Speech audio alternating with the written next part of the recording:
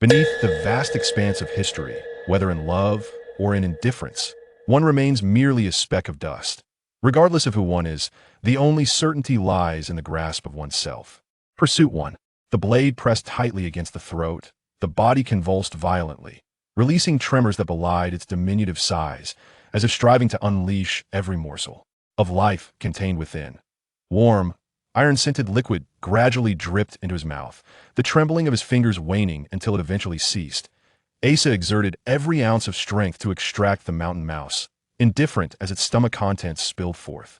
Only when the last drop of bodily fluid trickled down did Asa release the contorted, deformed creature, extending his tongue to savor the blood at the corner of his mouth. "I do not wish to perish." The metallic tang rose from his stomach, a guttural growl emanating from his throat, deep and resonant, not merely a sound but a primal echo from within his soul. He remembered that sound from when he was 3, hiding in a tree as hunters encircled an injured wolf. The low growl of the wolf reverberated in him, not from fear, but as a resonance with a deep string of his own essence. For a time thereafter, he was fascinated by the language of animals. Now he understood that the sound was ultimately devoid of meaning, merely a cry of life threatened by death, a manifestation of an intense will to survive, and almost frenzied. Animalistic instincts surging within him. 3 days of consuming raw flesh and living on the edge of anxiety, coupled with the relentless proximity of death and his fierce desire to survive, had transformed him into something akin to a wild beast. Yet fortuitously, reason still governed his actions. Asa was acutely aware of the disparity between his abilities and those of his pursuers. He vividly recalled how, in a fleeting moment, the heads of 2 infantrymen had been crushed like watermelons. Now, his only reliance lay in the advantage of understanding their intentions. His pursuers did not pursue him with full vigor. This was not a frantic chase. They did not wish to hastily close the distance only to engage in a perilous struggle with a cornered beast. This was a hunt, a gradual pursuit intended to weaken the prey through fear and desperate flight, waiting until they were certain before striking, as one would crush a mouse and sever its head. Both he and his pursuers were acutely aware that escape was impossible, given the physical capabilities and survival skills required in this swampy thicket. Over the past 3 days, Asa feigned the desperate flight his pursuers wished to see. His stamina waned, as if he were genuinely fleeing for his life. Unable to kindle a fire, he lacked sufficient sustenance in the lizard swamp. Consuming any animal flesh would be tantamount to courting death, for the parasites within could prove fatal to a human. Instead, he could only seek out certain non-toxic insects to consume raw. Although the fresh blood of animals was safe and offered some nourishment, it was insufficient to replenish the sweat and energy lost through exertion. The scarcity of salt and food had nearly reached the limits of his endurance. He needed to conclude the fad he had maintained over the past 3 days with an action that could not afford a single misstep. Fortune smiled upon him as he quickly discovered 3 non-toxic worms among the surrounding grass and shrubs. Each was as large as a finger, wriggling energetically in his hand. He pinched the head gently, squeezing until green feces were expelled. He had to be careful not to crush the worm's body and splatter its nutritious juices, while also ensuring that any potentially toxic excrement was expelled. An intricate skill he had honed over the past few days. The tender flesh of the worms quickly transformed into a thick paste between his teeth, their slippery, bitter flavor clinging to his palate like the very air of the swamp. Asa meticulously chewed, using his tongue to sift through the paste for any larger morsels, ensuring every part of the worm was reduced to the smallest possible unit for easier digestion. Every drop of nutrition was precious, a vital source of energy, a glimmer of hope for survival. With his knife, he dug a hole about a foot deep in the ground, burying the mountain mouse's carcass. Each time he killed an animal over these 3 days, he had expended his precious energy to conceal its body. He strapped the knife to his back, carefully inspecting himself, smoothing out every protrusion of clothing as if stepping cautiously onto a narrow watchtower, then slowly crouched down, lying flat like a colossal, contorted worm, inching toward a nearby puddle of murky water. He concentrated all his attention on this grotesque movement, meticulously controlling every muscle, keeping his body as close to the ground as possible, leaving no conspicuous trace in the soft mud.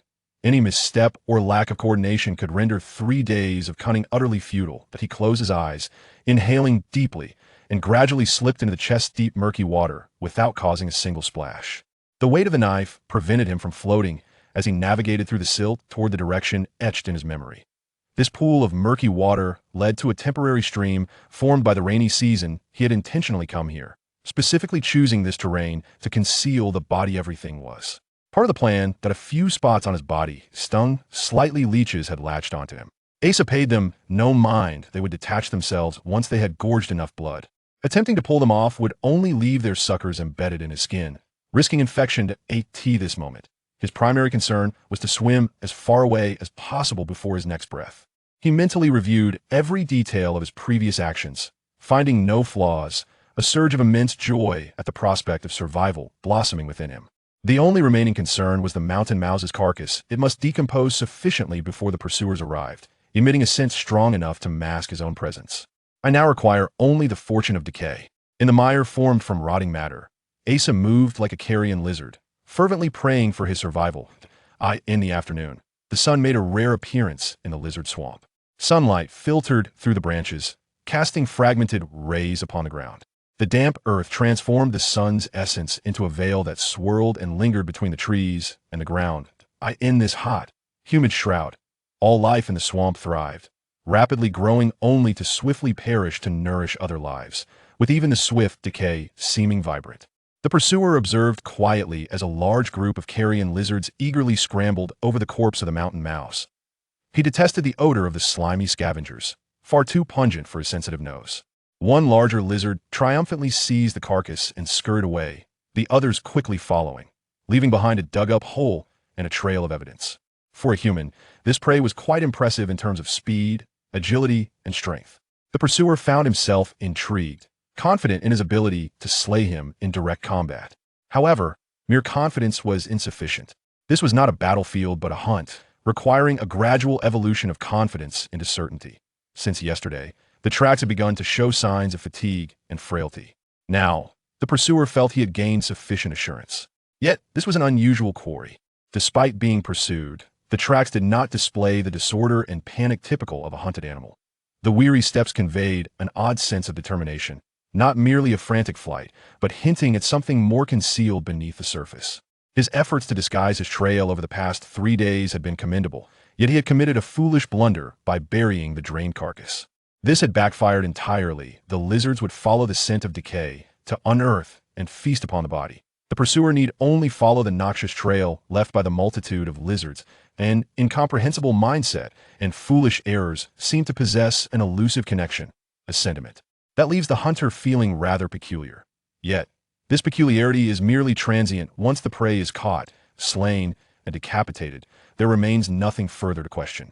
No creature can evade the hunter's pursuit within this marshy thicket. This is a certainty the hunter holds with unwavering confidence. However, the hunter is soon astonished to discover that all traces cease abruptly here, without extending in any direction. The air is permeated with the pungent odor characteristic of swamp lizards. The hunter crouches low, scrutinizing the ground for any faint signs. Though the lizards have disrupted the earth in their frantic scurry for food, the hunter's keen observation and vast experience allow him to discern the traces of his quarry, revealing a clear picture with a bit of time. There are signs of erratic yet unhurried steps, lacking any retracing of his own footprints, merely circling amidst the surrounding underbrush in search of sustenance. The hunter can even surmise that the first morsel he found was likely a worm, nestled beneath 2 ferns.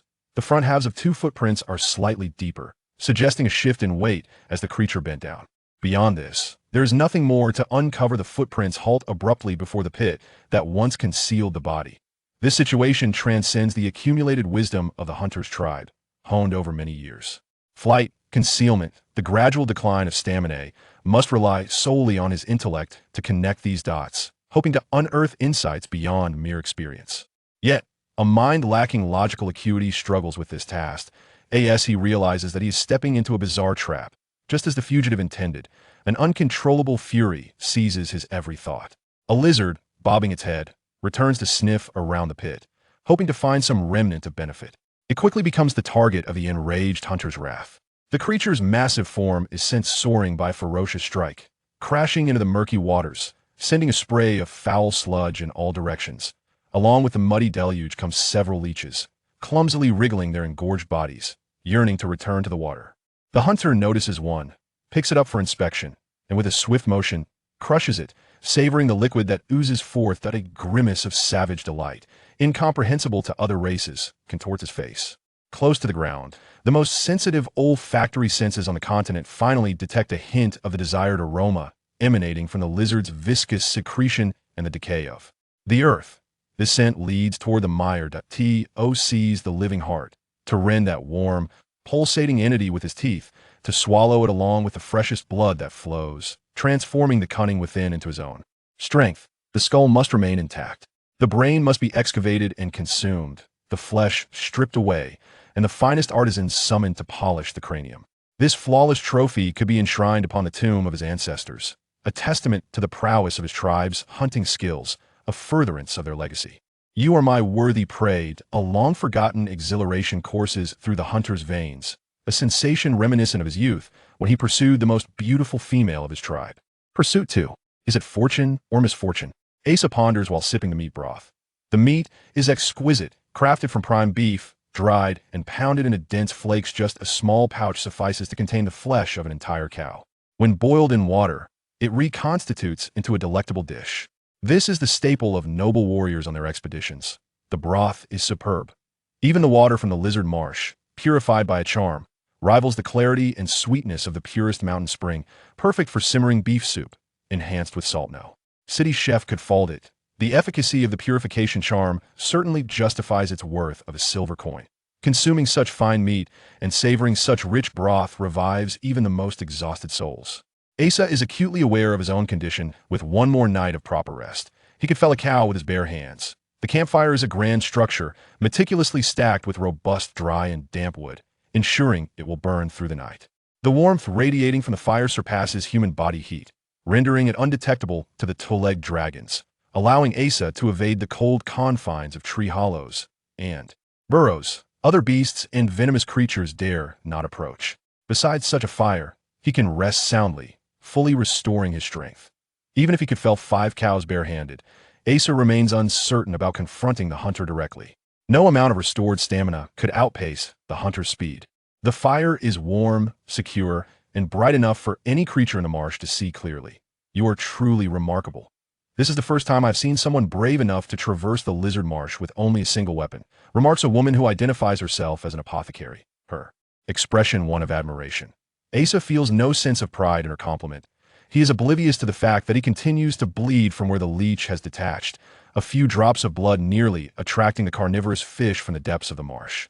Thus, he must push a dead tree, toppled by a bison, into the river and stand upon it to drift downstream, evading the countless mouths eager for his descent into the water. However, when several large crocodiles join the pursuit, he is forced to clumsily scramble ashore. As dusk settles, he prepares to seek refuge when he notices the flickering light of a fire, leading him to an unexpected encounter with another of his kind. The woman appears to be of similar age to Asa. Despite her explorer's gubbara, a large pack slung over her shoulder and a filthy blanket wrapped around her fair, delicate skin betrays a lineage beyond that of common folk. Carrying highly efficient rations, the price of a water purification charm would sustain a peasant family comfortably for a month. Thus, she is likely of noble birth. I initially believed my solo foray into the marsh to gather herbs was quite an achievement. The unique terrain and climate foster many plants that only thrive here. Despite my father's disapproval, I still sneaked in. She chatters innocently, as if she were a child without guile. Perhaps it has been long since she encountered another human, especially in such a perilous environment, for she regards him with no suspicion. The sword at her waist is an anka blade, slender and elongated, both resilient and supple, designed primarily for thrusting. Asa recognizes it, forever displayed prominently in his father's shop, where customers would marvel at its craftsmanship alongside the price tag. The sword's position at her side is optimal, allowing for swift unsheathing. The hilt is tightly wrapped in fine hemp cord, a technique employed by seasoned soldiers, ensuring that even when blood-soaked, it remains secure in hand. Although the cord retains its untainted hue, the numerous imprints of her grip indicate that this blade is not merely for display. Yet, even with her presence, they would be insufficient against the hunter. In life and death struggles, skill and technique pale in comparison to spirit and resolve.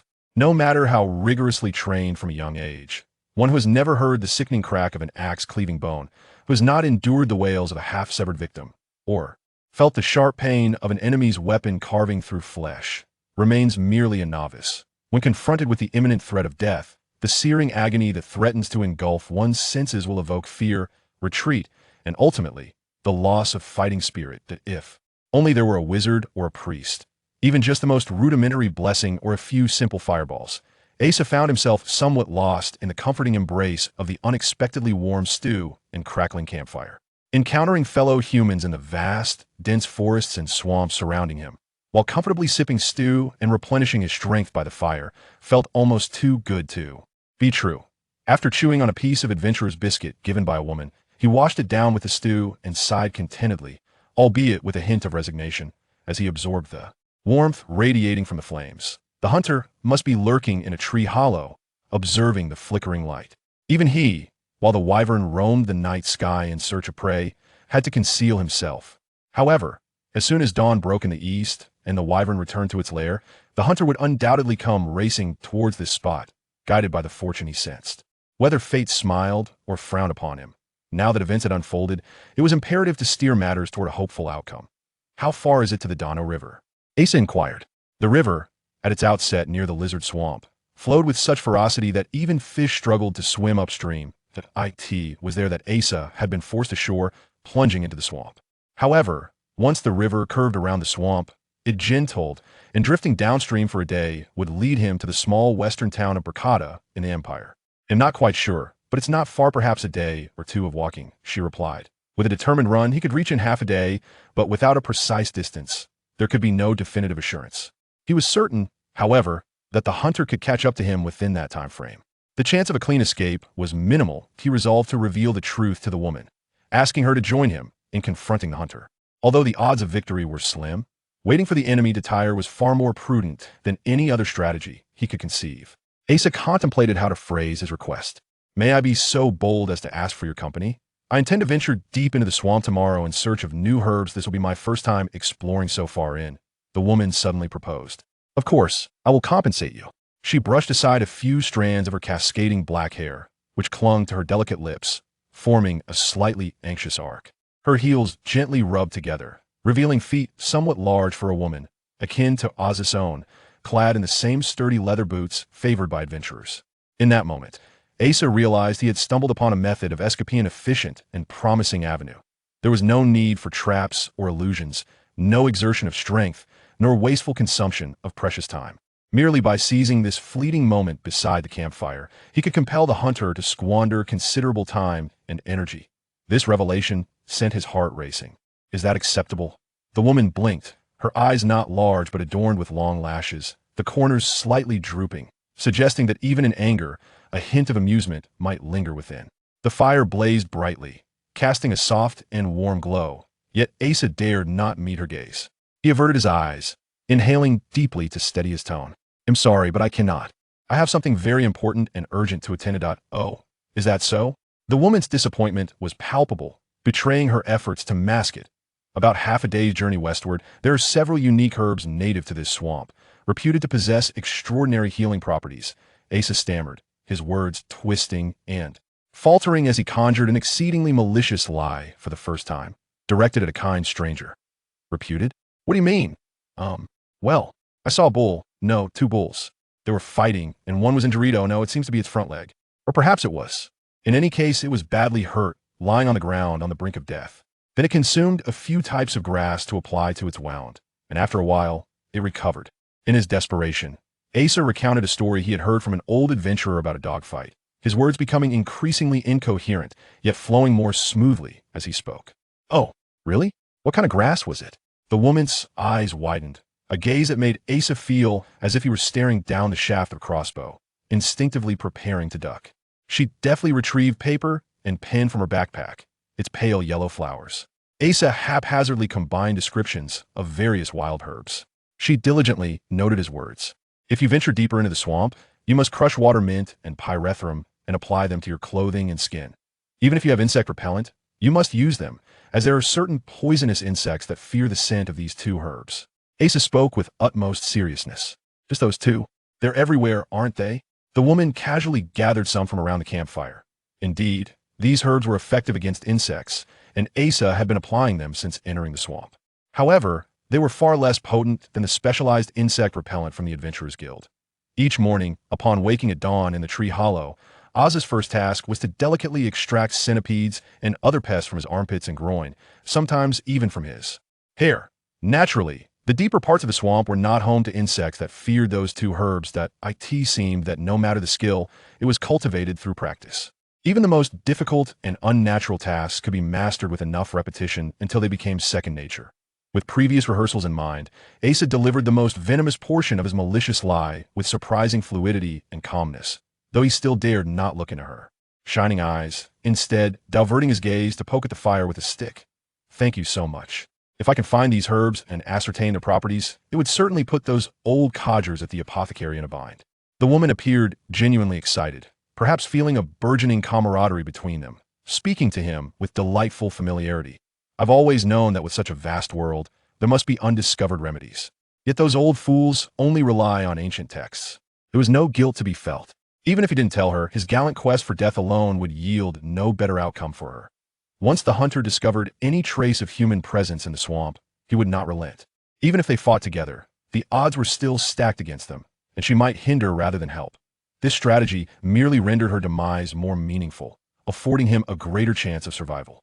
Asa scoured his mind for justifications that would lend his treacherous scheme an air of righteousness.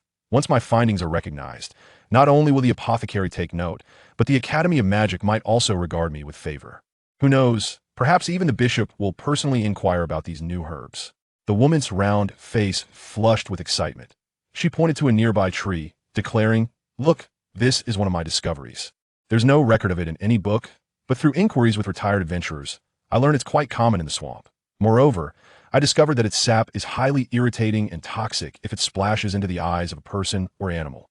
Your life is, in essence, exchanged for the countless other lives extinguished, so never relinquish even the slightest glimmer of hope for survival." The trunk of the tree was entwined with numerous slender roots, straight and delicate, reminiscent of the pen used by the old adventurer behind the village.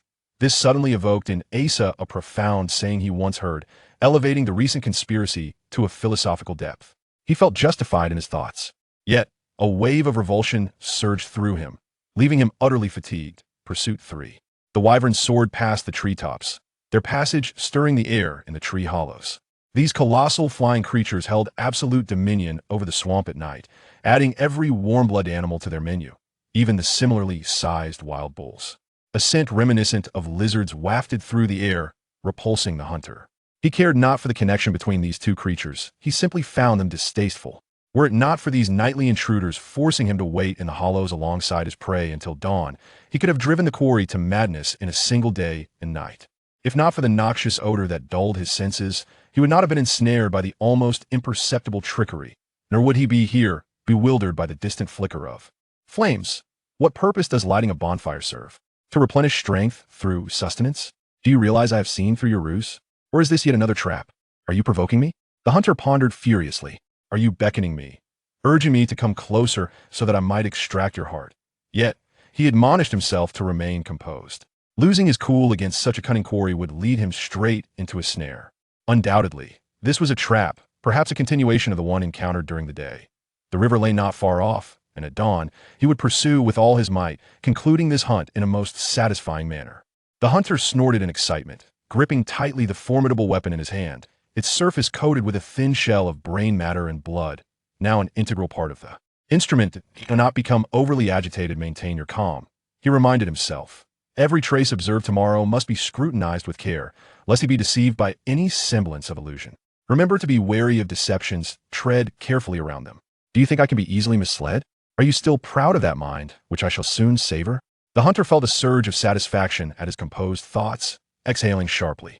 The blade cleaved through skin, severed muscle. Slick come now. Leap and safety awaits you. Though sorrow and guilt may ensue, at least you shall remain alive.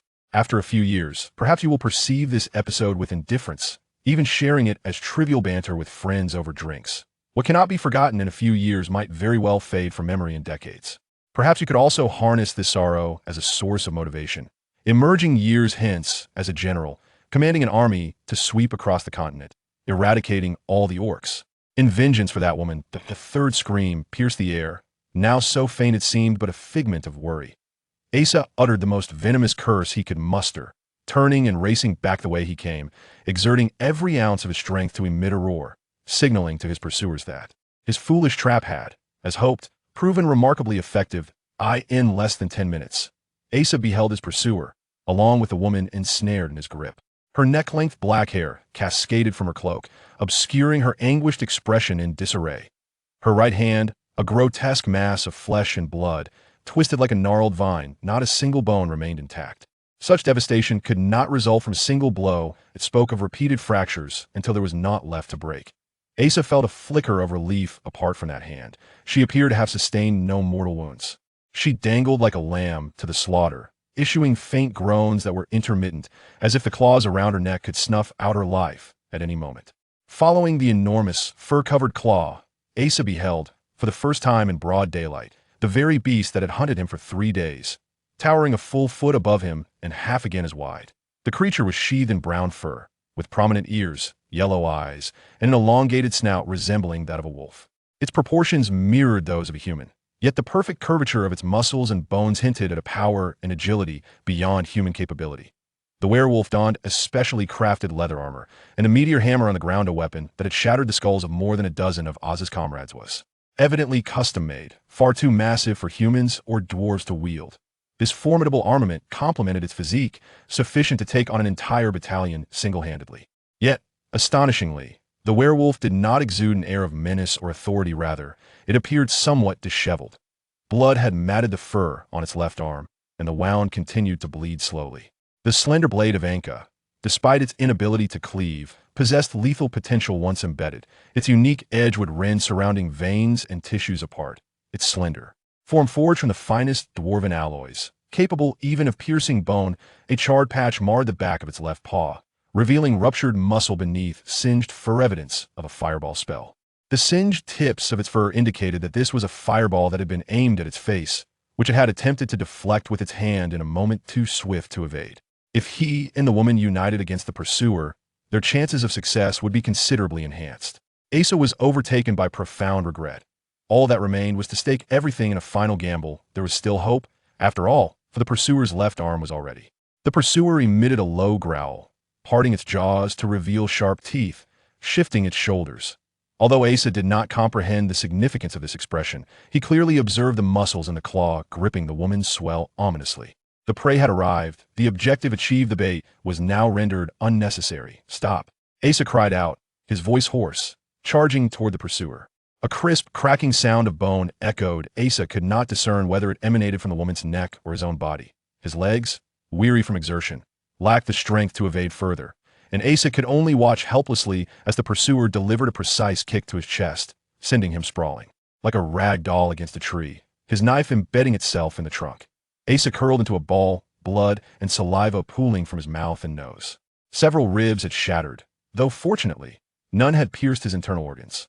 It felt as though a multitude of wild bulls were trampling within his chest, expelling all sensations except for pain, making even the act of breathing feel insurmountable. This was an unsatisfying conclusion. The pursuer, disheartened, observed the prey he had so diligently pursued over the past 3 days, now rendered so feeble. He had anticipated a thrilling finale to this hunt. Upon discovering unmistakable tracks and scents by the campfire that morning, he had been convinced it was a trap. How could this cunning prey possibly reveal its own trail so conspicuously? It had to be a ruse. Thus, he had pursued another trail that seemed less obvious. When he realized his judgment had once again been thwarted and he had fallen for the prey's trickery, astonishment and fury consumed him. Moreover, this other human's combat prowess had exceeded his expectations. He had nearly been struck in the face by a fireball. Fortunately, this human had proved fragile after suffering a broken hand. He had succumbed to excruciating pain, losing his fighting spirit. Ultimately, victory belonged to him. He had successfully lured the fleeing prey to him, and now he could approach with ease, ready to twist its head from its body. No, there was no need to be so hasty. Savoring every moment of this process, observing what actions this human might undertake upon realizing the end of their life approached, would provide an intriguing denouement. Would there be a final trick, a desperate struggle, or perhaps a feeble curling up, weeping and wailing in a manner incomprehensible? He hoped for none of that. He had grown weary of such displays. Asa finally managed to draw a breath, the fractured ribs in his chest feeling as though they had been pierced by knives, rising and falling painfully with each breath. He forced himself to lift his gaze to the knife embedded in the tree. The white sap oozing from the bark had coated the blade. He recognized this tree. Its slender roots had once reminded him of a nearly shameless phrase. Now, recalling the woman who lay lifeless on the ground, devoid of groans, a surge of righteous fury propelled him to his feet, yanking the knife free from the trunk. Summoning every ounce of strength within him, he charged forward, the knife raised. The pursuer regarded the approaching prey with a sense of pity. Was this the final struggle? Such a slow and predictable motion. Akin to a tortoise, he could discern every muscle's quiver and the distortion of pain in its movements, predicting precisely when and where the knife would strike. The pursuer lifted the handle of his meteor hammer, effortlessly intercepting the blade with a resounding clash of metal as anticipated. The knife and Asa were repelled. His body jolted backward, leaving his chest and abdomen wide open. A mere claw could plunge deep within, extracting that warm, beating heart. Yet the pursuer had not anticipated a seemingly trivial detail. The tree sap clinging to the blade transformed into countless droplets upon the violent impact, splattering into the pursuer's eyes and dampening its nose. That was no mere sap, it was a multitude of small, poisoned blades, barbed and searingly hot. The pursuer emitted a shriek so piercing that even he had never heard its like before. The entire world has been supplanted by this agony. Vision first transformed into a deep crimson before succumbing entirely to darkness. The nose was no more. And in that place, there was nothing but pain, with only the sound of one's own wretched cries echoing in the ears. Then, the remaining sensations of the body suddenly discerned a frigid object being thrust into the abdomen, ascending steadily to the chest. It required little effort, yet was resolute in forcing its way through the once orderly arrangement of internal organs. At a terror so profound it could almost mask the pain surged forth, compelling the pursuer to instinctively grasp at something beneath the abdomen, pouring forth all his strength and dread. In that moment, he heard another scream that rivaled his own in its anguish. Asa, too, was oblivious to the sound of his wrist bones shattering into fragments. He could only feel countless shards roaming freely amidst the muscle and vessels, emerging defiantly through the skin. He did not exert strength. He had long since been devoid of any vigor. Instead, he used the overwhelming sting to draw his knees upward, forcefully thrusting against the hilt of the blade. The elastic rupture of heart muscle reverberated from the weapon's handle. The pursuer abruptly ceased his howling, clutching his chest with such force that his sharp claws pierced through his hide, as if attempting to contain the ruptured essence within. Yet, after staggering a few steps, he collapsed with a thunderous crash. Asa, clutching his left hand, knelt on the ground, wailing and gasping for breath for quite some time before he managed to rise. It was all over. No, not yet. He could not linger here. The scent of the pursuer's corpse would soon attract a swarm of lizards, that he had grown so weak that he could easily become prey for those grotesque scavengers.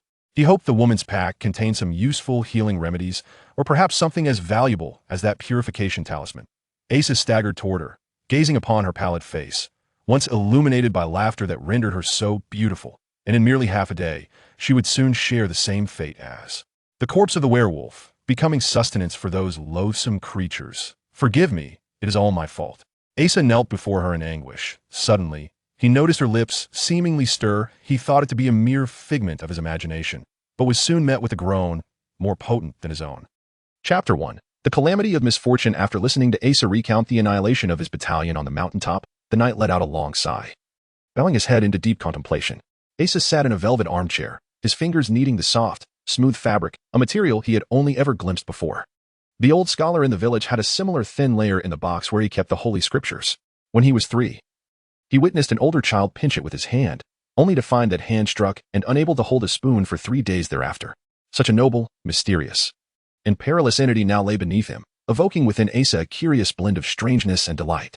Duke Malak had gone to the imperial city for a military meeting, leaving Asa in the company of a young knight who claimed to be the duke's assistant. The knight's armor and sword were of the finest quality, adorned with the insignia of the Holy Knight Order, which Asa had seen on his captain as well. Young, handsome, and imposing, with an air of noble grace that seemed straight out of the tales he had often heard from wandering bards, the knight's presence was both surprising and exhilarating. Akin to the chair beneath him, but magnified several times over. You were the only one to break through and escape.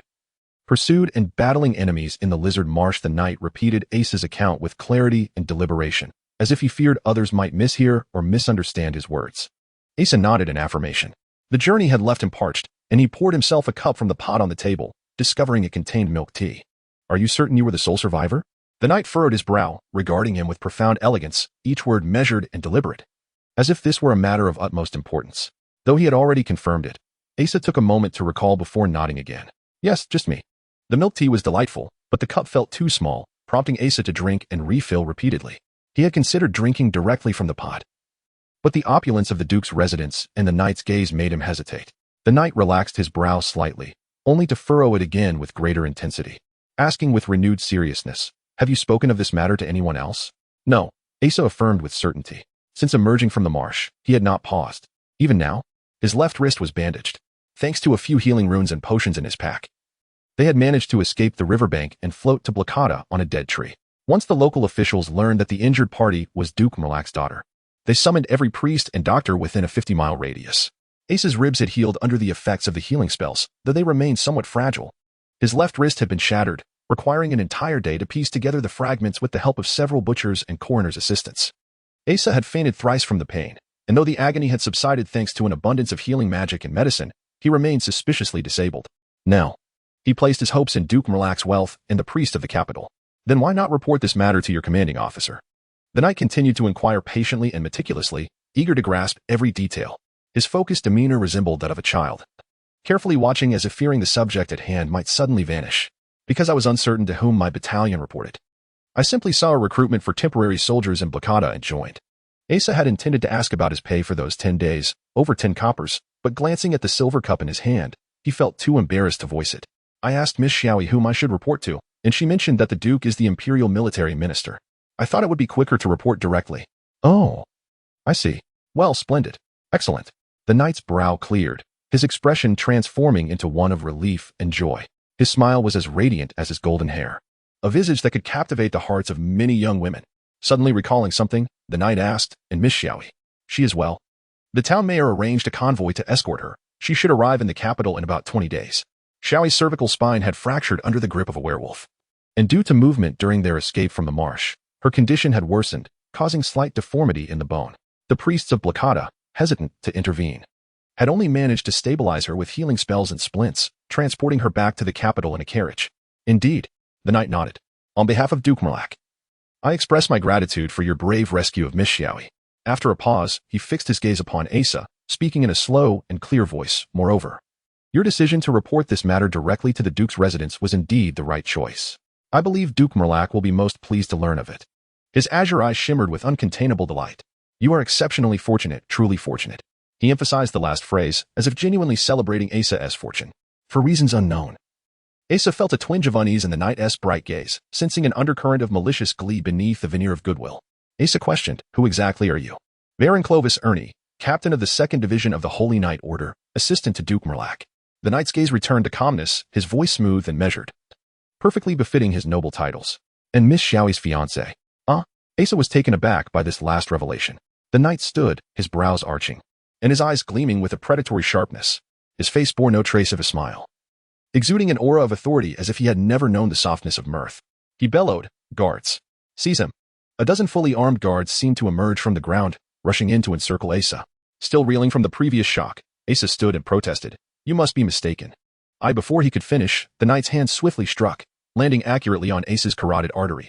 Asa collapsed to the floor, as limp as a deflated sack. "Take him to the prison and ensure he is well guarded.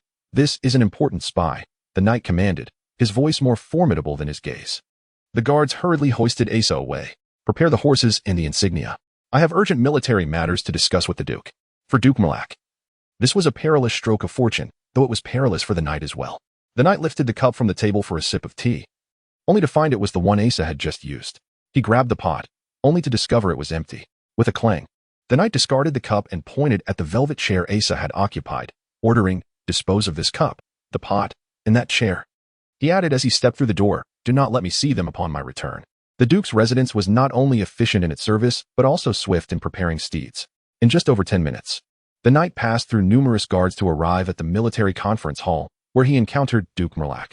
Upon hearing the knight's brief whisper, His Grace the Duke smiled gently and addressed the gathered ministers with a soft tone. "I beg your pardon, esteemed gentlemen. May I be excused for a moment? It concerns my daughter. She has been causing a commotion outside and has sustained some injuries." In the garden beyond the hall, the knight recounted to the Duke every word that Asa had conveyed to him. The Duke listened intently, his eyes narrowing as he focused. Although not particularly large, his eyes appeared to twinkle with mirth when squinted, complemented by a neatly groomed mustache that framed his slightly portly figure and round cheeks, giving him the countenance of a benevolent, middle-aged merchant who firmly believed in the virtues of harmony and amiability as the keys to prosperity. My lord, this situation is indeed perilous. We are fortunate that this soldier has fallen into our hands. Does this not suggest that there are issues on their side? The knight inquired.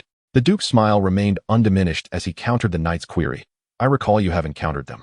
What are your impressions of their character? The knight inhaled deeply, revealing a hint of an incongruous expression, defiance mingled with an undeniable fear, reminiscent of a stubborn youth recalling a once dreaded beast. Frowning, he insisted on his perspective. However, there has indeed been a lapse. Nobody is infallible, nor can anyone control every variable, the duke expounded gently, as if teaching a pupil. Once we have conducted a rational analysis, we ought to trust our instincts and intellect. Even in the face of errors, there is no need for regret or hesitation. Since we believe they are more adept at handling such matters than we are, and considerably more efficient, we should focus solely on our responsibilities. If there are oversights, they may stem from uncontrollable factors, such as luck, which we cannot influence. For now, it appears there are no significant issues, does it not? Indeed, the knight replied earnestly, absorbing the duke's words. Serving under such a leader provided ample opportunities for learning. A flicker of concern crossed the duke's eyes as he inquired, how severe are my daughter's injuries? She should be fine. The local officials dispatched a convoy to escort her, and they are en route back. The duke cast a mildly reproachful glance at the knight and sighed softly, then asked, what has become of that soldier? He is confined in the city's jail, awaiting your orders. The duke queried, what do you suppose I shall decide regarding him? Execution, the knight replied. The duke continued, and what do you perceive as the soldier's greatest threat? Revealing the details of his experiences to others. Step by step, the duke guided the knight with astute reasoning. Each minute he remains alive and in contact with others increases our peril. Since you recognize the appropriate course of action, you must strive to minimize his opportunities for interaction. I wish to await your judgment. This matter is of great importance. Do not be excessively bound by protocol. Rules exist primarily to facilitate decision-making. In any circumstance, prioritize your judgment and rational analysis, the duke advised, emphasizing the importance of confidence in one's discernment. Understood, the knight replied, bowing his head with determination. When Duke Mralik returned to the conference hall, his face beaming with a smile, the ministers eagerly inquired about the state of the young lady's injuries. After expressing gratitude for their concern, the duke suggested that the meeting continue with the previous topic of discussion, regarding the general's request for increased financial allocation for his western forces to eradicate the various orc tribes. I wholeheartedly endorse this proposal. After all, the safety of our nation and its people is paramount. Thus, it is only prudent to make adjustments in other areas. Chapter 2. The escape. Asa stirred awake, his neck stiff, and found himself lying on a heap of moldy straw. A rat darted from his foot, disappearing into a crack in the wall. He gazed up at the three walls constructed of massive, rough-hewn stones, with only a sliver of dim light filtering through two fist-sized air vents. The fourth side was comprised of thick wooden bars, beyond which lay more wooden barriers. He was in a frigid dungeon. Just moments before, he had been within the opulent halls of the duke's manor, and now he was confined to this subterranean cell. The stark contrast disoriented Asa, his mind still reeling. He shook his head, attempting to recall the events, but only grew more perplexed. Could the knight suspect something between him and his betrothed? Or perhaps he disowned that Asa was somehow responsible for her injuries. Asa meticulously replayed his report in his mind, finding no inconsistencies. He had carefully crafted the tale of the swamp encounter on the journey to the capital. Was the knight acting on his own accord? If so, he would need to address the matter directly with the duke. Suddenly, Asa detected strange noises emanating from the adjacent cell, a chorus of labored breaths and moans. Before he could fully comprehend the situation, the dungeon door crashed open with a resounding bang. A gaunt, disheveled guard burst in, charging towards the cell where the sounds originated, kicking the wooden bars and bellowing, "Get out here." After a few strained moans, a portly guard emerged, adjusting his trousers with languid movements. The emaciated guard shrieked, "What in blazes is going on? We agreed I was next." The corpulent guard smacked his lips with lingering satisfaction, replying nonchalantly, "You were late. Your shift ended." And I grew impatient. The gaunt guard continued his tirade, "To the devil with you. I've never seen you so punctual. I'm a few minutes late. And you throw a fit, but now you're in no hurry to leave, enjoying yourself. Why should I clean up after you?" The stout guard remained unperturbed. All right. It's done now, so there's no use arguing. Do as you please, or you could wait until she's released." The emaciated guard grew even more enraged. To hell with that. Asa approached the wooden bars, addressing the two guards. "I demand to see Duke Mralik." He pondered how to explain the situation to the duke. "See my arse." The gaunt guard whirled around, delivering a swift kick that landed squarely on Asa's chest, who was caught completely off guard. The sound of cracking bones echoed through the silent dungeon. The already fragile ribs shattered under the impact. Asa gasped, collapsing backward, his head striking a protruding stone beneath the straw.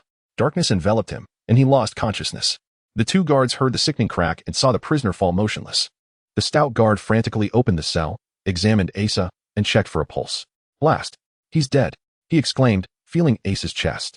Several ribs are broken, and his heart has stopped. The gaunt guard, secretly impressed by the force of his kick, feigned composure. Don't panic. What's the big deal about a dead prisoner? I told you I was renowned for my skill back in my soldiering days. Ask anyone. The stout guard, his voice trembling, looked at the gaunt guard in terror. This prisoner was sent by the Duke himself, a spy captured by Baron Claudius, who instructed us to guard him closely and might return for further interrogation. The gaunt guard, still basking in the glory of his fatal kick, sneered, "Fear not." As if he could kick even the Baron to death. After a moment, however, his bravado waned. Realizing that the recent fervor surrounding heretics and spies could lead to accusations of silencing a witness, the Baron's severity was also well known. The gaunt guard's voice softened. Let me consider this. Soon after, as the two guards completed their hasty preparations, Sir Claudius arrived. Escaped? The knight's face was ashen as the stones of the wall. The two guards, clutching their necks, responded with trembling voices. The gaunt guard croaked. He claimed to be severely injured and requested a physician. As he was an important prisoner, we feared he might perish and entered to check on him. He then overpowered us and fled. Asked the other prisoners, they witnessed the whole thing. A chorus of feeble affirmations echoed through the dungeon. Claudius' eyes blazed with a murderous intensity. He glared at the two guards, uttering, "Stay here. Do not move until I return." He spun around and raced out of the dungeon. Only after his footsteps faded did the gaunt guard exhale, scoffing, "What a pompous ass. Just because he was born into wealth. If I'd been born into the Elney family, I'd be a general by now." Seeing the stout guard still quivering, his courage returned. Patting the stout guard on the shoulder, he said, "See? You wanted to deal with the body yourself. That would have taken too long and risked discovery. Sending it to old Sandrew was much quicker. If you'd done it yourself, we wouldn't have been ready in time."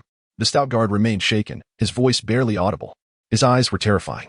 The gaunt guard continued, "I told you. These nobles are all show. They only have their family's influence. If he were a commoner, I could kick him to death." The stout guard nodded absently. Still in shock, lost in their conversation, neither of them moved.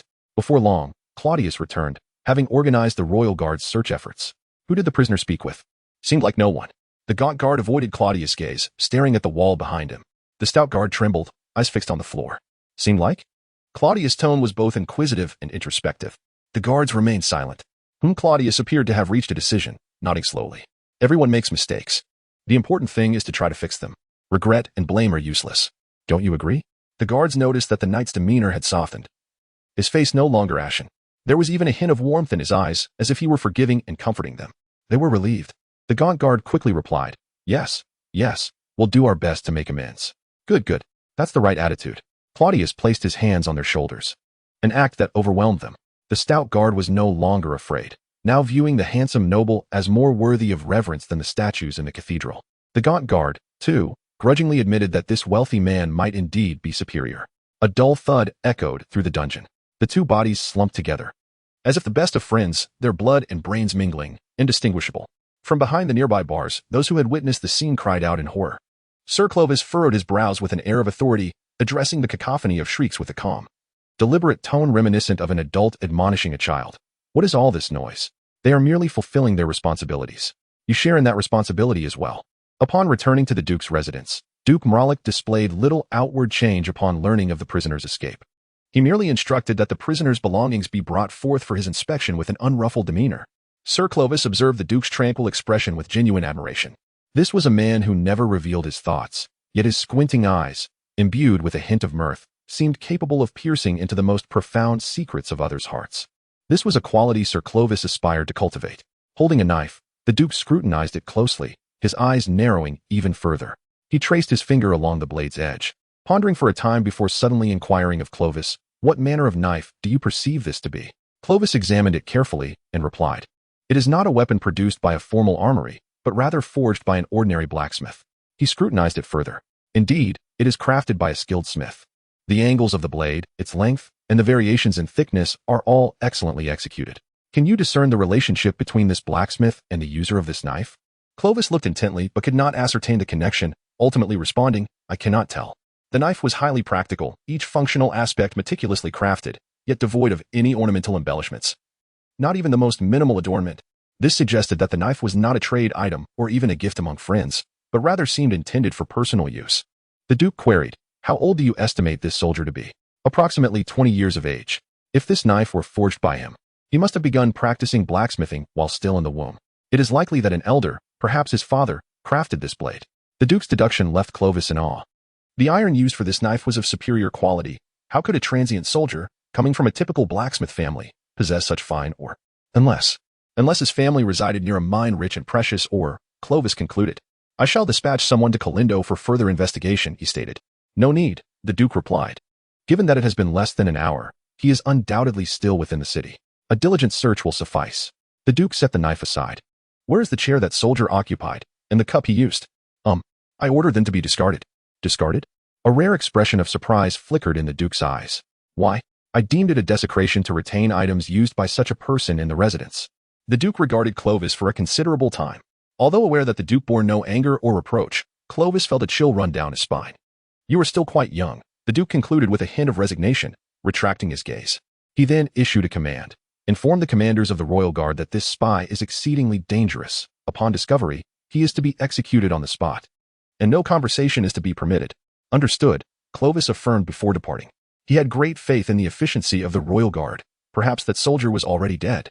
Why is he still alive? Asa awoke. The first words he heard were tinged with complaint, reminiscent of the tone often heard in a bustling marketplace, particularly when an elderly woman had been sold inferior produce or substandard meats. Chapter 3. The fugitive within a chamber replete with cadavers. An aged man engrossed in manipulating the corpses turned towards Asa, his expression a lament of regret. "I was suspicious when that gaunt rascal suddenly offered a delivery to my doorstep today, and without haggling, no less. I should have known better than to trust a bargain." Asa attempted to rise, but as his hand pressed against the floor, a searing pain shot through his chest, eliciting a tormented cry as he collapsed back to the ground. The fractured ribs grated against each other, leaving him bereft of the strength to speak. The old man disregarded him, muttering to himself as he continued to arrange the bodies. Gasping for breath, Asa laboriously craned his neck, surveying his surroundings. It was a vast room, or rather, a grand hall, simple in construction, with a lofty ceiling, generous space, and a wide doorway. Tall glass windows lined the upper reaches of the walls, bathing the room in light, revealing every corpse with stark clarity. To call them corpses was not entirely accurate, for alongside a dozen or so intact bodies were scores of dismembered remains, as well as countless organs suspended in glass jars, arranged on shelves and tables of varying heights. The hall was, in essence, a macabre museum of human anatomy. Asa lay amidst a nude male cadaver and a scattering of severed limbs, while the old man disemboweled a female corpse. A series of footsteps heralded the sound of knocking on the wide wooden door, accompanied by a voice calling out, "Is Sandru the elder here? Open up." The old man retorted, "I am." "Come in, and open it yourself." The door swung inward, admitting a dozen fully armed soldiers. Several of them gasped upon beholding the scene before them. A captain-like figure inquired of the old man, "Are there any others here?" "Others?" Sandru the elder nodded. "All that is here are people. Seek whom you will. I mean, have you seen any unfamiliar living persons, any suspicious individuals?" "I've never seen this one, nor that one," Sandru the elder said, gesturing towards several soldiers. The soldiers grimaced at the finger pointed in their direction, stained as it was with blood and other fluids freshly extracted from the woman's abdomen. "This old coot," the captain continued, "listen. A prisoner escaped from the city jail today. A vile and cunning spy who slaughtered everyone in the prison, including those two, the plump one and the skinny one, who used to sell you corpses. The prisoner is still hiding in the city, and we're under orders to search. I've seen no spies, and I'm harboring no one." "Search if you must," Sandru the elder replied, returning to his grisly task. "Spread out and search thoroughly," the captain commanded. "Remember, he's a male, around 20 years old. Slightly tall, with dark hair and eyes, and an injury on his left hand. And remember this, upon discovery, do not speak to him. Kill him on sight. That is Duke Murak's order. It is thought that this villain may wield dark magic, so be vigilant." The soldiers reluctantly dispersed, some lingering in place, struggling to suppress their nausea. Duke Murak's order? Asa thought. Though he could not speak, he heard clearly. He had no idea how he, in his wounded state, had managed to slaughter the prison's inhabitants and escape to this place. But he had heard the order, kill him on sight.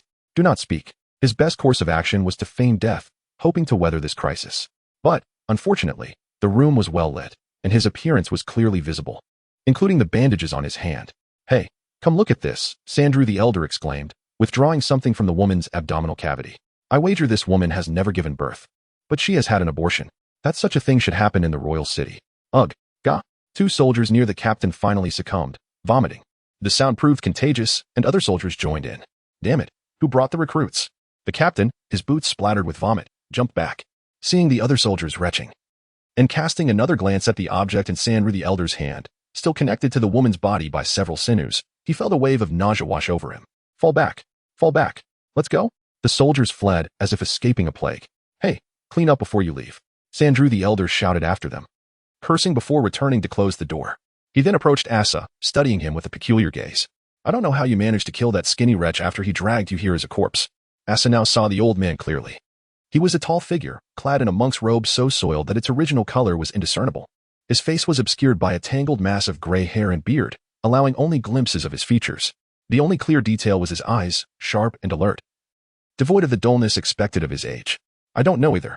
If you knew they were looking for me, why didn't you hand me over? Asa asked weakly. Each word sent a jolt of pain through his chest. Sandru the Elder raised his eyebrows, retorting with a tone of self-evident logic. Why would I hand you over? He held up 5 fingers and shook them. You're worth 5 coppers to me. 5, I tell you. If I get the chance to escape, I'll repay you, Asa said. Overwhelmed by his predicament, heavily wounded and now a wanted fugitive, he had no chance to defend himself against the kill order. Don't bother. It looks like you won't be leaving the city. My place will be searched sooner or later, and they've probably already scoured every privy in town. What did you do? The old man asked. I merely rescued the Duke's daughter from the swamps. And then you slept with her? Fathered a child? Or sold her to a brothel? Or to slave traders? The old man's imagination ran wild. I escorted her to Burkata. The Duke certainly has a peculiar way of showing gratitude. Sandru the Elder shook his head. But I'm not interested in the reasons. I'm short on help, and you can work off your debt. You can't escape anyway. Not with such a commotion. They won't let up until they catch you. Asa stared blankly for a moment, then replied weakly, I suppose that's all I can do. But first, please find a doctor or a priest. The pain. His voice trailed off. Sandru the Elder examined him, then reached out and felt Asa's chest. Suddenly, he seized the ribs on either side and yanked. Asa screamed as a sensation like knives twisting in his chest overwhelmed him, nearly causing him to lose consciousness. When he recovered, he found that the fractured bones had been perfectly realigned, and the pain had almost vanished. The treatment that had taken a dozen priests in Burkata an entire morning to perform, the old man had accomplished with a simple gesture. Asa, though not well versed in magic, suspected that this was a healing spell of the highest order. 3 months, Sandru the Elder stated. What? Asa was unsure of the old man's meaning. I've fixed this. You'll work for me for 3 months. Asa quickly raised his left wrist, mangled by the werewolf.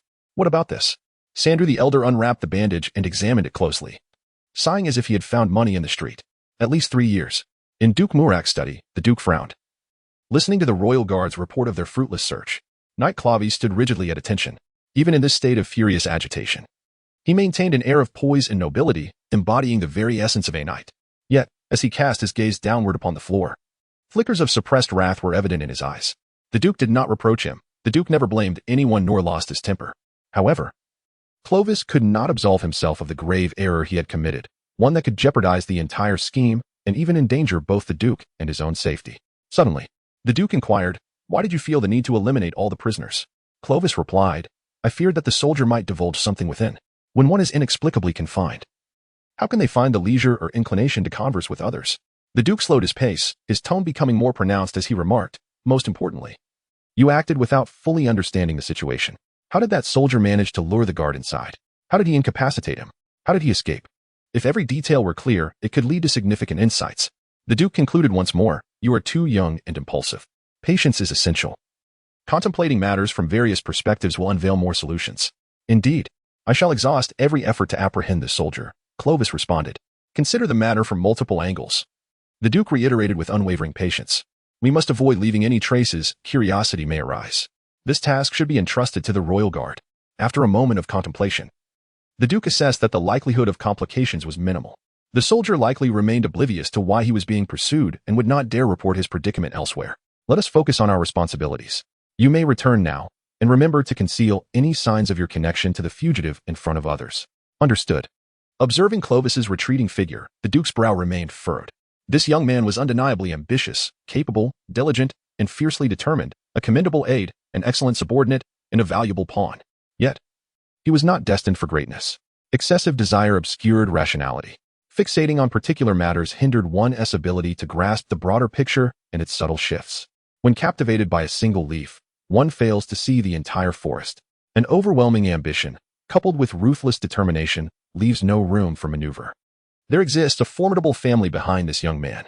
The Ernie family is a long-standing aristocracy, boasting high-ranking officials in court and affluent merchants in the realm. He is the eldest son of the family head, undoubtedly an ideal candidate for a prestigious alliance, yet decidedly not a suitable husband.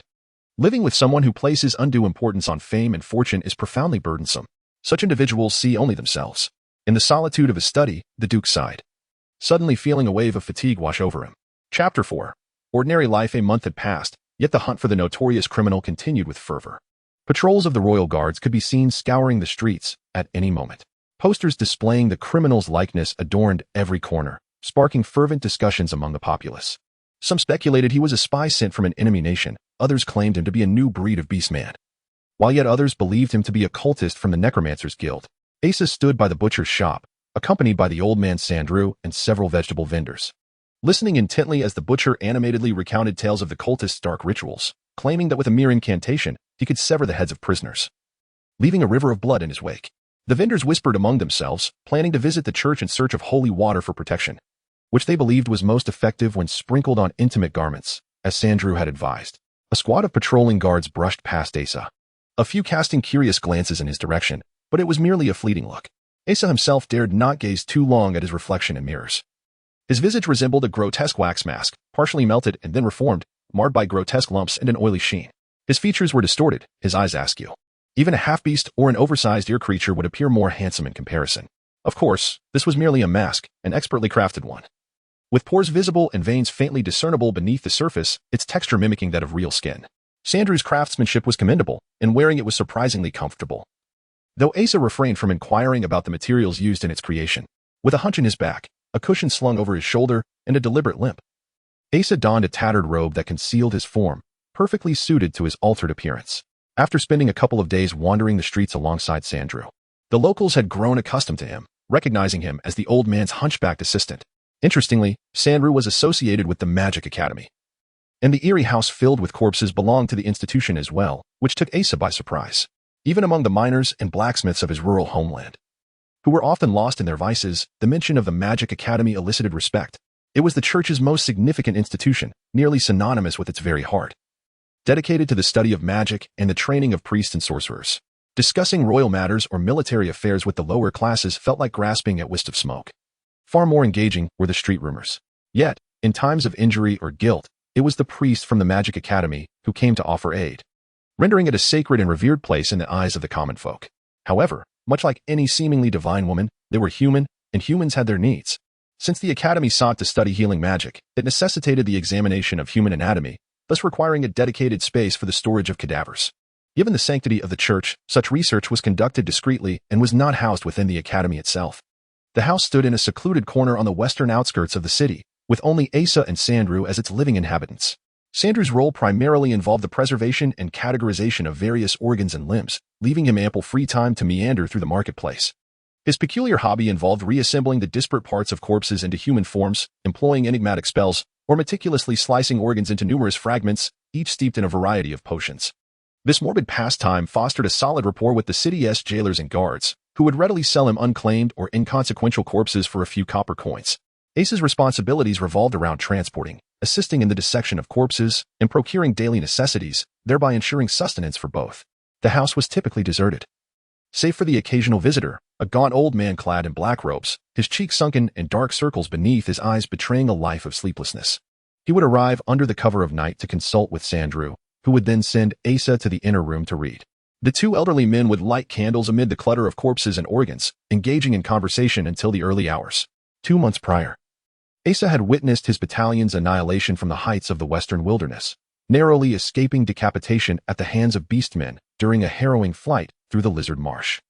And now, inexplicably, he had become the most feared fugitive in the capital, ensconced in a macabre residence alongside an eccentric old man. Reflecting on his recent tribulations left even him incredulous. Logically, he could have slipped away unnoticed while Sandrew was preoccupied with his mask and newfound notoriety.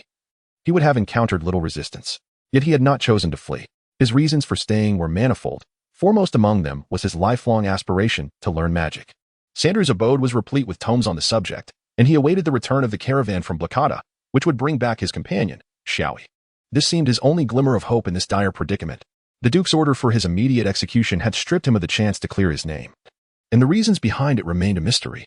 His singular hope lay in her return, which might illuminate the misunderstandings that had ensnared him. Asa harbored the conviction that the Duke's manhunt stemmed from some misapprehension regarding him and Shaui. In the present circumstances, he could only speculate. Yet, these concerns paled in significance compared to his peculiar existence. He had grown accustomed to this odd life. Perhaps due to the bloodshed and brutality he had endured 2 months prior. Now, surrounded by corpses and organs, he felt no repulsion.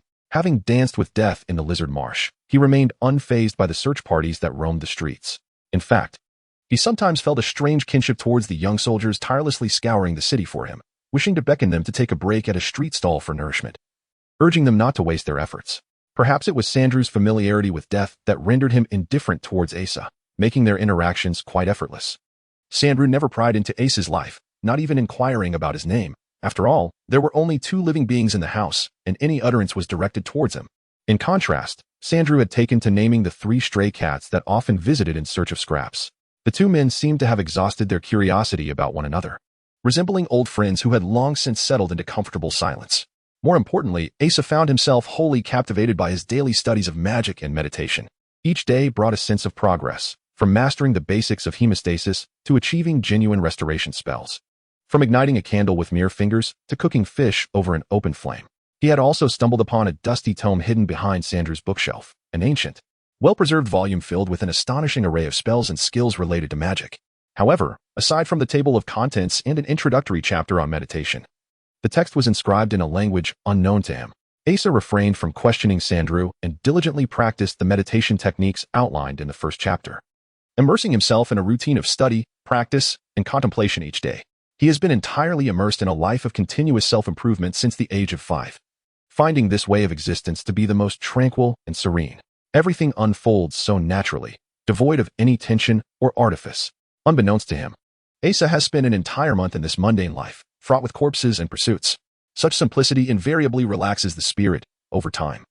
One's sensations seem to dissolve completely into the minutiae of this existence, erasing any desire for upheaval or change. Yet, he is acutely aware that this cannot continue indefinitely. Some matters cannot simply conclude this way. He cannot inexplicably live as a fugitive for the entirety of his days, nor can he dwell perpetually in the shadows. Although the present appears devoid of danger, he finds it intolerable to be constrained by anything. Moreover, he cannot allow so many lives to be lost in vain on the desolate hills of the West. Driven by a peculiar intuition, Asa vaguely senses that the information he reported at the Duke's residence has not genuinely reached its intended recipients. Hey, what are you dawdling for? The old man Sandru thrusts a package into his hands. Asa accepts the parcel, bowing his head, limping along in tow. That night, after meditating, Asa is drawn by the luminous glow streaming through the window, stepping outside the grand house to witness the second brightest full moon of his life. Exactly 2 months have elapsed since he last beheld it on that hill in the western wilderness. The same soft yet dazzling moon shines, with not a single star daring to embellish the sky. The moonlight pulls Asa's memories back to that moment, reliving a night of slaughter. Chapter 5. Remembrance of times past. The moonlight gently casts its silvery tenderness upon the ground, softening the jagged rocks beneath its ethereal glow. Asa leans against a stone by the campfire, gazing at the moon, reluctant to close his eyes. The moonlight is so beautiful and gentle that it seems to caress his exposed skin. Such moonlit nights are utterly absent in Corindo, where the clouds and coal smoke that perpetually shroud the basin render all attempts to reach the sky hopeless. It has been over a month since he left Corindo. Yet the acrid scent of iron and coal instantly revives in his memory, and the sound of the hammer striking wrought iron seems to have faded only moments ago. The image of his father wielding the hammer on the night before his departure is etched so profoundly in his mind that it nearly eclipses all the sensations of his 20 years in Corindo. His father's face, as steadfast and unyielding as rock, appears almost like a shrine in the flickering firelight. Muscles entwine like tree roots upon his arms as the hammer strikes rhythmically, each vibration palpably transmitted through the blade into Asa's hand, a powerful connection with his father. As his father takes the blade to shape it himself, Asa feels the resonance between them dissipate, realizing that this bond will fade along with the forging of the knife. A surge of exhilaration arises within him. This knife symbolizes the dawn of a new life, the true beginning of his journey. Each clang of metal against metal imbues the blade with his anticipation. This will be a knife of such quality that it has never graced his father's shop. Forged from the fine iron or Asa has clandestinely gathered over 5 years. Among the thousands of children in the Corindo Basin, he is the most rebellious. Unlike others, He was not a mischievous child, nor did he indulge in the reckless abandon of youth. Thus, he would not return to the mundane after growing weary of rebellion. His defiance is not merely against life but a complete repudiation of the life that surrounds him. The Corindo Basin boasts a metallurgy tradition spanning centuries. The mountains that encircle the basin are rich in minerals, with the dwarves residing within them accustomed to mingling with humans, further enhancing the region's metallurgical prowess. Generations have adhered to this tradition, with few venturing beyond the confines of the basin, which seems to solidify their hearts within it. From a young age, surrounded by mining, smelting, and forging, the only path laid before him was to inherit this way of life. A long-standing unwritten rule dictates that upon reaching 20, a young man must take up the trade of his forebears, be it as a farmer, merchant, miner, or blacksmith. This regulation, whose origins remain a mystery, is rigorously upheld, serving as one of the few spiritual symbols in this culturally barren basin. Before turning 5, Asa was like any other child, growing up amidst the crackling of the forge and the ringing of hammers. However, at 5, he became enchanted by the tales of the old adventurer behind the village. Stories of the world beyond the basin. Enormous dragons that could snatch cows from the sky, enchanting mermaids who lured sailors with their songs, animated corpses, mudmen, various subhumans. Countries that revered elemental forces, peculiar customs, and the boundless azure sky adorned with wispy clouds. All of it captivated him. Unlike the other children who merely enjoyed these tales, Asa believed this was the essence of true living, the realm that truly belonged to him.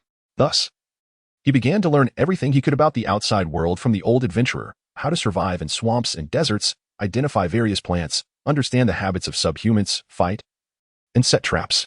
His footprints scattered across the most desolate and uninhabited corners of the basin, where he would linger for months, imagining it to be the wondrous world outside. Honing his survival skills. To build a physique robust enough to rival that of the Orcish warriors, he trained daily, engaging in combat with those much larger than himself. By the time he turned 14, the ruffians and bandits of the basin dared not approach his village. At 15, he ventured into the iron mines, secretly extracting the finest ores he could find. His father, a reticent man and owner of a small weapon shop, had lost his wife long ago. In Asa's perception, home was merely a place of rest, his father merely a cohabitant. He had always lived in pursuit of his dreams, training daily and secretly accumulating ore. Intoxicated by the prospect of inching closer to his aspirations. A week before his 20th birthday, he presented all the hidden ore to his father, requesting a knife be forged, and announced his intention to leave. His father neither hindered him nor inquired about his destination. After a long silence, he helped Asa deliver the ore to the smelting factory, where the refined iron was shaped into a knife. Thus, Asa departed Corindo with his knife, joining a merchant caravan from afar. His fingers glided lightly along the blade's edge. This knife encapsulated his entire existence of 20 years. A flick of his finger produced a low hum, akin to a lament in a poem, or perhaps a hymn. A fine blade, yet its sound resembled the jarring clash of two dull blades scraping against one another. The old soldier by the campfire stirred, opening one weary eye to regard Asa, his visage illuminated by the firelight. Half of his face was sunken, a grotesque amalgamation of sinew and shattered bone, the remnants of a life marked by the weapons of war. The other half bore a long, deep scar running from brow to mouth, intersected by several smaller scars that distorted his features, creating a visage both strange and unsettling. This was a face marred by wounds, yet remarkably, he still drew breath. Asa offered the old soldier a friendly smile. This was a veteran who had survived countless battles, rumored to bear over 100 wounds upon his body. His resilience earned him the nickname Old Immortal among the ranks. Where did you serve? The old soldier inquired, noticing that Asa's knife was not standard military issue, assuming him to be a solitary mercenary. Asa shook his head. He had enlisted after witnessing a recruitment for mercenaries in Blocada. Upon leaving Corindo, he soon discovered that living freely in the outside world was no simple task. Food and adventuring gear required funds. Just as he contemplated aligning with mountain bandits or aiding thugs in their fights, he noticed a reconnaissance unit seeking temporary soldiers and promptly enlisted. This company of around 100 men consisted largely of those recruited from the vicinity of Blocada, farmers, vagabonds, and seemingly a few fugitives intermingled, creating a lively yet disorganized atmosphere. Curiously, the most eccentric of them all turned out to be a regular soldier. The old soldier, perhaps unable to sleep, struck up a conversation with Asa. Young man, you seem quite capable. What brings you to the military? Honestly, I was contemplating a life of banditry, Asa replied candidly. The old soldier erupted in a wheezing laugh, reminiscent of a pot shattering. Asa noticed a scar on his throat, likely having damaged his vocal cords. You're an interesting lad. Sometimes, being a bandit is preferable to soldiering, at least it's less perilous. Bandits take what they can overpower and flee from what they cannot. As a soldier, when you ought to retreat, your commander might just order you to charge. Then you simply don't charge, you escape when necessary. Violating military orders may result in the commander taking your life. Thus, one might contemplate severing the commander's head first, and then making an escape. A notion that Asa found quite self-evident. The veteran, with a hearty laugh, remarked, "What kind of soldier would do such a thing?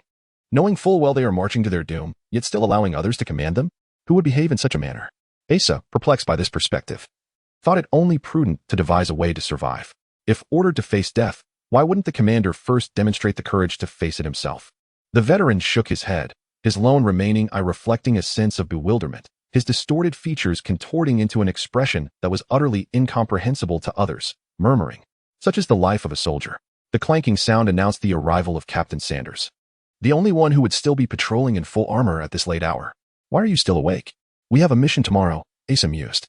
Captain Sanders appeared fully equipped, clad in steel armor, adorned with a helmet, a sword at his left hip, and a shield at his right.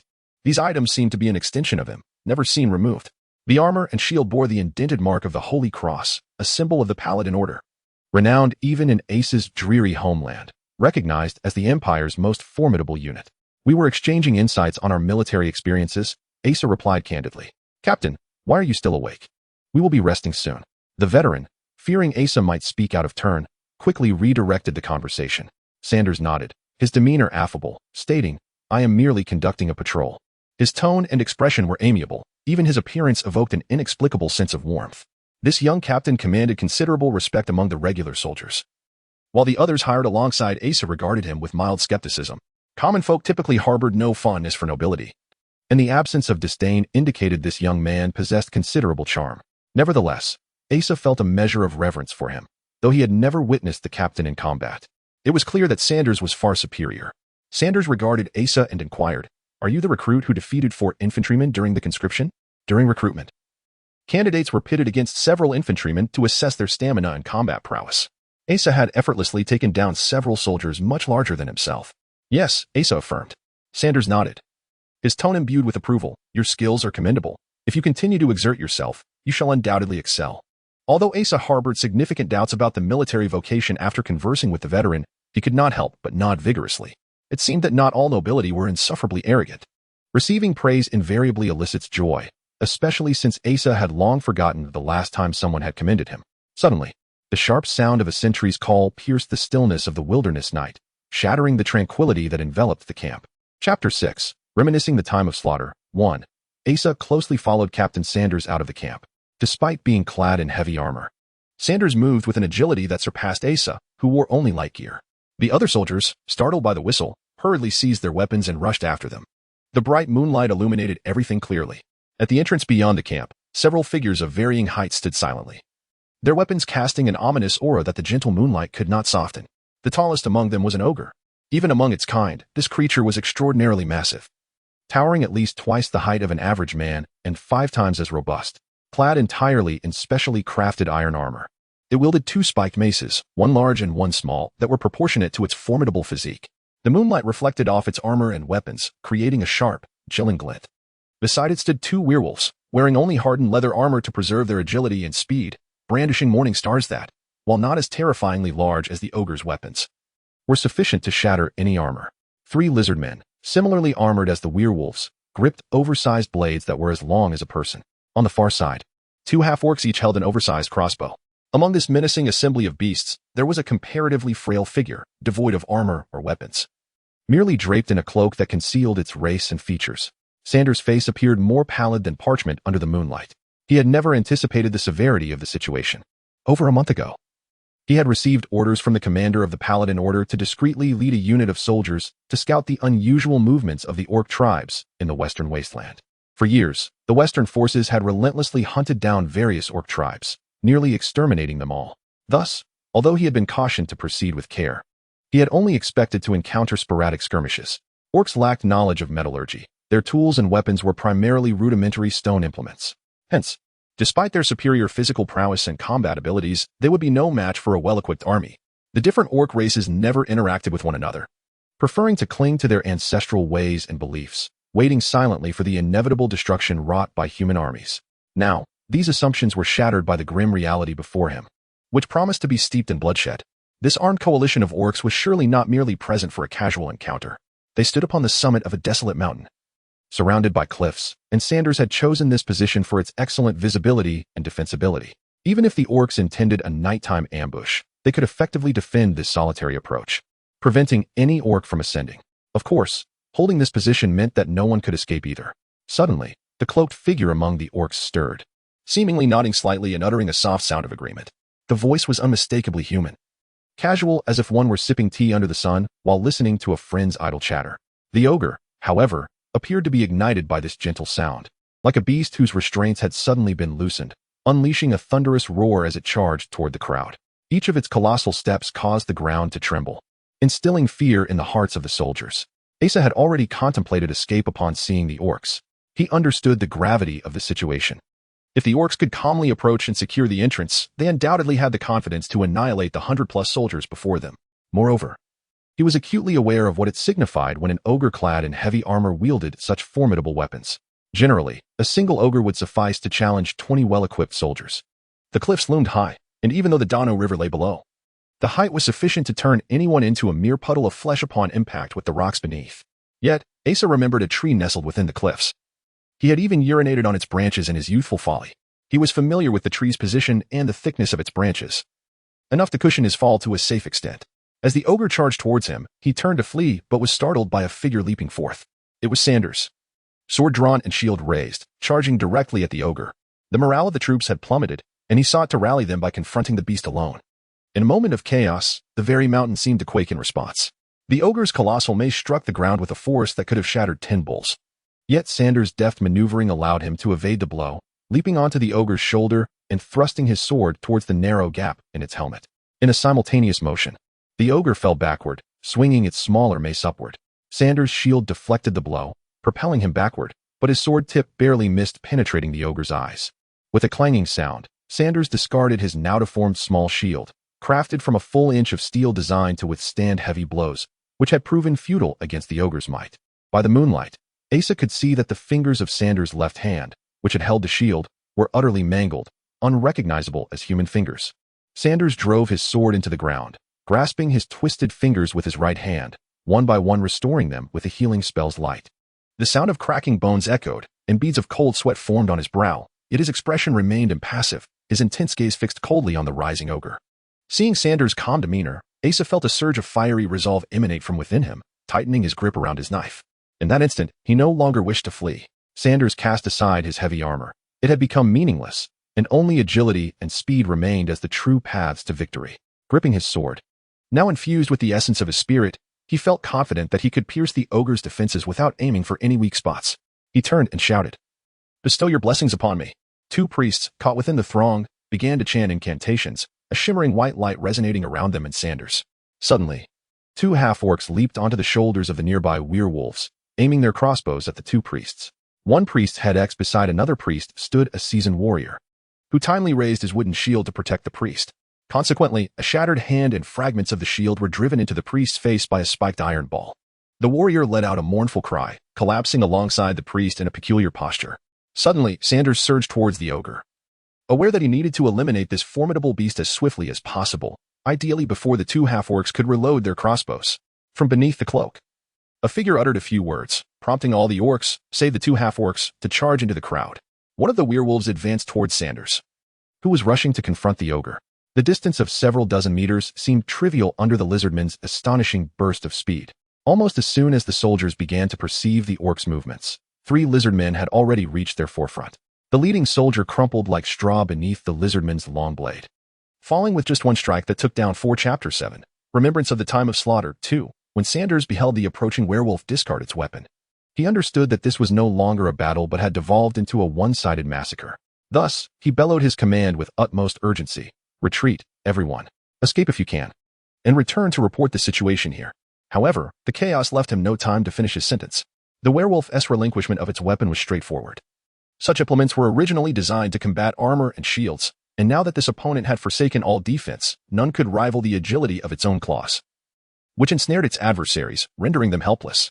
The ogre deftly evaded Sanders' interception, plunging into the throng and commencing a grotesque revelry of bloodshed. The 2 massive wolf-toothed hammers exhibited no finesse or aim. They sought merely to strike as many bodies as possible. Any armor was as inconsequential as mere paper against the terrifying might of these weapons. Amidst this brutal melee, there was almost no sound of anguish. The moment a living being encountered the swinging hammers, they were instantly transformed into a grotesque amalgamation of weaponry, armor, and mangled flesh. The ogre furiously swung its weapons, advancing towards the densest clusters of people, trampling and then surging towards another throng, akin to a relentless slaughtering machine driven by demons from the abyss, obliterating every fleshly form within reach. Sanders' commands became irrelevant. As the ogre barreled into the crowd, the soldiers were consumed by a paroxysm of terror. They surged towards the mountain pass, yet most were intercepted and slaughtered by the ogre, reduced to indistinguishable masses of blood and flesh, while werewolves and lizard folk skillfully picked off those who managed to escape. At the entrance stood 2 Orcish sentinels, armed with smaller crossbows, targeting anyone who dared to approach. Their bolts unerring, piercing through foreheads. Some soldiers, gripped by sheer terror, leapt from the cliffs, their screams abruptly silenced. Those still atop the mountains could scarcely utter a cry. When faced with the specter of death and the knowledge that they would ultimately become mere pools of blood and flesh, fear and despair consumed every ounce of strength and sanity, leaving only a mournful wail, a sound that those who had never heard it could never fathom through mere imagination. The ocean of lamentation spread, intermingling with the dissonant sounds of bones fracturing and bodies contorting. The clashing of weapons slicing through air and flesh, creating an unforgettable symphony of horror. A fellow soldier, who moments ago was as vibrant as the rest, now lay exposed, his white bones protruding, innards still twitching yet drawn out from his body, blood and flesh rendered cheaper than refuse. Asa suddenly grasped the true essence of the term hell. A severed soldier's torso flew past, landing beside Asa and the lizard folk, its lower half torn asunder. Entrails strewn across the ground for over 10 meters. Asa recognized this soldier. They had grappled during the conscription examination. That once formidable arm, which had entwined with his, now lay crushed like mud, embedded along with its iron shield into the chest cavity. A wave of sorrowful dread engulfed him, extinguishing all vestiges of his fighting spirit. In a desperate flurry, he launched a few strikes, forcing the lizard folk to leap back. Seizing the fleeting opportunity, Asa turned and sprinted towards the camp. Simultaneously, Sanders executed a similar maneuver. After a flurry of strikes, a portion of his scalp was ripped away as the werewolf retreated, positioned closer to the entrance. With both ogre and lizard folk behind him, he dashed towards the passage occupied by only 2 orcs and a cloaked figure. A powerful gust swept behind him as a wolf-toothed hammer whizzed overhead, carrying the potential to reduce him to mere pulp. Sanders glanced back to see the sole surviving soldier clutching the ogre's head, causing its hurled hammer to arc slightly higher. "Captain, run." The soldier shouted with the last vestiges of his strength, his bloody visage contorted with agony, a face marred by countless scars, half of it caved in from a prior blow. This seasoned veteran had likely feigned death to seize the moment and grasp the ogre's head. In that fleeting glance, Sanders also noticed the werewolf picking up an axe from the ground and hurling it towards him. The axe spun through the air, a deadly line aimed at his back. He could no longer evade. He was fully committed to his sprint. Any lateral movement would result in a roll on the ground, and the pursuing werewolf would instantly ensnare him again. A roar erupted from the ogre, followed by a half-scream and an odd sound, akin to the snapping of numerous dry twigs twisted in a damp towel, a cacophony of fractures mingling with the sound of liquid seeping out. With no time to look back, Sanders concentrated all his strength into his right leg and leapt forward, simultaneously sheathing his longsword against his spine for protection. Gathering his magical energy to prepare a healing spell, a dull thud resounded as Sanders slid through the air, landing and staggering a few steps before spitting blood, then charging again towards the entrance. Fortune smiled upon him. The axe grazed the edge of his chest plate, breaking 3 ribs and injuring his lung. The healing spell he had prepped immediately staunched the bleeding and alleviated the pain, allowing him to continue moving without significant hindrance. Only about 10 meters remained to the entrance, where he could clearly see the orcs' fangs and the hint of panic on their faces. The cloaked figure in the center remained utterly unperturbed. If he could just rush down the mountain and leap into the Donna River, there lay a chance for survival. Sanders concentrated the last of his magical strength into his sword-wielding hands. The precipice loomed before him, and Asa recalled the positions of the trees as he leapt. Fortunately, he twisted midair to glimpse the lizard folk drawing a small crossbow to shoot at him. He ducked and rolled in midair, feeling the bolt skim his skin as he launched himself off the cliff, plummeting downward. The lizard folk watched helplessly from the precipice as he broke a branch mid-fall and secured another with his knife, successfully arresting his descent before safely entering the water. As he cast a final glance back at the mountaintop, Asa witnessed a blinding light illuminating the summit as if it were midday. The sword in Sanders' grasp radiated a brilliance rivaling the sun. All his magical energy was now infused within the sword. Blood from his forehead had turned his vision crimson in his left eye, yet he felt none of it. His entire mental fortitude was focused on the impending strike of his sword. The 2 half-orcs shielded their eyes from the searing light, while the cloaked figure in the center remained unmoved. In the intense radiance emanating from the longsword, the face beneath the cloak became vividly clear. It was a human visage, slightly gaunt, pale, with sharply defined features akin to a sculpture, exuding an eerie calm. Beneath long lashes, dark eyes resembled an unfathomable abyss, reflecting the approaching brilliance without a ripple of emotion. With only 10 paces remaining, the individual showed no inclination to evade, their expression unchanged, their body utterly still. As though a statue that had stood since the dawn of time, destined to remain motionless until the next creation of the world. 8 steps, 7 steps, 6 steps, 5 steps, 4 steps, 3 steps, Sanders surged forward, executing a 360-degree turn as he unleashed his sword. The force exerted by the toes against the ground traveled through the calves, thighs, and waist, reaching the chest and shoulders before extending to the wrists, and ultimately the blade of the sword. Every muscle in the body channeled its strength unreservedly into the swing of this sword. It was not the human wielding the sword, but rather the sword commanding the human. Each subtle movement was meticulously crafted to unleash its sharpness and latent magical power along the most perfect trajectory, without a trace left behind. All the orcs halted, utterly captivated and awestruck by this singular sword. The blade's radiance transformed into a curtain of light, extending forward with a might capable of cleaving the very fabric of night. Though silent, every orc felt as if they were on the verge of hearing the sound of the mountain being rent asunder. Every bit of speed, strength, magic, will, spirit, and even the minutest essence of life converged within this sword, re-emerging in an unprecedented eruption of sparks. In that moment, Sanders felt no fear, no anger, and even the desire to flee had vanished. He was akin to a singer who had reached the zenith of his aria, lost in the ecstasy of merging his very soul into the performance. He prepared to cleave the flesh before him in two as though slicing through a mere figment of imagination with the highest of notes. Suddenly, that magnificent light, which seemed capable of resonating throughout the cosmos, vanished, reduced to a motionless sword by a singular hand. This hand was clean and elongated, with graceful fingers that displayed a harmonious symmetry, evoking thoughts of elegance and refinement. With a gesture befitting its grace, the hand delicately grasped the sword's edge, as if capturing a butterfly mid-flight. The fluidity of the moment abruptly halted. Sanders' initial sensation was one of loss, akin to a singer whose most exquisite note is cruelly silenced. This was followed by pain and terror. He could not see the other hand, equally graceful, yet he felt its presence. It had entirely sunk into his chest, and he could sense the 4 elongated fingers protruding from his back, equally well-proportioned and elegant. As Sanders opened his mouth to emit a groan, he discovered that all sound had been drowned in blood. It felt as if his very lifeblood had surged into his throat, rushing forth from his trachea and esophagus in a chaotic tide. The hand within his chest withdrew, allowing his blood to find a more suitable escape route, joyously surging from his throat. Sanders acutely felt his strength, will, spirit, everything that had recently surged within him flowing out along with the blood, a torrent unleashed by that hand's extraction. Those once tangible and abundant elements of his existence streamed from the gaping hole in his chest, regardless of his desperate unwillingness, leaving him without a shred of possibility for redemption. Finally, even the strength to support his own weight dissipated, and he collapsed in despair. The brilliance of the sword faded rapidly, shattering with a soft crack into myriad delicate shards that scattered upon the lifeless form of its master. A breeze swept through, causing the human man's cloak to flutter like tattered ribbons, a testament to the unparalleled sword energy that had just transpired.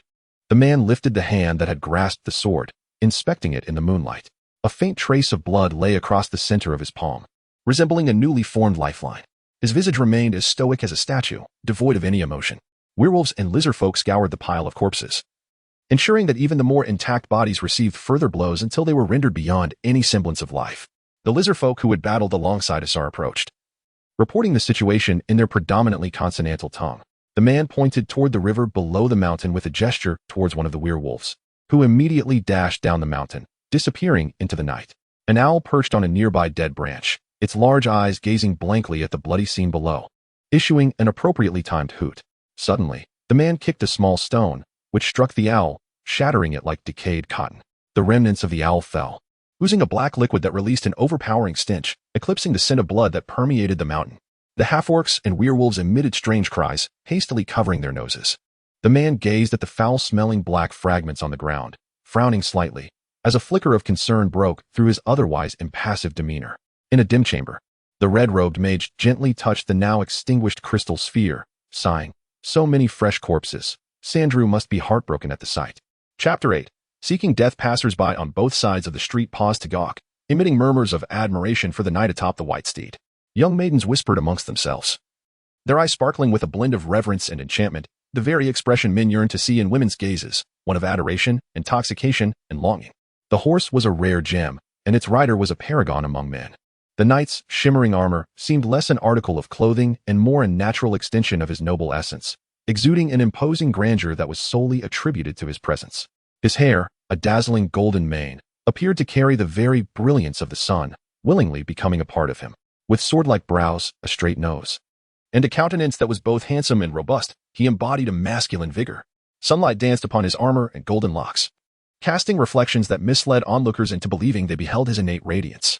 Indeed, such a figure must be of a corresponding stature.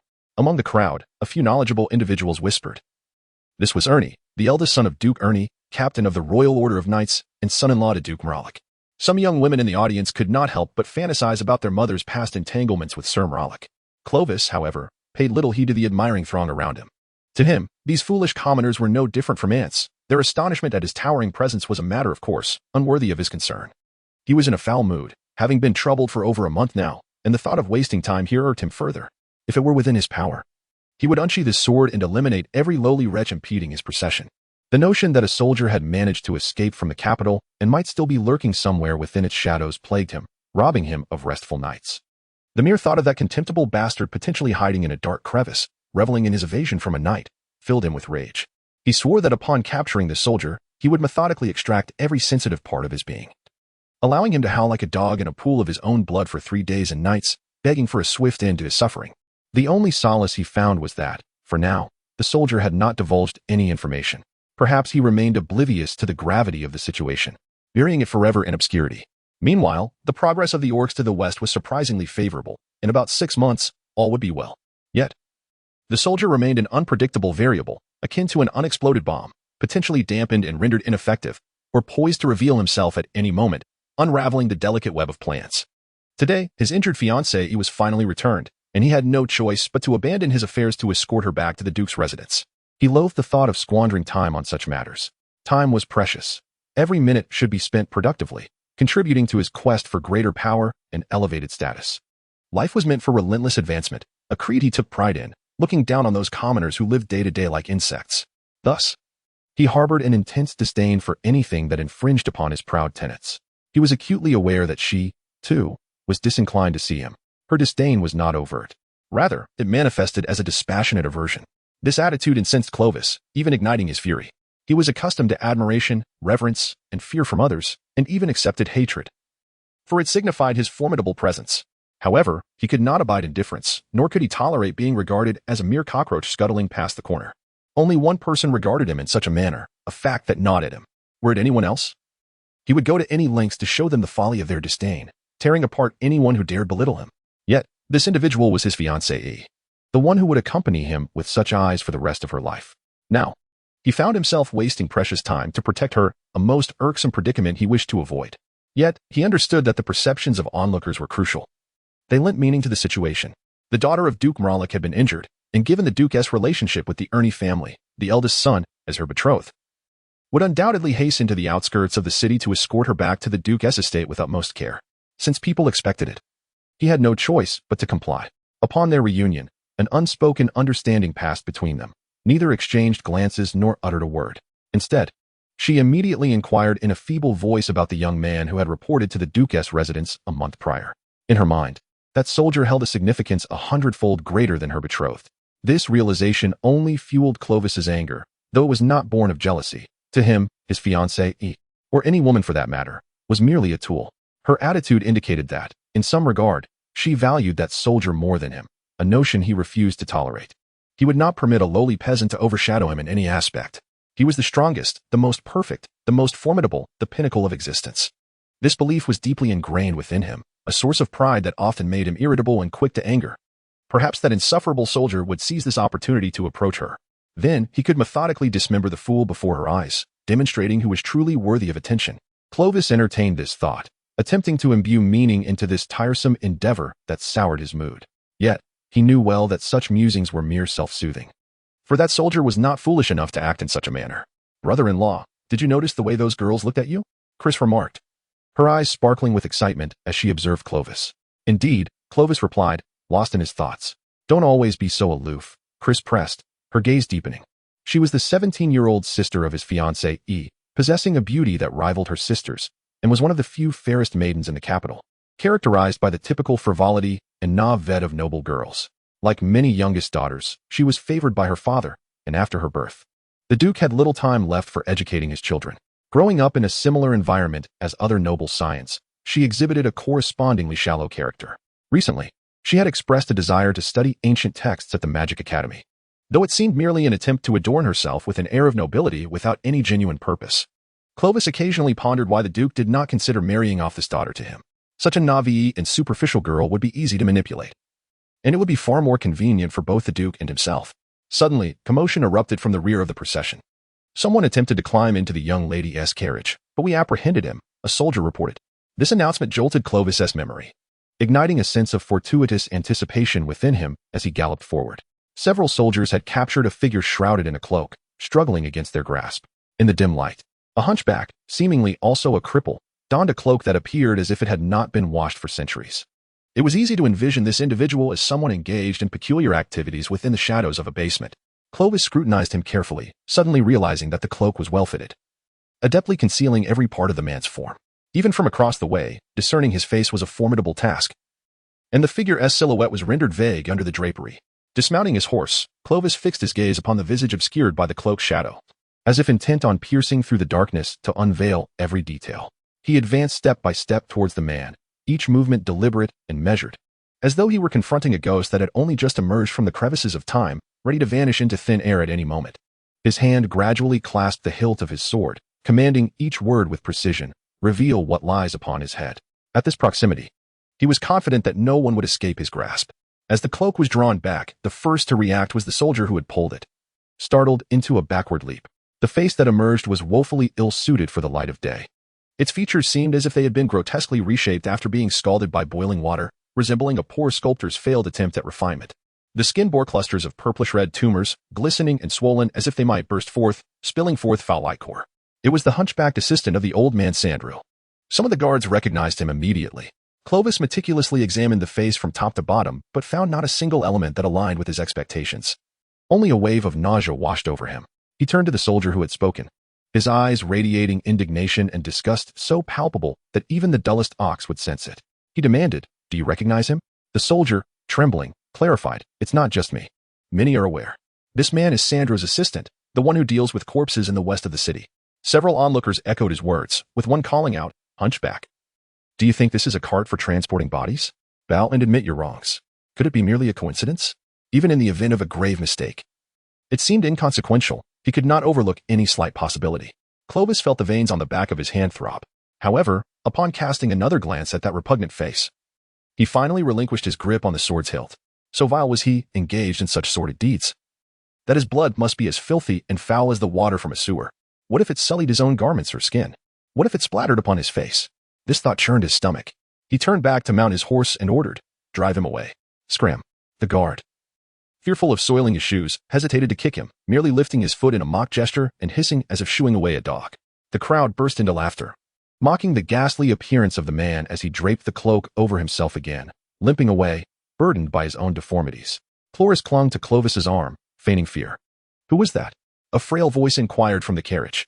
Cloris replied, "Nothing, just a madman." As dusk fell within the grand house, Sandrew was extracting the livers from two corpses to compare them, subsequently slicing them into smaller pieces to soak in a liquid, while Asa stood by, assisting with various tools. A wildcat leaped through the window, fixating on Sandrew with a plaintive cry. Sandrew carelessly severed a piece from his work and tossed it to the feline. What if the vertebrae in the neck were to fracture? Asa asked. "Dispose of it," Sandrew replied without looking up. Asa endeavored to rephrase his question. "I don't mean the dead. I'm asking how to treat a living person if their cervical spine were to be injured." Sandrew lifted a small hammer from the table, striking a corpse's neck with a dull thud, shattering a vertebra, and remarked, "Try piecing it back together yourself." Then, as if recollecting something, he fixed his gaze upon Asa and said, "You still owe me 3 years and 2 months of labor." "I know," Asa responded. "Then do consider my 3 years and 2 months of labor." Sandrew emphasized the word "my" with particular weight. "Do not court death. I heard you were quite valiant today. But do you know, your act of limping is far from convincing. How might I improve my performance?" Asa inquired humbly, determined to engage her in conversation next time. Sandrew picked up the small hammer once more, lifting his foot. Simultaneously, within the Duke's residence, Duke Merlac sat beside his daughter's bed, weaving a fabricated tale. It had been over a decade since he had engaged in such storytelling, yet now it came back to him with ease. Did he truly leave? Little Yi's eyes brimmed with disappointment. Duke Merlac's gaze mirrored that disappointment as he replied, "Indeed. Such an exceptional young man. I too wished to keep him. However, he insisted upon departing, and I was powerless to stop him." Beside them, Cloris envisioned her sister's story, lost in reverie, exclaiming, "A lone individual traversing the most perilous marshes of the continent, battling an orc to save a girl, it is akin to a tale spun by a bard. He must be incredibly handsome, with long hair veiling half his face. Perhaps he is a prince from some small kingdom." She found herself inexplicably thrilled by the thought. "Did he say anything?" Little Yi asked, her gaze filled with a flicker of hope amidst her disappointment. Duke Merlac's eyes radiated the tenderness, acceptance, and understanding of a devoted father as he answered, "He wishes for you to recover well and advises against venturing into such dangerous places again. He will return when the opportunity arises." The report that young man provided was invaluable. However, it was a matter of military secrecy. Disclosing it to others would render his efforts futile. Therefore, you must not reveal a single word he shared with you, nor speak of your encounters in the marsh. The Duke emphasized his words, slow and deliberate, with an intensity that left no room for misunderstanding. "You must remember, do not let his sacrifices be in vain, understand?" Chapter 9. Discovery. 10 days prior, the Magic Academy commenced an inquiry into a healing spell, necessitating a considerable number of human organs each day. Such a study, deemed sacrilegious to the deceased, was ill-suited for daylight, easily drawing the attention of most students. Thus it was conducted under the cover of night. Each evening, Asar would transport a cart laden with corpses and organs from the western part of the city to the heart of the capital where the academy resided. This nocturnal routine over the past few days had opened his eyes to the vibrancy of the city at night. Having dwelled in the capital for 2 months, he had never ventured out after dark. He had assumed the nights everywhere mirrored the stillness of his hometown, punctuated only by the occasional crowing of roosters or barking of dogs. On moonless nights, one was compelled to carry a torch to avoid stepping into murky ditches or stumbling and injuring oneself, only to be discovered the next day. However, the capital's nights were illuminated not by the moon, but by the myriad of street lamps. The glow from taverns and the raucous sounds therein persisted until the early hours of dawn. Dressed in resplendent attire, women beckoned passers-by with fervor, while inebriated men staggered past, occasionally veering into alleys to retch. Luxurious carriages sped by, halting before opulent mansions to either alight or collect noble gentlemen and ladies. The denizens of the night seemed to possess boundless energy and wealth, indulging in song, dance, fine wine, sumptuous feasts, and extravagant revelry, as if to seize every fleeting moment with reckless abandon, as though tomorrow heralded the end of the world. Asar found himself perplexed by this illusion that enveloped them. Yet he held no desire to investigate further. Even as he traversed the same streets each night, he felt utterly out of place, as if he had stumbled into a bizarre realm governed by unknown entities. The locals largely ignored his presence, even when a drunken individual would attempt to confront him. The instant they caught sight of his face, they would scurry away in fright. His return from the academy was invariably late, as he awaited the conclusion of the research to document the organs and limbs required for the following day. The Duke's residence lay not far from the academy, and each night he would pass by it. Xiao had been back for half a month, yet the bounty on her head remained in effect. The city's guards engaged in routine searches. Had she failed to explain herself to her father?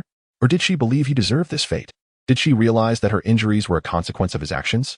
Would he forever remain a fugitive? Asar languished in a state of melancholy. The previous night's research had dragged on until the early hours, and now, clutching a list, he dragged an empty cart along the desolate streets. Only the vicinity surrounding the Magic Academy retained a semblance of tranquility amid the city's nocturnal frenzy, as the revelers dared not disrupt the sanctity of the church. As he neared the Duke's estate, he spotted 2 lavish carriages, where a group of 5 young men and a woman, adorned in extravagant attire, engaged in a spirited argument. This was a common sight in the capital at night, but Asar paid little mind as he continued walking in the shadows. Approaching closer, illuminated by the glow of the carriage lamps, he recognized the woman. She had been part of the retinue escorting Xiaoyi, possessing a similar countenance, with bright eyes and delicate lips, likely her sister. Dressed in an ostentatiously lavish outfit, her hair styled in an even more extravagant manner, she was embroiled in a dispute with several young noblemen. As their exchange escalated, she appeared intent on heading towards the Duke's residence. While her companion tugged at her hand imploringly, she turned, raised her voice, and delivered a resounding slap to her companion's face. Incensed, her companion retaliated, and a brawl ensued. A frequent spectacle among the city's noble youth, perhaps a byproduct of their boundless energy. Asar continued to walk along the street's edge, observing the unfolding chaos. The altercation intensified, with the sister landing a series of blows, ultimately causing her opponent to falter. The group of young men supported the fallen girl, while the sister, seemingly their leader, commanded them to lift her into the carriage. Hesitation washed over the men, prompting her to berate them vehemently. Asar had crossed to the opposite side of the street. Overhearing the sister's taunts, "What are you afraid of? If I take her, do you think the Duke will devour me? If this goes public, he would have no choice but to marry this wretch off to me." Regardless of the normalcy of the scene, Asar felt compelled to intervene. Shouting, he declared, "Release her. I shall summon aid from the Duke's residence." Typically, those with nefarious intentions would flee at the slightest hint of confrontation. However, it was evident that these individuals were not of the usual ilk, and they hardly perceived themselves as wrongdoers. The sister, brimming with indignation, challenged, "Who dares?" The carriage driver, brandishing a torch, remarked, "It seems to be that hunchbacked assistant of old Sandrew from the west side." Asar had gained notoriety, regardless of his identity. The sister stumbled towards him, beckoning, "Do not fear, come here, I have something to say." As she drew near, the stench of alcohol wafted towards him. And suddenly, she brandished a dagger, lunging at his chest with a cry, "I told you to fetch help." As the blade neared, she felt a sudden grip on her wrist, twisting it until she lost control. A searing pain, unlike anything she had ever known, surged through her, forcing a shriek from her throat that was abruptly stifled by a sharp pang at her throat. Ultimately, she could only emit a feeble grunt akin to a suffocating pig before collapsing, convulsing upon the ground. The initial twist of her wrist had been instinctual. The subsequent strike to her throat was a desperate measure. Compared to her companions, he felt a greater sense of trepidation, fearing the Duke's men would discover him.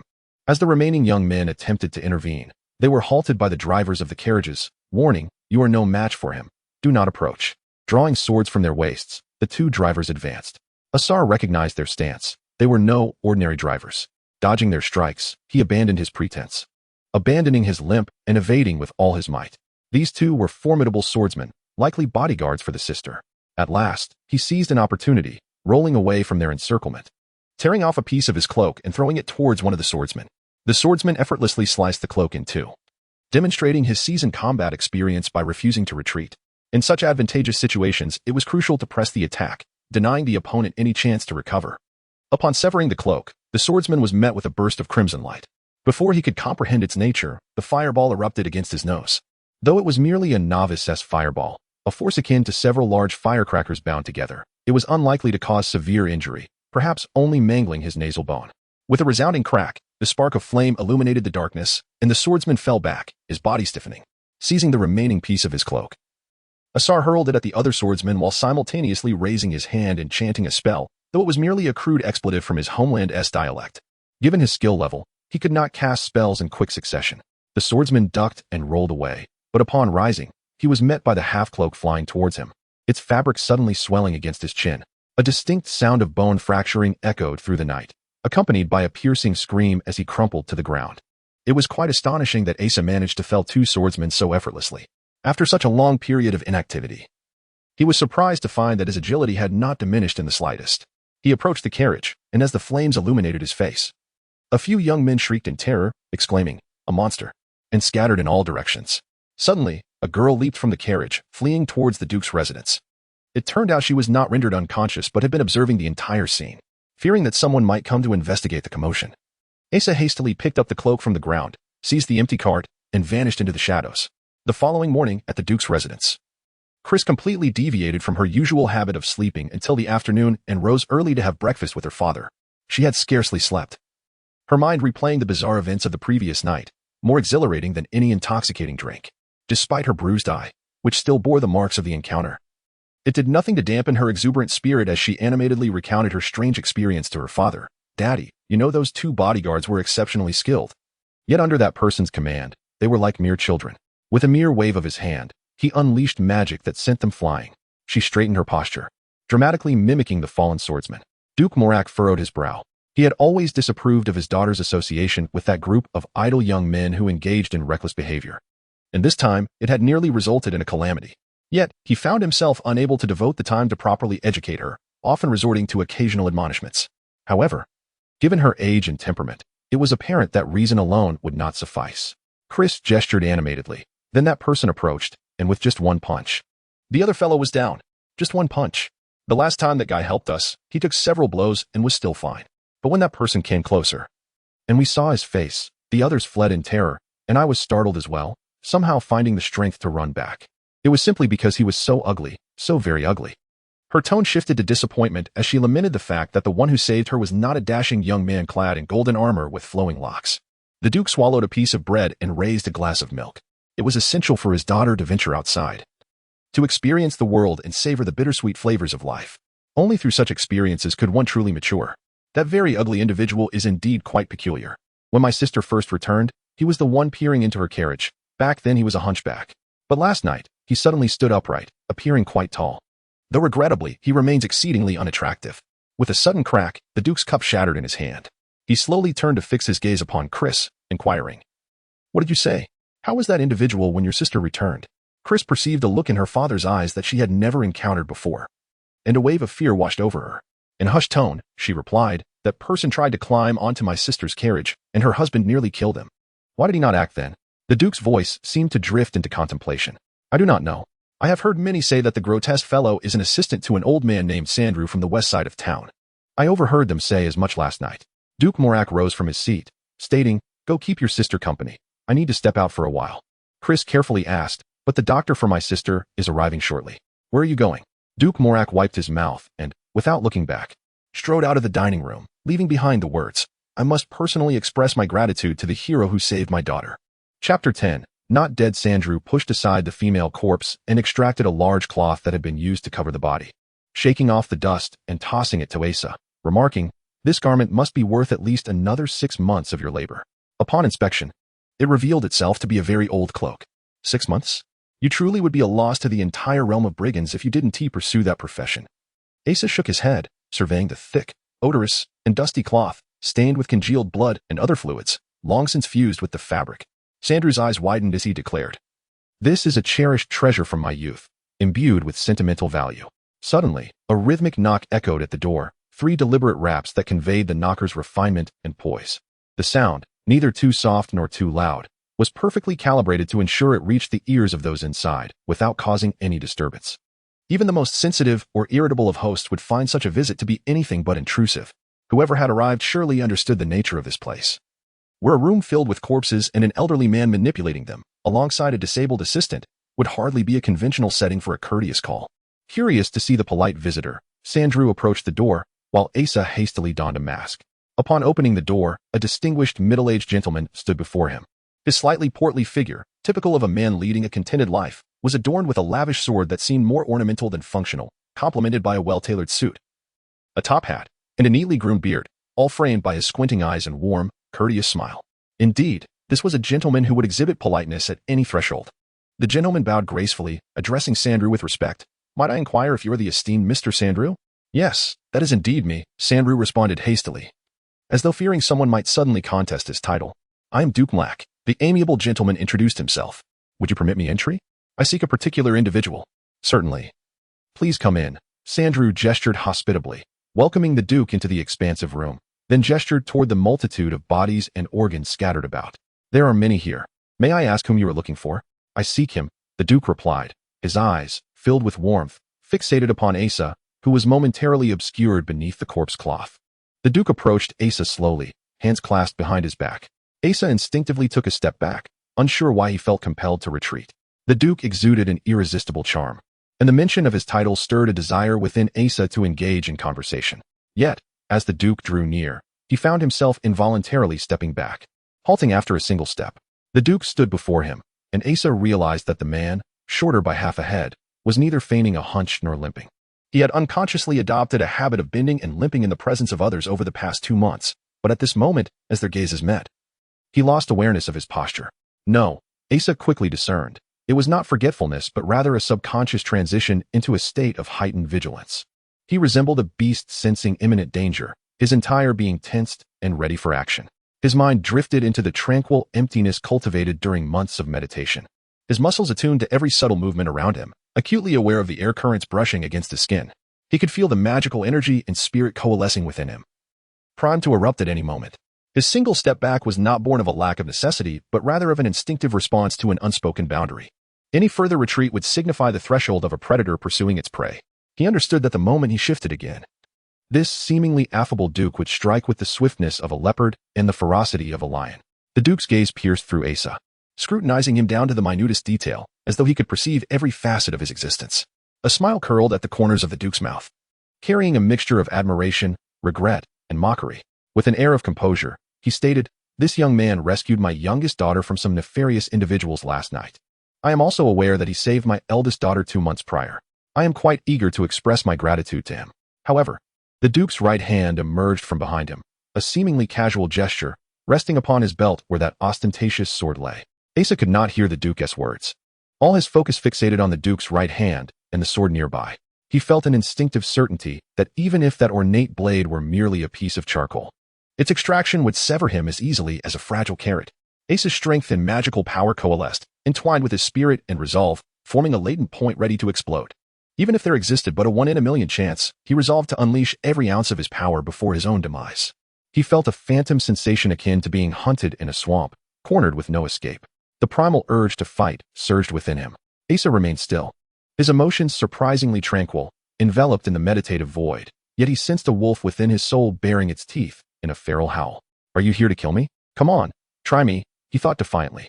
The Duke's smile deepened, the mockery growing more pronounced. His pristine, meticulously groomed hand slid toward the sword's hilt. "Oh, a hero rescuing a damsel, how gallant." Sandru chimed in unexpectedly, his voice a peculiar pitch. Asa was unaware of when Sandru had positioned himself behind the Duke, idly toying with a few deceased teeth, a habit of his to fidget with remnants of the dead. Asa observed the Duke's hand tense, veins bulging with intensity. Yet he sensed that it was not a murderous intent, but rather a reaction of anxiety. The Duke's breathing became erratic, his previously unwavering gaze dissipating, the urgency vanishing. Asa detected a flicker of fear in the Duke's eyes, akin to a hunter poised to strike a fierce beast suddenly jolted by an unexpected chill in his trousers. The teeth clattered in Sandru's hand, his aged fingers wrinkled and pale, devoid of any hint of veins or hair, a hue more ghastly than that of a corpse. The sound of the teeth clashing echoed with an ominous resonance. The Duke's expression remained unchanged, yet it had transformed, no longer a smile, nor even a mere expression, but rather a frozen visage, as if the previous moment's emotions had been extinguished. The muscle structure remained intact, yet all semblance of feeling had vanished, leaving behind a mechanical representation of what a smile should resemble. The Duke's focus remained fixed upon Asa's face, but Asa sensed that he was not truly observing him. Rather, he was intensely scrutinizing Sandru, who stood unseen behind him. Not only could one retreat a step now, but even if one were to leap into a dance, the Duke would remain utterly unperturbed. Asa felt as though he had transformed into a mere bystander. Asa remained still. The Duke did not move, and Sandru, aside from idly toying with his teeth, resembled a stone statue. The entire hall seemed to have frozen, time itself unable to progress, with only a few teeth clashing together, producing a sound that resonated with the essence of death. It felt as though a century had passed when the Duke finally exhaled deeply, regaining his vitality, a gentle smile re-emerging upon his face. The clattering ceased. Sandru halted his fiddling and staggered to stand before the Duke. The Duke's gaze returned to Asa's face, devoid of any disquiet, and inquired, "Who is this young man to the old gentleman?" "He is my assistant," Sandru declared, discarding the teeth onto the stone table. "Just an assistant?" The Duke's brow furrowed slightly, yet his smile remained intact. "However, I suspect your assistant has significant ties to a matter of great importance, and I wish to take him back with me." "No," Sandru firmly refused. "Who will assist me then? Those corpses are exceedingly heavy." The Duke sighed, revealing a smile tinged with regret, saying, "Then I apologize for the disturbance." He inclined his head to Sandru, turned, and exited the grand hall, not neglecting to close the door behind him. Asa's gaze swept across the table, where he noticed an unusual transformation occurring with the few dead teeth Sandru had just placed down. This was no ordinary change for teeth. They were neither ice, nor iron, nor clay, and thus should not soften or melt. Yet these little objects, which had just clattered moments ago, were now gradually softening, as if being chewed like toffee, distorting under their own weight and slowly merging into a peculiar liquid. This liquid swiftly vanished, leaving behind several fist-sized cavities in the granite tabletop. Asa regarded the elderly man before him as if he were a hen that had just consumed a human, and nodded, saying, "Thank you for saving me." "Of course I would save you." Sandru seemed perplexed by this seemingly obvious question. "You still owe me 4 years of work." Exiting the grand hall, Duke Mralik removed his ceremonial hat and took out a handkerchief to wipe the sweat from his brow. He hastened back to the Duke's residence. Clovis awaited him in the study, having learned from Chris where the Duke had gone, and he could surmise the circumstances. Just as he was about to speak, the Duke addressed him first. "Return to the Paladin Order and bring your entire squad, fully equipped." "Huh?" Clovis understood the words, but was at a loss. The Paladin Order was the elite of the elite within the Imperial Army. His squad of over 40 men had once decimated a congregation of nearly 1,000 heretics attempting to seize a city. The Duke did not elaborate, instead issuing a further command: "Remember, do not draw attention. And be swift." In the grand hall, Asa donned the cloak Sandrew had just provided, reverting to his hunchbacked, limping form. He needed to escape the city promptly, to flee the royal capital. The Duke had mentioned that he was aware of Asa saving his daughter. Thus the Duke's intention to kill him could not stem from any misunderstanding. Asa was uncertain of the exact reason, only knowing that if a Duke was intent on his demise, his sole recourse lay in desperate flight. Moreover, he did not wish to implicate anyone else. He recognized that Sandrew was indeed formidable, yet understood that even the most powerful have their limits. The Duke could summon hundreds of palace guards to apprehend him. If that proved insufficient, thousands might be dispatched, even the Paladin Order itself. He bowed slightly to Sandrew. "Thank you for allowing me to hide here these past 2 months." Sandrew scrutinized him. "You do not intend to flee, do you? You still owe me 4 years of work." Asa shrugged helplessly, saying, "Once I am prosperous, I shall certainly express my gratitude, but remaining here will only burden you." Sandrew shook his head. "If you run, the trouble will persist indefinitely. It will only leave some for me. One should not fear trouble, resolve it, and it ceases to be trouble." Asa offered a wry smile and approached the door. If he did not flee, he would have no chance of facing trouble again in the future. Just as he reached for the handle, he suddenly heard the distant sound of hooves approaching.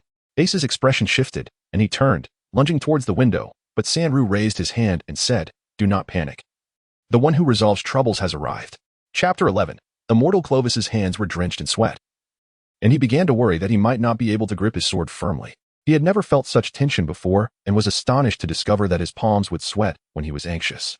To most, Duke Mralik was a distinguished and competent politician, revered for his wisdom and prowess in the art of governance.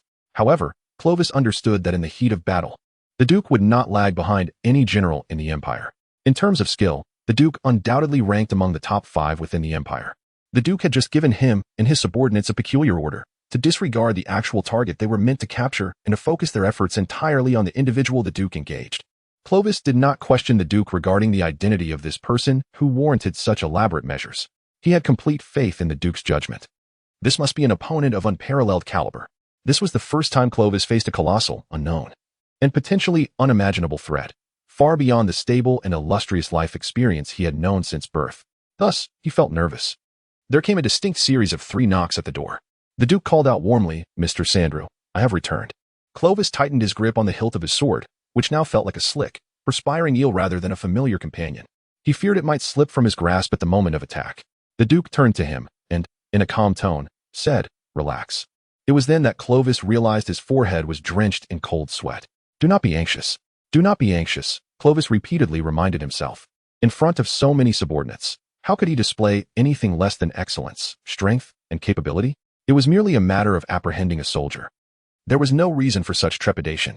He mentally rehearsed the Duke's plan, contemplating every step he needed to take, the postures he should assume, how to speak with composure, and how to strike unexpectedly when the moment arose. The heavy door creaked open to reveal a young man in his 20s. His complexion pale from lack of sunlight. The sight of this face startled Duke Mralik. As the door fully opened, revealing the scene within, the Duke felt an even greater shock. Clovis's eyes blazed with fury as he beheld the very man who had haunted his thoughts for the past 2 months, an individual of such significance that he surpassed Clovis in importance within the eyes of his fiancée. This lowly commoner, who had caused Clovis a series of blunders and errors, now stood brazenly before them, regarding them as though they were unwelcome guests. In a fit of rage, Clovis drew his sword, intent on punishing this audacious individual immediately. However, as the blade was unsheathed, he noticed something peculiar. Everyone, including the Duke, had laid down their weapons and knelt on one knee. A space had been cleared within the grand room, where a carriage was stationed, accompanied by 2 priests and an elderly man. This frail elder had a narrow face, his cheeks tapering into a pointed chin, which made his small eyes appear even more pronounced. Dark circles under his eyes suggested he had not rested well in a long time. Dressed in a pure white satin robe, adorned with a platinum-embroidered cross, he wore a crown embellished with a jeweled cross. The solemnity of his attire lent an air of gravity to the room, even amidst the corpses that littered the floor. Clovis hastily lowered his weapon and knelt, performing a proper gesture of blessing. "God be with you, Bishop Ronis." "God be with all who believe in him," the bishop replied, a faint smile flickering across his gaunt face as he gestured for everyone to rise. "Duke, what is the meaning of this?" the bishop inquired, glancing at the scattered weapons. The Duke maintained his composure, addressing Asa. "We merely suspected this young man to be a fugitive, hence our intent to apprehend him for questioning." He had already discerned who this young man was, realizing that even if a hunchback could disguise himself, so too could a face. "Oh, Bishop Ronis regarded Asa, his gaze akin to flickering candles in the dark. Young man, swear by God and your own honor that you are indeed a fugitive, as he claims. Asa shook his head. I am not. The bishop nodded, smiling, and turned to the duke. He says he is not. Indeed, the duke affirmed. Clovis's forehead glistened with cold sweat. I believe there may be some misunderstanding or error on your part, the bishop concluded. Yes, we were mistaken, the duke echoed. Beside him, Clovis felt the cold sweat trickling down his temples. Now that this misunderstanding has been clarified, there shall be no further issues, correct? The bishop inquired. Correct. There will be no further issues, the duke replied. You know, Duke, I have no interest in military or political affairs. The bishop spoke in a tone reminiscent of a conversation between old friends, filled with sentiment. Therefore, I wish for those around me to remain uninvolved. You must understand, this is the domain of the Magic Academy, and those present are also affiliated with it. Rest assured, Your Excellency, the Duke responded. We shall take our leave. He exited the grand room, dismissing his troops with the poise of a gentleman who had merely wandered into the wrong chamber. Once outside and after dispersing the forces, Clovis remarked to the Duke, the bishop must have orchestrated our entrance. He deliberately shielded that fellow. The Duke nodded. The bishop's carriage had not been stationed outside, but rather brought inside to prevent them from recognizing it and retreating from confrontation. Only when tensions were palpable could the situation be definitively resolved. Strictly speaking, the bishop possessed no real power. He could neither alter taxes nor command a single soldier.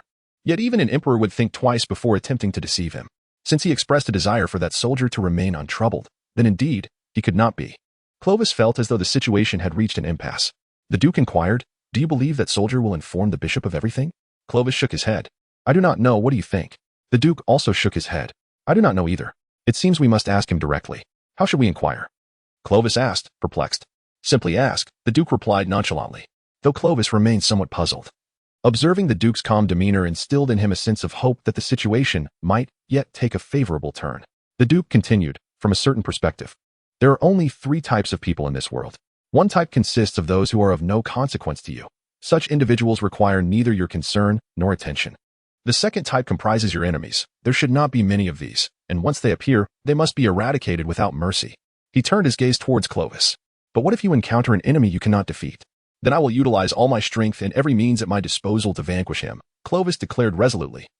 Filled with determination, he was already contemplating how to explain the situation to the bishop afterward. The Duke shook his head in disappointment, saying, You should find a way to transform him into a third kind of person, a friend. The more of such individuals, the better, especially those you find difficult to handle. The word friend seemed to resonate with Clovis as if he were hearing it for the first time. That noon, shortly after Bishop Ronis had departed, a servant from the Duke's residence delivered a letter to Asa. The missive was penned by the Duke himself, filled with earnest expressions of gratitude for Asa's role in rescuing his 2 daughters. However, due to unavoidable circumstances, misunderstandings had arisen. The Duke expressed profound regret over these prior misconceptions, citing numerous intricate reasons that were unsuitable for disclosure in the letter. He would send a carriage that evening to escort Asa to the estate for a face-to-face apology. Asa perused the letter multiple times, unable to reach a decision about attending. He feared that upon his arrival, he would be beset by a throng of guards, reduced to mere pulp, or that a morsel of food or sip of water would lead to his immediate demise. Thus, he inquired of Sandrew, Do you think there will be danger if I go? Danger, Sandrew replied, engrossed in the task of dismembering a corpse. He may hold a knife to your throat, coercing you into marrying his daughter. Hand me the saw. If that is the case, I shall certainly introduce you to him. Asa jested as he passed the saw to Sandrew. Yet, this also represented an opportunity to uncover the truth of the matter. What was the misunderstanding? How had his report fared? What was the current state of Xiaoi? Ultimately, he resolved to go. Asa despised the burden of unresolved matters weighing upon his heart. He cherished a saying from a diminutive elder who frequently visited his home. Even if it is a load of dung, one must consume it rather than let it linger before you, causing distress. To introduce me? Sandrew continued to saw diligently at the leg of a corpse, producing a creaking sound. Indeed, Asa responded, lifting the letter to catch the sunlight, hoping a clue might fall from the seams of the paper. Chapter 12. National Affairs in the evening. A carriage arrived at the Duke's residence to fetch a guest. This peculiar visitor seemed ill-suited to the opulence of the carriage. Even the coachman was more elegantly attired than he. Draped in an old, tattered robe, he appeared almost to be hiding from view, his face obscured beneath its folds. The servants of the Duke's household were of high caliber, and thus, even when they witnessed the Duke warmly welcoming this guest with a broad smile, they exhibited no signs of surprise, continuing with their duties as expected. They recalled that even Archduke Ernie, the Duke's prospective relative, had never received such a distinguished reception. I informed the bishop of my presence there. Just as the Duke and I entered the parlor and took our seats, Asa spoke up. The Duke chuckled, gestured, and a servant approached with Asa's dagger. The Duke picked up the weapon and handed it to Asa, then commanded all the servants to leave. Leaving only the two of them in the parlor, he discerned that the young man spoke without animosity or fear. He was not issuing a veiled threat, but rather asserting that he was prepared. This straightforward manner, even in the face of warm hospitality, indicated a person who was cunning yet disinclined towards subterfuge. The Duke appreciated such individuals. Despite his own formidable guile, he favored their frankness. Even as an adversary, they were refreshing opponents. Now, he had a clearer understanding of the young man's character. Arriving in worn attire at the Grand Duke's residence, he displayed a certain awkwardness in his lack of decorum. Yet his demeanor was neither submissive nor arrogant. He was evidently self-aware, unconcerned with power or status, an exceedingly rare type of person. While wealth, power, and fame typically sway the hearts of men, he seemed immune to such temptations. Conventional schemers had but one method to deal with such resilient individuals: elimination. However, the Duke found favor in such characters, believing that the most straightforward approach, appealing to reason and emotion, would lead them to align with him more reliably than any form of bribery. Yet, those accustomed to buying loyalty often possessed narrow minds, assuming that all would act in self-interest. Thus, pleasantries were rendered unnecessary. The Duke spoke candidly, rest assured. With the bishop's endorsement, who would dare to harm you in the capital? I shall ensure your safety. Should any misfortune befall you, the responsibility will rest upon me. His expression was gentle, his tone casual, devoid of any artifice or flattery, as though conversing with an old friend. Asa nodded, reclaiming his dagger as if rekindling a connection with a long-lost companion, a sense of stability returning to his heart. Even though he was ignorant of the intricacies of politics and power, he understood the significance of the bishop's position. The Duke's forthrightness alleviated much of his wariness. The Duke then proceeded to speak even more directly. In truth, I have long wished to silence you. With such candid individuals, directness was essential. Asa furrowed his brow, inquiring, silence what? He was taken aback by the admission, yet it bore an element of predictability. The annihilation of your unit in the west at the hands of the orcs must remain a secret. The Duke continued bluntly. Such intelligence was highly confidential and must not be disclosed. Asa nodded, realizing this was the reason the Duke had ordered his immediate execution. This revelation clarified the source of all the troubles that had arisen over the past 2 months. Contrary to his expectations, the Duke was unreserved and straightforward about his animosity and its rationale. Yet, Asa sensed that the Duke spoke truthfully, leading him to believe that the Duke's invitation was sincere. This information was of great value. The lives of his comrades had not been lost in vain. However, if this knowledge fell into the hands of those with ulterior motives at court, the repercussions would be dire. The Duke expressed the gravity of the situation. Have you shared this with anyone else? No, Asa replied. Old Sandrew would have no interest in such tales, nor did I have the opportunity to discuss it with anyone. The Duke smiled genuinely, nodding. That is good to hear. I have always found this distasteful method of secrecy burdensome, but it is the rule. What? Is every significant secret kept through silencing? Asa asked, astonished. The Duke nodded, indeed. As long as the number of those aware remains limited, this method prevails. Consider the lives of a few against the safety of millions and the interests of the state. What is of greater importance? If you were a steward of the nation, how would you choose? The Duke smiled wryly. Such is the nature of national affairs. Asa furrowed his brow, contemplating the irrefutable logic presented, and nodded, convinced that the Duke's actions were justifiable. Consequently, his wariness and animosity toward the Duke dissipated entirely. The Duke casually remarked, I presume the bishop remains unaware of your plight? Asa shook his head. A great weight lifted from the Duke's heart. This crucial concern had been resolved. Yet, he merely nodded slightly, stating, Bishop Ronis is a kind man, but he has never shown interest in military affairs. His involvement this time was likely coincidental or personal. Asa nodded, shocked to discover that the elderly man who frequently visited Sandrew was indeed the bishop. Sandrew had only briefly outlined the circumstances, after which the bishop had commanded that the carriage be brought into the main hall, awaiting the Duke's return. Throughout, the bishop had not inquired why the Duke wished to eliminate Asa, nor had Sandrew. They resolved Asa's predicament without probing into the details, their indifference akin to helping a child who had fallen in the street. Though perplexed, Asa refrained from questioning. He found it inappropriate to inquire of the bishop, and Sandrew's inquiries would have yielded no answers. Thus he chose to interpret their detachment as indifference. The matter that nearly cost him his life had been handled with remarkable casualness. The Duke, likewise, was unclear about the reasons behind the bishop and Sandrew's intervention. However, this was inconsequential, as he had discerned what he needed to know and was prepared to resolve the situation skillfully. Fortunately, only I and Clovis have seen you. Tomorrow, we shall declare that the fugitive has been captured and executed, and you will be safe. He regarded Asa with a sense of importance, adding, as for the future, For the stability of the empire and the safety of the people, I must ask you to keep this secret. It is a great honor, a splendid mantle, and no young man could resist its allure. Once donned, it is a source of pride worth fiercely protecting." This revelation surprised the Duke. Asa shook his head. Yet his response was as the Duke anticipated. "I will certainly keep the secret, but not for the sake of the nation. I have no interest in state affairs. I simply do not wish to burden you and the bishop, and I do not wish to die." Though somewhat unexpected, the outcome was satisfactory. The Duke laughed heartily, lifting his glass. "Then this matter is concluded.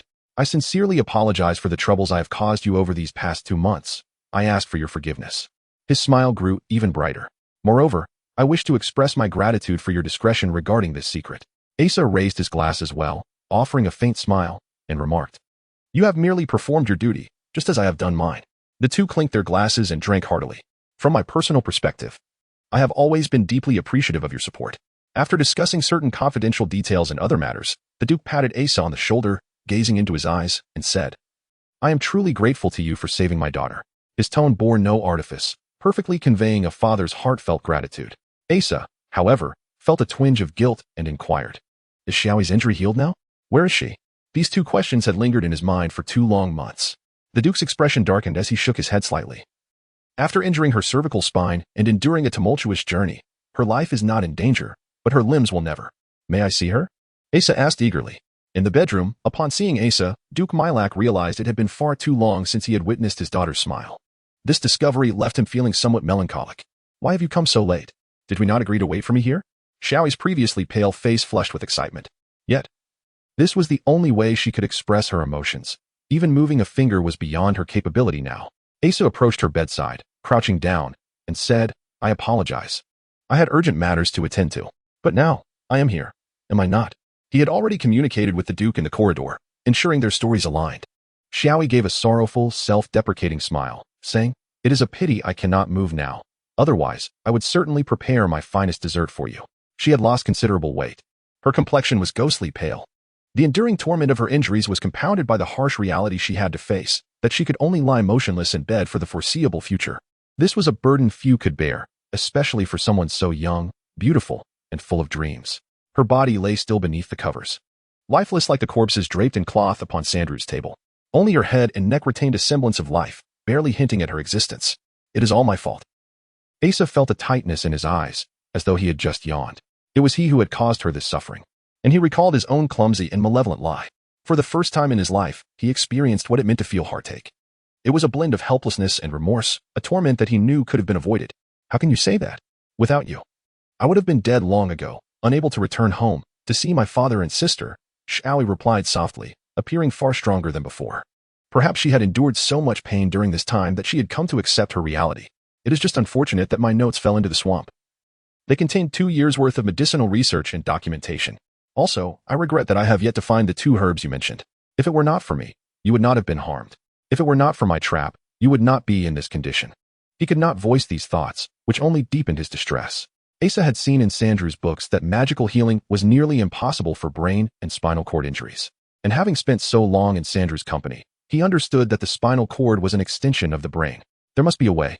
There has to be a method to heal you. Trust me," Asa said, looking at Xiaoi.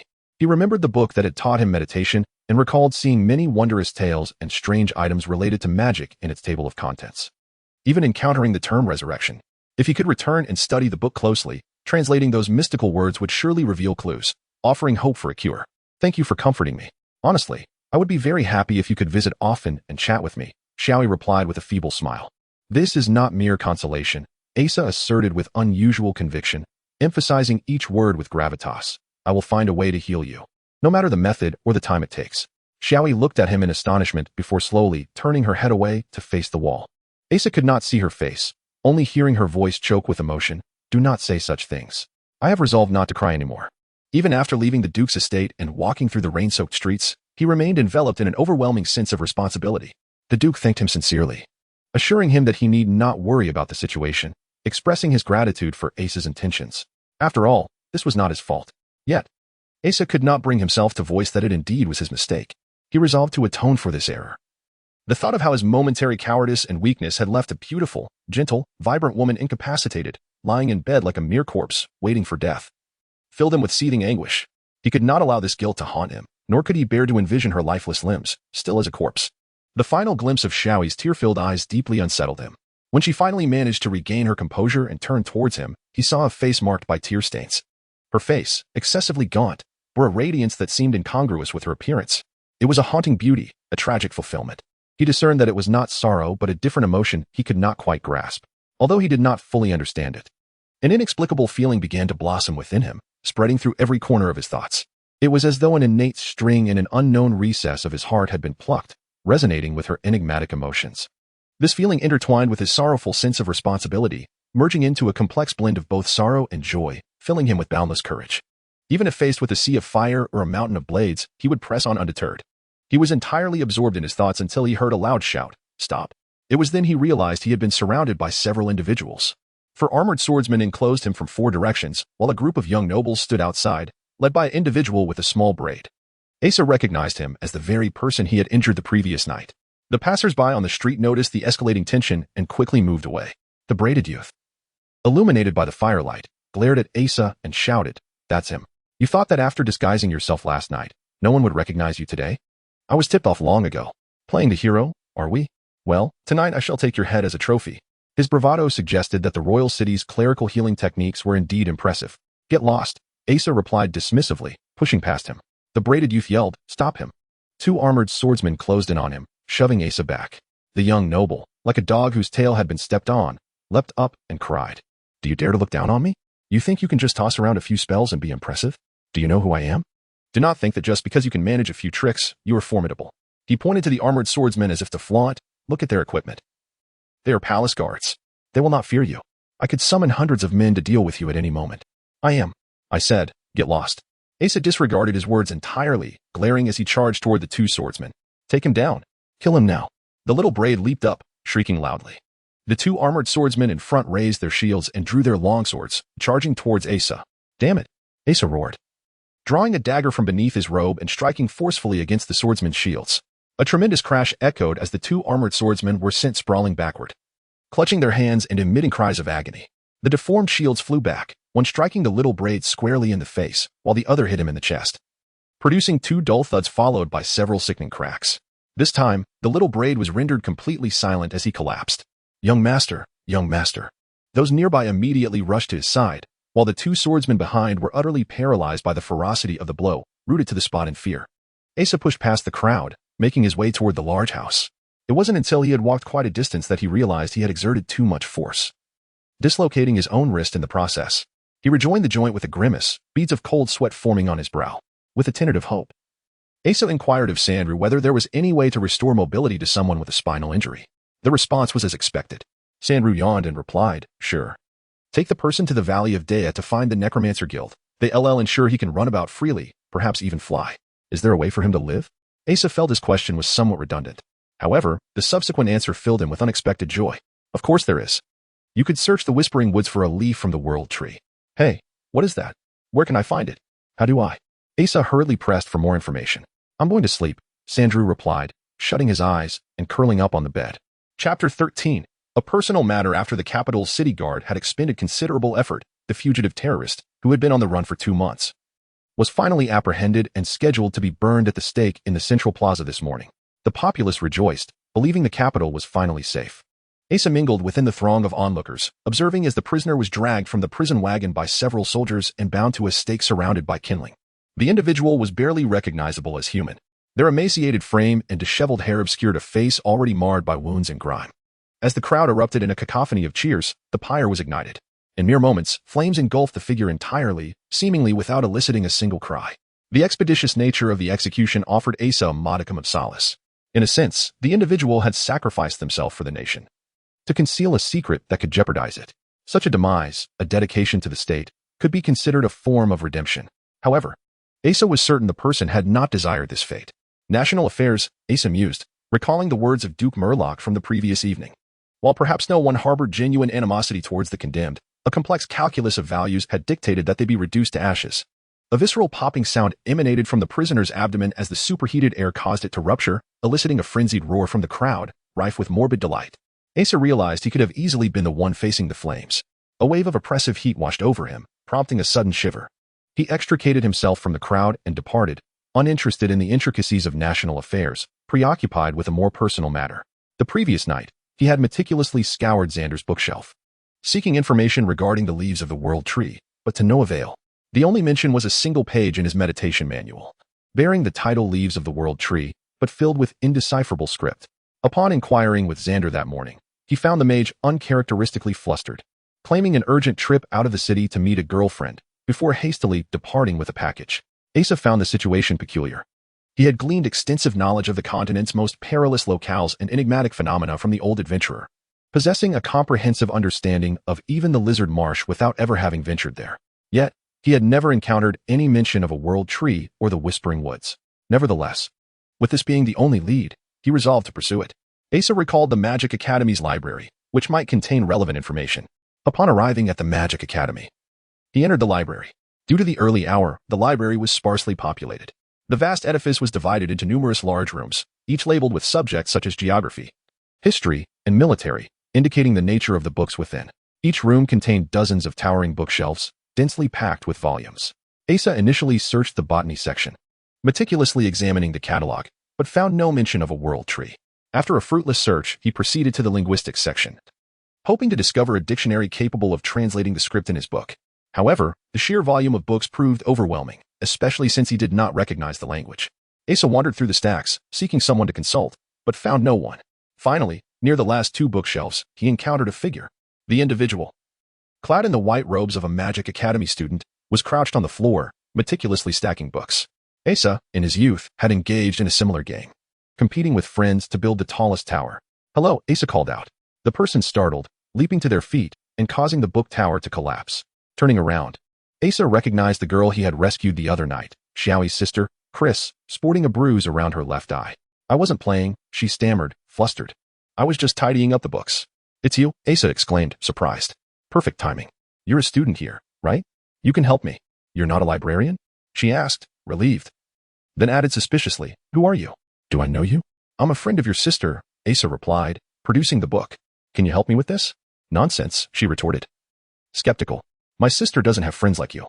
If you're going to flirt, at least make an effort to dress presentably." Asa sighed, donned his mask, and asked, "It's me. Remember?"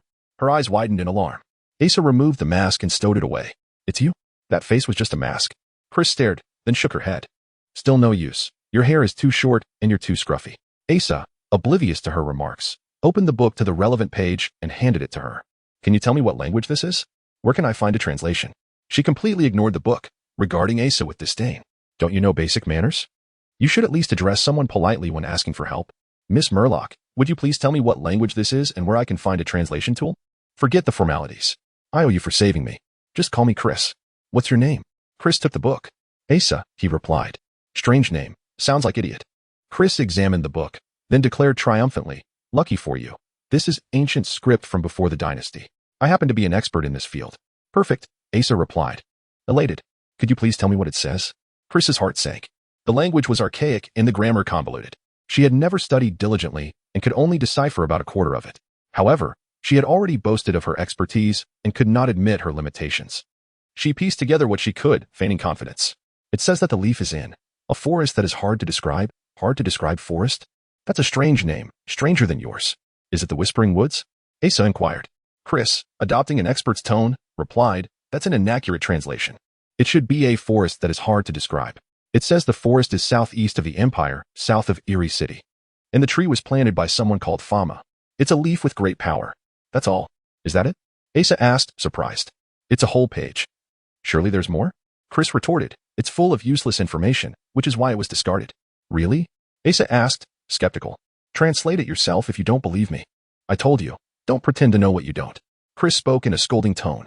At last, he discerned the location and the identity of the individual involved, prompting Asar to exhale a sigh of relief. He observed Chris, who was attempting to project an air of maturity. Today, she had restrained her hair from extravagant styling, merely tucking it beneath her robe. The absence of vibrant powders on her face revealed the pure beauty of her youth, though the bruises framing her eyes lent her an amusing appearance. Asar reached out to pat her head, playfully pinching her cheek as he said, "Thank you, my expert. I shall treat you to sweets in the future." "Ah, you rogue," Chris exclaimed, swatting his hand away. Asar chuckled and turned to exit the room. Suddenly, Chris dashed after him, blocking his path. How can you leave so abruptly after I assisted you? She inquired. I did say I'd treat you to sweets later. Did I not? Asar replied nonchalantly.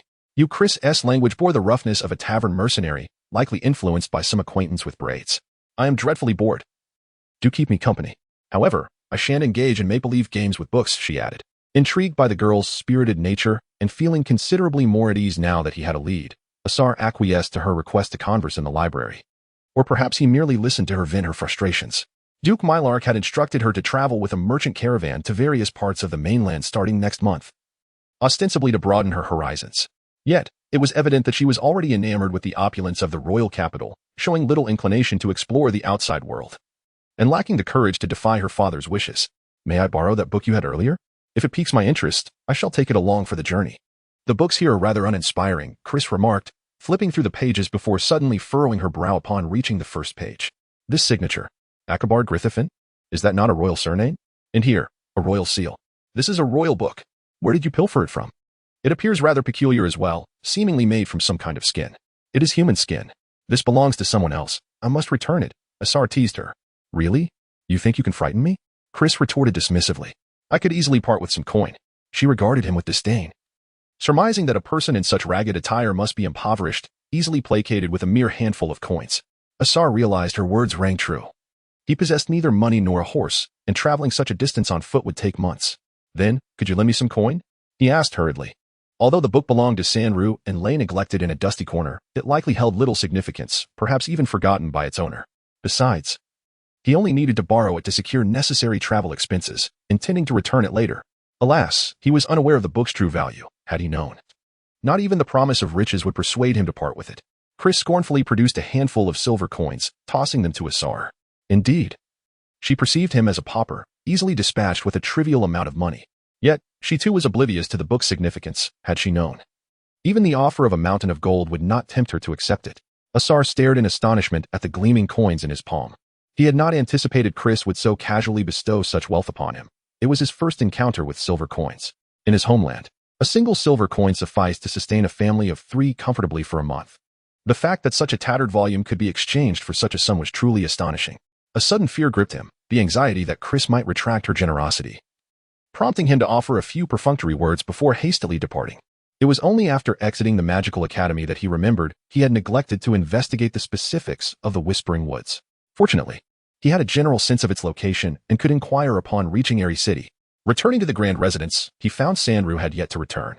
Asar was apprehensive of Sandru's potential reprimand regarding the work he owed him, and the matter of pawning the book for silver weighed heavily on his conscience. Thus, he left a note for Sandru, stating that he had ventured to the Whispering Woods to procure leaves from the World Tree, and would then purchase a horse and some adventuring supplies before setting off. After walking for a while, Sandru wobbled back into the house. Upon reading the note left by Asar, he emitted a strange cry. Surely, this cannot be troublesome, he mused, shaking his head as he pondered the content of the note, then waved it dismissively. With a swift motion, the note transformed into a wisp of smoke in his hand. Chapter 14. The night Asa reclined in the haystack, attentively listening to the growls emanating from his belly while inhaling the musty odor of the straw beneath him. Nearby, several burly men at the tables feasted on meat and guzzled ale, boasting about their valor on the battlefield and in the arms of women, their laughter echoing with accrued delight. The weapons of these men lay at their feet, some stained with discolored blood. Next to Asa lay a few frail men, resembling him in their half-conscious state. This was a mercenary tavern in Airy City, a gathering place for those lacking skills, willing to barter their lives for coin, whether as hired muscle or bodyguards, and some even as accomplices to bandits. The tantalizing aroma of meat contrasted sharply with the musty scent surrounding Asa, leading him to momentarily fantasize about a confrontation with the raucous men, envisioning himself rising in righteous fury to incapacitate them all and seize their leftovers. Alas, the men were wholly engrossed in their revelry, utterly dismissive of him. Moreover, he was not yet desperate enough to provoke a fight over mere scraps of meat. Earlier, a particularly jovial giant had treated the entire tavern to a round of drinks, a fleeting generosity that extinguished Ace's malevolent thoughts. The funds borrowed from Chris were sufficient. After acquiring a fine steed and essential supplies for his ventures, he still had remnants left. 10 days prior, he had encountered a hanged merchant in the wild, possessing 8 silver coins and over 30 copper coins, all that remained of the unfortunate man's wealth after being robbed by a gang of ogres, who spared his life but stripped him of his hard-earned goods. Asa had given the man his horse and coin, choosing to walk to Airy City. He found himself nostalgically yearning for the days spent in the wilderness, where sustenance was not a concern, Capturing a large prey could sustain him for days. Yet, in this city of humanity, everything bore a price. To acquire what one desired, one must exchange labor, time, and freedom, all the while possessing the necessary skills for such transactions. Otherwise, the only recourse was thievery, deceit, or robbery. Asa realized that he did not quite fit into this environment crowded with his kind. He lacked the customary adherence to societal norms and ways of life, such as being accustomed to following orders or engaging in actions devoid of personal significance to obtain meaningful rewards, like food. He also found it difficult to overlook the harshness of authority. The moment he considered the feelings of others, he hesitated to steal. The arts of thievery and deceit were beyond his grasp, requiring a callousness he could not muster, for it demanded an internal acceptance of one's inferiority, compelling one to resort to unscrupulous means to acquire what belonged to others. Nevertheless, humans are inherently social creatures. Despite his affinity for solitary existence, deep down, Asa yearned for connection and communication with his peers. Even while enduring hunger, he remained in this city where food was scarce, observing the lives of others, listening to the cacophony of the streets, which provided a tranquility unattainable in the wilderness. He was merely unaccustomed to the peculiar lifestyle imposed by this unfamiliar environment. Akin to a wild dog trying to adapt to the life of a domesticated pet, yet he relished the multitude of familiar scents. Thus, he remained in the city, hoping for a stroke of luck. Lacking other useful skills, he was still capable of manual labor. Perhaps he might glean some information about that cursed forest. He had been wandering the city for quite some time, inquiring about the whispering woods or the forest of unspoken words, but had come up empty-handed, even nearly being apprehended as a heretic. It appeared that heresy was a grave concern in Ares City, with soldiers conducting searches everywhere, occasionally seizing individuals amidst cries of despair. Suddenly, the tavern door swung open, and a young man stood in the entrance. All eyes turned towards him. He was not one of the patrons.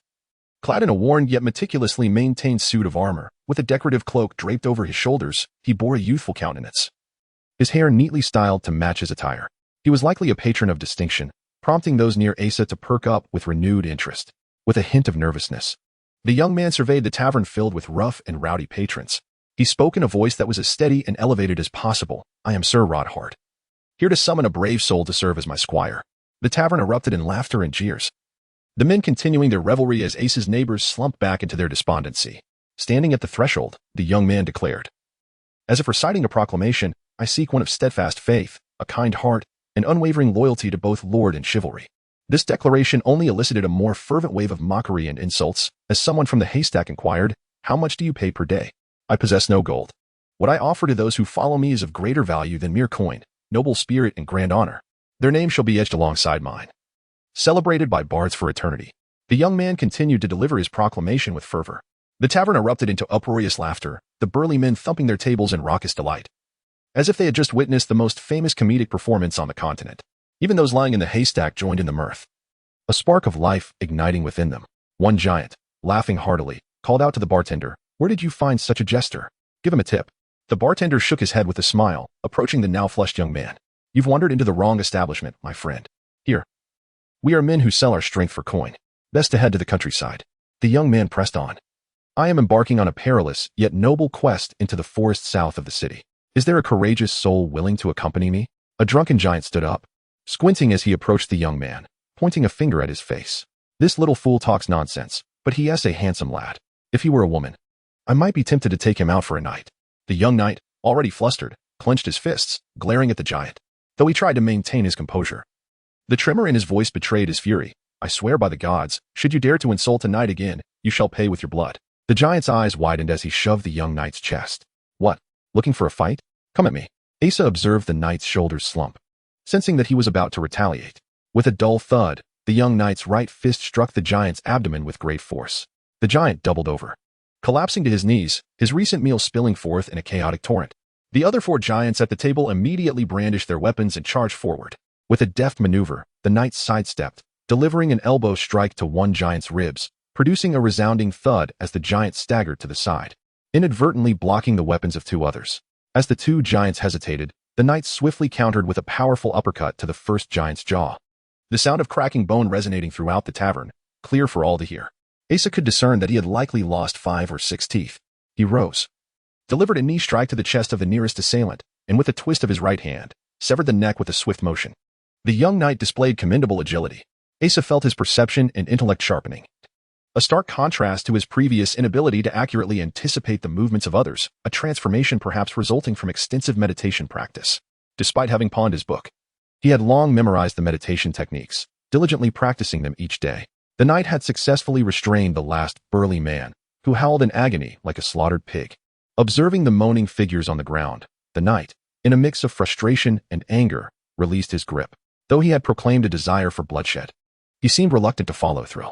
He turned towards the door, and the recently freed burly man picked up a sword, aiming for the knight's back.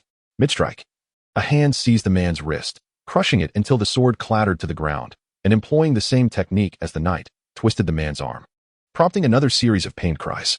Yet, before he could finish, a swift blow to the nape silenced him. "Are you headed to the woods south of the city?" Asa inquired. With no leads, and recalling that Chris had mentioned something about the south, he thought it prudent to accompany the young knight, and perhaps test his luck. The knight, filled with surprise and eagerness, asked, "Are you willing to accompany me?" Asa shook his head, replying, "I'm merely going to observe." The knight earnestly urged him, "Would you assist me in completing a task? If successful, I shall reward you." His aptitude for learning was evident. He recognized the mention of money. Yet he did not forget to emphasize his noble intentions. Moreover, it was a task of great honor. Asa furrowed his brow, contemplating that perhaps earning a meal wouldn't be so bad, and nodded in agreement. Exiting the tavern, the knight mounted his steed, while Asa ambled beside him, savoring the beef he had discreetly appropriated from the table of the burly men. The knight was quite exhilarated by his successful recruitment, incessantly inquiring about Asa's background and aspirations. Asa simply replied that he was a vagabond from the royal capital. "My dear Asa, your behavior is hardly befitting a knight squire. You resemble a beggar from the streets." The knight remarked upon noticing Asa licking the grease from his fingers after finishing the beef, evidently taken aback by his lack of decorum. He politely suggested a more refined demeanor. Asa wiped his hands on his clothing and retorted, "Must you speak in such a tone?"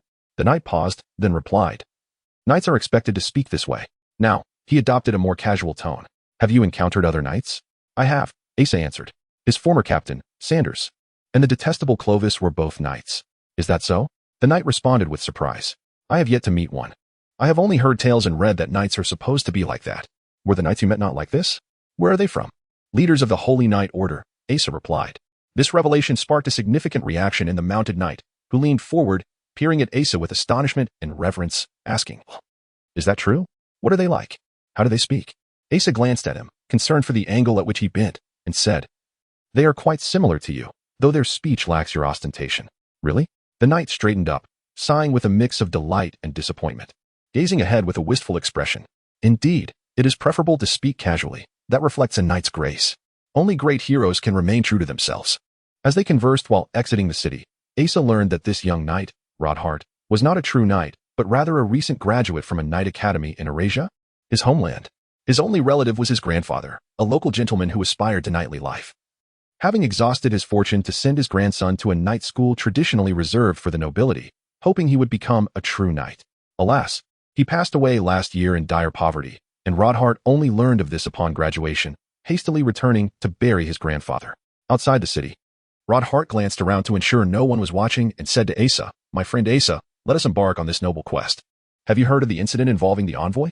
Asa shook his head. "No." The knight's face radiated with excitement, his youthful passion evident as he exclaimed, "I fortuitously overheard from the soldiers at the town hall. The envoy from the royal capital encountered a band of mountain bandits as he arrived just outside the city. The envoy has been taken hostage, and the bandits demand a hefty ransom from the local officials. The town hall is in chaos. If we can rescue the envoy before the army arrives, imagine the glory. Then I shall truly be a knight." His eyes sparkled as he looked at Asa, as if sharing in his joy. "You too may partake in this grand honor. I hope it won't take too long," Asa yawned, filled with the weariness of an elder.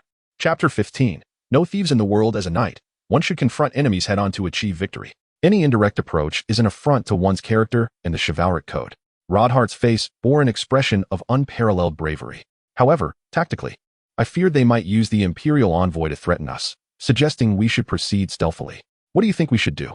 "Do as you wish," Asa replied bluntly. "I wish to preserve my identity as a knight while flawlessly completing the task at hand. I needed to devise a solution that would satisfy both objectives." Cradling my head in thought, I ultimately decided to infiltrate quietly. This approach would not violate the knightly principle of integrity, but rather emphasize the value of preserving life. Rodhart finally found a rationale that bridged both methods, elatedly determining our tactics, taking pride in his ingenuity. I now possessed a deeper understanding of chivalry.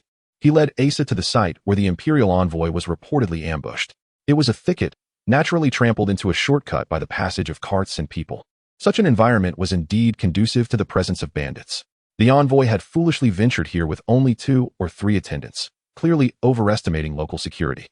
Rodhart surveyed the surroundings, exclaiming, "Thank heavens it hasn't rained." The local officials, fearing to alarm the bandits and endanger the envoy's life, haven't dared to send anyone to investigate. He boasted, "Now, I can utilize the tracking techniques I learned at school to uncover the bandits' trail." He bent down, scrutinizing the ground and grass intently. After a considerable time, he stood, rubbing his aching back, incredulous. "There are no traces whatsoever. Those soldiers at the town hall took my money and deceived me. It's right here." There are only about 10 of them, and they are not mounted. They are escorting the envoy on foot. Asa had already noticed the footprints and the flattened grass. "Follow me." Asa delved deeper into the thicket, with Rodhart hastily trailing behind. Within the woods, Asa effortlessly discovered the bandits' trail, tracking it with ease. For someone who had once played a chase game with a werewolf in the continent's most perilous wasteland, this task was exceedingly simple. The signs were so evident to Asa. They appeared almost labeled for his convenience. He darted through the forest, moving with the grace of an animal in its territory, while Rodhart, encumbered by his steel armor, struggled to keep pace.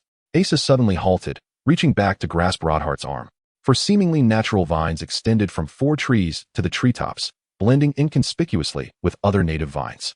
This trap was evidently sophisticated and designed for humans. Traps for animals need not be concealed so expertly, nor placed where the bandits had previously moved.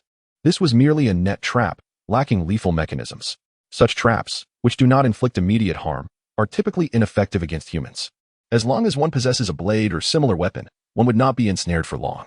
This implied that there must be a warning bell or similar device to alert the trap setter, indicating that the bandit's hideout was likely nearby. Asa advised Rodhart, "Remove your armor. It's too cumbersome and will hinder your speed." Rodhart, however, shook his head. "No, this is a knight's emblem. Then keep up with me, or if you cannot, try to delay the bandits yourself." Asa found such obstinacy troublesome and chose to disregard him, confident that he could handle a dozen bandits with his skills. Asa picked up a larger dead branch and hurled it toward a clump of underbrush. With a whoosh, a large net suddenly rose from the ground, gathering in the treetops. While a distant gong echoed, Asa immediately discerned the sound's direction and distance. He dashed sideways, preparing to stealthily approach the bandit's lair. Rodhart managed to follow for a few steps, but watched as Asa, agile as a wildcat, darted through the undergrowth and vanished. He sighed in resignation and returned to the trap, awaiting the bandit's arrival. After a swift run, Asa soon spotted a small clearing in the forest, featuring several simple thatched huts. Alongside dying campfires and a few wooden shacks nestled in the trees, clearly the bandits' encampment. However, the simplicity of these shelters revealed the bandits' lack of professionalism. They resembled a ragtag group of opportunists. Asa devised a plan. There was no need for stealth. He would charge in and take them down one by one. Through the trees and brush, he could already see several figures, and with a sudden burst, he surged from the thicket. Yet, he quickly realized he had no idea which one to attack first. Several elderly men, clutching firewood, stared blankly at him. Their tattered clothing scarcely concealed their frail bodies. Faces etched with the lines of hardship, their backs bent and waists unable to straighten, they stood there as if they could collapse at any moment without further provocation. A few snot-nosed children called out from the treehouses, some clad in tree bark, others completely bare. One boy, urinating, enthusiastically aimed at Asa as he emerged from the underbrush. Exclaiming loudly, although regrettably, his aim was not as impressive as he had hoped. Hearing the children's cries, a dozen women emerged from the huts and treehouses, carrying animal skins. They gazed at Asa with surprise rather than fear. One woman approached him. She was a middle-aged woman, her attire relatively intact. Her hair tied back with a bundle of straw. Her simple yet astute visage suggested a shrewdness characteristic of a leader among them. She inquired, "Young man, did you trigger the alarm bell?" "Ah," Asa replied, bewildered. He was utterly unsure how to respond. It was inconceivable to charge into this gathering of elderly, children, and women in a violent frenzy. The woman scrutinized Asa and asked, "Are you lost? You don't seem to be from around here. Are you a wandering outsider?" "Oh." Asa nodded in agreement. His knife was hidden beneath his cloak, and he still wore the old robe given to him by Sandrew. As for his hair, beard, and face, he paid them no mind. He likely did not appear as someone of status. "Are you hungry? Come inside for some soup to warm yourself," the woman offered, displaying the hospitality of rural folk. "My husband and his friends have gone to check the trap you triggered. It is merely a device intended for soldiers, and they should return shortly." If not for being deep within these woods, there was nothing here that resembled anything more than a quaint rural village. Asa recalled that Rodhart was still waiting back there. If he encountered the woman's husband and his companions, a confrontation would surely ensue. The knight's steel armor and sword made his intentions abundantly clear. He turned to retrace his steps. After only a few paces, he spotted over 20 men approaching. Similarly clad in tattered garments, armed with pitchforks and hoes, only two bore short swords and bows. Rodhart was surrounded by them, conversing amiably with the men. Upon seeing Asa from a distance, he waved enthusiastically. As they drew near, Asa fixed his gaze on Rodhart and asked, "What is happening here?" Rodhart, grinning like a child, responded, "Misunderstanding, misunderstanding. These are just my neighbors from nearby villages. I have not seen them for several years. This is Hunter Levin, and this is Brother Baum." As I introduced each man sitting beside me, I felt like a wayward son returning home with friends. After gathering around the campfire and conversing for a while, I learned that they were all villagers from nearby hamlets. Unable to endure the sudden increase in taxes over the past few months, they had retreated into the mountains, subsisting on hunting and occasionally robbing passers-by. Yesterday, they spotted a richly dressed man accompanied by several attendants at the forest's edge, mistaking him for an ordinary wealthy individual. And they captured him. Little did they realize he was a commissioner dispatched from the royal capital, sending the local officials into a state of alarm. It was imperative to release him. Kidnapping a court minister was utterly unacceptable, advised Rodhart. "No way," came the immediate dissent from some. Asa recalled that this was Brother Baum, the rotund, bald man introduced by Rodhart. His plump face bore no traces of hardship, and he was said to have once been a butcher. The fat he had accumulated over the years was now an inseparable part of him, unlikely to alter even in the face of starvation. He was the first to speak against the idea of release. Simply letting him go is out of the question. With such a significant incident, will the local officials spare us? They have exploited us mercilessly. If we make them lose face before the commissioner, they will seek our destruction. We plan to seize this opportunity to extort some money from those officials, then escape to distant lands. His sentiment echoed the thoughts of many, garnering considerable agreement. But that is illegal, another voice interjected. As subjects of the empire, we must abide by the law. Moreover, I have heard that the commissioner is a learned theologian. As believers in God, how can we commit such acts? Rodhart, sensing that a knight's involvement in this discourse was unbecoming, endeavored to clarify his stance. If the local officials could legally starve us, then what does law mean? Levin, the hunter and leader of this band, interjected. He was a wiry man, devoid of any excess fat, almost as if he could squeeze iron from his very being. His skin was dark, his hair bound in an eccentric manner, and his face painted in vibrant hues, adorned with a small goatee. When my grandfather was alive, those officials still showed some restraint. But it seems recent actions from above are provoking them to extract money from us. First, they raised the land tax, then doubled the business tax. And now they claim these woods belong to the state, demanding taxes for hunting within. We have ceased all activities, barely managing to survive. And yet they still want us to pay a head tax, threatening us with accusations of heresy should we refuse. They have forced us into this position with their laws. And you expect us to abide by them? Rodhart shook his head. This is merely the folly of local bureaucrats. The distance from the capital emboldens them to act with such impunity. The commissioner has been sent to oversee them. If we present our grievances clearly, explaining our dire situation, he will surely grant us justice. The woman who had just beckoned Asa was Hunter Levin's wife. With a woman's intuitive insight, she remarked, "Little Rodhart, you have spent too long in that school, absorbing rigid doctrines. What are those doctrines? Just a few words, mere ink on paper. What we see are the realities. Consider this. Is the commissioner closer to those corrupt officials or to us? Will he dine and sleep in our homes? Do you believe they will protect us?" Rodhart stubbornly shook his head. "No, justice will prevail and righteousness will be upheld. Malevolent forces will undoubtedly face their due punishment. My grandfather instilled this in me. I have lived 70 years and have yet to witness what justice and righteousness truly are," an elderly man remarked, his few remaining teeth causing his words to sound distorted. Yet they carried a weight of truth. He surveyed those around him, emphasizing his age, 70 years. Rodhart's face flushed, whether from excitement or something else, resembling the demeanor he bore in the mercenary taverns of the city. He asserted with conviction, "No, it must exist. My grandfather taught me this too." Suddenly recalling a potential ally beside him, he turned earnestly to Asa. "My friend Asa, surely you believe in the principles of justice and righteousness in this world?" Asa furrowed his brow, searching his memory, and replied cautiously and honestly, "It seems I have never heard of such things." "No, they must exist." Rodhart, undeterred by his solitary struggle, rose with fervor. "Consider this. If we politely escort the commissioner back, and he sees that we could have extorted money but chose not to, he will be moved by our sincerity and will champion our cause. You must understand, I have heard this commissioner once engaged in studies at a theological seminary. He must possess profound wisdom and a grand heart." The crowd remained silent, perhaps reluctant to dampen his enthusiasm. After all, what good would extorting money do? They would still have to leave their homeland, hiding in distant places, never to return to their beloved land. Moreover, they would live in constant fear of discovery and capture. Was such a life truly desirable? As long as the commissioner could help adjust the taxes and punish the local officials, they could return to their former way of life. The villagers stirred. His words held allure. For a native villager, the attachment to one's homeland and way of life was irreplaceable. Perhaps he spoke some truth. Some began to voice their agreement with him. Rodhart nearly pleaded, "Please, trust me. I vouch for this with my honor as a knight and my grandfather's name." This assurance carried weight. Rodhart's grandfather held considerable esteem among the villagers. They began to exchange thoughts, debating among themselves. After a lengthy deliberation, Hunter Levin finally nodded.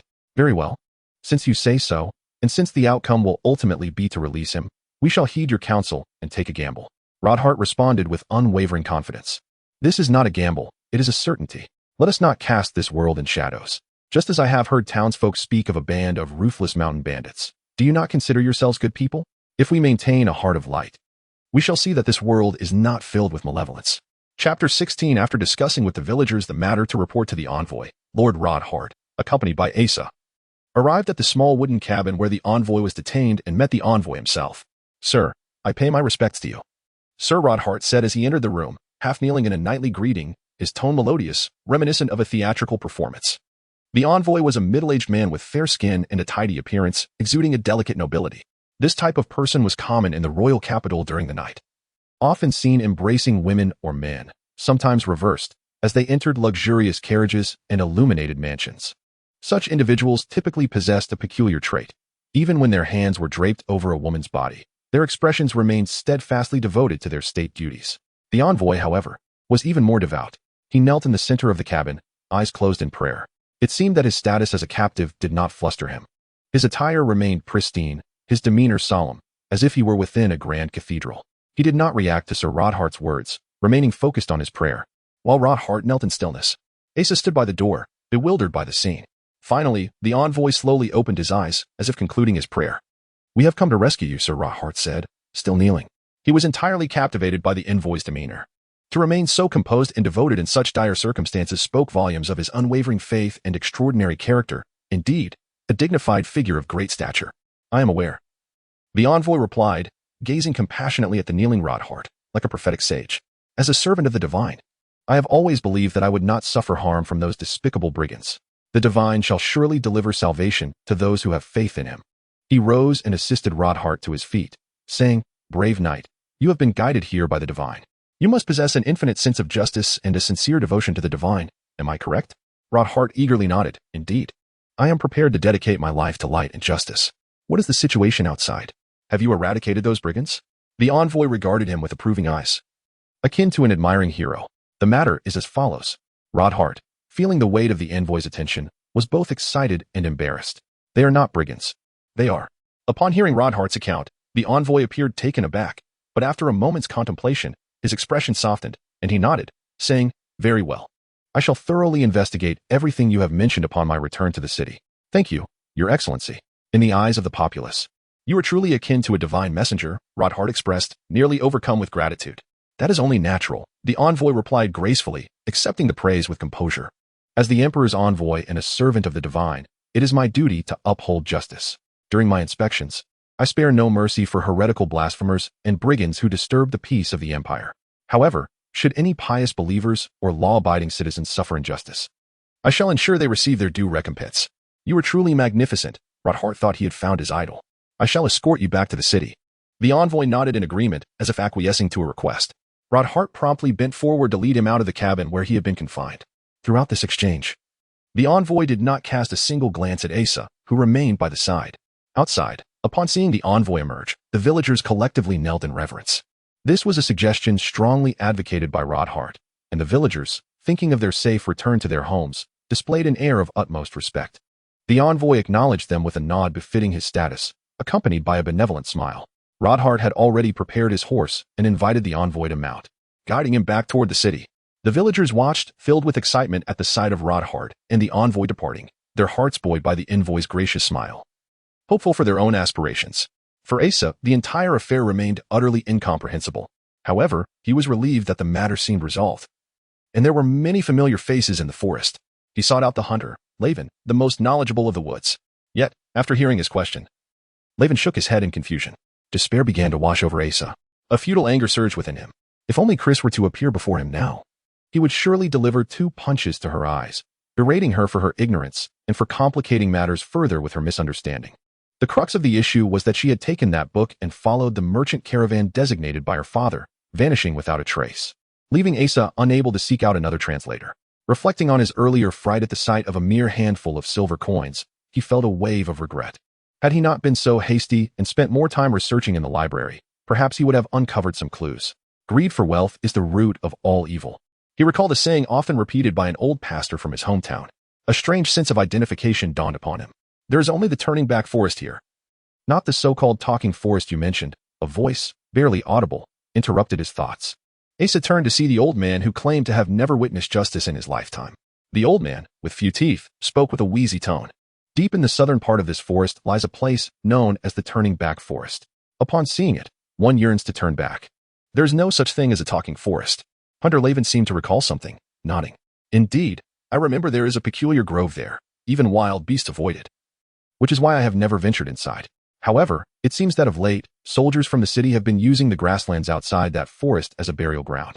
I have occasionally seen them interring bodies there. What kind of forest is it? Asa inquired, sensing a potential lead. Why does it provoke a desire to turn back? Why was I not informed of this when I inquired in the city? Laven shook his head. That forest gives an uncomfortable feeling. Locals steer clear of it. Moreover, that forest, it feels like. He frowned, struggling to find a fitting metaphor, but ultimately shook his head in frustration. Unable to articulate it. It resembles a most unpleasant person. One feels powerless against them, so one refrains from even contemplating them, he finally concluded. Asa frowned, repeating the old man's words. Like an unpleasant person? Not to think of it. This analogy regarding the forest is perplexing. That feeling is. Hunter Laven frowned again, searching within his limited vocabulary for another metaphor. Asa, fearing that the analogy would become increasingly obscure, interjected, it matters not what it resembles. Please take me there tomorrow. Brother Rod has returned.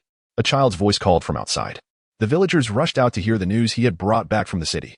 Rod Hart found himself encircled by a throng, his countenance radiant with the exuberance reminiscent of a child returning from a victorious village match. Eagerly proclaiming to all, the envoy has decreed that we shall gather tomorrow noon on the meadow to the east of the forest. He will arrive alongside the local officials to publicly announce a pardon for our actions and to absolve us of our taxes. A wave of jubilant cheers erupted from the crowd. I told you there is justice in this world, didn't I? Surely, you all believe now? Rod Hart glanced around, his spirits soaring as he reveled in the triumph of his convictions. The crowd, immersed in their individual ecstasy, paid little heed to his words. However, the elderly man conversing with Asa did not share in the merriment. He listened intently to Rod Hart's proclamation. Shaking his head, he muttered to himself as if in a soliloquy. In my 70 years, I have never witnessed such a spectacle. Turning to Asa, he emphasized, 70 years. Asa nodded earnestly. The Lost Woods lie just beyond this point. The old man informed Asa, his words muffled by the wind, imbued with an air of foreboding, as if he were a seer interpreting an ominous omen. Chapter 17. Pillars of the Nation. The following day dawned with resplendent sunshine, mirroring the villagers' elevated spirits. They were finally on the cusp of returning home to resume their former lives. The previous evening, they had exhausted their accumulated grain reserves to host a celebratory feast, during which Brother Bump had unveiled a long-cherished cask of wine. The entire community had coalesced around a bonfire, engaging in spirited song and dance. While not participating directly, Asa was nonetheless moved by their unadulterated joy and profound attachment to their homeland. At the crack of dawn, the villagers, young and old alike, laden with their possessions, began their trek toward the eastern meadow, poised to receive the promised pardon and tax exemption. The imperial envoy had stipulated that absolution would only be granted in person, necessitating everyone's attendance. Throughout the journey, Rod Hart ceaselessly extolled the virtues of the imperial envoy, emphasizing his erudition and noble character. He was, reputedly, a renowned aristocratic scholar from the royal capital, engaged in theological research at the seminary and the author of several treatises on faith and divinity. Rod Hart was utterly captivated by these credentials. His role in extricating such a distinguished figure from adversity, while simultaneously resolving the villagers' plight, filled him with an elation that had persisted unabated since the previous day. After traversing the forest for an extended period, nearing midday, Asa and the villagers emerged from their wooded enclave and arrived at the meadow designated by the imperial envoy. Upon entering the clearing, Asa's gaze was immediately drawn to the forest across the expanse, identified by the elder as the Whispering Woods.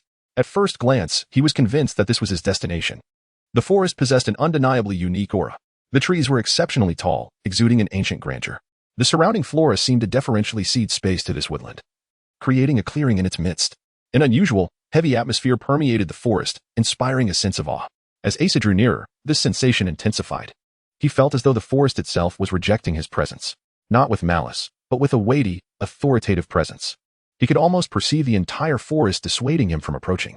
Despite the absence of overt hostility, the sheer weight of its presence was palpable. Upon closer inspection, Asa recognized the forest's immense scale and majesty. Each tree required the combined reach of several individuals to encircle. The gnarled, colossal trunks and boughs evoked a sense of timeless magnificence. Wisps of mist drifted through the undergrowth, and shafts of sunlight pierced the canopy, creating luminous columns that bisected the ethereal haze. The forest was devoid of any avian or animal sounds. Keep away from this place. Asa could almost hear the forest's silent entreaty. Now so close, he could practically feel the oppressive weight of its presence. He recalled the hunter Levin's perplexing metaphor, which now struck him as perfectly fitting. It was indeed akin to being scrutinized by an ancient, imposing deity, discouraging approach and making even the recollection of such formidable grandeur a burden. Is this it? The Whispering Woods, Asa murmured, half to himself. Yes, this is the Whispering Woods, replied a voice that sounded like a multitude of individuals desperately whispering in unison. Turning, Asa noticed that the villagers had halted some distance away, forming a huddle in the center of the meadow, none daring to look in his direction. The peculiar voice emanated from a figure standing nearby, also facing the enigmatic forest. The individual was clad in a scarlet robe, reminiscent of the attire Asa had donned when disguised as a hunchbacked cripple in the royal capital, designed to conceal every inch of the wearer's form. However, unlike Asa's disguise, this person's face was exposed. The face itself was unremarkable, the kind one might encounter on any street. It possessed conventional features, expressive eyes, and a lively demeanor. Yet, Asa sensed that this face was incongruous with the strange aura that emanated from the individual. The face, like a robe concealing thousands of decaying, venomous snakes, exuded a perilous, almost cadaverous air. Do you wish to enter? The robed figure inquired in his peculiar voice. Yes, Asa replied warily. The robed figure, seemingly unconcerned by Asa's apprehension, continued to gaze into the depths of the forest. Rest assured, I shall lead you inside shortly. His voice, though not loud, seemed to be forced from his throat, a rasping sound akin to the collective lamentations of countless souls. A sudden chill ran down Asa's spine. The villagers, for their part, remained oblivious to Asa's encounter. Instinctively, they avoided looking toward the forest. Even a fleeting glance evoked an undeniable sense of repulsion, causing them to avert their gaze and abandon any inclination to discuss it. Their attention was now focused on an approaching sound. The thunder of hooves grew louder, and scores of cavalrymen emerged from the forest. The Imperial envoy has arrived, Rodhart announced, identifying one of the figures as the envoy himself. Why so many? The hunter Levin muttered, his unease growing as he observed the fully armed and armored soldiers. It can't be. Nonsense. The Imperial envoy promised to pardon us. A man of his stature and learning would never renege on his word. He was startled last time, so he's simply taking precautions, Rodhart reassured them. However, the cavalrymen clearly served a purpose beyond mere protection. They charged toward the villagers, fanning out to encircle them. The Imperial envoy and a portly official then rode forward. Imperial envoy, what is the meaning of this? Rodhart inquired. Sir Knight, you may step forward, the Imperial envoy said with a nod. Rodhart approached cautiously. Given your noble character and refined education, we shall overlook your association with these brigands. And them? Rodhart asked tentatively. They, of course, shall be executed, the Imperial envoy replied matter-of-factly. A collective cry of anguish erupted from the villagers. But you promised to pardon them, Rodhart protested. The Imperial envoy, with an air of condescension, tapped his temple. That, my dear friend, is the essence of wisdom. Had I not made such a promise, would they have released me? My words were not a sincere commitment, but a clever stratagem. The portly official, his voice dripping with admiration, exclaimed, Your Excellency, your cunning is unparalleled. Had you taken to the battlefield, you would have been an invincible general. A man of such diverse talents is truly a pillar of our nation. The Imperial envoy smiled and nodded modestly. I am but a scholar, unsuited for the brutalities of war. As for pillars of the nation, Master Dort, you too may be counted among them. In my travels, I have found this region to be among the most orderly, and the construction of the chapel is a testament to your piety. Yesterday, they all apologized to you, acknowledging their transgressions. Does this not demonstrate that they remain good-hearted folk? Rodhart pleaded on his knees, the turn of events a stark contrast to his expectations. Indeed, I recall, and as a reward for their apology, I shall execute them all simultaneously, sparing them the agony of losing their loved ones. You see, when dealing with heretical villages, It is customary to execute the children first, inflicting the greatest possible anguish upon those who disrespect the divine and cleansing their wicked souls.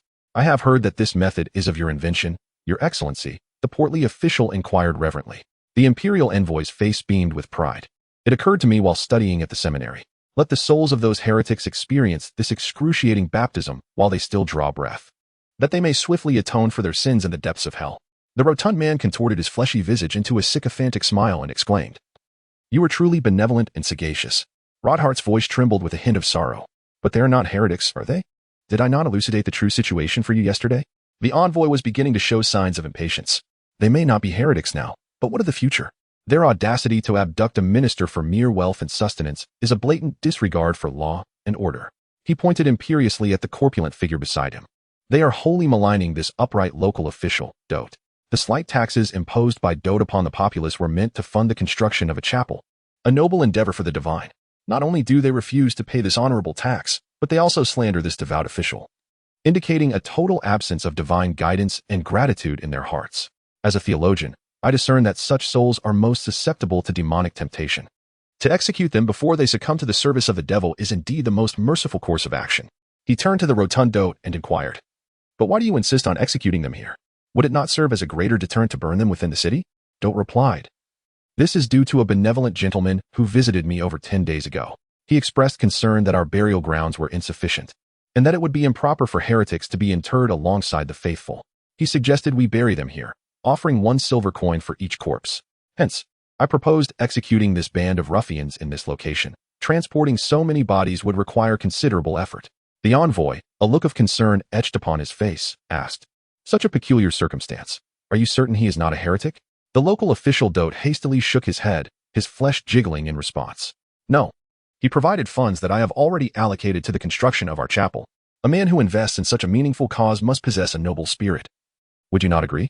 The envoy nodded and turned to the trembling villagers, speaking with a tone of condescension. "You see, your corpses will contribute to the construction costs of the city chapel. This is your honor." He gestured to the cavalrymen with a ceremonial wave. "Now, execute them." Dozens of cavalrymen unsheathed their weapons and advanced upon the defenseless villagers, most of whom were elderly women and children, slaughtering them like livestock amidst screams and cries, mingled with their spilt blood. "Stop!" Rodhart sprang to his feet. Instantly, 3 cavalrymen leveled their swords at his throat, while another struck him down with the hilt of his sword. The envoy, observing the scene, lamented, "It appears your loyalty to the law and faith in the divine pales in comparison to your sympathy for these ruffians. Despite your previous merits, I am compelled to execute you as well, lest you tarnish the illustrious title of knight." Though he had been kidnapped yesterday, a mere ruse had allowed him to effortlessly capture this band of brigands. Listening to the anguished cries of the heretics, the envoy began to believe there was merit in Dote's words. Perhaps he truly was destined to become a general. Suddenly, he spotted a figure sprinting from the edge of the distant forest and, assuming a commanding demeanor akin to that of a general, waved to the nearby cavalryman. "There lies another foe. Who shall claim his head?" Chapter 18. Can you assist me? Asa exclaimed, sprinting forward. 3 cavalrymen raised their swords and charged towards him, shouting as if they were pursuing prey. The earlier exuberance of the imperial envoy had instigated their eagerness for achievement. As they closed in, Asa conjured a fireball that struck one of the cavalrymen squarely in the face, causing him to tumble off his horse. The other 2 cavalrymen, taken aback, provided Asa the opportunity to leap onto one's horse and vault over them, continuing his relentless advance. Ahead lay the circle of cavalrymen mercilessly slaughtering the villagers. The grass was already stained crimson with blood, and the anguished cries of the villagers were dwindling. Asa plunged into the fray, mounting a horse and swiftly dispatching 2 more cavalrymen with his blade. The remaining cavalrymen, thrown into disarray, rushed to confront him, scattering their formation. Seizing the moment, Asa dashed through the gap. Before him sat the imperial envoy and the local official, both observing the carnage with unsettling calm. Confronting such a multitude of adversaries alone was an insurmountable task. It was evident that he needed to confront the commanders. The 2 men scarcely had time to react before Asa seized them, yanking them down from their mounts. He immediately pressed his blade against the envoy's throat, commanding, "Do not move." The cavalrymen halted at once. In the pool of blood, a few children remained standing, covered in blood yet seemingly unharmed, their cries echoing amidst the chaos. The villagers had shielded the children behind a protective barrier of their bodies. Only the hunter, Levin, continued to fight valiantly after wresting a weapon from one of the cavalrymen, though he had already sustained several wounds and knelt, gasping for breath amid the bloodshed. Remarkably, the envoy did not display overt panic. He maintained his scholarly demeanor and official authority, speaking with an air of disdain, "You wouldn't dare harm a single hair on my head. The soldiers here witness your actions, and should you dare to harm the Emperor's appointed envoy, you will become a wanted criminal throughout the empire. Your family will." He abruptly ceased his speech with a sound akin to a pig's squeal, as Asa broke one of his fingers, coldly replying, "I have no interest in harming anyone's hair." Gasping, the envoy struggled to preserve his tone, saying, "You dare to harm a cleric? Such an act will incur." He was interrupted again by the agonizing sensation of two more fingers being twisted, the bones pulling at an unnatural angle, causing his entire arm to convulse with pain, eliciting a primal scream. "Order them to dismount and lay down their weapons." Quickly, Asa tightened his grip on the envoy's remaining fingers. "Lay down your arms. Do it now." The envoy shrieked, tears and snot streaming down his face. Suddenly, a faint rustle echoed behind them. Asa spun around and struck the face of a cavalryman attempting a surprise attack with his blade, sending him sprawling to the ground, bloodied and howling. A few bloodied teeth flew towards the local official, who halted his search at his waist and knelt, drenched in sweat. Asa had used the flat of his blade, likely fracturing the soldier's facial bones. He had no desire to kill indiscriminately. The cavalrymen he had felled were not mortally wounded. "All of you dismount and drop your weapons. I shall not repeat myself." Asa tightened his grip on the envoy's fingers, prompting the envoy to weepingly echo, "Dismount, drop your weapons." His previous confidence evaporated. "Are you fools going to watch him kill me?" The cavalrymen hastily dismounted, casting aside their weapons. Asa surveyed the remaining villagers, noting several were grievously injured. Even if allowed to flee, their escape would be limited. Releasing the envoy's hand, Asa pressed his blade against his neck, demanding, "Do you possess any seals, documents, or tokens? Produce them." "Yes, yes," the envoy stammered, trembling as he reached into his cloak to retrieve a seal, behaving as obediently as the most compliant child. Rodhart had managed to rise from the ground, gazing at the corpses strewn about. The villagers who had once rejoiced at the illusions he had crafted the previous night were now being slaughtered like livestock in the very place they had hoped for. He covered his face in anguish, shaking his head slowly, his voice thick with grief. How could this happen? Asa snatched the seal and tossed it to Rodhart, instructing, "Gather a few horses, take the survivors and the wounded into the city to find a doctor. If questioned along the way, show them this seal and declare it is the envoy's command. The envoy has eradicated the heretics in the forest and will pursue further. He will return in a few days, and these are merely the wounded. Once you are finished, leave here. The farther away, the better." The seal fell at Rodhart's feet. Yet he did not even glance at it. He buried his face in his hands, his fingers tracing lines of anguish across his features, as if attempting to erase his very visage. Tears flowed through his fingers. He remained silent, his entire frame trembling. Suddenly, Asa delivered a fierce kick to his face, shouting, "If you wish to weep, do so elsewhere. Are you intent on crying these people to death?" His movement caused the blade to graze the envoy's neck, prompting a sound of terror akin to a sheep and pig's cry, soaking his trousers in fear. Rodhart, struck by the kick, rolled on the ground, motionless. After catching his breath, he rose abruptly. His brows furrowed with determination. He bit down hard on his lower lip, his teeth stained with blood, unsure if it was his own or from the kick. The tears on his face blended with a tragic valor. Swiftly, he retrieved the seal, attended to the wounded villagers with makeshift bandages, and gathered several cavalry horses, assisting them onto their mounts. Asa observed the remaining horses, a thought stirring within him, and asked the hunter Levin, "Are your injuries severe? Can you still move?" "I am not dead yet," Levin replied, covering his wounds. "Though the injuries are deep, I am strong enough to endure." Asa gestured for him to approach, placing a hand over the wounds, exerting his utmost effort to invoke a healing spell. His interest in healing was minimal, and his practice scarce. This was the extent of his capabilities. "Drive all the horses away, as far as you can. The city lies far off. Even riding will take half a day. If we can scatter the horses, it will buy the fleeing villagers precious time. Even if we cannot maintain control of the situation." Levin turned to herd the horses, and as he passed the local official, he suddenly seized him and beat him mercilessly until he collapsed. Then he turned to herd the horses away in a flurry. As Rodhart led the villagers to safety, Levin drove the horses into the forest. Asa finally exhaled, and the pin-up rage within him erupted. He grasped the local official by the flesh of his neck, dragging him to kneel beside the envoy, positioning his blade across their throats, demanding, "I shall decide to execute one of you. The other shall serve as a hostage. Speak amongst yourselves. Who shall meet their end?" "He should die," they both proclaimed in unison. "He held a higher rank than I, and all of this was his doing. He was the one who ordered the slaughter of these bandits." Dote's corpulent frame trembled, his voice resembling the squeal of a distressed pig. "I am but a minor official. I was merely following their orders. I am leaner than he is, making me a more suitable hostage." The imperial envoy, ever the scholar, knew how to accentuate his strengths. He even brandished the hand with fingers broken by Asa, as if flaunting a remarkable achievement. "You see, I have already been reduced to this state. I I do not wish to die. Tears and mucus streamed down his face.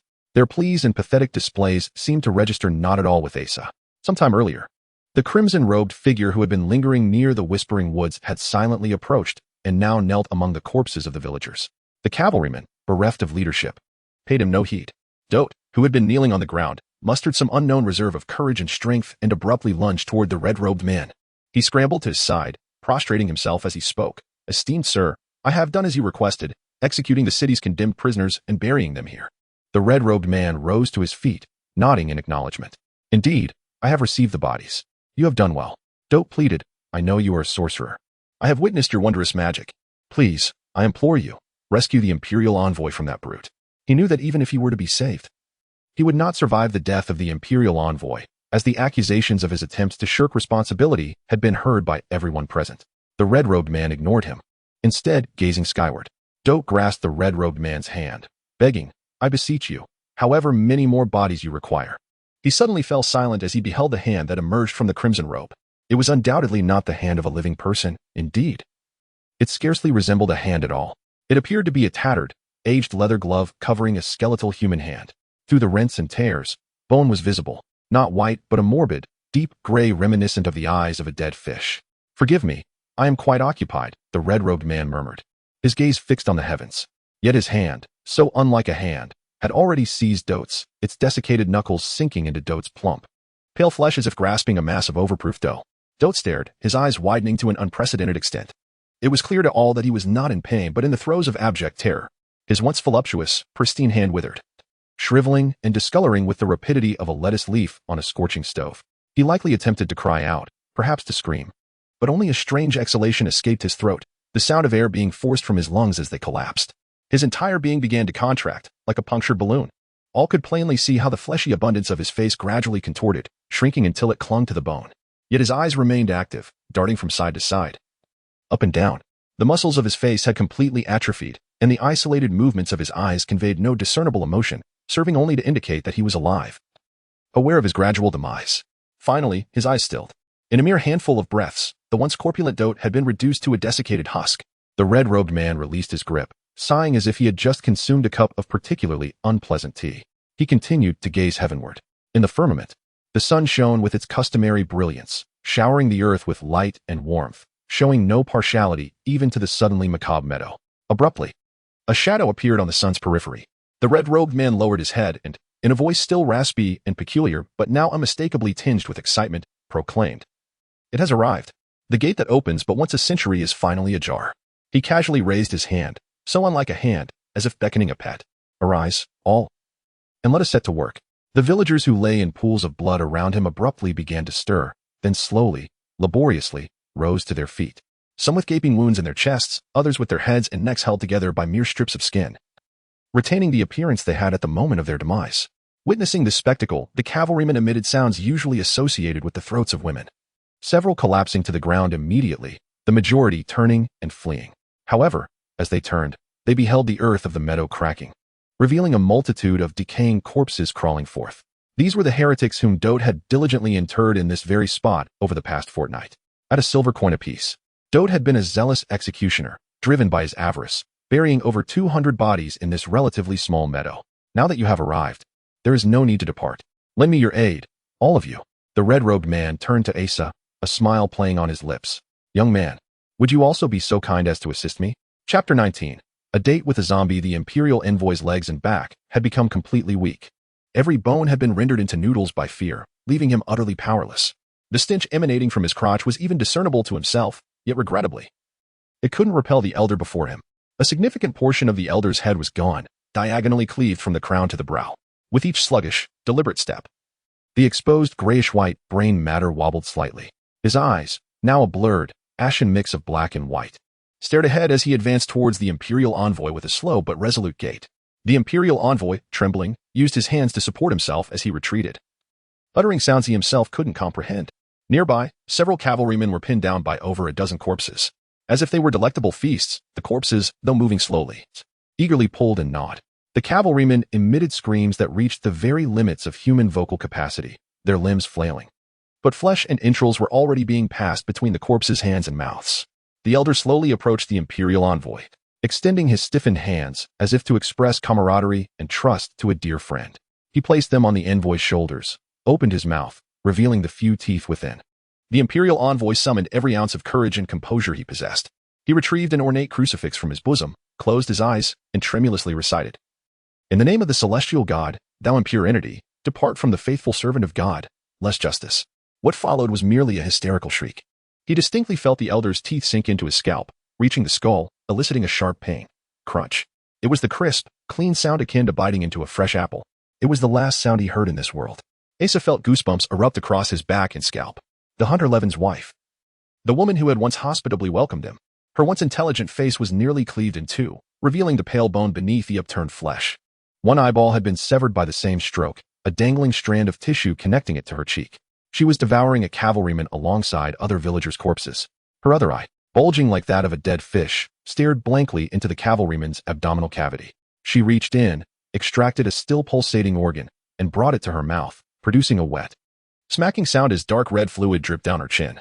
Nearby, the stout man called Brother Bum tore off the cavalryman's arm and took a large bite.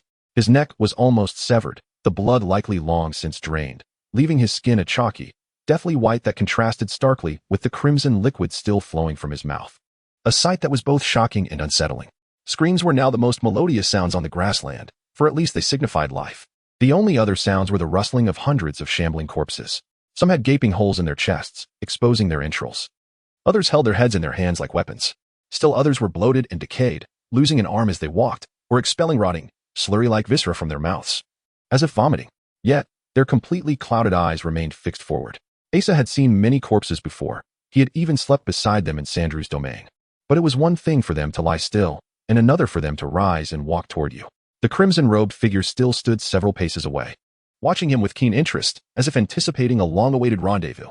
The gaze emanating from those eyes exuded an aura of death, even more potent than the stench of the surrounding 100 corpses. Whether facing pursuit in the desolate lizard marshes or in any other dire circumstance, the greater the threat, the stronger his will to survive became. His resilience was comparable to that of the most tenacious wild beast. But what lay before him was no mere threat, but the stark essence of death. No living being could help but be chilled to the bone. The once familiar scent of corpses was now utterly nauseating. The odors pressing in from all directions, and the crimson-robed figure's gaze felt like invisible fingers twisting and pinching his skin. His legs began to tremble, and a powerful urge to flee arose within him. "I mustn't escape. I mustn't escape. I mustn't escape," Asa screamed inwardly. He knew all too well that once one turned away in the face of fear, one would be utterly defeated by it. Reason and fighting spirit would be instantly eroded, leaving only a frantic desire to escape. Given his speed and agility, the corpses posed no real threat. But if he succumbed to fear and exposed his back to that hand composed of bone and skin, he would likely be obliterated by a massive fireball. People need to be well-fed to have energy. Actually, it's not just people. Everything needs to be well-fed to function properly, wouldn't you agree? The crimson-robed figure, surveying the feasting corpses, regarded Asa with the condescending air of a cat toying with a mouse. He pressed his upper and lower canines against a small piece of flesh on the inside of his cheek. With a forceful bite, the taste of blood permeated his mouth. This long-forgotten sensation instantly reignited the fighting spirit that had been nearly extinguished by fear. Asa ran his bloodied tongue over his lips. Once ignited, his fighting spirit would burn into a red-hot bayonet. Asa inhaled deeply, gripped his blade tightly, and crouched like a cat. The crimson-robed figure stared at him, shook his head with a sinister smile, and said in a voice reeking of decay, "Don't be so tense. I merely wish to." Asa suddenly surged toward him. Young people are always so impetuous. The crimson-robed figure slightly raised his withered hand, as if in a casual gesture. A tiny spark of green flame leaped from his claw-like hand and landed on the ground. While sprinting, Asa abruptly bent over, using his hands and feet to brace himself, and rolled to the side, his muscles aching from the strenuous movement. He had been carefully observing the crimson-robed figure's every move, and his charge was solely for the purpose of dodging.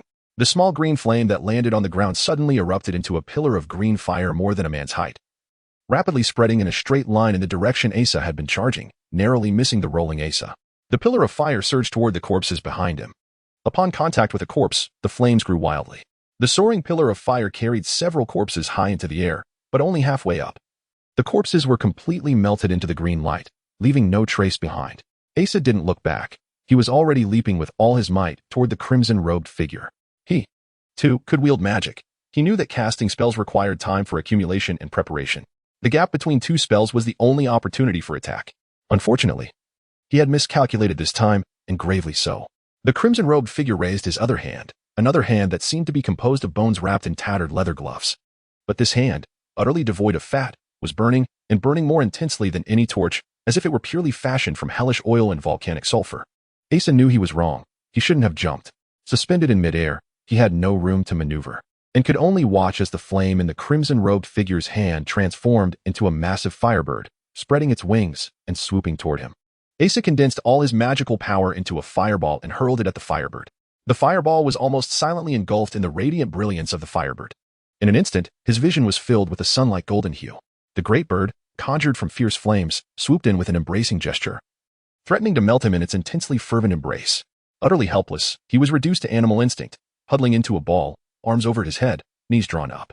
The firebird successfully seized its prey and, cradling it in its grasp, began to writhe and twist wildly in the air, unleashing its potent magical energies in a display meant to pulverize whatever it held. A blade fell from the chaotic ball of fire. Upon striking the grass, it emitted a screeching sound, instantly charring the vegetation it touched. "If you hadn't forced my hand, I might have spared you a proper burial," the red-robed man sighed. Slightly winded, the two rapid incantations had taken a toll. He glanced skyward. An arc of shadow was devouring the sun's light at a speed imperceptible to the naked eye, and the sky had darkened. With a wave of his hand, the firebird, which had been tumbling in the air, immediately soared towards Whisperwind Forest, transforming into a fiery streak that plunged into the trees with a deafening roar, erupting in a blaze of red light.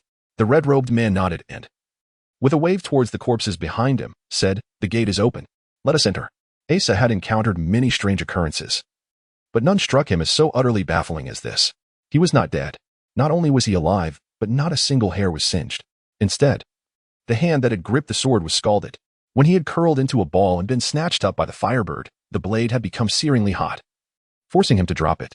He could feel the magical energy and flames swirling and crashing around him. As a fire mage himself, he could sense the intensity of the rampant magical forces surrounding him. By all rights, even a lump of pig iron would have been liquefied. Yet he had only felt heat, without even a scorching sensation. No matter how wildly the flames surged, not a spark had touched him. Then he felt himself swept through the air with the firebird until a deafening crash resonated in his ears, the surrounding magical energies and flames dissipated, and his back slammed into something solid. Opening his eyes, he realized he was in a charred tree hollow, or rather, a carbonized cavity. A massive ancient tree, its trunk requiring more than 10 people to encircle, had been scorched by the firebird, leaving a gaping hole with completely carbonized wood around its perimeter. Asa jumped to the ground. All around him stood similar ancient trees, with wisps of mist swirling among them. The silence was absolute, devoid of birdsong or insect chirps.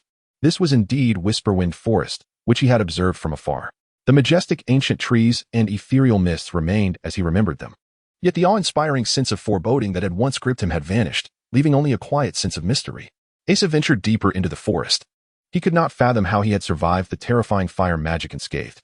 Perhaps the red-robed man had shown mercy, or perhaps some other reason was at play. Whatever the explanation, he had no desire to return and face the red-robed man and his horde of zombies. Moreover, judging by the red-robed man's words, it seemed that entering Whisperwind Forest was a rare opportunity, one he had to seize to find the world tree. Even the wind was still in this forest, as if he were adrift in a featureless void. The only sound was the echo of his own footsteps on the grass and fallen leaves.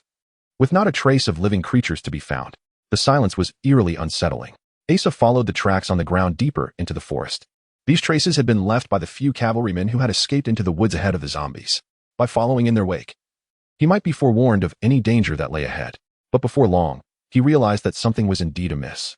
Chapter 20. Fishing in troubled waters. Before him lay a vast expanse of blood, as though several large barrels had been emptied upon the ground.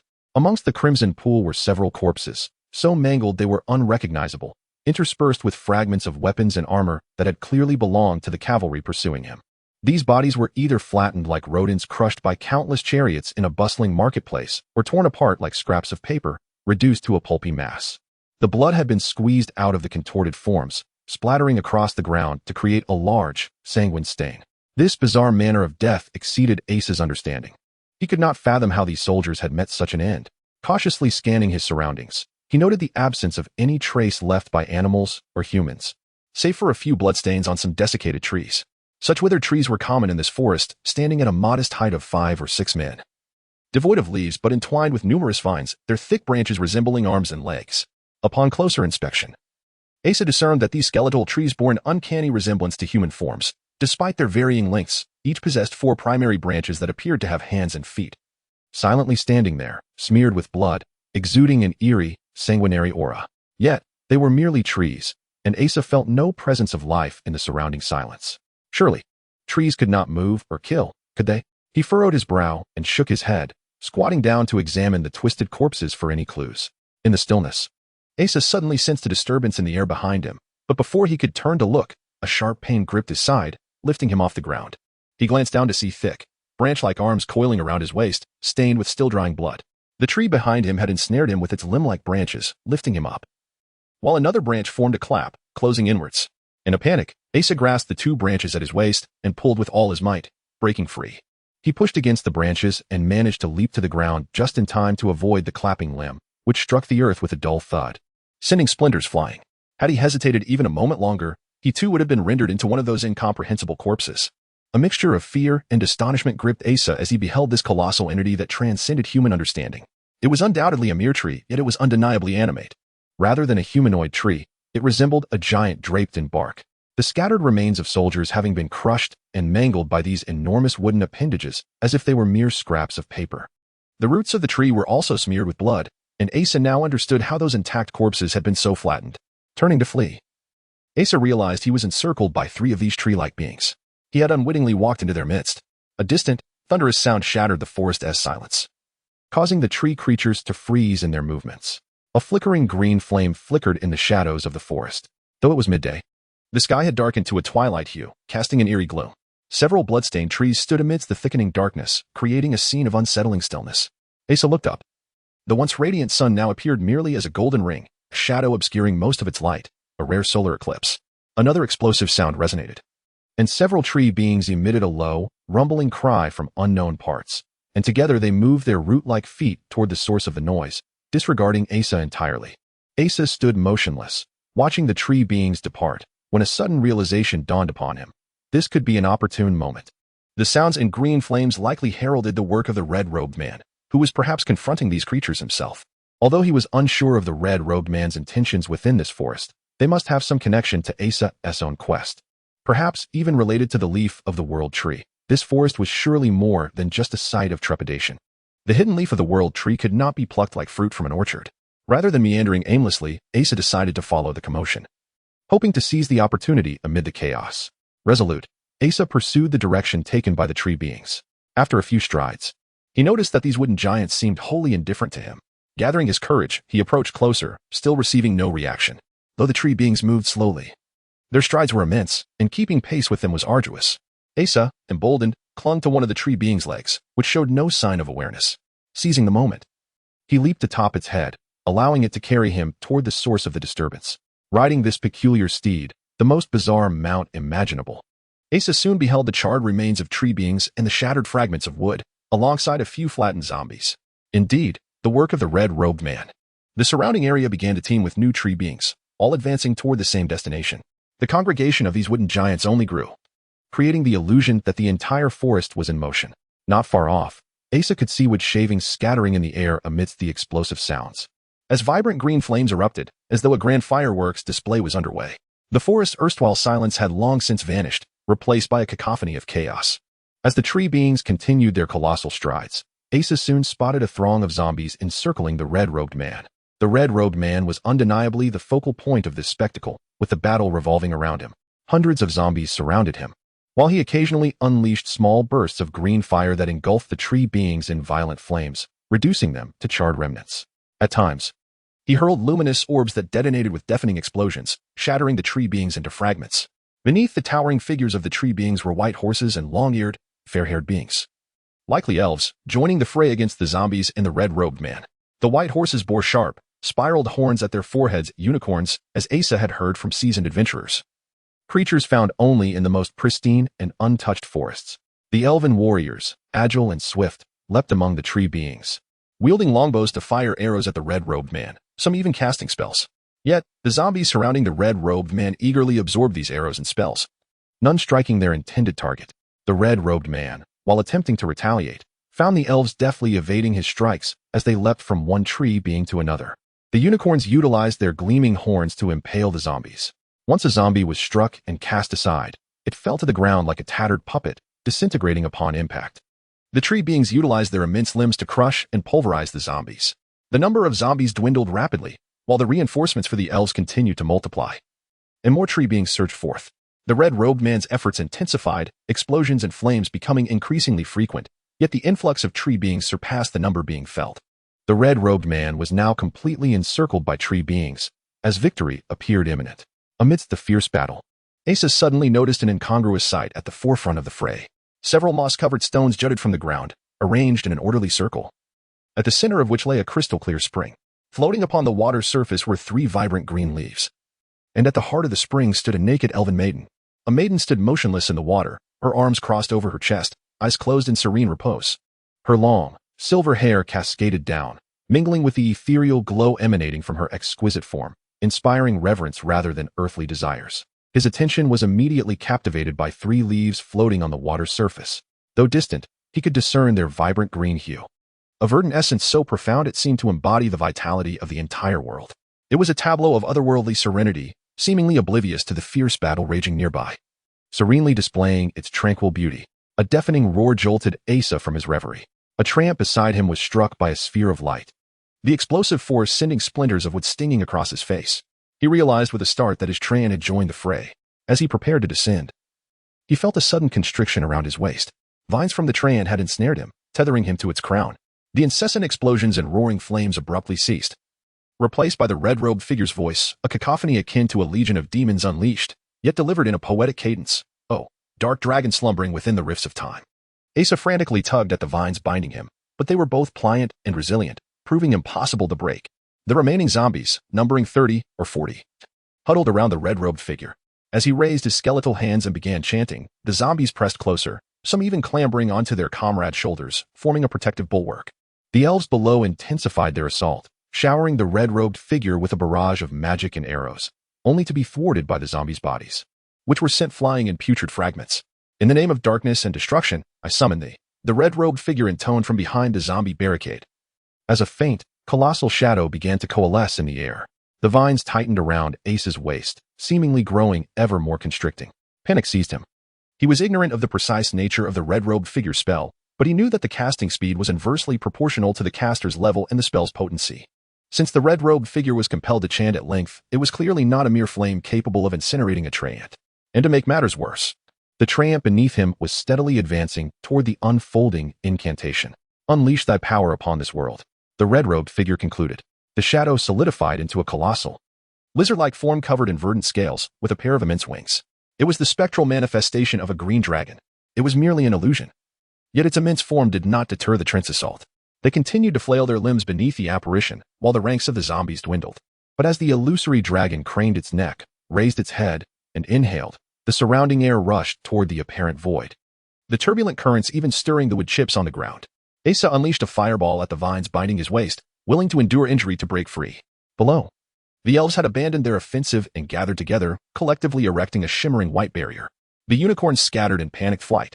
With a resounding thud, the fireball detonated against Asa's body, and the vines finally snapped.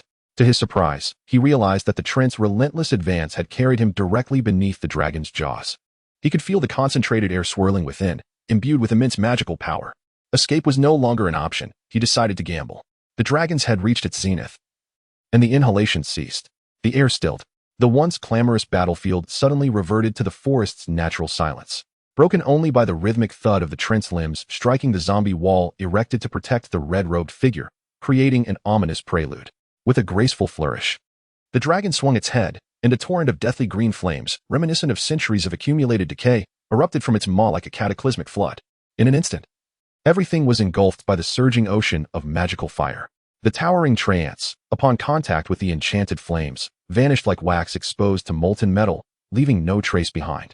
The dragon twisted and contorted, unleashing waves of emerald fire that indiscriminately consumed everything in their path, even devouring sound itself. The world was reduced to the roar of the dragon's fiery exhalation. After what seemed like an eternity, the emerald flames ceased to pour forth. The dragon's phantom emitted a low, weary moan. The image gradually faded, dissipating into the air as slowly as it had materialized. The green flames receded with the dragon's departure. All had vanished. zombies, trance, elves, unicorns, the ancient trees, the rocks, the verdant grass. Not even a vestige remained to attest to their existence. The area within hundreds of meters was now a desolate expanse of scorched earth. Standing in the center of this wasteland, the red-robed figure gasped for breath. His strength nearly depleted, but all obstacles had been cleared. He gazed ahead. Yet, not far off, the spring still flowed, its waters as clear and radiant as ever. The leaves remained vibrantly green, and the maiden stood serenely with her head bowed and eyes closed. This scene remained untouched, as if impervious to the surrounding devastation.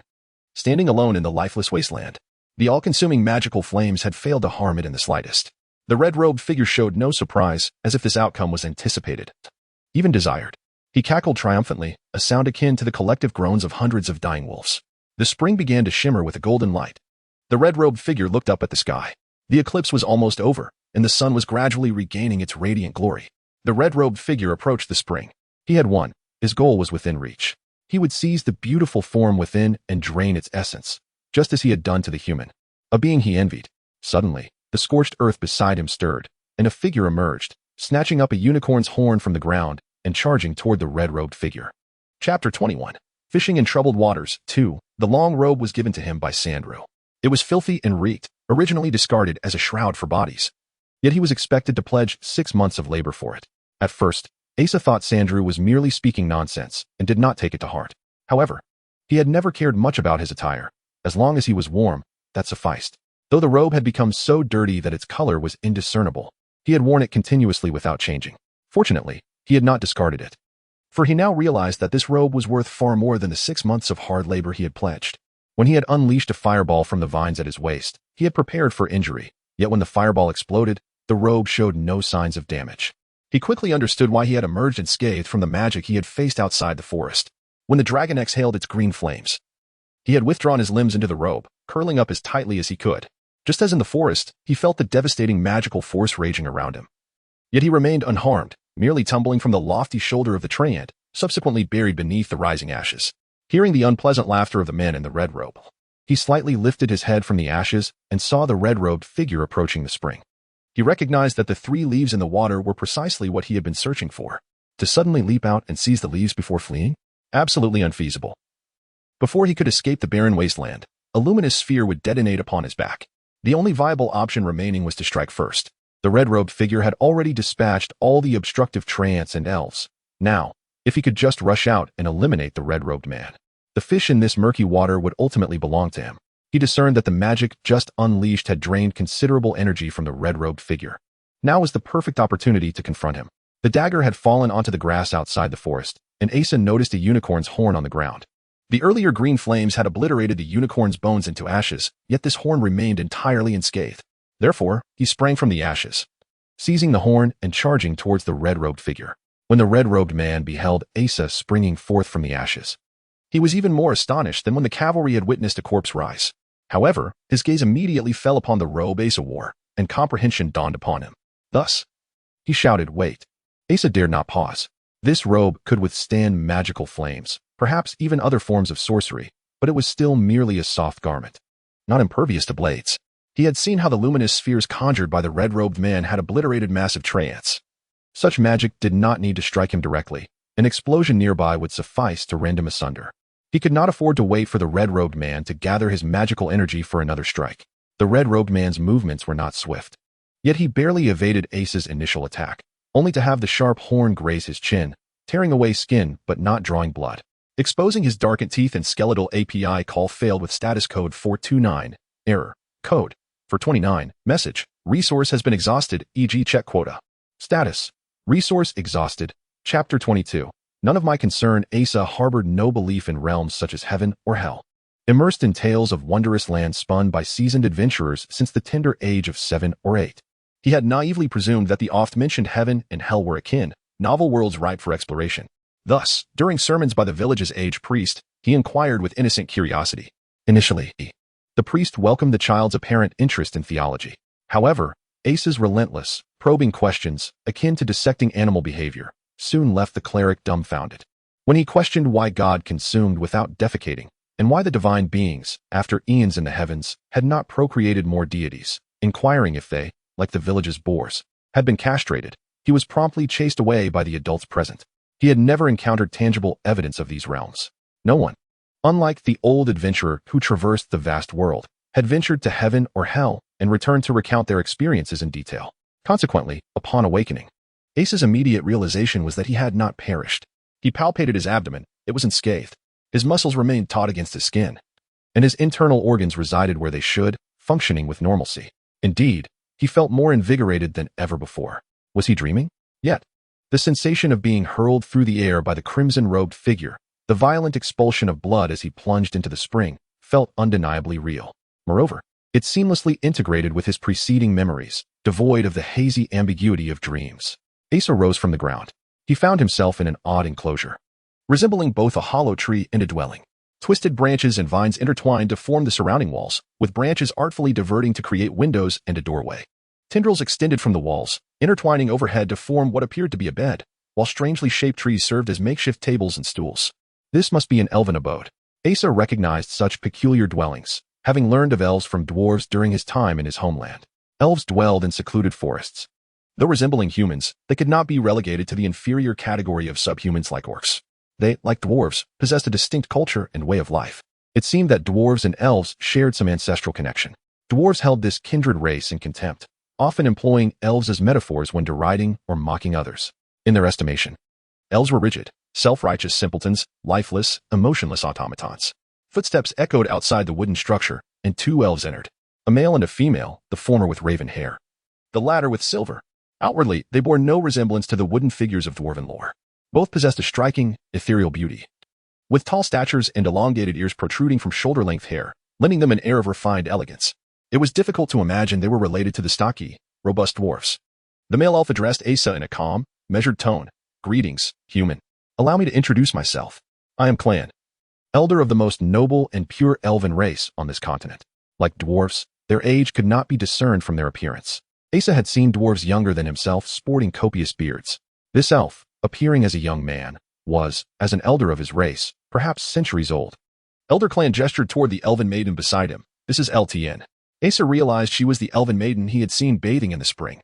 She now regarded him with a gaze that, contrary to elven stoicism, held a hint of emotion. Settling onto a wooden stool, Elder Clan regarded Asa with unwavering equanimity. "You are the first human in nearly 5 centuries to venture into the heart of this forest. We do not welcome your kind. However, we witnessed your selfless act of aiding us against the Dark Servant, and for other reasons, we have brought you to this place, forbidden to humans." Asa listened impassively. This was a fortuitous misunderstanding. Regrettably, though prompted by the Dark Servant, you disrupted a vital ritual, allowing the Dark Servant to abscond with a leaf of the World Tree. So, it was indeed a leaf of the World Tree. Fortunately, only one had been taken, leaving at least 2 others, an opportunity. Asa remained inscrutable. He surmised that this was not something he could simply request. It was best to conceal his intentions and ascertain the situation. He probed, "How many leaves remain on the World Tree?" The elven maiden, LTN, averted her gaze, her expression conveying a distinct disdain. Elder Clan's demeanor remained unchanged. His tone as placid as ever. "There is no World Tree. The leaves of the World Tree are not mere foliage. They are divine artifacts bequeathed by the All-Father, ma'am. That tree was planted by someone named F. Aner. It's a potent kind of leaf." Asa recalled Chris's expert translation, grimaced, and mentally punched him in the face. "Could you elaborate on the circumstances surrounding this event?" Now that matters had progressed this far, Asa desired a comprehensive understanding. Elder Clan fell silent, his serene countenance unchanging. He scrutinized Asa with unconcealed scrutiny, not born of apprehension, but of hesitation, like a nobleman contemplating whether to display his lineage to a monkey. Ultimately, he spoke. "Our elven kin have dwelt in this forest since time immemorial. We are the progenitors of all elves on this continent, guardians of the light. For millennia, we in the forest have safeguarded 2 divine relics left by the All-Father, ma'am, 3 leaves of the World Tree and the Sunwell. According to our ancient prophecies, in the distant southwestern reaches of the continent lies an evil entity, placed there during the creation of the world. When chaos engulfs the world, its seal will be broken, and all will be consumed. Only the combined power of the Sunwell and the life force of the leaves of the World Tree can vanquish this evil. Though we remain isolated from the outside world, other elven clans keep us apprised of events. We are aware that the world is now in disarray. The harmonious coexistence of elves, orcs, and nature has been shattered, primarily due to you humans. You have forsaken your faith in the divine and your reverence for nature, even erecting cities near this sacred forest. You have also disrupted the once peaceful lives of the orcs, and the remaining beasts will soon descend into madness alongside the world. Most critically, some humans have succumbed to the allure of darkness, and a force of deathly shadows has coalesced around the evil entity. We seize the opportunity of the annular eclipse, which occurs over this forest once a century. During this time, the normally stable power of the sunwell undergoes a recalibration. We chose the most gifted among us to receive this power, intending to combine it with the leaves of the world tree to combat the darkness. However, during this time, the sunwell's power to protect the forest wanes. We know not how the dark servant learned of this. He seized the opportunity to disrupt our ritual. The outcome, as you know, is that the dark servant absconded with a leaf of the world tree. As our ritual was nearing its completion, you, gravely injured, fell into the sunwell. The well's power flowed automatically into your dying body, and as the waters brimmed with the life essence of the world tree's leaves, that energy transformed and healed your wounds. That power was intended for me, lamented the young girl Ruya, her voice tinged with a mixture of anger and regret, akin to a pig being fed pearls.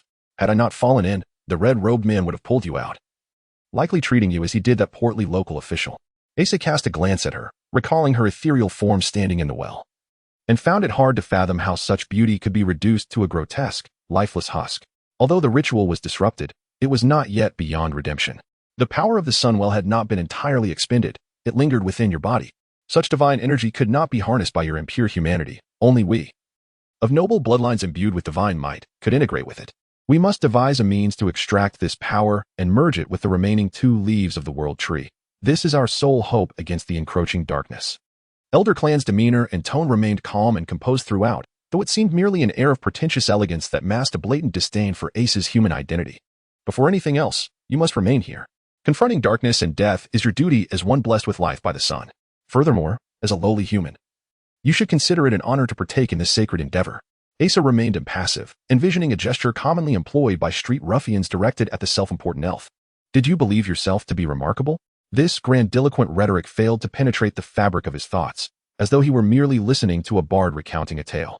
He never contemplated any association with the ideals of peace between light and dark. Such notions felt distant from his reality, much like the miners from his homeland, who indulged in cheap liquor and harlots. They would listen to lofty discourses on national affairs and moral culture, lacking any inclination to discern truth from falsehood, merely perceiving the speaker's self-perceived superiority, spitting in disdain. What does it matter to me? However, it appeared that the situation was indeed precarious. Since it was a divine artifact, it would not be bestowed upon someone deemed insignificant in their eyes. Only by gradually understanding the circumstances could they strategize. Asa inquired, "How long will it take for you to extract that power from my body? If it is merely a matter of a few attempts before you hastily cast me aside, that would pose a significant problem. We do not know. We must slowly seek answers from ancient texts. This is uncharted territory for us," Elder Clan replied as he stood, signaling the conclusion of their dialogue. "Though human lifespans are brief, do not fret. We shall endeavor to find a solution before you age and perish." Asa shook his head and replied slowly, "I am not worried in the slightest." Chapter 23. The escape. Ace's initial impressions of the elves were derived from the tales spun by the dwarves. After spending a few days among them, he discovered that the dwarves excelled not only in mechanics and forging but also possessed a remarkable proficiency in literature. Their satire and mockery vividly encapsulated the essence of the elves, depicting them as rigid, self-important, and utterly devoid of vitality. The elves took immense pride in their identity and their ancient culture, burdened by the sacred brilliance of their millennia-long history. Each of their actions was undertaken with meticulous caution, fearful of even the slightest transgression against their revered traditions. Daily rituals and prayers consumed a significant portion of their time. Although Elder Clan promised to seek a method to awaken the latent power within Asa, the meager spare time left each day was often consumed by discussions on new ideas, assessing whether they might offend their glorious heritage or contradict divine teachings. This pace suggested a tendency for him to remain here for eternity. However, Asa understood his role. Initially, he had worried that the elves might confine him in some manner. To his surprise, they allowed him considerable freedom, perhaps under the assumption that being a solitary human in such a grand setting would leave him awestruck and compliant. Or perhaps they calculated that Asa would not dare to act recklessly. The most significant reason for their leniency was their peculiar method of restraint. Said to be unique to their ancient culture, he was to swear an oath in the name of a deity he believed in. When Asa admitted he had no such deity, the elves expressed profound astonishment. They murmured among themselves, lamenting the perceived decline and chaos of humanity. Some academically inclined elves suggested that due to the complexities of their environment, humans had begun to worship concepts derived from their lives, such as justice, fairness, wealth, technology, and diligence. After some deliberation, the elves agreed to let Asa swear by the beliefs he held dear. Elder Clan solemnly advised him, Swear by what you truly believe and hold as the guiding principle of your life. This way, you will uphold your promise out of fear of being forsaken by it. Violence is abhorred by our noble race, and we shall resort to it only in dire circumstances. Our teachings instruct us that to restrain the body is less effective than to restrain the spirit. Thus, we employ this civilized and effective method of binding. Initially, Asa intended to make a casual promise to dismiss the matter, but upon witnessing the elf's earnestness, he felt a twinge of embarrassment. Furrowing his brow, he searched his mind for something to believe in. Noticing his effort, Elder Clan encouraged him, stating, "Consider deeply. It should be something you believe in with all your heart. The most significant truth in your life, your guiding belief." Asa pondered and ultimately concluded, "I believe that without food, one will starve, and prolonged hunger leads to death." This was indeed his most steadfast conviction. The elves stirred once more upon hearing this, yet after a fervent discussion, they accepted his assertion, recognizing it as a belief in its own right. Thus, guided by the elves, Asa made a rather peculiar oath in their ritual, in the name of food. "I swear that I will not flee from here, nor will I." The elves collectively acknowledged this, thus binding him. Asa was not fond of deceit. He preferred to lay matters bare, sometimes even charging ahead recklessly to resolve them. Nevertheless, he was not one to stubbornly cling to a singular approach. If direct resolution was unattainable, a subtle detour would suffice. The elves had never regarded him with equal eyes, let alone trust. He could keenly sense their perception of him, akin to how humans view livestock, transparently considering him a lesser being. Of course, they refrained from displaying overt hostility, maintaining a consistently gentle tone and expression. Yet, their aloof indifference, devoid of any warmth, conveyed an ingrained contempt. Asa was not particularly angered by this disdain. Rather, it imbued his oath with a more resonant conviction. For the past few days, he had quietly resided within the elves' dwelling, fulfilling their expectations of him as a simple vessel. In stark contrast to the suffocating silence he had sensed on the outskirts of Whispering Woods, the interior thrived with vitality. Curious insects and vibrant flora abounded, and magnificent unicorns roamed freely, occasionally accompanied by diminutive fairies flitting among the blossoms. There was not a trace of human intervention. The elves' tree homes grew organically from the branches, and their tools were ingeniously crafted from insect shells and plant materials. To some, this might seem a paradise harmonized with nature. Yet, Asa longed to achieve his objective and depart from this place. Just a month prior, he had been amidst the bustling streets of the capital, surrounded by throngs of people. Now, he found himself first encountering zombies, then colossal treants, and subsequently entangled in inexplicable rituals and obligations concerning light and darkness. As if he had been cast from the realm of reality into a bewildering myth. His horizons had expanded greatly, yet he yearned to return to his former life. In contrast to the other elves' rigidity, only the young maiden Lua exhibited signs of vitality. She appeared curious about the outside world, frequently approaching Asa with odd inquiries about human habits and society. Each time he shared his knowledge, her eyes widened in astonishment. Struggling to comprehend that humans would kill animals merely for their skins, that they would turn against one another, and that they would toil for the sustenance of others with whom they had no connection. After her initial shock, she would typically shake her head in disapproval, disdainfully declaring, "Barbaric and inferior," as if these acts were entirely of Asa's making, though she often regarded him with condescension. Her emotional expressions were a refreshing contrast to the other elves' gentle yet rigid demeanor, making her far more endearing. Initially, Asa had sought her insights on the sun well and the leaves of the world tree, but she would promptly respond with guardedness. "You humans must not know of such things." Perhaps Elder Clan had warned her. However, Asa found that by employing subtle inquiries, he could glean nearly anything he wished to know. The relationships among the elves appeared straightforward, devoid of guile. Even at nearly a century old, she exhibited no cunning. Thanks to her, Asa could acquire the necessary information without resorting to espionage. With the intelligence now at his disposal, it was time to act. The weather was splendid, the sky devoid of any clouds. Tonight marked the full moon. Despite the dense branches of the ancient trees, the forest should be bathed in lunar light. It was an opportune moment. Asa stood atop the lofty treehouse, watching the sunset's glow gradually fade from the treetops, while the full moon rose steadily from the opposite side. Below, the elves had returned, concluding their final prayer at the sunwell for the day before retreating to their homes.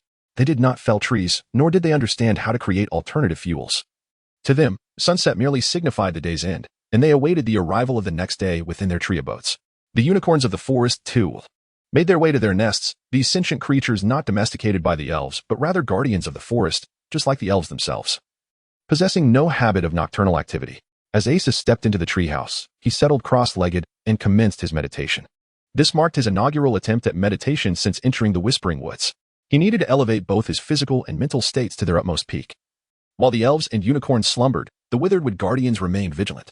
From what he learned from Lua, even excluding the one felled by the crimson-cloaked figure. The forest harbored at least a few hundred of those formidable beings. With his eyes closed, Asa swiftly slipped into a trance reminiscent of his usual meditative state. He became oblivious to the external world, his mind emptied of all thoughts, and all his consciousness converged inward, rendering his senses exceedingly acute. Each organ pulsed in harmony, collaborating in a symphony of vitality. Blood surged from his heart, infused with energy, permeating even the most minute recesses of his being. Suddenly, he experienced an unprecedented sensation. An intensely fervent, yet non-burning force emanated naturally from every bone, muscle, and drop of blood. As the blood coursed through his body, it infused each part with warmth, overwhelming the once clear awareness within him with this chaotic, formidable energy. Every body part seemed to meld into a singular entity. Though his eyes remained shut, he perceived a dazzling golden radiance within himself, as if the sun resided within his very being. Gradually, the sensation returned to tranquility, slowly dissipating. Asa opened his eyes and exhaled deeply. His body brimmed with an unparalleled strength, flowing through his limbs like a steady river, grand yet untroubled. This peculiar feeling was unlike anything he had previously encountered. Could it be a result of his meditation practice reaching a certain level of efficacy? Or perhaps it was due to his immersion in the Sunwell. Had Elder Clan not claimed that with his tainted human form, he could not harness such power? Was this mere folly, or was he unable to discern the truth? However, there was no time to ponder such questions now, and undoubtedly, this was a timely boon, offering greater assurance for the forthcoming endeavors. Asa quietly exited the treehouse. The forest floor was desolate under the moonlight, with only the sounds of insects weaving a melodic tapestry. Treading cautiously, he stealthily made his way toward the Sunwell. Asa had never felt his footsteps resonate so loudly, as if they could reverberate throughout the entire forest. Chapter 24. Kill her. The Sunwell lay just ahead, its waters reflecting the moonlight, revealing two dark silhouettes. Asa recognized them as the leaves of the world tree. The divine power of the Sunwell could instill a profound fear in any creature, causing them to tremble with a primal dread even before entering the forest. Should anyone dare to confront this pressure, the hundreds of withered wood sentinels surrounding the forest would unleash a merciless assault. Thus, the elves remained unguarded. Moreover, within their esteemed culture, the Sunwell and the leaves of the world tree were viewed as inseparable. They never contemplated extracting the leaves from within. Asa was mindful of another function of the Sunwell. Under its influence, no magic could be wielded by any being other than the elves within the forest. This was why the red robes only dared to enter during a solar eclipse, with his weapon having fallen onto the grass outside the forest and magic rendered useless. Asa found himself utterly defenseless. However, he could not afford to wait for the Golden Ring eclipse, rumored to occur only once every 130 years. Today presented a considerable opportunity. At least the over 100 withered wood sentinels that the red robes had eliminated had yet to be replenished. The vast area that had once been scorched earth was now sprouting saplings taller than a man, and the ground was covered with verdant grass. Just days prior, Asa had witnessed Elder Clan using 2 leaves from the world tree to sprinkle the Sunwell's water upon the ground, causing new shoots and grass to emerge eagerly from the charred soil. According to Lua, the burned areas and the withered wood sentinels would fully recover within a month. Bathed in the luminous moonlight, Asa observed numerous dried twigs embedded in the ground among the saplings, their frail, twisted branches devoid of any leaves, as if suffering from malnutrition. Yet, in a month's time, they would transform into towering giants, capable of crushing a man beneath their weight. Approaching the Sunwell, he realized that the surrounding area was nearly overrun with saplings of the withered wood sentinels. The memory of the devastation before the fire sent a shiver down his spine, and he felt a newfound respect for the red robes. Without their flames, he might have met a fate of being reduced to a mere pulp in the dead of night. Asa picked up a single leaf from the well. He understood its value, yet he required only one. Carrying more would undoubtedly invite trouble. The moonlight obscured the leaf's breathtaking hue, but he sensed a vibrant green emanating from it, as though it radiated the essence of life. Asa discerned that this was likely not a mere leaf. It lacked the typical veins, the entire blade seamlessly merging with the stem beneath. Holding this so-called divine object, he felt an inexplicable thrill, his fingers trembling ever so slightly. "What are you doing?" A voice as bright and melodious as moonlight rang out behind him. Startled, Asa spun around like a leopard pierced by an icy shard, lunging forward and pinning the intruder to the ground, seizing her throat before she could react. Cascading silver hair spread across the ground, reflecting the moonlight and accentuating the ethereal beauty of the elven maiden. Lua. Kill her.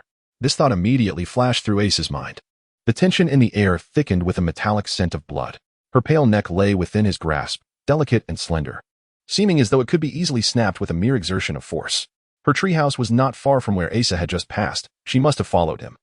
Sensing his movement, her innocence had left her unsuspecting, never considering alerting the other elves, while Asa, entranced by the leaves of the world tree, had been oblivious to her approach. No matter what, He could not allow the other elves to discover this. Elder Clan had often spoken of their noble disdain for violence, advocating for peace unless absolutely necessary. Yet, this was not merely a situation of necessity, it was one of dire consequence. These 2 leaves from the world tree were their last remaining divine artifacts, and Asa still bore the power of the sun well within him. Asa had witnessed the elves practicing archery. Any elf could pierce 2 apples strung together from 100 meters away. If he were to alert the others, even he, the most agile of leopards, would become akin to a hedgehog before escaping the forest. It was indeed imperative that he silence her. With one hand, Asa grasped her slender wrists, pinning them to the ground, while his foot pressed down upon hers, his body weight bearing down upon her. She struggled fiercely. Despite the disparity between her small frame and her strength, she could not break free. As her face began to contort under the moonlight, a blend of anguish and rage transformed her otherworldly beauty into a vivid tableau. Their bodies were pressed closely together, even the warmth of their skin palpable. He could feel her desperate breaths against the grip on her throat, yet no matter how hard she fought, she could not escape its constriction. Asa sensed her heart racing beneath her chest, quickening towards a perilous climax. He knew that if it continued, it would soon cease forever. Her lovely visage twisted in pain, her heartbeat nearing its limit.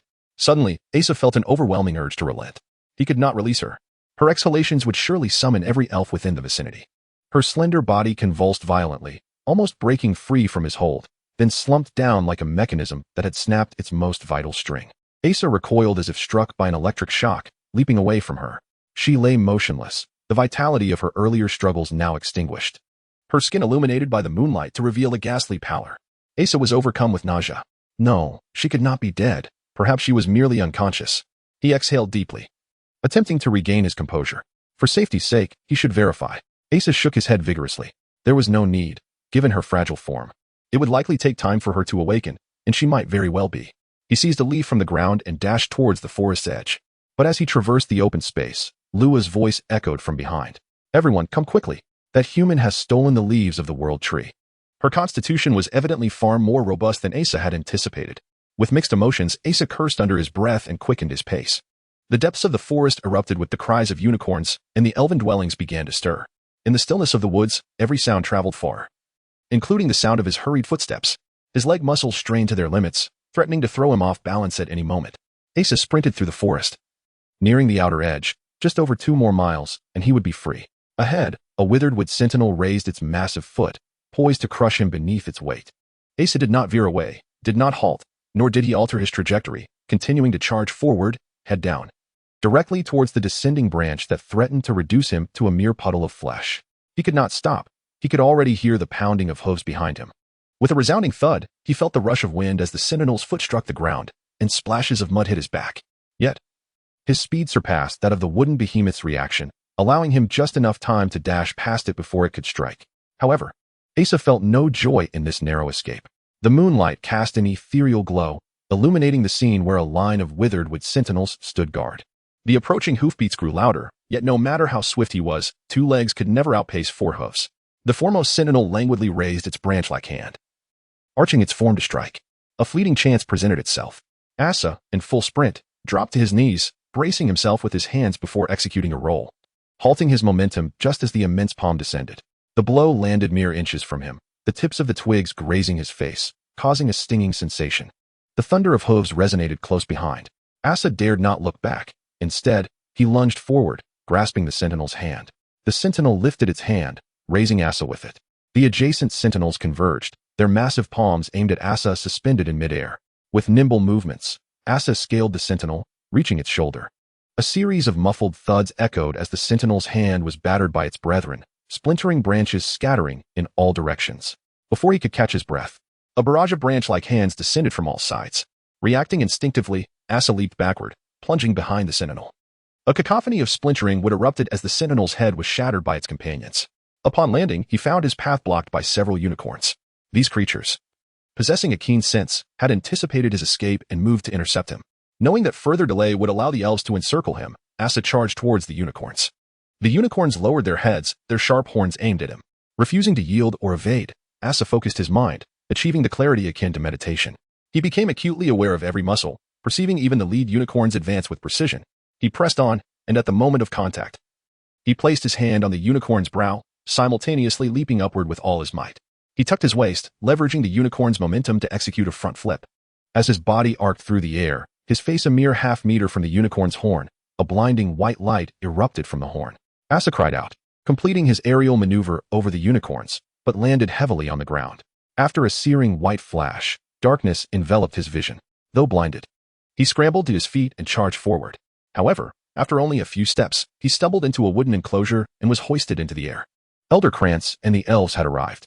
From afar, he witnessed Asa, like a headless fly, stumble into the waiting palm of a wood sentinel, which then lifted him. The sentinel's other hand closed in, threatening to crush him into a pulp. Elder Krantz sprinted forward. The human still harbored the untapped power of the Sunwell, and he could not be allowed to perish here. The wood sentinels, devoid of reason, attacked intruders with mindless aggression. He had to save him. Asa strained against the crushing force.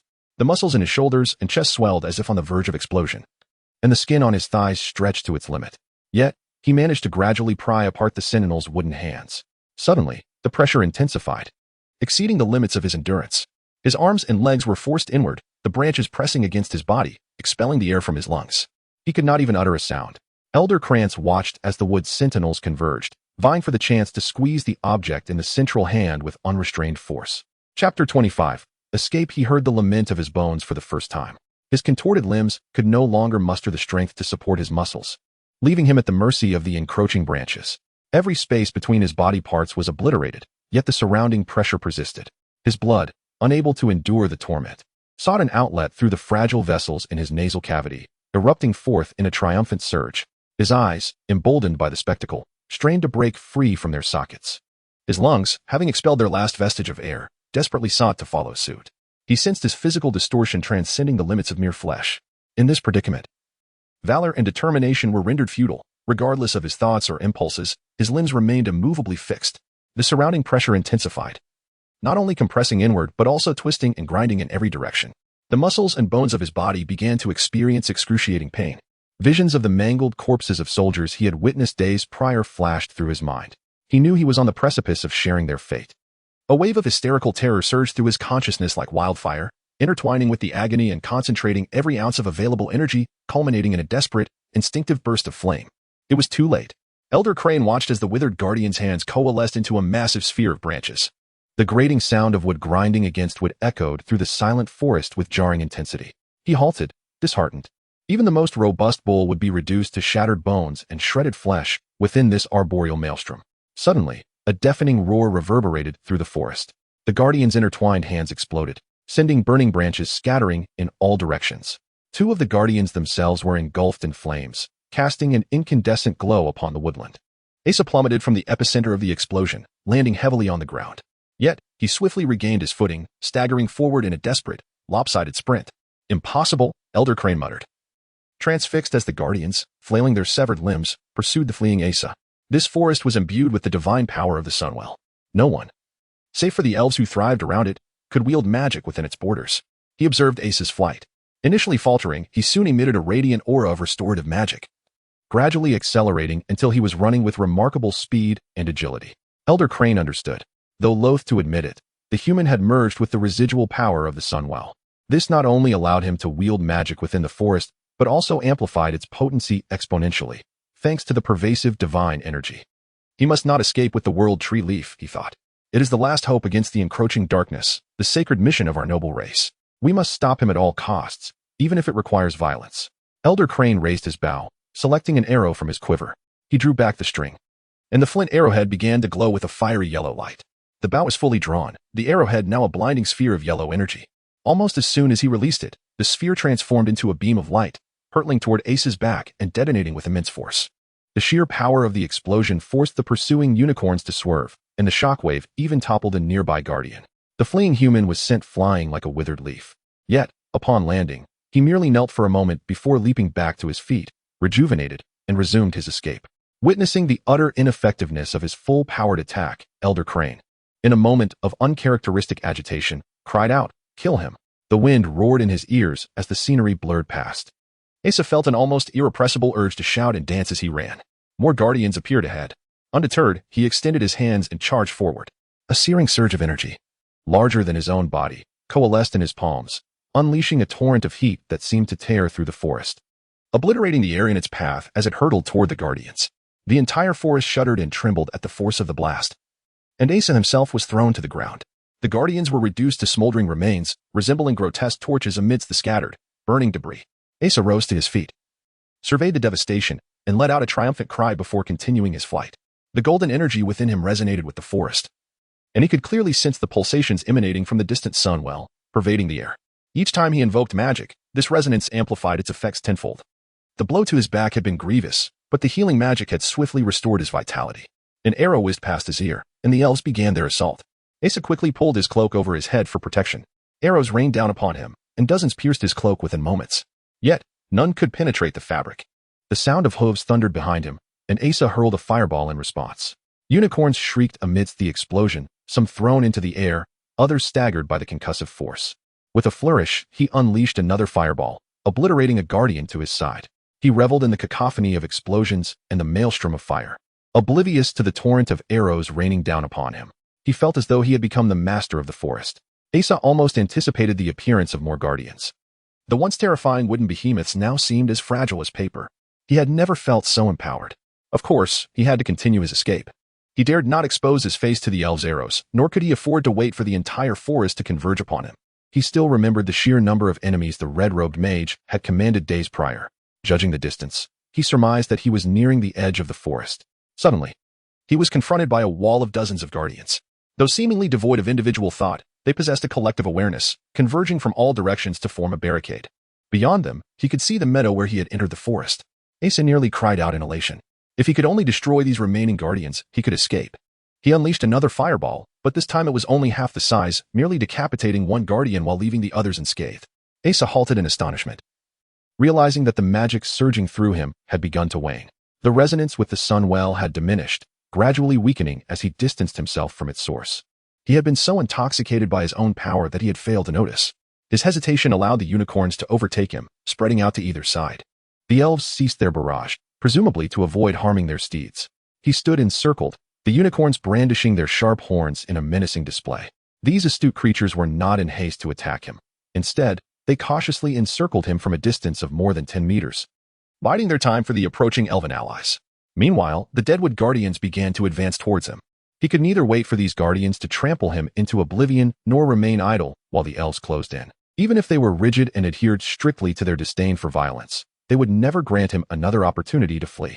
Asa suddenly recalled the various brutal methods employed against fleeing prisoners. Tendons severed, iron chains pierced through clavicles.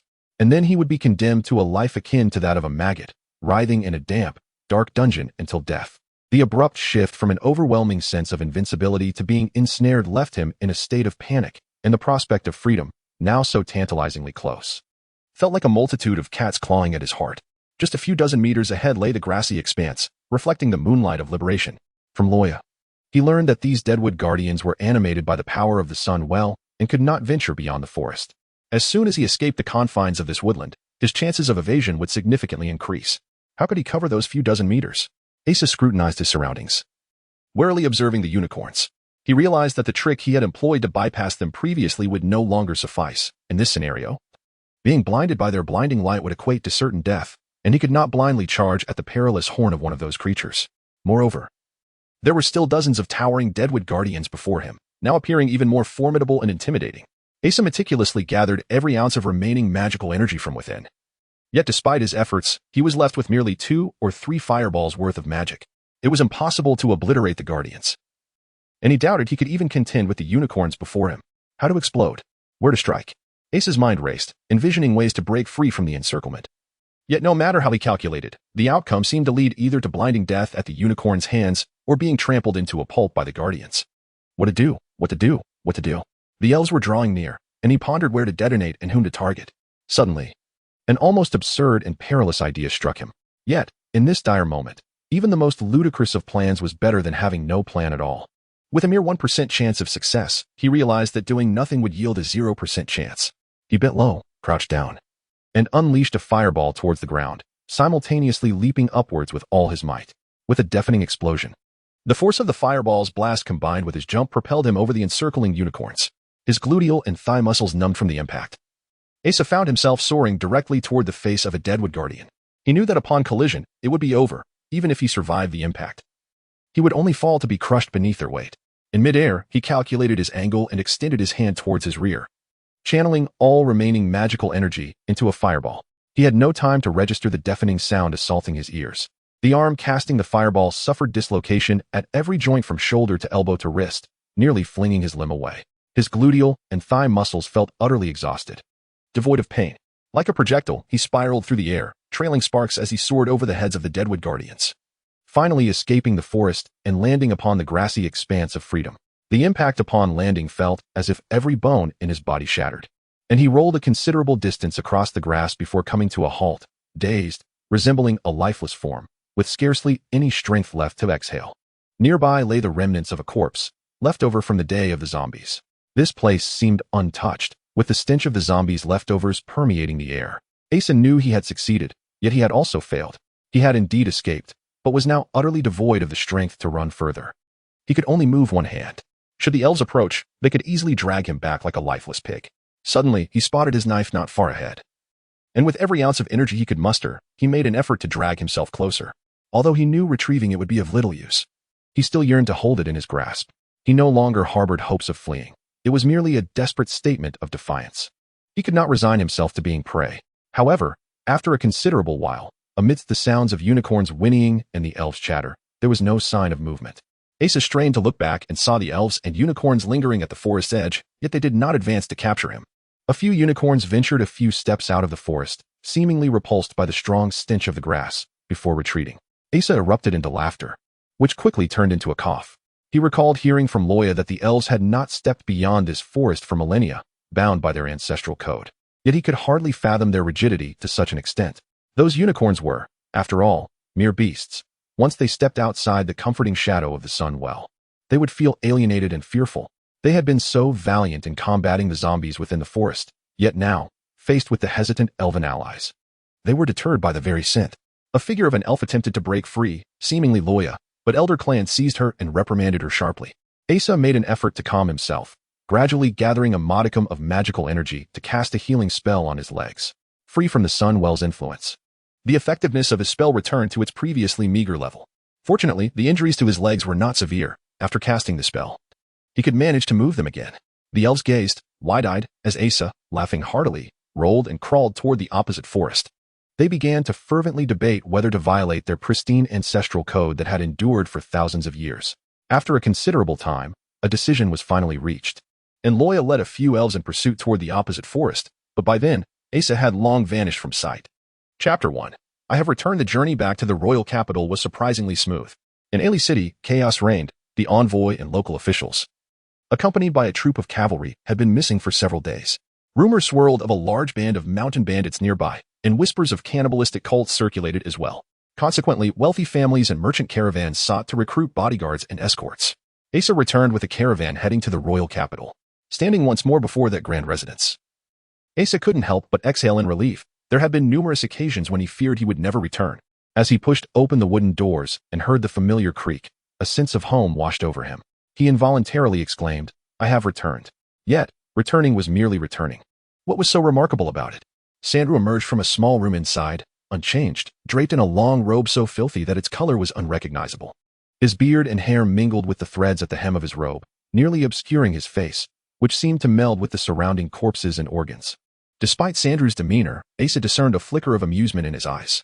If there was any semblance of home here, it was in the essence of this old man. A blend of family, friends, and elders. Your unexcused absence has left me burdened with work. Compensation is due, Sandrew remarked. Asa inquired, how should one use the leaf of the world tree for healing? Sandrew scrutinized him with skepticism, asking indifferently, did you acquire it? Did you purchase it from a roadside stall?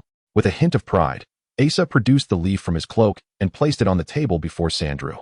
The old man was momentarily stunned. Most of his face was obscured by his beard and hair, leaving only his sharply contrasting eyes fixed on the leaf, as if the verdant hue emanating from it had captivated him, revealing an expression of incredulity. Sandrew cautiously reached for the leaf, his pallid hand appearing to gain vitality in its presence. He gazed at the leaf in wonder, his fingers gently caressing its surface as if a young lover were touching their beloved's skin. How did you come by this? He asked, his voice trembling slightly. Oh, I merely came by it, Asa replied nonchalantly, feeling a swell of pride within. Sandrew continued to stare at the leaf, then abruptly turned to Asa and asked, do you intend to use this to save someone? Asa nodded affirmatively. Who do you wish to save? Someone I wish to save, Asa replied vaguely, unable to elaborate. A woman? Sandru's keen perception caught the implication. Asa nodded again. With a sigh, Sandru shook his head. To think you would use such a precious thing to save a woman. Might as well chop yourself into pieces to feed the pigs. He furrowed his brow, glaring at Asa. Do you even comprehend what this is? The leaf of the world tree, Asa replied. Wasn't it you who informed me of its significance? I believe it is a divine artifact of sorts. Sandru turned back to the leaf, speaking slowly. Do you understand the magnitude of its power and its potential uses? In my youth, I frantically searched for it. It took me a decade to find a clue, and another decade to devise a means to acquire it. Yet I never succeeded. He sighed deeply, shaking his head. Now, when I no longer seek it, it has found its way back to me. Hey, I obtained it. Asa attempted to remind him, but Sandru was too engrossed in his reverie to be interrupted. If I had obtained it 20 years ago, Sandru mused. Lost in thoughts of his youthful aspirations, his eyes sparkling with an vigor that belied his age, overflowing with ambition. I would have. He furrowed his brow heroically, as if transported back to his prime. Yet gradually, the brilliance in his eyes dimmed, fading into a state of bewilderment. With a sigh, he murmured. I too would have sought to save a woman. He tossed the leaf back to Asa, shaking his head in disinterest. Take it and save your woman. Asa picked up the leaf, shrugging and quietly stating, She is not my woman. If she is not yours, why would you bother to save her? Are you out of your mind? For some reason, Sandru seemed incensed by the previous nostalgia. Asa hastily tucked the leaf back into his cloak, finding Sandru's reaction peculiar. After a moment's thought, he suggested, if one leaf is not sufficient, I could cut a small piece for you. This cannot be fragmented. You must have her consume it whole, Sandru responded, reverting to the weariness and indifference expected of an elder, turning back to a corpse. Asa regarded him with curiosity, contemplating whether to inquire further but hesitating to disturb the moment. He turned toward the door, intent on heading to the Duke's residence. Wait, Sandru suddenly called out, halting him. Don't rush. Return that book to me. Why did you take it? It is of great importance. I've been troubled over its absence, worrying about what would happen if you didn't return or if it was lost. Asa paused, turning back, feeling awkward as he confessed, I lent it to someone. Lent it? Sandru's reaction was more intense than when he first saw the leaf. He leapt up as if stung, rushing to Asa and grabbing his collar. Asa was taken aback by the old man's surprising agility. Sandru's eyes bulged, and with gritted teeth, he demanded, Do you know what that book is? Who did you lend it to? To the Duke's daughter. She took it while traveling, saying she found it amusing along the way. I thought it was of no importance, left it behind the bookshelf, Asa explained, bewildered by Sandru's agitation. A woman. I knew it would be a woman. Go retrieve it at once, hurry. Sandru was beside himself with fury, shoving Asa out the door and poking his head with urgency. Use that brain of yours. Not just your infatuation with women. Asa, confused by Sandru's admonitions, sprinted toward the Duke's residence, declaring, I shall inquire about her whereabouts. The servants at the Duke's estate were of high caliber. Despite Asa's unremarkable appearance, they did not hinder him and quickly relayed his arrival. Upon seeing him, the Duke smiled warmly, as if greeting an old friend after many years. Clovis, standing beside him, maintained a neutral expression, though his demeanor appeared somewhat cold. Asa declared his possession of a remedy for the ailing Xiaoi, yet the Duke displayed little reaction. In the interim, he had consulted every physician and priest available, only to find that his daughter's condition had not improved. Rather, it had continued to deteriorate with time. He had long since abandoned hope. Under Asa's insistence, the Duke led him to Xiaoi's bedside. If not for the Duke's presence, Asa would scarcely believe that the frail figure in the bed was indeed Xiaoi. She had become emaciated, her complexion nearly indistinguishable from that of the deceased. Her once plump and rosy cheeks were now completely sunken, and her tightly shut eyes protruded against the skeletal contours of her face. Since the previous week, she had remained in a near-constant state of unconsciousness. Doctors and priests warned that she could cease breathing at any moment. The Duke's tone was heavy, reflecting the weight of his somber emotions. This was his daughter, the child he had watched grow from a swaddled infant into a graceful young woman, and now he stood helplessly by as she slowly faded away. Moreover, she was a crucial asset in his possession, a means to forge a connection with a powerful and influential family, a connection that would directly impact his grand design. Could she, in her comatose state, truly assimilate the world tree leaf? Asa was filled with trepidation. It should be efficacious. After all, it's a divine artifact, he mused. Though the precise nature of a divine artifact eluded him, he could only place his hopes on this nebulous concept. He retrieved the world tree leaf from his pocket, gingerly pried open Xiaoi's mouth, and inserted the leaf. The Duke watched with a furrowed brow. Fortunately, the leaf exhibited a miraculous transformation befitting its title. It gradually dissolved within Xiaoi's mouth, not into a liquid, but as if directly integrating into her being, diminishing bit by bit until it vanished entirely. Xiaoi's mouth slowly closed, and after a moment, she emitted a sigh of relief, followed by a soft moan. Asa, too, exhaled in relief, rising to his feet. he observed the return of color to Xiaoyi's face. The Duke, Agape, watched in disbelief as his daughter's complexion regained its rosy hue, and her shallow breathing gradually normalized. He reached out to Asa, clasping his hand, his mouth agape, attempting to express his gratitude. However, the suddenness of this elation overwhelmed his usually composed and articulate demeanor, leaving him at a loss for words. Asa gazed at the Duke, recognizing him as merely an overjoyed father, his unadulterated joy devoid of ulterior motives. Asa himself, initially pleased, now felt an overwhelming sense of elation, his face beaming with joy. Clivis stood impassively at the doorway, observing the scene with detached indifference. His expression remained unchanged, his countenance as handsome and imposing as ever, though tinged with a hint of pallor. This contrasted sharply with the healthy flush on his fiancée's cheeks and the Duke's animated flush of excitement. He had never witnessed the Duke in such a state of discomposure. The Duke's profundity, sagacity, shrewdness, and inscrutability were qualities he both admired and feared. In his eyes, the Duke was first and foremost an idol, a guiding light on the path to success and power, before being defined by familial ties. Now, this idol in his eyes was weakened by overt displays of emotion. Clivis believed that all warmth, including joy, was undoubtedly a sign of weakness. Even when feigned as a means of manipulation, the fact that the Duke was moved by this lowly commoner, who dared to intrude upon the Duke's residence in such tattered attire, filled him with a sense of desecration. Moreover, he felt a sense of failure. Regardless of his efforts and accomplishments, the Duke had never expressed significant praise or recognition. Yet, now, the Duke's face was etched with unmistakable gratitude towards this inferior being. This unequivocally demonstrated that, in the Duke's eyes, he was inferior to that underling. This stark and utter defeat plunged him into a fit of rage. Suddenly, a servant rushed in and announced to the Duke, "Two clerics from the church are outside, inquiring if a Mr. Asa is present." The Duke turned to Asa, who was equally taken aback. "Looking for me?" He couldn't recall any association with the church. At the Duke's mansion entrance, two clerics stood, their vestments indicating their high rank, on par with members of the royal family. Awaiting them was a carriage, its luxurious white body drawn by 4 pristine white horses. "Does Bishop Ronnie's require my presence?" Asa inquired, gazing at the carriage. He recognized it as belonging to Bishop Ronnie's. "Bishop Ronnie's has an urgent matter requiring your attention. Please, enter the carriage," the cleric said, opening the carriage door for Asa. Asa eyed the immaculate interior of the carriage and the cleric holding the door with unease.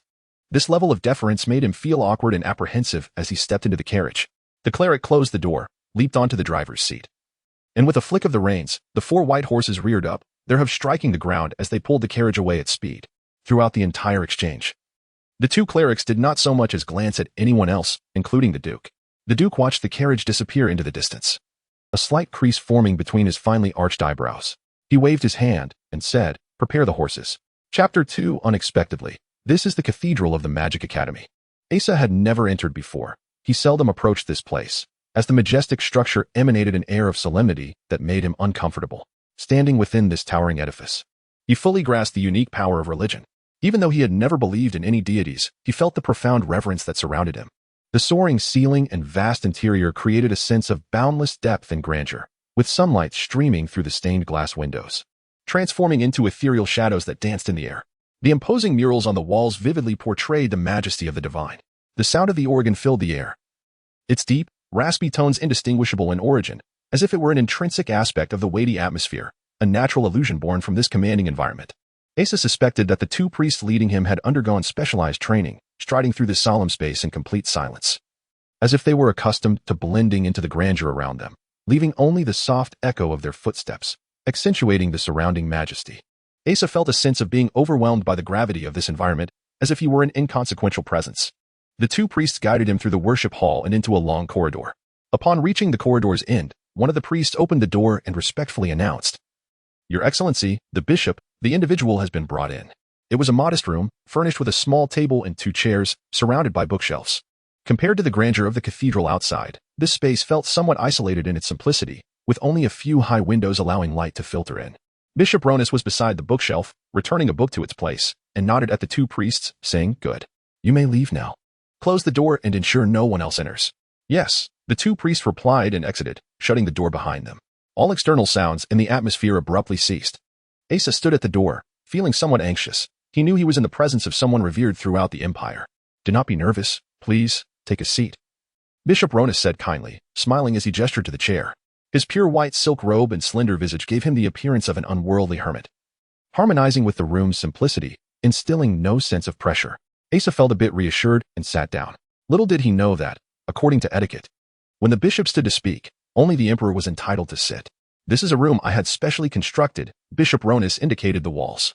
It is completely soundproof, and those outside cannot see in. Therefore, when there are only two of us, we can dispense with the usual formalities. I prefer to speak freely, without the constraints of protocol.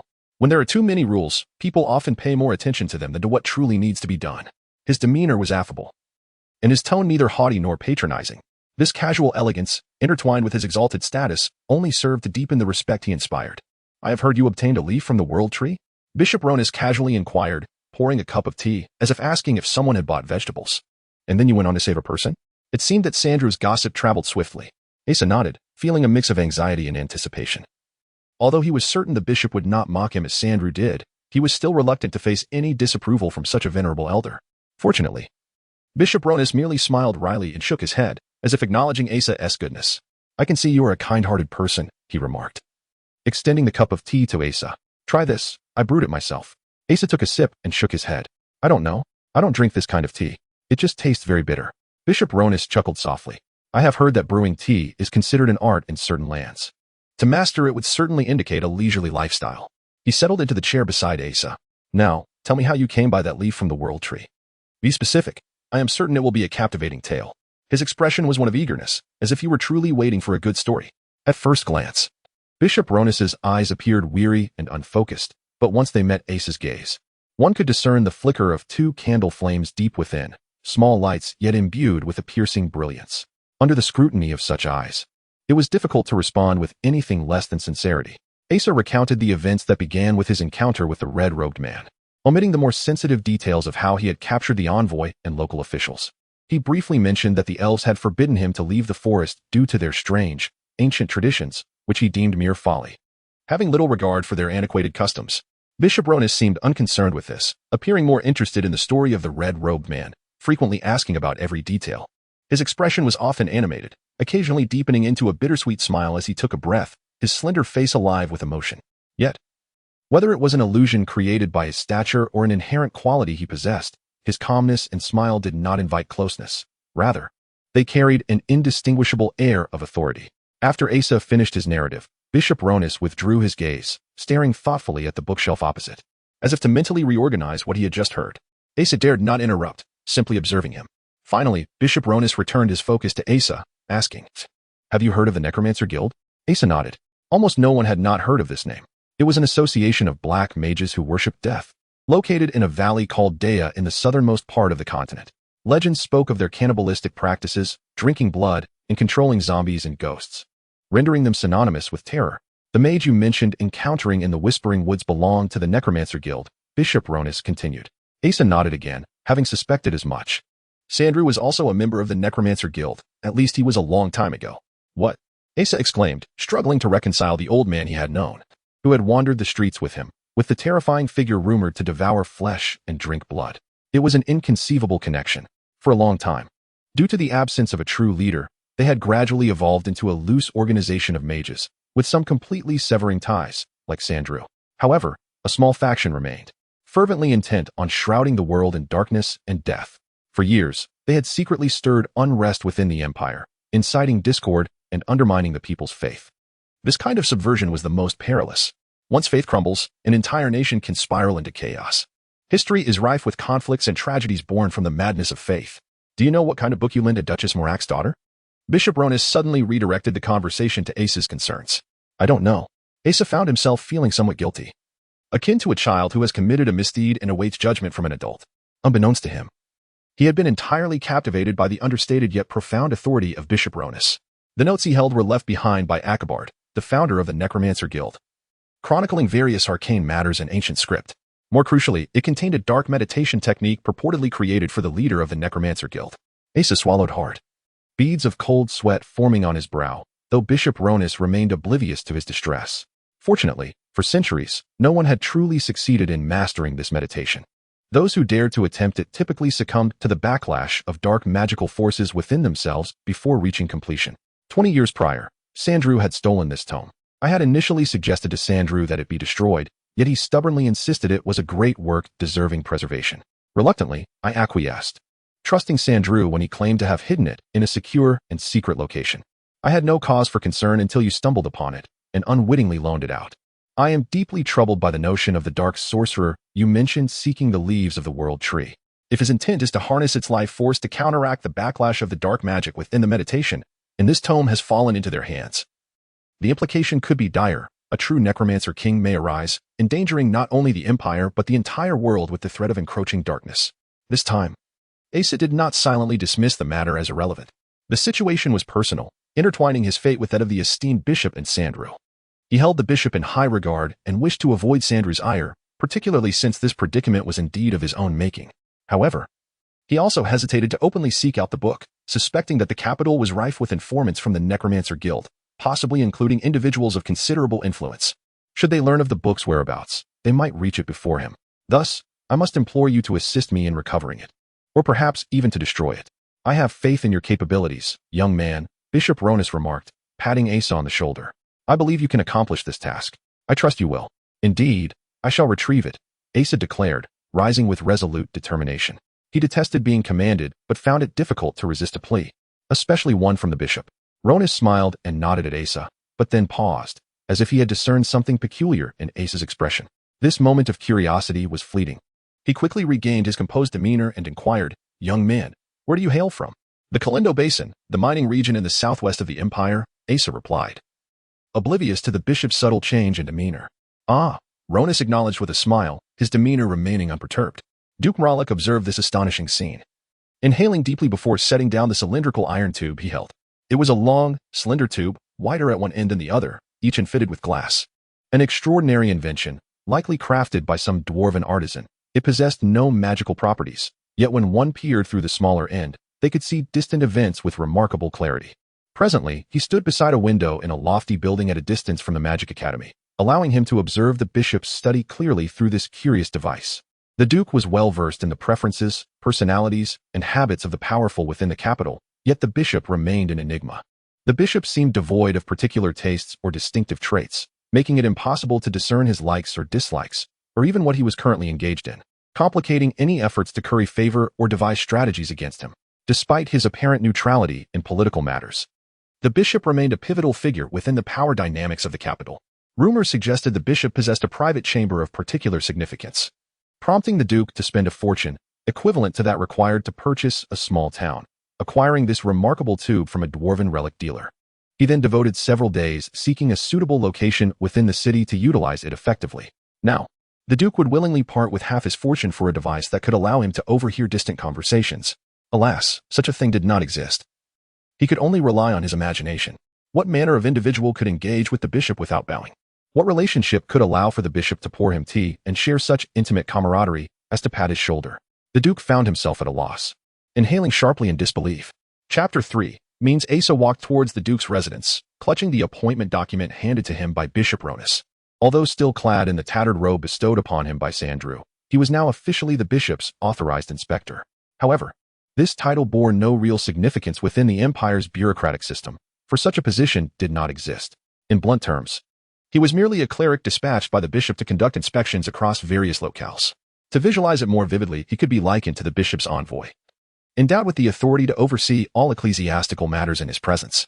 It seemed that Bishop Ronus had not genuinely intended for Asa to command any church affairs, nor did he display any interest in doing so himself.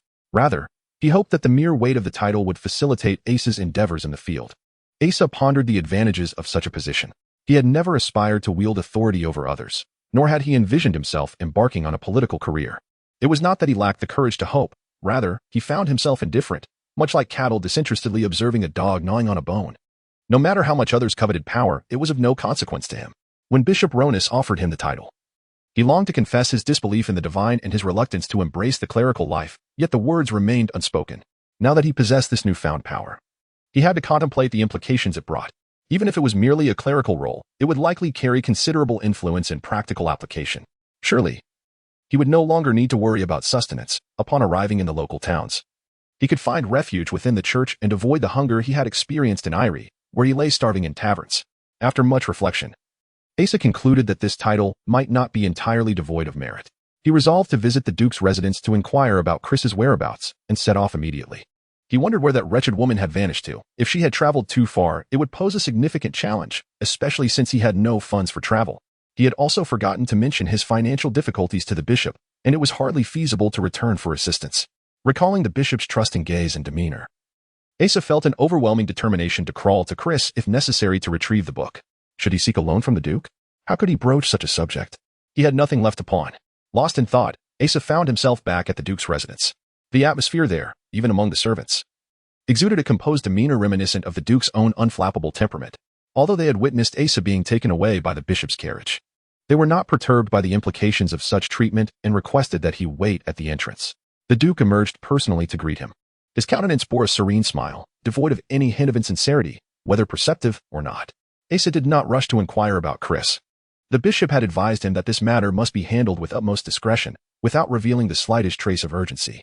He needed to weave his query into casual conversation, feigning a moment of realization to mention that Chris had taken something essential that he required urgently. Asa mentally rehearsed the performance he was ill-equipped to deliver.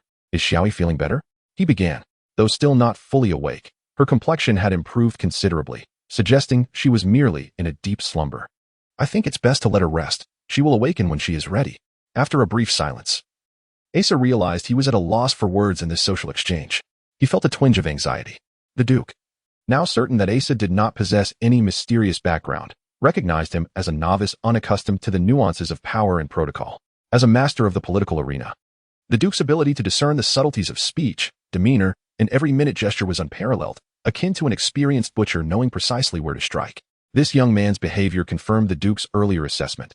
He had not yet been tempered by the trials of authority and decorum. The bishop's connection to him appeared to be purely personal. This was advantageous, for relationships anchored in personal sentiment withstand the test of time, unlike those founded on shifting interests. If he could not secure the bishop's favor, gaining the trust of someone cherished by the bishop would still yield significant benefits. Most crucially, this young man possessed information that posed a considerable threat to the Duke, and if he could be swayed to his side, it would be an impeccable outcome. Young man, would you care to join me in my study for a discussion? The Duke's approach was an artful blend of subtlety and grace, revealing no urgency in his true intentions, allowing everything to unfold naturally. He had just sent Clovis away from the Duke's residence, ensuring that their conversation could foster a personal connection. Very well, Asa replied eagerly, nodding in agreement.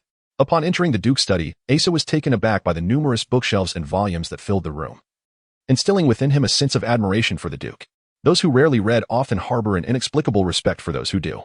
I truly do not know how to express my gratitude, the Duke said, grasping Asa's hand with perfectly matched tone and expression.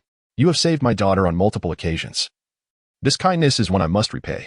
Asa felt a wave of embarrassment wash over him. He shook his head, stammering, it was merely my duty. Truly. It was no great matter.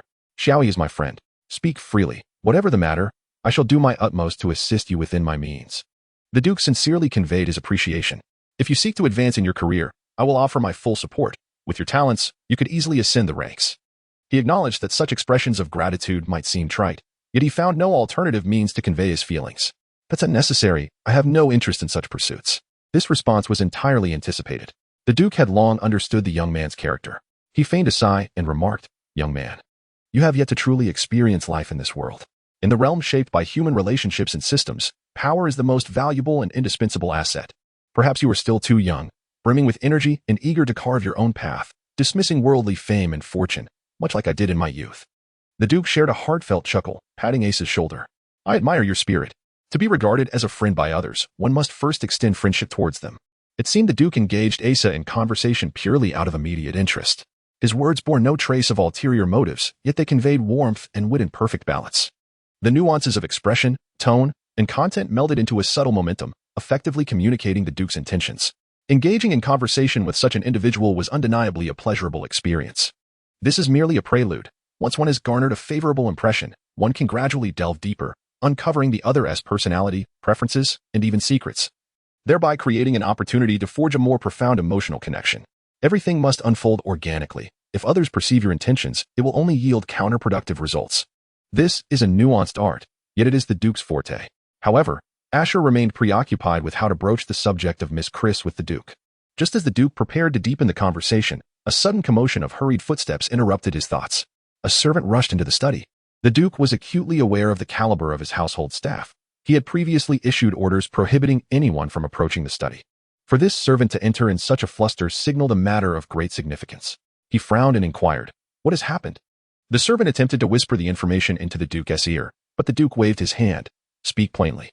In this situation, it was crucial that Asher did not feel excluded.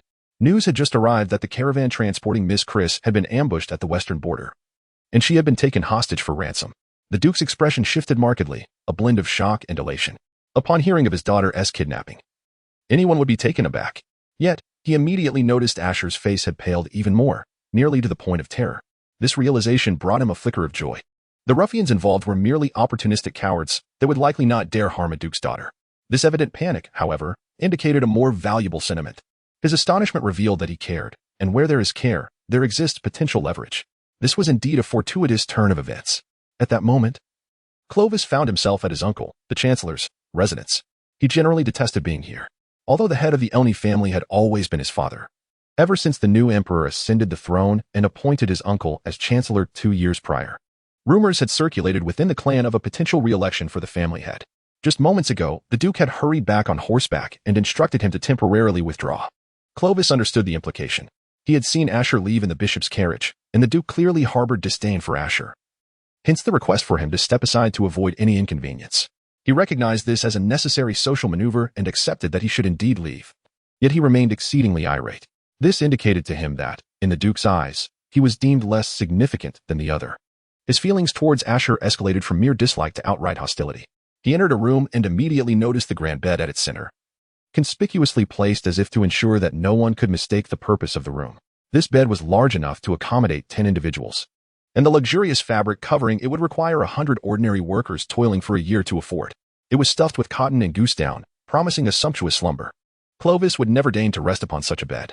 He believed that excessive comfort would sap one's resolve and dull one's spirit. To spend energy on such indulgences was undoubtedly a mark of futility. Yet, even the most trivial of things could serve a purpose when utilized appropriately. On the bed, a languid figure lay naked amidst a few scantily clad women, who appeared somewhat startled at Clovis's entrance. "What an unexpected visitor. It has been quite a while since we've seen you," he remarked, his expression marred by a metal brace, a remnant of an injury he sustained 2 months prior. He pinched one of the women beside him and gestured towards Clovis. "This is our family's most promising and industrious young man, perpetually preoccupied with state affairs. I wonder which of you has the skill to entice him into bed and then return to inform me of his demeanor while engaged in such activities. A substantial reward awaits you." He then winked playfully at Clovis. "Care to give it a try? They are quite skilled." "Really?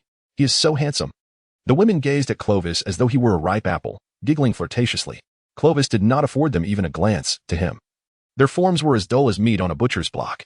With an impassive expression, he fixed his gaze on the face beneath the metal brace and stated, "I am here to convey a piece of news. The one who injured you last time has returned." The idle figure sprang upright, fury igniting within him. "Is that so? I have been searching for him everywhere. Bring me people." He paused, suddenly appearing contemplative as he scrutinized Clovis. "Why do you tell me this? You were the one who informed me last time. You aren't considering dealing with him yourself, are you?" It seemed at least his mind was not entirely dulled. He still possessed the capacity for thought. Clovis remained utterly unperturbed, his expression as cold as ever. "I am here to advise you. It would be wise not to provoke him. You likely lack the means to confront him. He has connections with the bishop. I would prefer not to see our family embroiled in a conflict with the bishop, hence my warning." The face beneath the brace twitched, contorting into a menacing expression. Glaring at Clovis with the ferocity of an enraged dog, roaring, "I do not require your instruction on what I should do, and I warn you, do not meddle in my affairs." He descended from the bed, and the women hurried to assist him in dressing, braiding his favorite hairstyle, which he took great pride in. He had once skinned a man who dared to sport a similar look. Clovis continued to observe him with an expression devoid of emotion. The man shot Clovis a derisive glance and provocatively remarked, "If you are dissatisfied, suggest that your father try his hand at becoming chancellor." Clovis remained stoic, and without uttering a word, he turned and exited the room, the echo of his footsteps resonating in the expansive corridor. Once he confirmed he was unseen, a hint of a triumphant smile graced his lips. It had been far too long since he had smiled. Chapter 4. Practice. Asa now held the Duke's appointment document close to his chest. He was perplexed as to why the Duke entrusted him with the task of rescuing his daughter as if he were the only savior. Given the Duke's influence and wealth, a band of ruffians would undoubtedly be no match for him. If those green-skinned brigands had known they were attempting to abduct a Duke's daughter, they would have never dared to carry out such a kidnapping. It was a perilous endeavor that could summon an entire army to raze their village to the ground. Typically, they targeted passing travelers or small merchant caravans, and they seldom resorted to violence. Moreover, anyone could resolve the situation by simply bringing a ransom, regardless of the Duke's reasoning. This was undoubtedly a fortunate turn of events. Asa hoped to resolve the matter discreetly and independently. The Duke not only sincerely implored him to save his daughter, but also presented him with an appointment document, stating it would facilitate his actions in the locality, much like the bishop had. Of course, the Duke did not possess the direct authority to appoint officials. The document merely served as proof that he was the Duke's envoy, indicating that he was under the Duke's patronage and could exchange horses at various way stations along the route. Furthermore, the Duke's reputation and power had been on the rise in recent years, and even in remote areas, this document would wield considerable deterrent effect. Initially, Asa intended to decline the document, but accompanying it were 10 gleaming gold coins, which he sorely needed, compelling him to accept. As twilight descended, he returned to Sandru's spacious abode, preparing to set out the following day. Asa had been pondering the meditation technique mentioned in the book and entered the house to inquire with Sandru. Somewhat irked, why didn't you tell me earlier what that meditation technique was? Had I known, I would not have practiced it. Why not practice? Sandru glared at him. Isn't it sorcery? The bishop claimed those who practiced it have perished. Do you wish to bring about my demise? Sandru spat on the ground, saying, those who died were merely fools who lacked the talent, yet persisted in their practice. The technique itself is neither good nor evil. It merely requires moderation. Even drinking too much water can lead to death. I practiced it myself, ceasing only when I reached my physical limits, and I've been fine all these years. When Asa heard that the bishop had instructed Sandru to destroy the book, Sandru paused, questioning, did he truly say that? He then furrowed his brow and hurried into another room, returning with something in his hand, offering it to Asa. You need to take this. Asa examined the object closely. It was 2 black pills. Hurry and take it, Sandru urged, patting Asa's back as if coaxing a child. What is this? How can I dare to consume something I know nothing about? It isn't poison, is it? It's a beneficial potion, Sandru replied, feigning innocence. I crafted it from a variety of precious herbs and infused it with magical energy. It will strengthen your body and invigorate your spirit. I noticed you were about to embark on a challenging task tomorrow, so I thought you could use a boost. Really? Asa sniffed it, detecting no odor, and swallowed it. Now, have a glass of water to aid digestion, Sandru said, handing him a cup. Asa gulped it down, noticing Sandru watching him intently, which made him uneasy. What are you staring at? Sandru peered into Asa's mouth, ensuring he had swallowed the pills and could not regurgitate them. Suddenly, he exclaimed in alarm, oh no, I forgot. The potion's potency is too strong. It must be counteracted with another remedy. Otherwise, it could lead to excruciating pain and even death. Asa stared at him, bewildered. What do you mean? I've forgotten the recipe for the counteracting potion, but it's recorded in that book. You must retrieve it for me as soon as possible. He patted Asa's shoulder, then innocently added, why are you looking at me like that? I didn't do it on purpose. But don't worry, the effects of this potion won't manifest immediately. It will take a while. I believe you can retrieve the book before any adverse effects arise. Just remember not to show it to anyone else. The recipe is only comprehensible to me. Then, as if recalling something, he warned Asa with an elder's affectionate tone. By the way, I have a rather poor memory. If you mention this to Bishop Ronus, I might forget everything in a state of shock. Asa sighed heavily and nodded, patting Sandru's shoulder. Rest assured, I will get the book for you and simply tell the bishop that I have destroyed it. He found it hard to believe that those who resorted to such petty tricks could be connected to the legendary Necromancer Guild. Ah, so you are quite clever. I never noticed before, Sandru admitted, a bit embarrassed. He then donned a serious expression. But it truly is a potent poison. You must feel the pressure to focus, otherwise you might become dazed at the sight of a woman.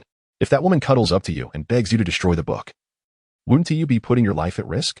Asa impatiently nodded. All right, I understand. I will get the book for you.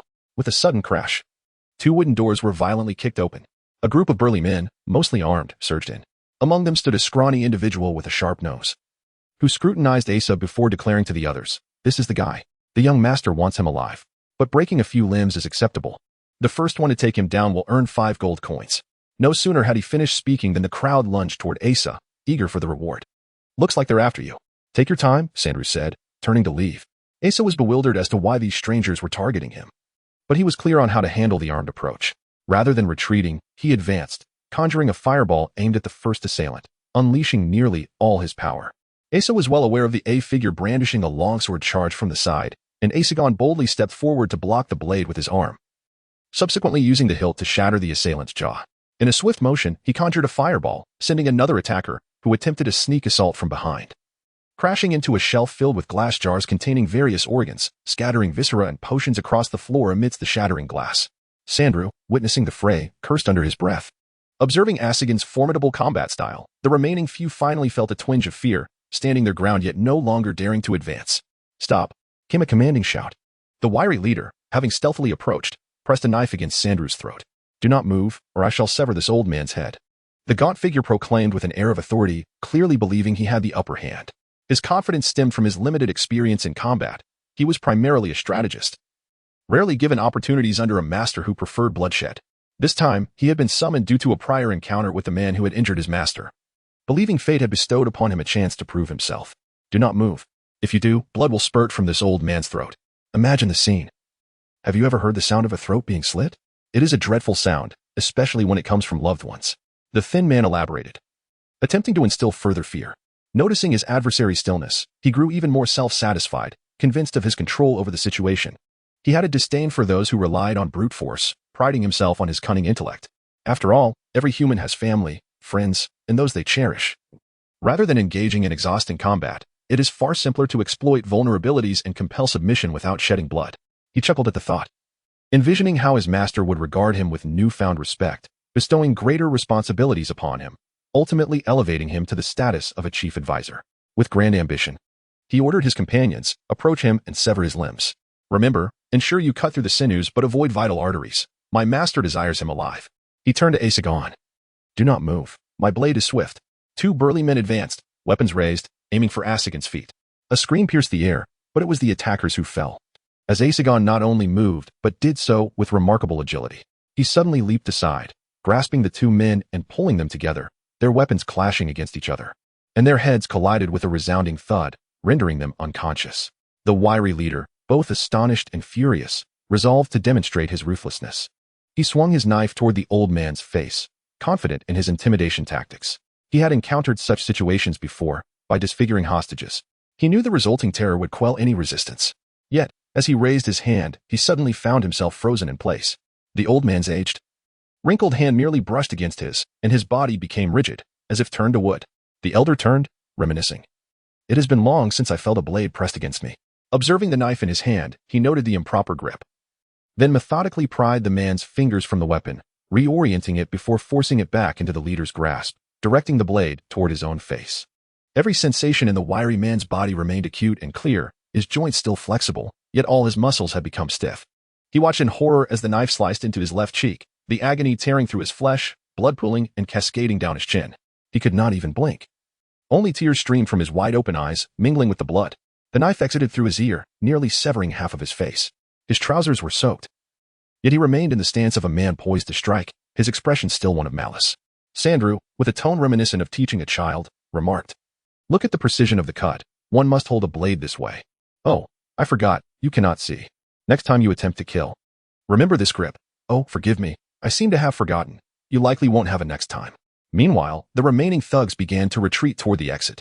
Sandru, with a hint of irony, addressed the wiry leader. "Why do your companions abandon you? Hurry, stop them." With effortless ease, the elder's pale, withered hand plunged into the leader's body, feeling as though it were merely a pile of mud rather than flesh and skin. The wiry man soon experienced a strange sensation spreading within him, not a feeling, but rather a sensation of losing all sensation, centered around the elder's hand. Every sensation within him rapidly dissipated. He had no time to comprehend what was occurring before even the ability to think faded away. With a casual flick, Sandru hurled the wiry man's hefty body toward the fleeing thugs, resulting in a small explosion akin to that of a mere puff. This explosion bore no lethal force, nearly splattering the contents of the wiry man's body. What erupted was not red blood or viscera, but a foul, putrid sludge reminiscent of filth accumulated over decades in a stagnant sewer. The once living man had decayed within mere moments. The black goo that splattered onto the retreating thugs elicited screams as they writhed on the ground, only to fall silent, their skin turning a gray hue akin to that of meat left to spoil for days. Asigan stood dumbfounded at the spectacle before him.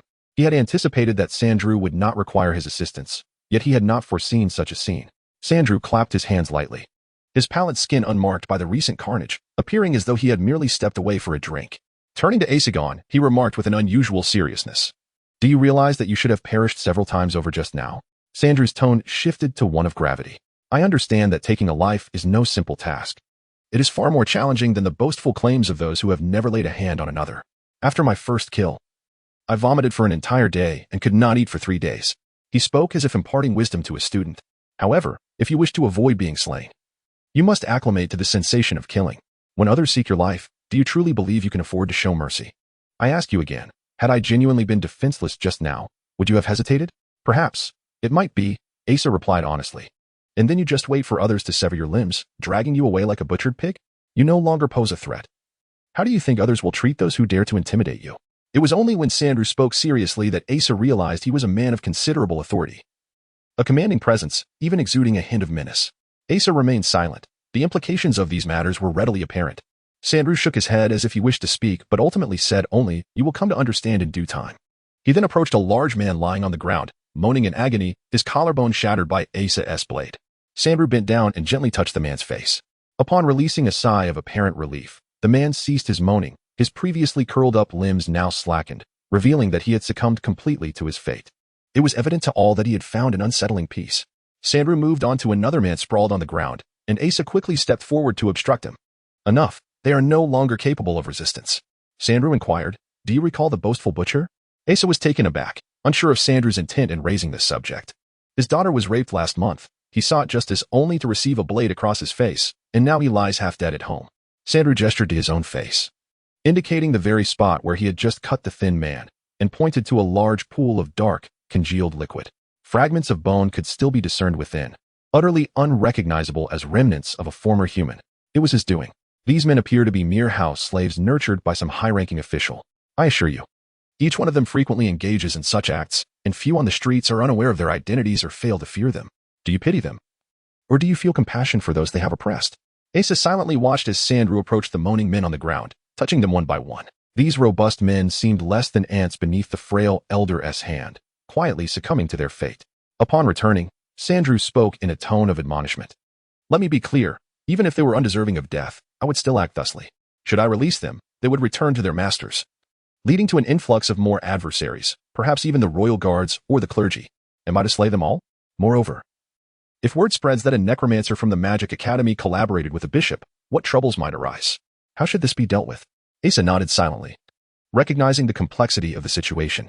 Then how should we handle it now? What do you mean by now? What is the current state of affairs? I know nothing. I have been consulting the bishop all evening, who can attest to my whereabouts. I am unaware of how these men met their demise here, and I do not know whom to approach for restitution for my shattered belongings. Asa was taken aback, then nodded in understanding. He fell silent. Do not let simplistic emotions sway you. Consider the consequences of forthcoming events and act accordingly. Remember, that object around your neck is not merely an accessory for hair. Tomorrow, you must set out to retrieve that book, and in your current state, you cannot even ascertain whether you will return alive. Sandru's tone, once chastising, gradually softened. Many experiences may feel uncomfortable at first, but to survive in this world, you must practice acclimatization. Understand that this world does not revolve around your feelings. Asa sighed, torn between a nod of agreement and a shake of dissent. Chapter 5, the first day of rescue in the vast territory of the Empire. The royal capital is situated centrally. A swift ride eastward or northward for about 2 months leads one to the coast, while the south and southwest are comprised of a federation of smaller nations. To the west lies the wild highlands, infested by Orcish marauders. Technically, this region does not fall within the Empire's boundaries, as it is not governed by any nation. No human dares to settle in the wild highlands. Historically, this area has been a haven for various perilous subhumans, including werewolves in the jungles, lizardmen at the swamp's edge, and tribes of ogres scattered across the wilderness. It is said that further north, in the mountainous regions, reside colossal and ferocious beasts along with great eagles. Beyond the wild highlands, one encounters several other nations, with which the Empire has maintained trade relations through merchant caravans. Although these merchants must hire numerous mercenaries, a small fraction of their caravans often fall prey to the orcs. Over the past decade, the Imperial Army has launched extensive campaigns against the orcs, effectively clearing them from the wild highlands, allowing trade with the west to flourish, and even establishing small towns at the outskirts of the wild highlands. Burkata is one such town. Initially, it was merely a collection of way stations and inns, but as trade flourished, the population swelled, evolving into a full-fledged town. The merchant caravan that Chris belonged to was ambushed nearby, and the site for paying ransom to the ogres was also in the vicinity. Asa traveled day and night from the royal capital, reaching Burkata in just 20 days. Half a year ago, he had landed here after escaping the lizardman swamps with Xiaoyi. This town, youthful yet somewhat reckless and crude, features buildings hastily erected in recent years. Most structures began as temporary inns, rapidly expanded due to successful business. and even those initially planned to be more substantial showed little regard for decor. The clientele consists mainly of pragmatic traveling merchants and rugged adventurers. Consequently, the entire town exudes a rough and haphazard charm, devoid of any cultural sophistication. Yet, it seems no one minds. The bustling crowds and lively streets reflect a unique vibrancy. The town centers around three main industries. First, the inns providing lodging. Second, taverns where merchant caravans recruit bodyguards. And third, brothels favored by mercenaries and traders. It is said that for ease of management, local officials mandated the integration of all inns, taverns, and brothels into a single operation. Thus, these three pillar industries amalgamated, resulting in a town where establishments share identical rough exteriors, and the interiors are filled with a medley of merchants, prostitutes, and mercenaries, forming the singular folk culture of this burgeoning locale. Asa proceeded directly to the town hall. Upon meeting the local official, he presented the appointment letter bestowed upon him by the Duke. Throughout his journey, he discovered this to be the most effective means of communication. Initially, he had exerted himself explaining that he was the Duke's envoy, only to be met with skepticism. It was only after revealing the document that the officials hastily provided horses and refreshments. The local official was none other than Lord Polygon, who had previously offered them assistance. At just over 20 years of age, his position as a local official indicated considerable capability. He appeared somewhat naive, with a short stature and a disproportionately large head, reminiscent of a child's puppet. His broad, pancake-like face bore robust features, with dark, large eyes that unabashedly scrutinized all noteworthy matters, devoid of any signs of dull-wittedness. His hair resembled a bird's nest, unruly and seemingly beyond any attempt at grooming. In line with his rugged appearance, he approached tasks with a lively energy, resembling a bellhop more than a dignitary. His demeanor mirrored the town's character, lacking in decorum, yet brimming with efficiency. Despite his seemingly foolish exterior, he remembered Asa as the individual who had drifted here with the Duke's daughter 6 months prior. Upon seeing the Duke's letter and understanding Asa's intent, he was taken aback and inquired, "Is it the injured Duke's lady we speak of?" "No, it is her sister," Lord Polygon responded with a sound of understanding, his bushy eyebrows knitting together. "Sir Envoy, I fear we may not be able to assist with this matter." His voice resembled a peculiar mix of a duck and goose, unpleasant yet occasionally rising at critical points. "It seems all the world's thieves are converging here. Just this week alone, there have been 3 or 4 incidents." He appeared quite agitated, his stubby hands thumping the desk emphatically. 2 years prior, the military stationed here had been redeployed due to southern conflicts, and the local guard had begun a significant recruitment of new soldiers, yet it was still inadequate for maintaining order. "I have already reported to the court requesting reinforcements from the south. I suggest you wait for the arrival of the additional troops." "No need for that. I shall handle this myself. It is best if others refrain from involvement," Asa replied, recalling Bishop Ronus's advice to act discreetly. His purpose in notifying the local official was solely to extract ransom when necessary. Lord Polygon leapt from his chair and urged Asa, "You should be cautious. Those ogres have inexplicably turned increasingly violent. Previously, they were mere petty thieves, occasionally even engaging in legitimate trade. But recently they have escalated their actions to robbery. And if met with resistance, they resort to violence, often resulting in casualties. You are unfamiliar with this place. I cannot bear the burden of any misfortune that befalls you. Do not worry about that. I merely wish for you to inform me of recent occurrences." Lord Polygon began pacing, his bushy eyebrows furrowing in deep thought. After a moment, he dashed to the door, peered outside, then closed it and approached Asa. Standing only to Asa's chest, he looked up and, perhaps feeling the weight of the moment, gestured toward the chair. "Sir Envoy, please take a seat." Asa settled into the chair while Polygon leaped onto the desk, slightly elevated above Asa, and peered down with his large, bulging eyes. "Sir Envoy, to be frank, I felt an immediate connection upon seeing you. You are not like those other officials dispatched from the capital. It is clear you hail from humble beginnings and have risen through your own efforts. Thus, I believe your mindset is far more open. I wish to discreetly discuss a matter with you. I cannot openly speak of it, as I am the local official, a caretaker of the people, and cannot indulge in baseless speculation or spread rumors. However, this situation is indeed peculiar." Lord Polygon leaned closer to Asa, his large mouth and upturned nostrils imposing. "You see, our laws do not specify whether the ogres are considered citizens of the empire, so we generally do not treat them with courtesy. Petty thefts may be overlooked, but upon hearing of any significant misdeed, the army swiftly annihilates their villages. Thus, those green-skinned ruffians tend to keep their heads down and generally refrain from causing trouble. However, they have suddenly become so audacious. Are you suggesting that someone is backing them?" "No one." Lord Borrigan's eyes widened further, as if they might pop out of their sockets to strike down the person across from him. He leaned in closer, his voice striving to remain subdued, yet still betraying that unmistakable raspy timbre. "For the past couple of months, strange rumors had begun to circulate. whispering of a grand city being constructed deep within the savage highlands, a city belonging to the beast folk. It was said that werewolves, lizard men, and ogres were congregating there. And even the gremlins were contemplating joining this alliance of beast men.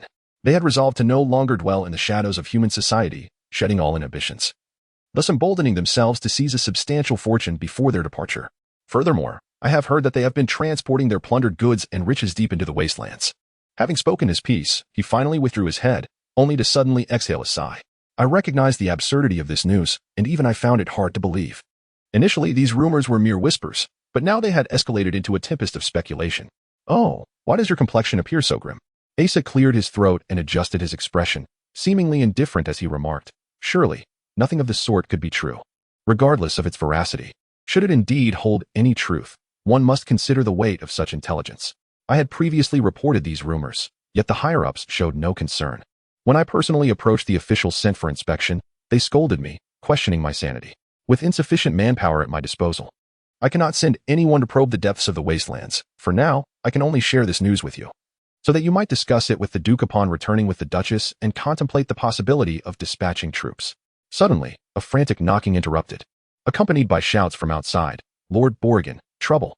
Another caravan has been attacked." Lord Borrigan leapt from the table, cursing in the vulgar tongue of street ruffians.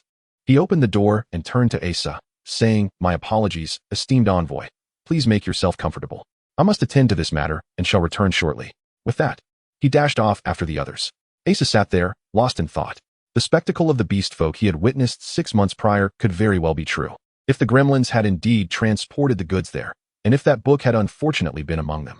He began to pray that Chris would cherish the book sufficiently to keep it close, tucking it securely within her undergarments during the abduction. No. It was merely an inconspicuous book. No one would deem it valuable. The gremlins would never prioritize snatching it amidst their looting.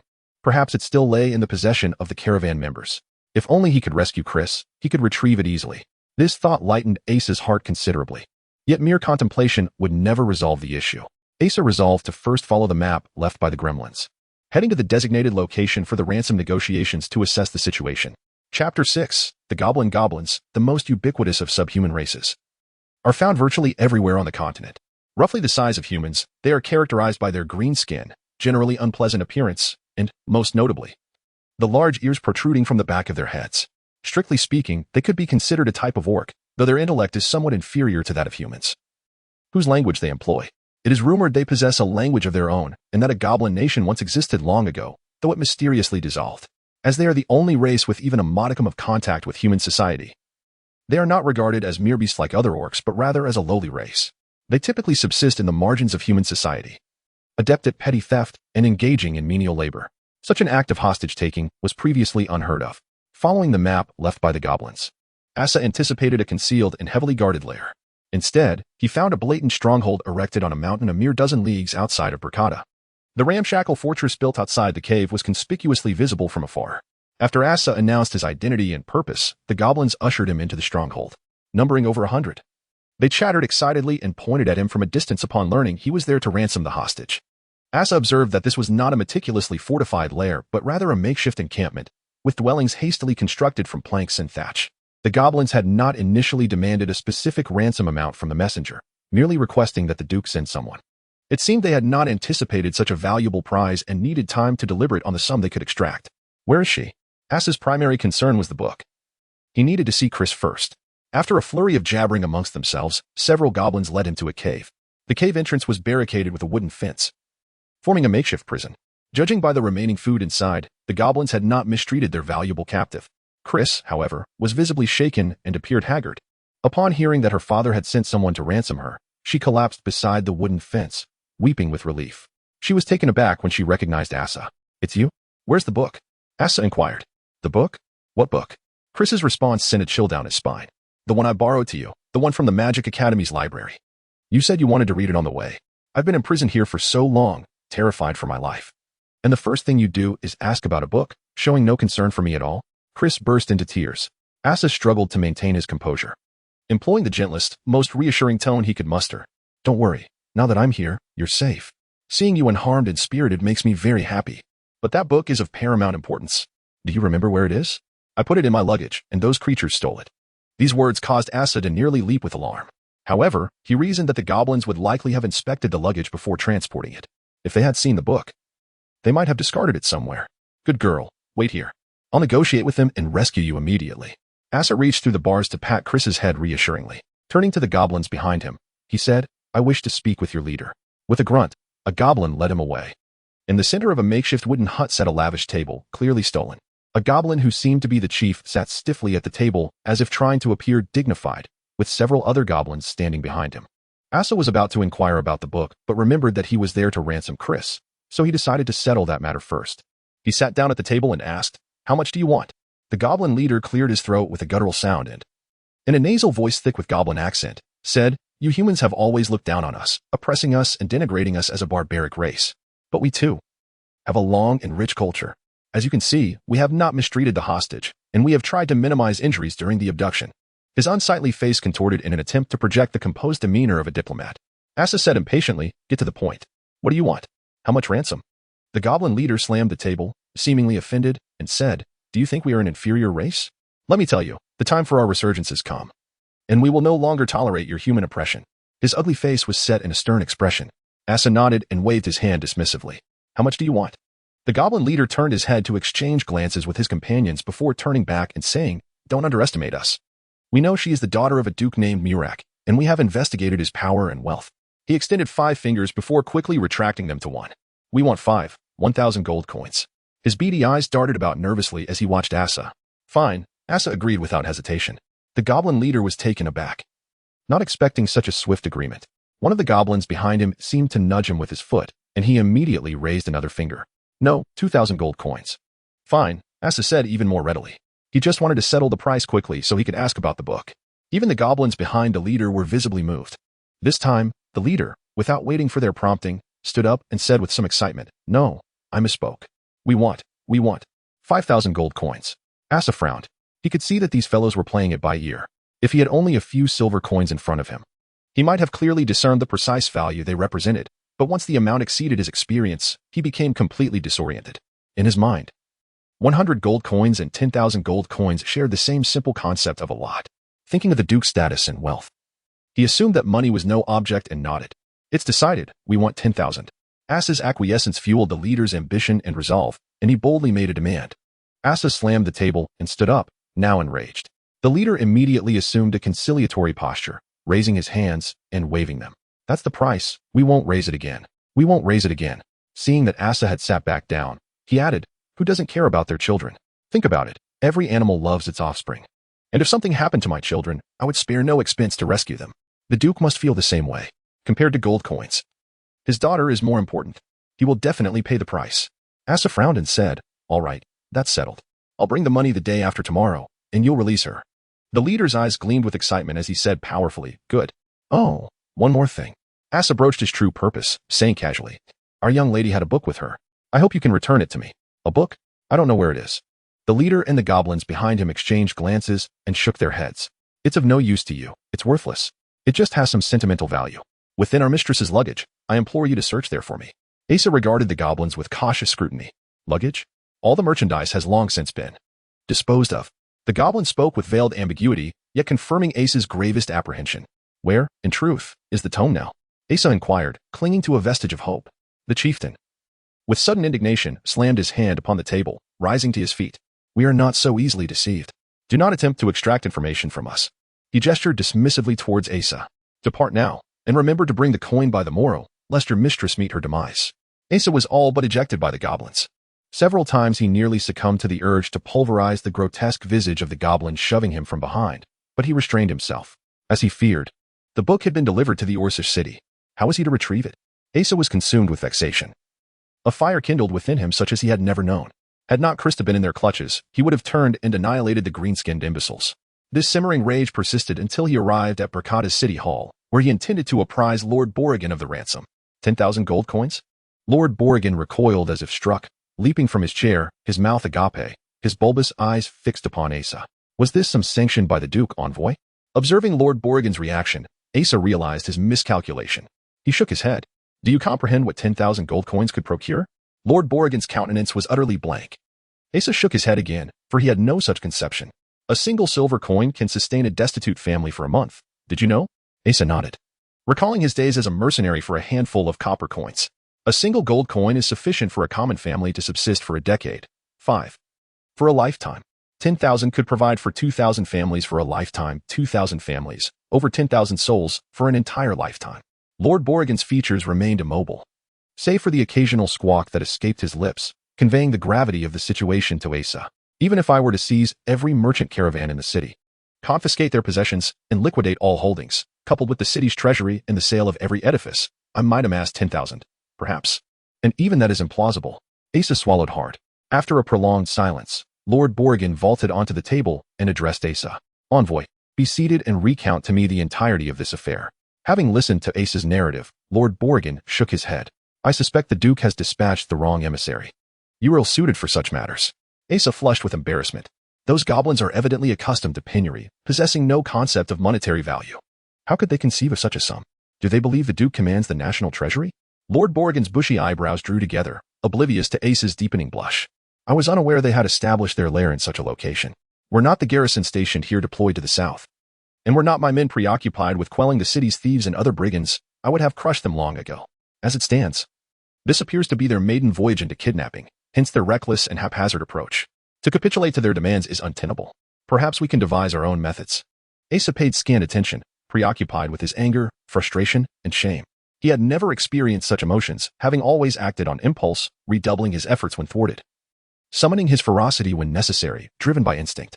He possessed ample courage, tenacity, and resourcefulness, but lacked the experience to navigate such situations, let alone manage his complex emotions.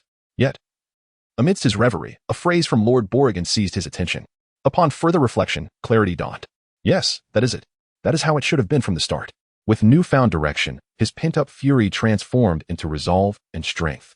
He raised his gaze to Lord Borrigan. Fear not, I know what must be done. He rose, turned, and strode out. Wait. Lord Borrigan pursued him, but Asa had vanished before he could exit the city hall. Chapter 7. No need for thanks. This is a common establishment in Burkata, a fusion of tavern, inn, and brothel, where the unique hall is filled with mercenaries, merchants, and courtesans. The half-drunken cacophony of flirtatious banter, bargaining, and laughter melds seamlessly, creating a distinctive atmosphere in the town.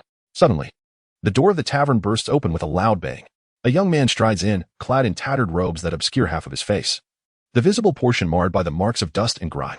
This attire is commonplace in the city, yet it draws every eye in the tavern, particularly those of the mercenaries, whose gazes brim with hostility. The alcohol coursing through their veins amplifies their latent aggression, making them acutely sensitive to such audacious displays. With a soft chime, the clamor within the tavern comes to an abrupt halt. The source of the sound is a small, round object radiating a warm, golden glow, tumbling through the air into the intruder's palm. Everyone recognizes the brilliance of this object. It is not the dull hue of copper, nor can any other metal boast such an alluring luster. This is a color that haunts the dreams of most. I wish to hire someone, the intruder declares as he takes a seat at a table, his tone exuding impatience, yet no one dares to label him arrogant.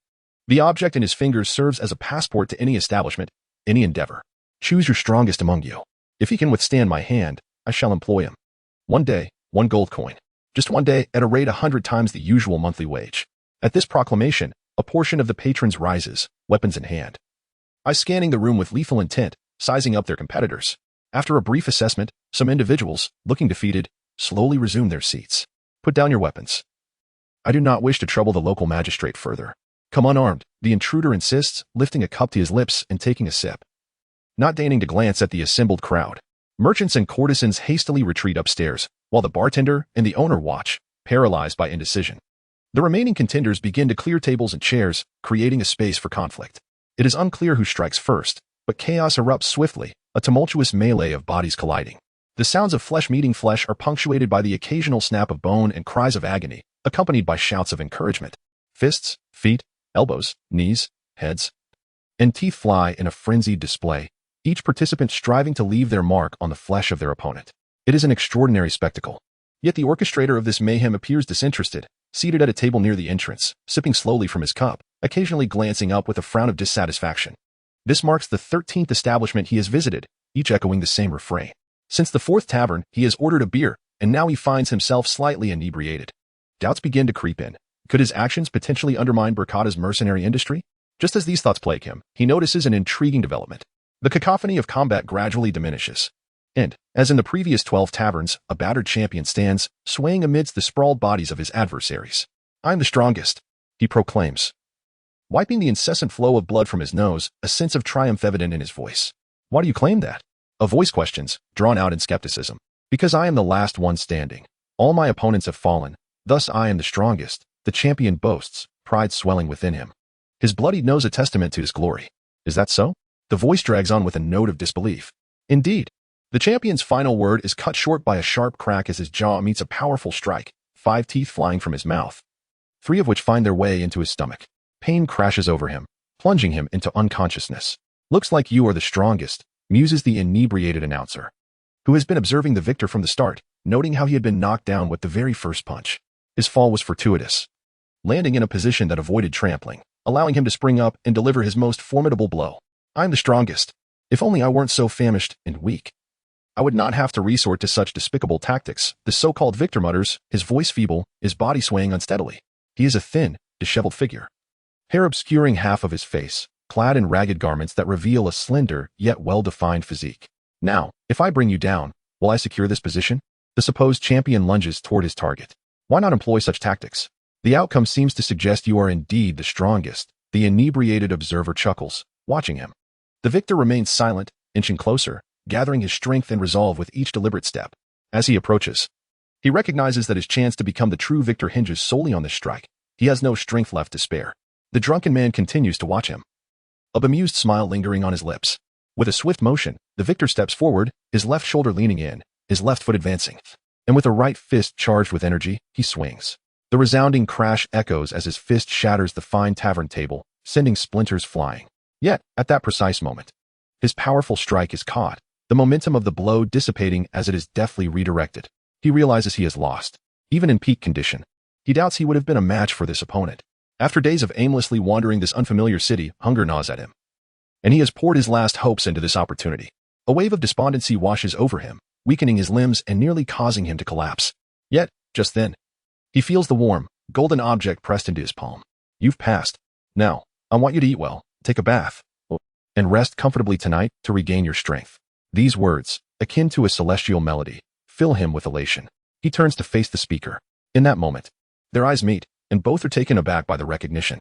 Later that evening, in the finest inn in Burkata, Asa lies in bed, meticulously recalling all he witnessed in the lair of the big-eared monsters, the terrain, the number of creatures, their wariness and demeanor, as well as the cavern where Chris was imprisoned. Indeed, as Lord Borgin had suggested, it seemed they were merely novices in such dealings, lacking both experience and caution. This presented a significant opportunity. Just when he was mired in despair, Lord Borgin's words about one's own methods sparked an epiphany. It was time to tackle this troublesome matter in his own straightforward manner, employing a direct and efficient approach to eradicate the problem. Of course, this would not be an easy endeavor. Assistance was essential, yet it could not be excessive. Thus, he began his quest through the taverns of the city in search of suitable candidates, surprisingly finding an old acquaintance after scouring nearly every establishment. Rodhart entered the room, appearing noticeably slimmer than he had over a month ago. Yet, the sinewy contours of his bare torso, showcasing both muscle and bone, still reflected his robust physique. He had just indulged in a sumptuous meal, the finest available in Blakada, and subsequently rejuvenated himself with a wash in the hotel's grand bathhouse, leaving him invigorated. With his hair and face freshly groomed, he once again exuded the charm and poise that had characterized him before. "Get some good rest. I shall awaken you when it is time to depart tomorrow," Asa remarked. He sprang from the bed, gesturing towards the clothing and sword he had procured earlier. "These are for you." Rodhart remained taciturn, having not initiated conversation since their mutual recognition. His eyes, however, flickered with an unspoken uncertainty, as if he were at a loss for words. "Thank you," Rodhart suddenly bowed to Asa. "For today, and for what transpired earlier. I am genuinely grateful." Taken aback by his sudden gesture, Asa waved his hand dismissively. "No need for that. Are the villagers all right?" "They are well. I managed to secure a considerable sum of money from Ari City and took them far away. They have settled in a new place, but alas, they cannot return." His expression remained remarkably composed as he spoke of this painful subject, suggesting he had begun to emerge from the depths of sorrow and guilt. Such a transformation was no small feat. Asa noticed a scar at the corner of Rodhart's mouth, likely a remnant from a kick he had inadvertently delivered. The innocence and vitality that once graced his face had been washed away by suffering and brutality, leaving behind a visage marked by strength and resolve. This newfound aura, combined with his innate handsomeness, forged a distinctive allure unique to men. "No," Asa countered, shaking his head. You can return. No one remembers what you did. They're all gone. Rodhart shook his head despondently. Perhaps they could, but I cannot. I lack the courage to face them. They would rather not see me again. That is why I came here, seeking mere sustenance. Little did I know. He offered a self-deprecating smile, acknowledging the difficulty of even securing a meal. Indeed. It is not easy, Asa reflected, recalling the month prior when he too had waited in an airy tavern, starved for food. Now, the tables had turned. Rodhart offered a bitter smile. Yet now, many wish to ensnare me for a meal. I hear that the envoy and local officials from Ari have yet to return. Could it be? It was not I who killed them, Asa clarified, but they are indeed all deceased. The events that transpired are far too bizarre to explain. Now the blame falls upon me. I returned with the invoice sealed to swindle money. And I have become the sole suspect in this case, now a wanted man across the nation. Fortunately, I was covered in blood at the time. And no one could discern my identity. Rodhart gazed earnestly at Asa. I am truly grateful to you. Thank you. Yet Asa felt a twinge of unease at the affection directed towards him, repeatedly gesturing with mild impatience. No need for thanks, no need for thanks. Tomorrow, I will require your assistance. Very well, Rodhart replied with resolute strength. Chapter 8. A successful rescue. The sun at noon shone brilliantly, mirroring the fervent hopes of the ogres. The ground of the hill seemed to gleam with a golden luster under the intense sunlight.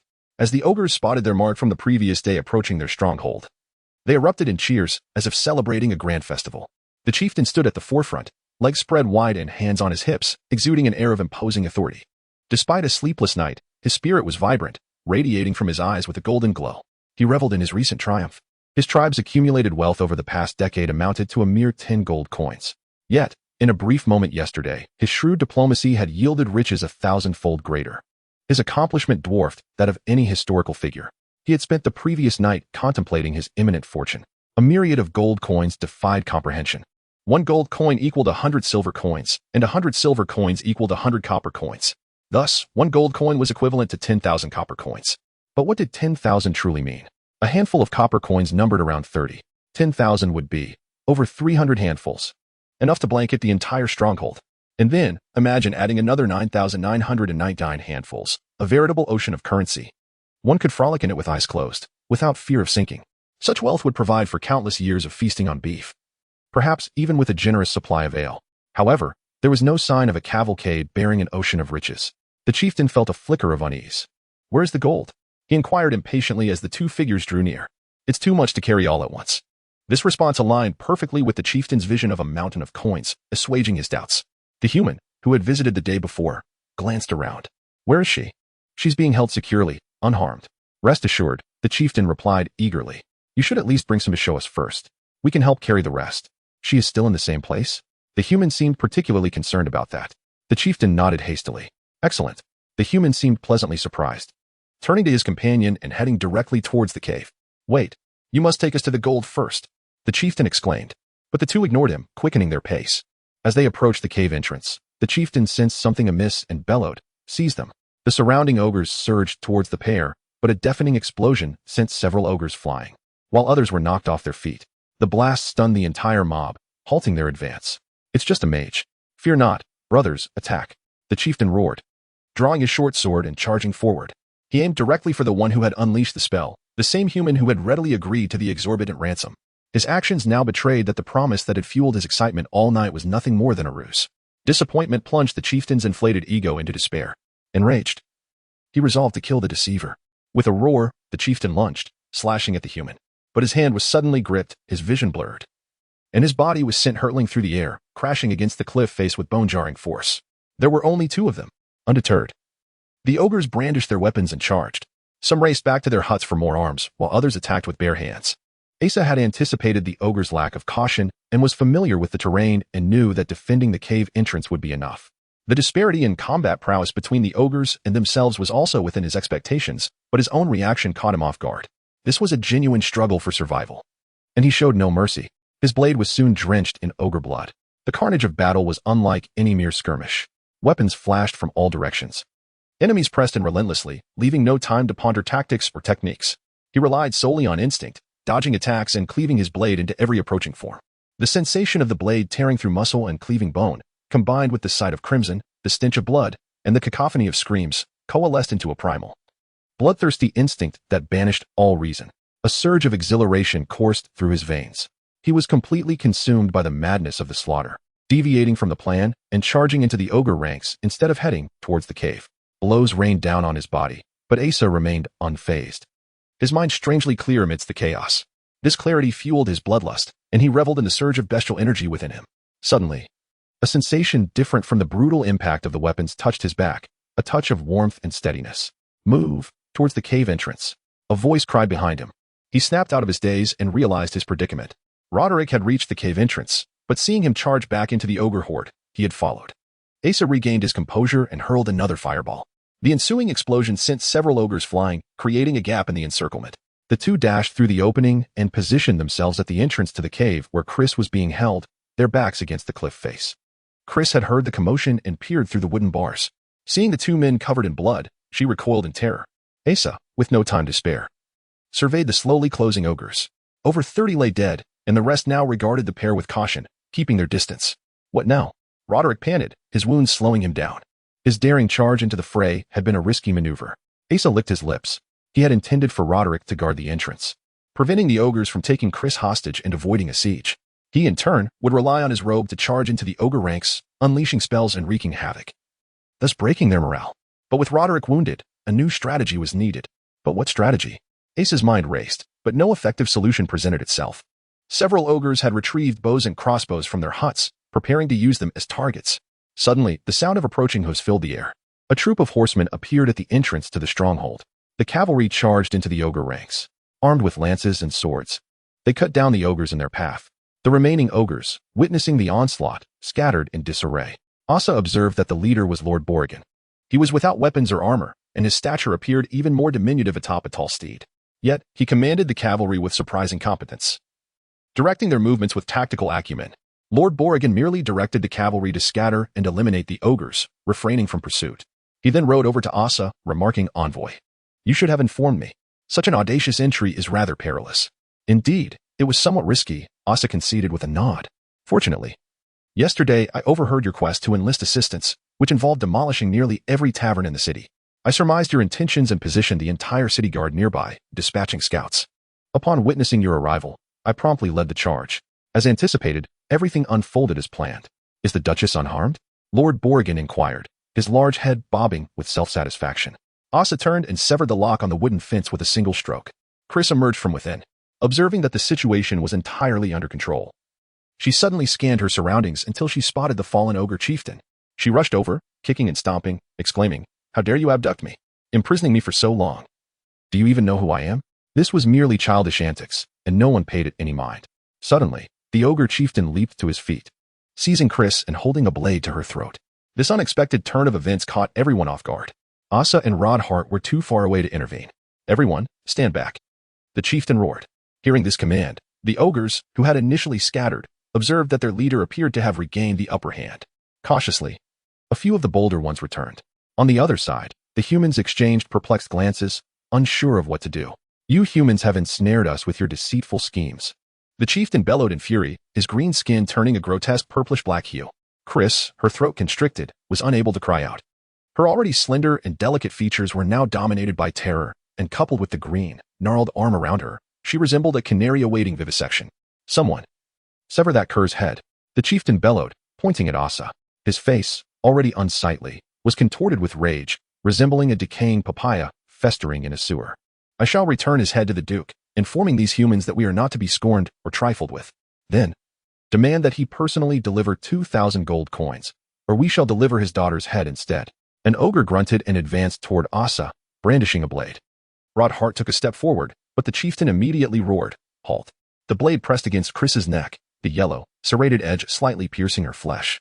With a bit more force, it would puncture her delicate skin. Rodhart froze in place. The ogre reached Asa and raised his blade. Asa remained motionless, his brow furrowed as he stared intently at the chieftain holding Chris hostage. His eyes did not reflect the disarray evident in the other's expressions, but rather a strange and singular intensity. "Stop," Rodhart cried out, his face contorted. He took another half step forward, but then Asa, who had been unmoving, suddenly reached out and placed his hand on the ogre's face. A thunderous explosion erupted, showering the area with blood and gore. The air was instantly thick with the stench of blood. With a clang, the blade fell to the ground, still clutched in the ogre's severed hands. While the lower half of his body was flung away, its entrails spilling out, the upper half of his body had been obliterated, splattering blood and flesh everywhere. The ogres, splattered with the remains of their comrade, shrieked like swine and scattered once more. Everyone else present was utterly stunned.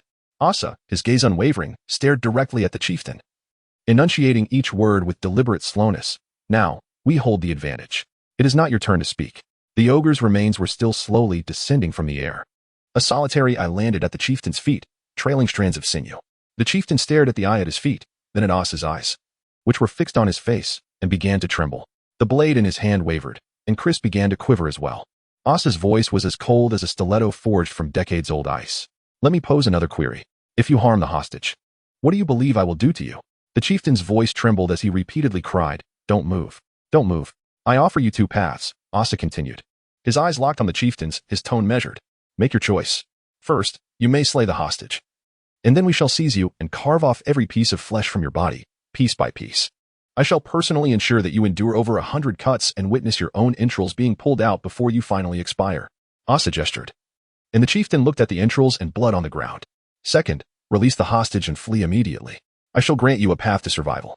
Asa's gaze was like two searing blades, piercing the chieftain's eyes and tearing his resolve to shreds. The words that escaped his teeth crushed any remaining vestige of defiance. The choice is yours. The chieftain trembled, then abruptly dropped the blade and fled down the mountain. Chris collapsed, then, startled by the eyeball and entrails on the ground, leaped up and buried herself in Rodhart's arms, sobbing uncontrollably. Asa sighed in relief and shook his head. Lord Borrigan, still on horseback, also sighed in relief and shook his head, saying, Envoy, you were rather audacious, because I surmised that the Duke probably couldn't produce 2,000 gold coins either. I couldn't allow him to see my head after seeing his daughter's head. Most importantly, I did not wish to be beheaded, Asa muttered to himself. He had not been acting. Although he suspected that the ogre chieftain lacked the courage to trade a life for a life, he would never have sacrificed his own head for Chris's if it had come to that. He remembered well what Sandrew had taught him. Lord Borrigan contemplated this, nodded, and rode over to pat Asa on the shoulder.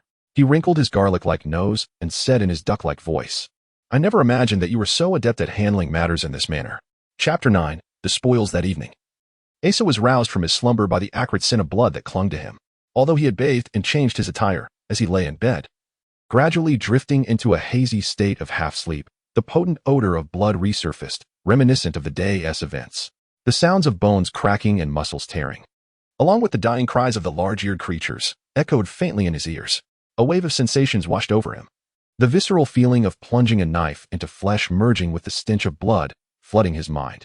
In the throes of desperate combat, this sensation had once ignited a primal exhilaration within him, an instinctive will to survive, compelling him to ensure the death of others. Yet, once returned to the tranquil surroundings, after indulging in a meticulously prepared meal and engaging in civil discussions, reclining on the most comfortable bed in the finest in Oblocata, the memories of his bestial actions only provoked a sense of revulsion.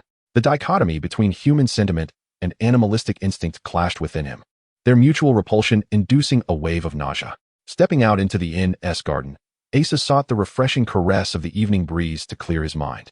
The revelry and illumination from the tavern continued unabated. In the garden, the dry air swept in from the west, and Asa inhaled the essence of the highland.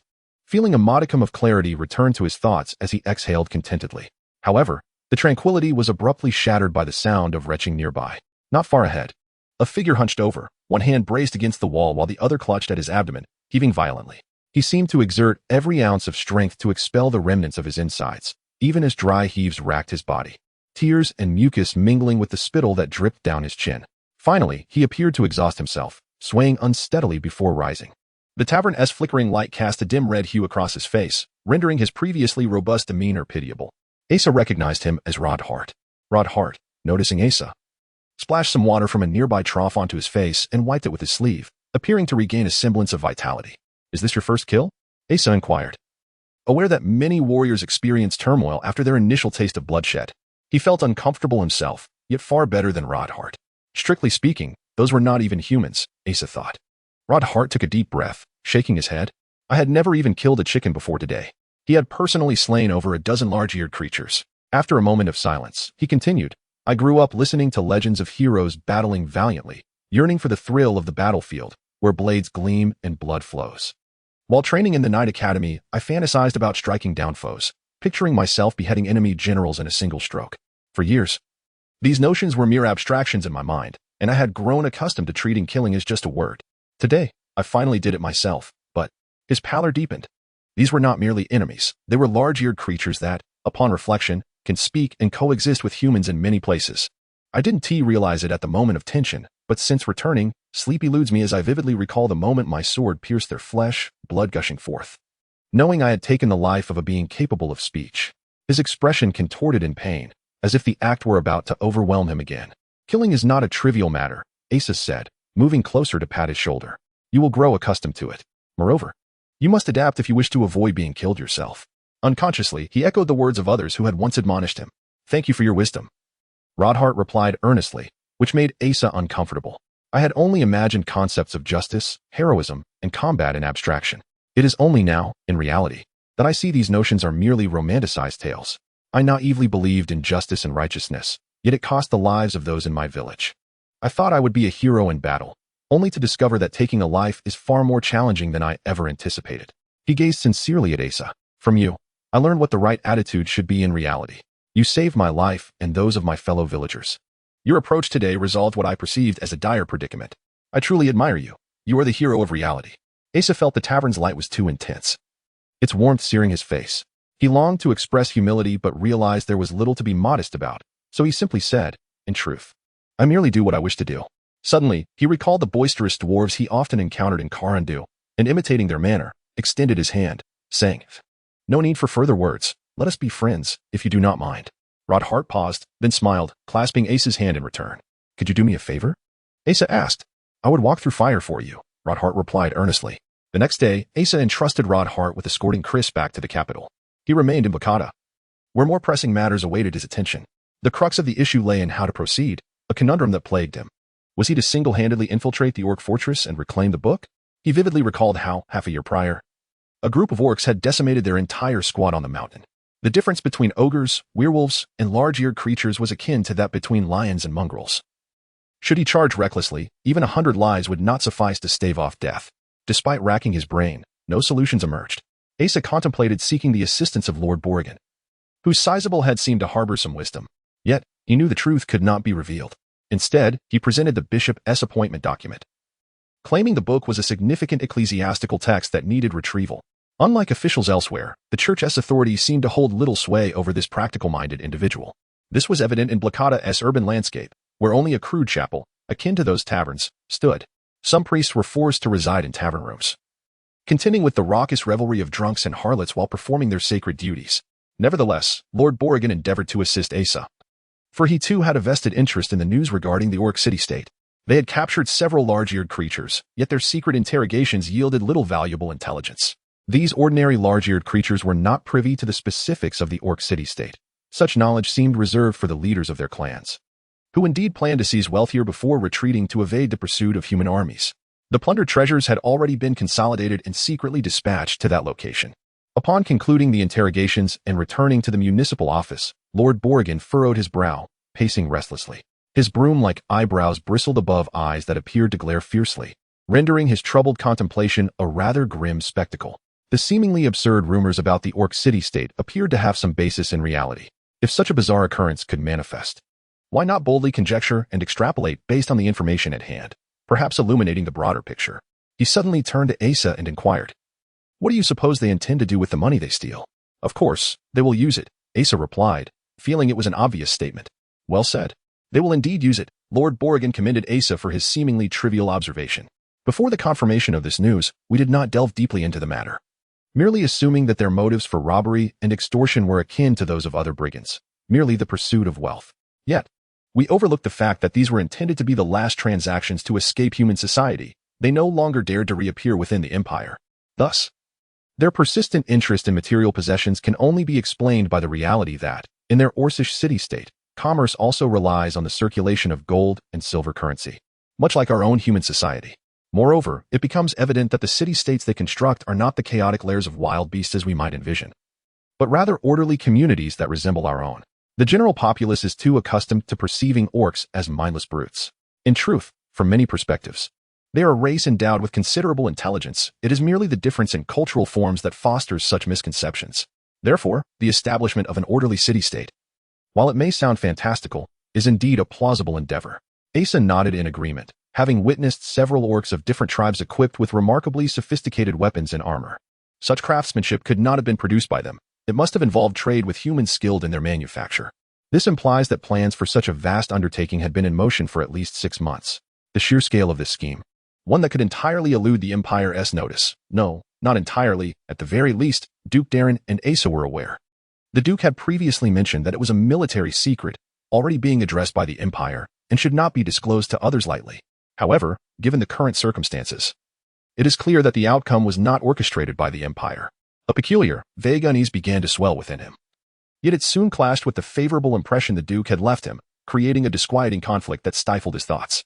He turned to Lord Borrigan and inquired, "What if that is indeed the case?" Lord Borrigan shrugged, shaking his head with a sigh. "That would be advantageous for you, but disastrous for me." "For me? No." "For all of Blakada, if a nation of orcs suddenly emerges to the west, the first casualty would be our trade with the western nations, which would utterly collapse the economic lifeblood of this city. Even worse, should the Empire engage in warfare with this orc nation, this city would be relegated to a mere military outpost." A grim expression of anguish crossed Lord Borrigan's face. "It would certainly be more convenient for you. I believe the orcs would show little interest in the Church's texts. You could simply locate their channels for disposing of stolen goods and retrieve the tome for a handful of gold coins." Asa nodded, realizing that the intellect residing within the oversized head of this fellow was indeed substantial. He sighed deeply, contemplating that if a mere few coins could resolve the situation, it would be most fortuitous. He asked, "Where might one find such channels?" "Of course, you must seek them out yourself. The recent apprehended thieves may possess valuable leads. Among criminals, there are often astute individuals. It is certain that someone has contemplated the idea of selling stolen goods." Chapter 10. The old thief days passed, and the rumors regarding the orc city-state deep within the wild highlands grew ever more widespread and fantastical. Whispers circulated of orcs adorned more magnificently than the guards of the royal capital, engaging in conversation with those fortunate enough to encounter them. Merchants returning from the west spoke of trade already established with the orc city-state. Regardless of the tales, the actual circumstances were gradually improving. Incidents involving the large-eared monsters had ceased. This was largely due to the significant deterrent effect of Bracada's annihilation of a large monster camp, coupled with the impending arrival of southern troops. This news was unwelcome for the thieves of the city, who had profited considerably from the chaos wrought by the monsters' rampages. As the prospect of their good fortune waned, some began to depart. Yet, a faction of thieves remained, intent on amassing their fortunes. This group consisted of fugitives wanted for serious crimes, the elite among rogues and the most nefarious of characters. Currently, this band convened in the largest inn's chamber, discussing plans to procure stolen goods from the orc city-state, as well as the acceptance of a new recruit. The timing of this new addition was deemed ill-advised by many, especially following the recent arrest of 2 members by the city guards. However, those 2 had returned shortly after, accompanied by a young man. It turned out that this youth was a fellow inmate who had escaped by overpowering the guards and liberating all prisoners. He expressed a desire to venture to the legendary orc city-state to sell stolen goods and inquired if they wished to partner with him. Impressed by his remarkable skills, the 2 members introduced him to the band. Leading the meeting was a venerable thief named Foderin, the gang's chief, in his late 50s. His face bore the marks of time, with wrinkles that spoke not of frailty, but of shrewd vitality. The age spots scattered across his skin were testament to his life experiences. To excel in any profession requires intelligence. Upon learning of the orc city-state, Foderin swiftly devised a plan to profit from the sale of stolen goods amidst the chaos instigated by the monsters. He reached out to the large-eared creatures and rallied like-minded individuals for this grand venture. Amidst the thieves, Asa had recently joined their ranks, though discontent lingered among some. The situation unfolded more smoothly than anticipated. In just a few days, he would reach the orc city-state, not only to reclaim the book, but also to witness the reality of that realm. Foderin, upon concluding his plan, surveyed his companions. A man adept in the ways of the world, seeking their input despite being the most knowledgeable among them. "Any objections? We shall proceed as you suggest. The funds we carry will indeed be useful," came the consensus, though a few expressed reservations. Ultimately, Foderin declared, "It is settled then. We depart at dawn 3 days hence. Remember, if this news reaches those in power, it will be regarded as treason, and the military will pursue us. I reiterate, we must not divulge a word of this." He cast a scrutinizing glance around the room, particularly at Asa, whom he did not entirely trust. Were it not for the 2 members who had brought him, Asa would never have been permitted entry. This plan was perilous, and Foderin sought to avoid any missteps. Only days earlier, he had eliminated a member who had merely been friendly with the city's captain of the guard. A rhythmic 3 knocks echoed at the door. Instantly, every individual in the room sprang to their feet, weapons drawn, the atmosphere thick with tension. Another set of 3 knocks followed, this time softer. As if seeking permission to enter. Asa felt an odd familiarity with this courteous knocking. Who is it? Foderan's voice was drawn out, feeble yet alert. As he stealthily unsheathed a slender dagger, adeptly flipping it in his hand, preparing for a swift strike if necessary. I seek someone. Open the door. Came a voice as delicate as a pear. Foderan exchanged a glance with Asa, recognizing that this was indeed Asa's designated room. The voice stirred a memory, though Asa could not place it. Foderan gestured for one of the thieves by the door to admit the visitor. The thief flung the door open, reaching out, but instead found himself yanked outside, followed by a chilling cry as he fell to the ground below. The remaining thieves rushed toward the entrance, only to be met by a slender sword thrusting through the doorframe, halting them in their tracks. What is happening? I am here to find someone, the newcomer reiterated, stepping boldly inside. This individual was slight in stature, wielding a long, narrow sword, its peculiar blade promising wounds that could not be stitched. Asa recognized this weapon, his eyes widening in astonishment. How is it you? He exclaimed. What brings you here? Of course, I am here for you, the newcomer replied, their eyes narrowing into a mischievous slit, a smile that had nearly cost Asa his life in the lizard marsh now reappearing. The effects of the world tree's leaves had evidently worked wonders. The visitor was transformed from the bedridden figure of a month prior into the spirited adventurer he once knew. Dressed as if ready for a quest, wrapped in a blanket, and burdened with a large pack. Oh, it is merely a friend of Asa's. Please, come in, Foderan said. Glancing at Asa before gesturing for the visitor to enter, his demeanor unexpectedly noble. Yet, as the newcomer drew near Asa, Foderan subtly shifted to the side, concealing his dagger at the small of his back, though it remained firmly in his grip. Asa felt overwhelmed, glancing at the newcomer, who simply remarked, The air in this room is stifling. Why do you not open a window? Indeed, we must, lest the scent of blood suffocate us, Foderan replied with a chuckle, his age spots quivering in amusement. The thieves rearranged themselves, encircling Asa, weapons still at the ready, while the 2 members who had recommended Asa fell silent. You, young man. I hold no grievances against you. I trust you implicitly, Foderan stated earnestly. Yet, we are all treading on the edge of a razor. You must provide us with some assurance. What kind of person are you to have a refined, aristocratic lady as a friend? The dim light in the room cast a somber pall over everyone's faces, and an undercurrent of animosity and caution stirred. These were not naive individuals. They could discern with a glance that Xiaoyi's demeanor and bearing were incongruous with their own. Her noble origins were unmistakably evident. Why would such an aristocratic woman seek out a thief from out of town?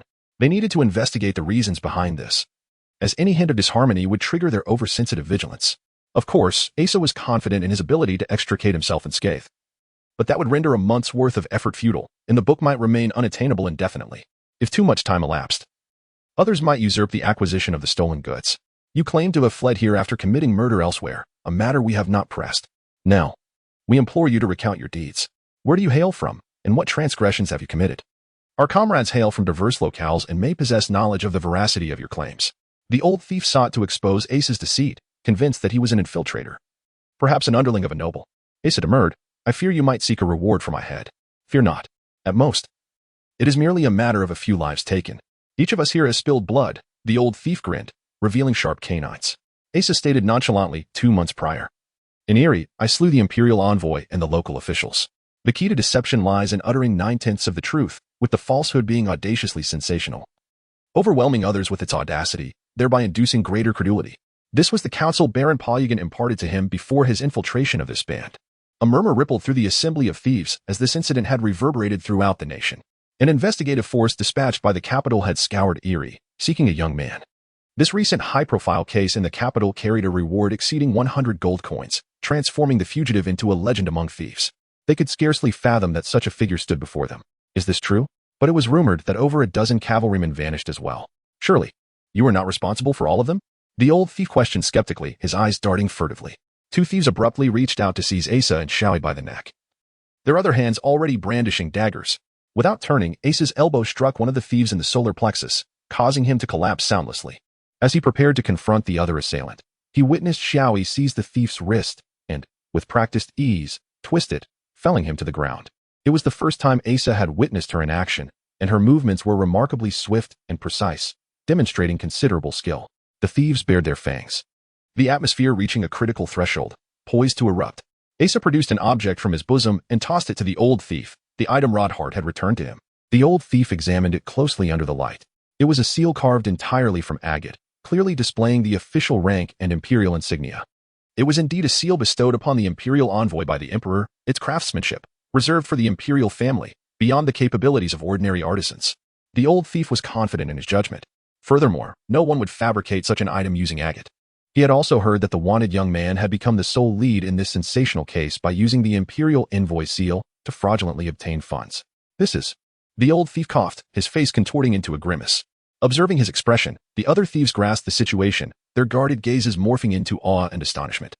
Not a dozen, but over 50 cavalrymen, all dispatched by my hand, Asa continued nonchalantly, his demeanor befitting his status as a notorious outlaw.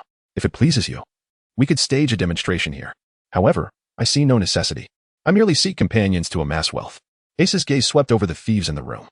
Dealing with those who risked their lives had its advantages. Like animals discerning strength through scent, a mere exchange of gazes, honed in the crucible of bloodshed, sufficed to gauge one's mettle. His feral instincts, cultivated from a young age in the wilderness and tempered by countless brushes with death, were enough to intimidate these common criminals. Xiaoi, in accord with the atmosphere, unsheathed her sword and brandished it a few times. Though lacking in imposing presence, her stance was presentable. The old thief nodded, acknowledging the young man's capabilities. He returned the seal to Asa and, turning to Xiaoi, inquired, "And she is? She's the daughter of a duke." "My paramour," Asa introduced. "Forgive me for withholding her father's name. She has eloped with me against her family's wishes." Another stir rippled through the thieves. But such an outlandish tale, attributed to such an accomplished individual, could only be deemed a testament to his extraordinary abilities, eliciting no further suspicion. As dusk approached, they had finally placated the band of thieves. Only Asa and Xiaoi remained in the room. After ensuring that no one was eavesdropping, Asa heaved a sigh of relief and turned to Xiaoi, asking, "Do you realize you nearly jeopardized my position?" "I was unaware. But I am certain that you possess a promising future in acting or seducing women." "My paramour," Xiaoi remarked with a wry smile. Asa blushed slightly and coughed. "It was necessary to gain their trust. The local official instructed me. By the way, has your health improved? I am grateful for the excellent medicine you procured for me. You have saved me once again." She approached Asa, scrutinizing his face intently. "I am truly grateful." It was the first time Asa had beheld her in such a normal setting and with such a normal disposition. At such close proximity, her misty eyes seemed to exude a peculiar allure, stirring a strange sensation within Asa. "Did you truly commit the deed involving the imperial envoy in Eri?" Xiaoi had also seen the seal earlier. "No, I merely deceived them." "Then, how did you acquire the seal?" I found it." Asa hastily changed the subject. "What brings you here?" "I originally came to rescue my sister, but I encountered her and your friend on the road. I heard that you were still in this area. I sought you at the city hall, and the local official informed me that you were consorting with a band of thieves and that you were residing in this inn. So, I came, only to stumble upon this scene. I had intended to ask you to accompany me to Lizard Marsh to retrieve my backpack." Asa frowned, unable to comprehend why Baron Polygon would indiscriminately divulge such information to her. "Backpack? It was lost there half a year ago. It must have rotted away from exposure to the elements. Moreover, who can recall the precise location?" "Is that so? Well, then, I shall accompany you to the Orsish city-state. You have already introduced me to the thieves as your paramour. There is no reason for you to suddenly depart, is there?" Xiaoi smiled magnanimously. Perhaps having a companion would be beneficial, and she is skilled, and, in any case, the feeling is agreeable. "Where are you staying?" Asa wondered why he had suddenly posed that question. "Here, of course. You have already declared it, so where else would I stay?" "Oh," Asar hurriedly said. "I shall take a bath first." After a moment's hesitation, he inquired, "Will you be bathing as well?" Xiaoi gazed at him, her originally enchanting elongated eyes now wide open yet retaining their allure. She drew her sword and swiftly performed a few elegant flourishes before him, then pointed the tip of her blade playfully in front of his face, uttering a single word with each jab. "Please, do not overthink it. You shall sleep on the floor."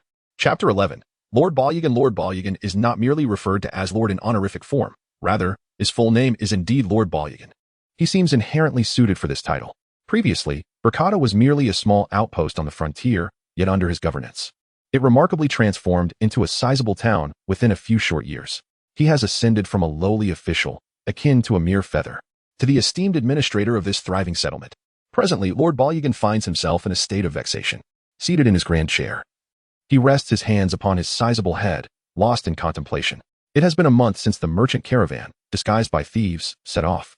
Lord Balyagan witnessed their departure firsthand at the checkpoint, noting that Asa and Xiaoi had also donned merchant attire to blend in among them.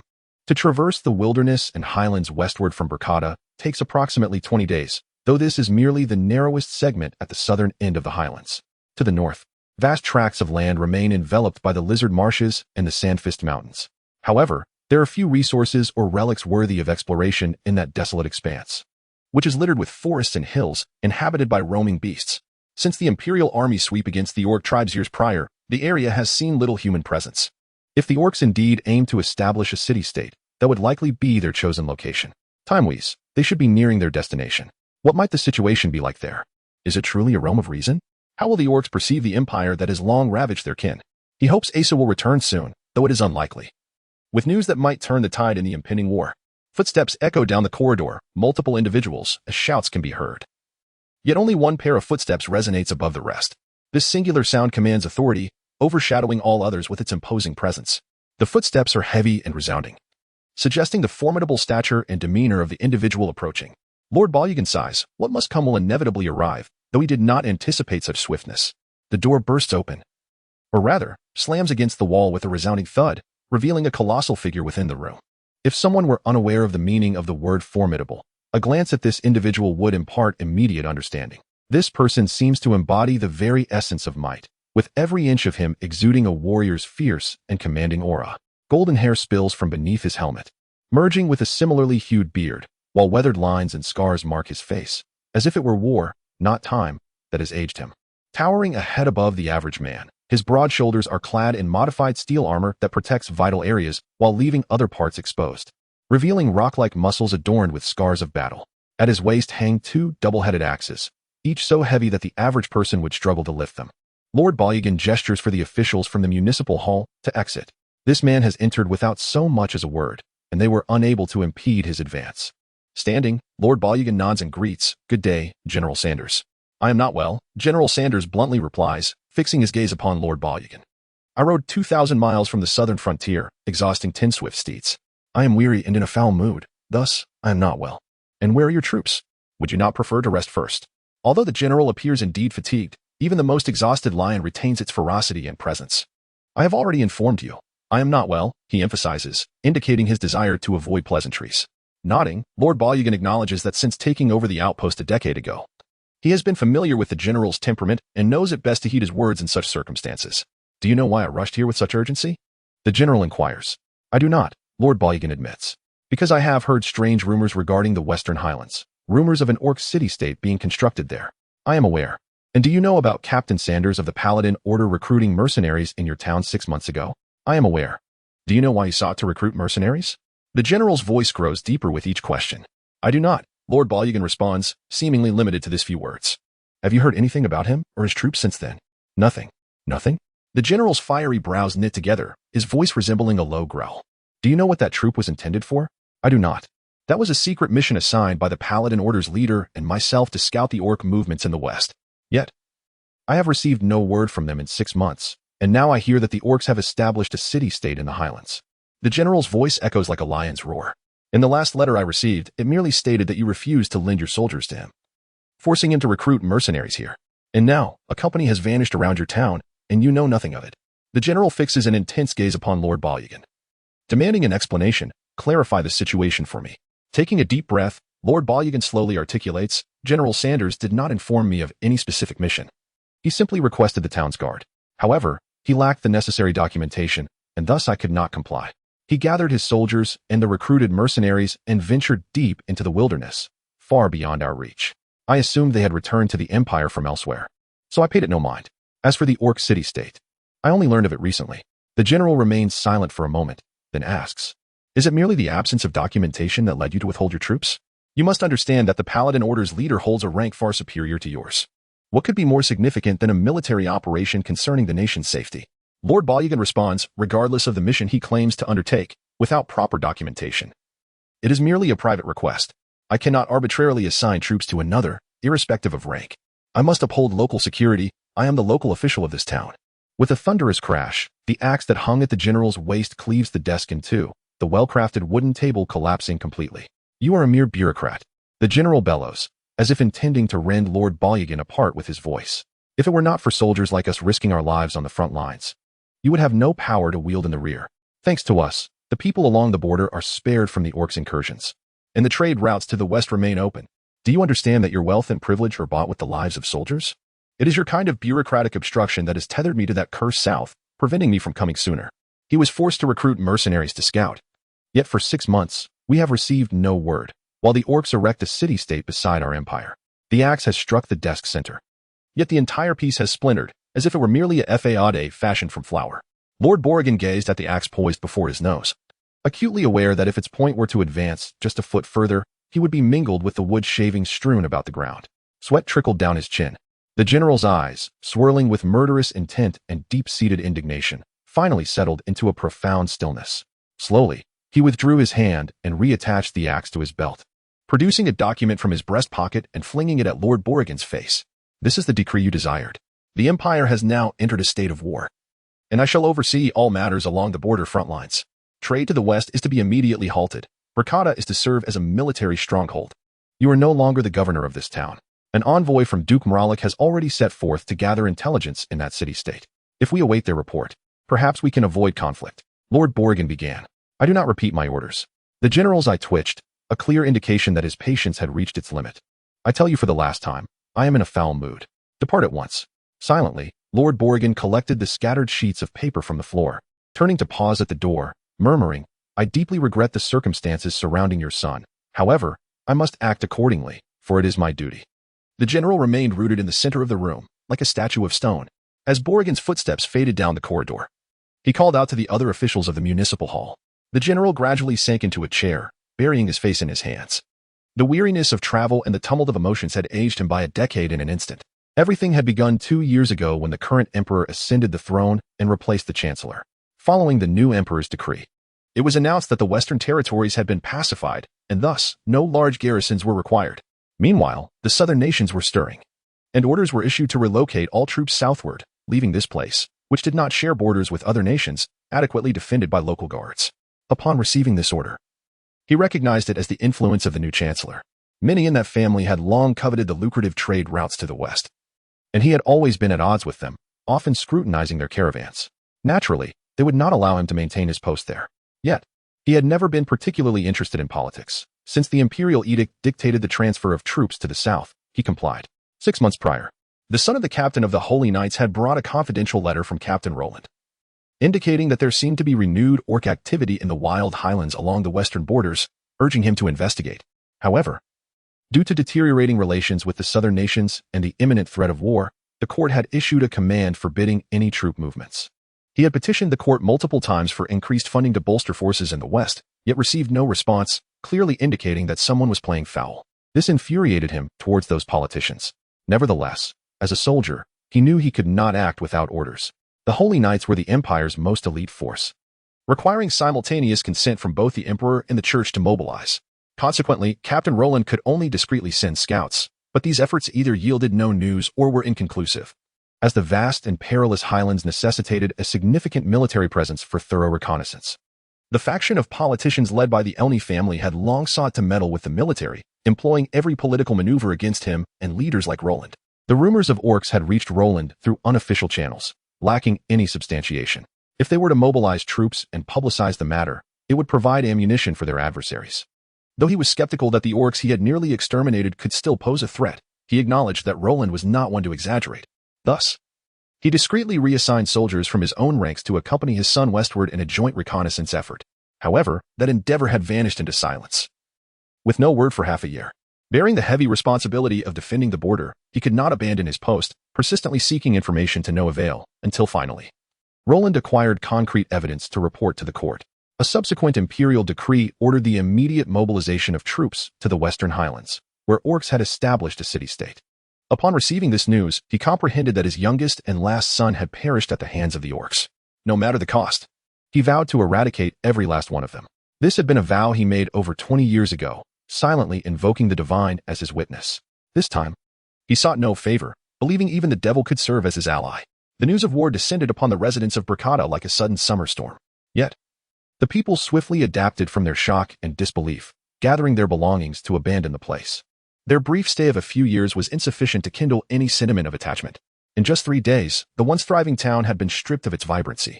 Lord Borrigan stood at the street corner, numbly watching as the last batch of residents departed, their burdens slung over their shoulders. Tavern doors stood ajar, revealing only empty tables, chairs, and refuse within, while the upstairs windows swayed in the breeze, occasionally clattering against each other. The advance contingent had already arrived, the glint of swords, spears, and armor illuminating the surroundings, their fatigue from the forced march failing to conceal their formidable presence. Is war imminent? A robed figure emerged from the shadows of a nearby building, approaching Lord Borrigan to survey the scene. I just arrived here a few days ago. How is it that I witness preparations for battle? Indeed, war is upon us, Lord Borrigan replied casually. So many troops, the figure remarked, observing the soldiers around them. Lord Borrigan's voice, now harsh and strained, could still outshine that of this stranger, who seemed a vagabond cloaked in illness, exposing only the upper half of his face. When will this conflict commence? When will they set out? He inquired, his vacant eyes scanning the soldiers passing by. Perhaps tomorrow, Lord Borrigan mused. After a night's rest, the general will likely send these men ahead to gather intelligence. The vagabond responded with a soft "Oh, so soon? I must hasten my departure." "Yes, do take your leave," Lord Borrigan urged, turning away. He needed to head to the municipal hall to provide the officers with detailed information about the surrounding terrain and the layout of the town, indicating suitable spots for storing provisions, troop encampments, and defensive positions. This was to be his final duty as a local official. Casting a bitter smile at the now desolate taverns, he recalled the meticulous planning that had gone into constructing every building, brick by brick. When the idea of combining the city's brothels, inns, and taverns first arose, he had felt a sense of pride in his ingenuity. As he walked, he kicked a small stone, sending it skittering against a doorframe with a dull thud. Chapter 12. The Corpse Dragon. It has been ages since I have witnessed such a grand spectacle. Sandrew struggled to find his footing among the heaps of corpses. Advancing step by step, this valley lay between two hills, densely packed with bodies that almost filled every inch of ground. The metallic scent of blood seemingly solidifying the very air, rendering even the act of breathing a laborious task. These were the remains of Imperial soldiers. Evident from the marks upon them that they had perished in battle, yet no signs of any enemies could be found here. Bishop Ronus's expression was grim, his candle-like eyes scanning the corpses as he silently followed Sandrew. He was clad in a rather ordinary monk's robe, appearing merely as an unremarkable elderly man. In the center of the valley stood a protruding rock, upon which sat a figure draped in a red robe, arranging something. Upon noticing Sandrew and Bishop Ronus approach, the figure promptly rose to greet them. After more than 20 years apart, it brought genuine comfort to the student to see the spirits of his two mentors still vibrant. The man in the red robe bowed respectfully to both Sandrew and Bishop Ronus. I did not anticipate this troop's rapid advance. Thus, the location of the teleportation magic circle is slightly askew, causing you both unnecessary fatigue. I sincerely apologize. Did you kill these people? Bishop Ronus inquired, fixing his gaze on the man in red. Indeed, the robed figure replied with utmost reverence. They were dispatched to scout and harass the orc fortress to the north. Given their inevitable doom, it was preferable for them to perish here rather than suffer the horrors of relentless pursuit. I manipulated their captain, leading the squad into this place, where I employed illusions to incite them to turn upon one another. Death at the hands of one's comrades is far more merciful than being ravaged by those orcs. Sandrew regarded the man in red as he covered his face, asking, "What has happened to your visage?" The man revealed a hand that resembled a dried claw as he removed the shroud from his face, unveiling a rather ordinary countenance marred by the absence of flesh and muscle from the mouth to the jaw, exposing teeth that were a dull, grim shade akin to a neglected restroom corner, with sinew resembling dried grass clinging to them. He managed a half-hearted smile.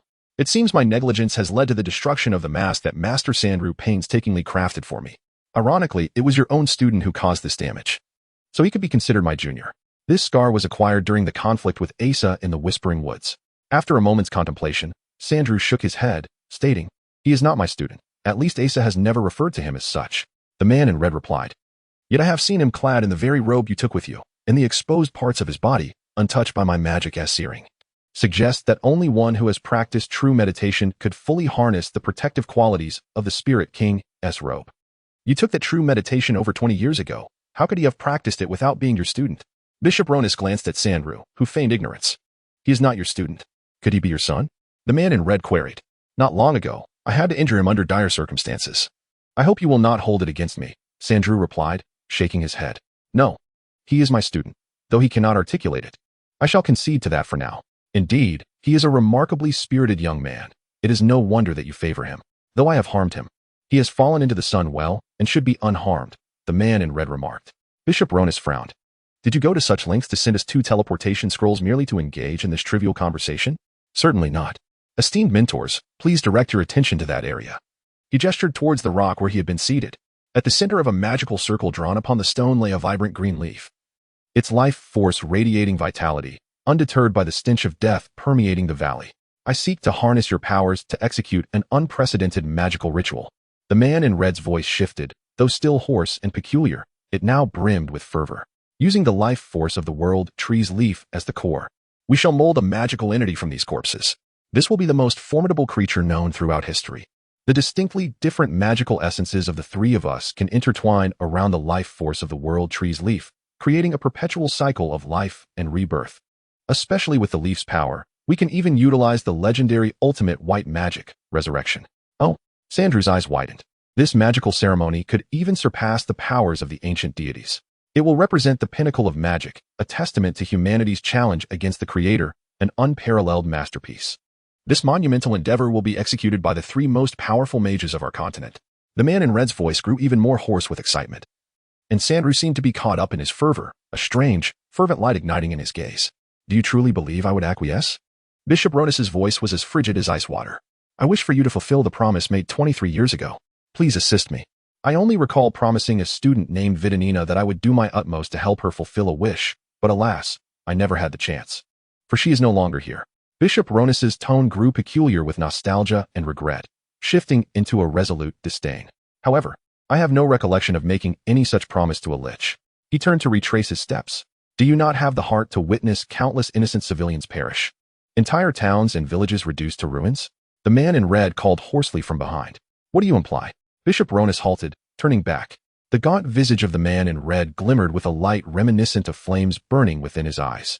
I would never dare to threaten you, esteemed mentor. Merely reminding you, should this magical ceremony take place in this desolate land, I assure you that innocents will not be harmed.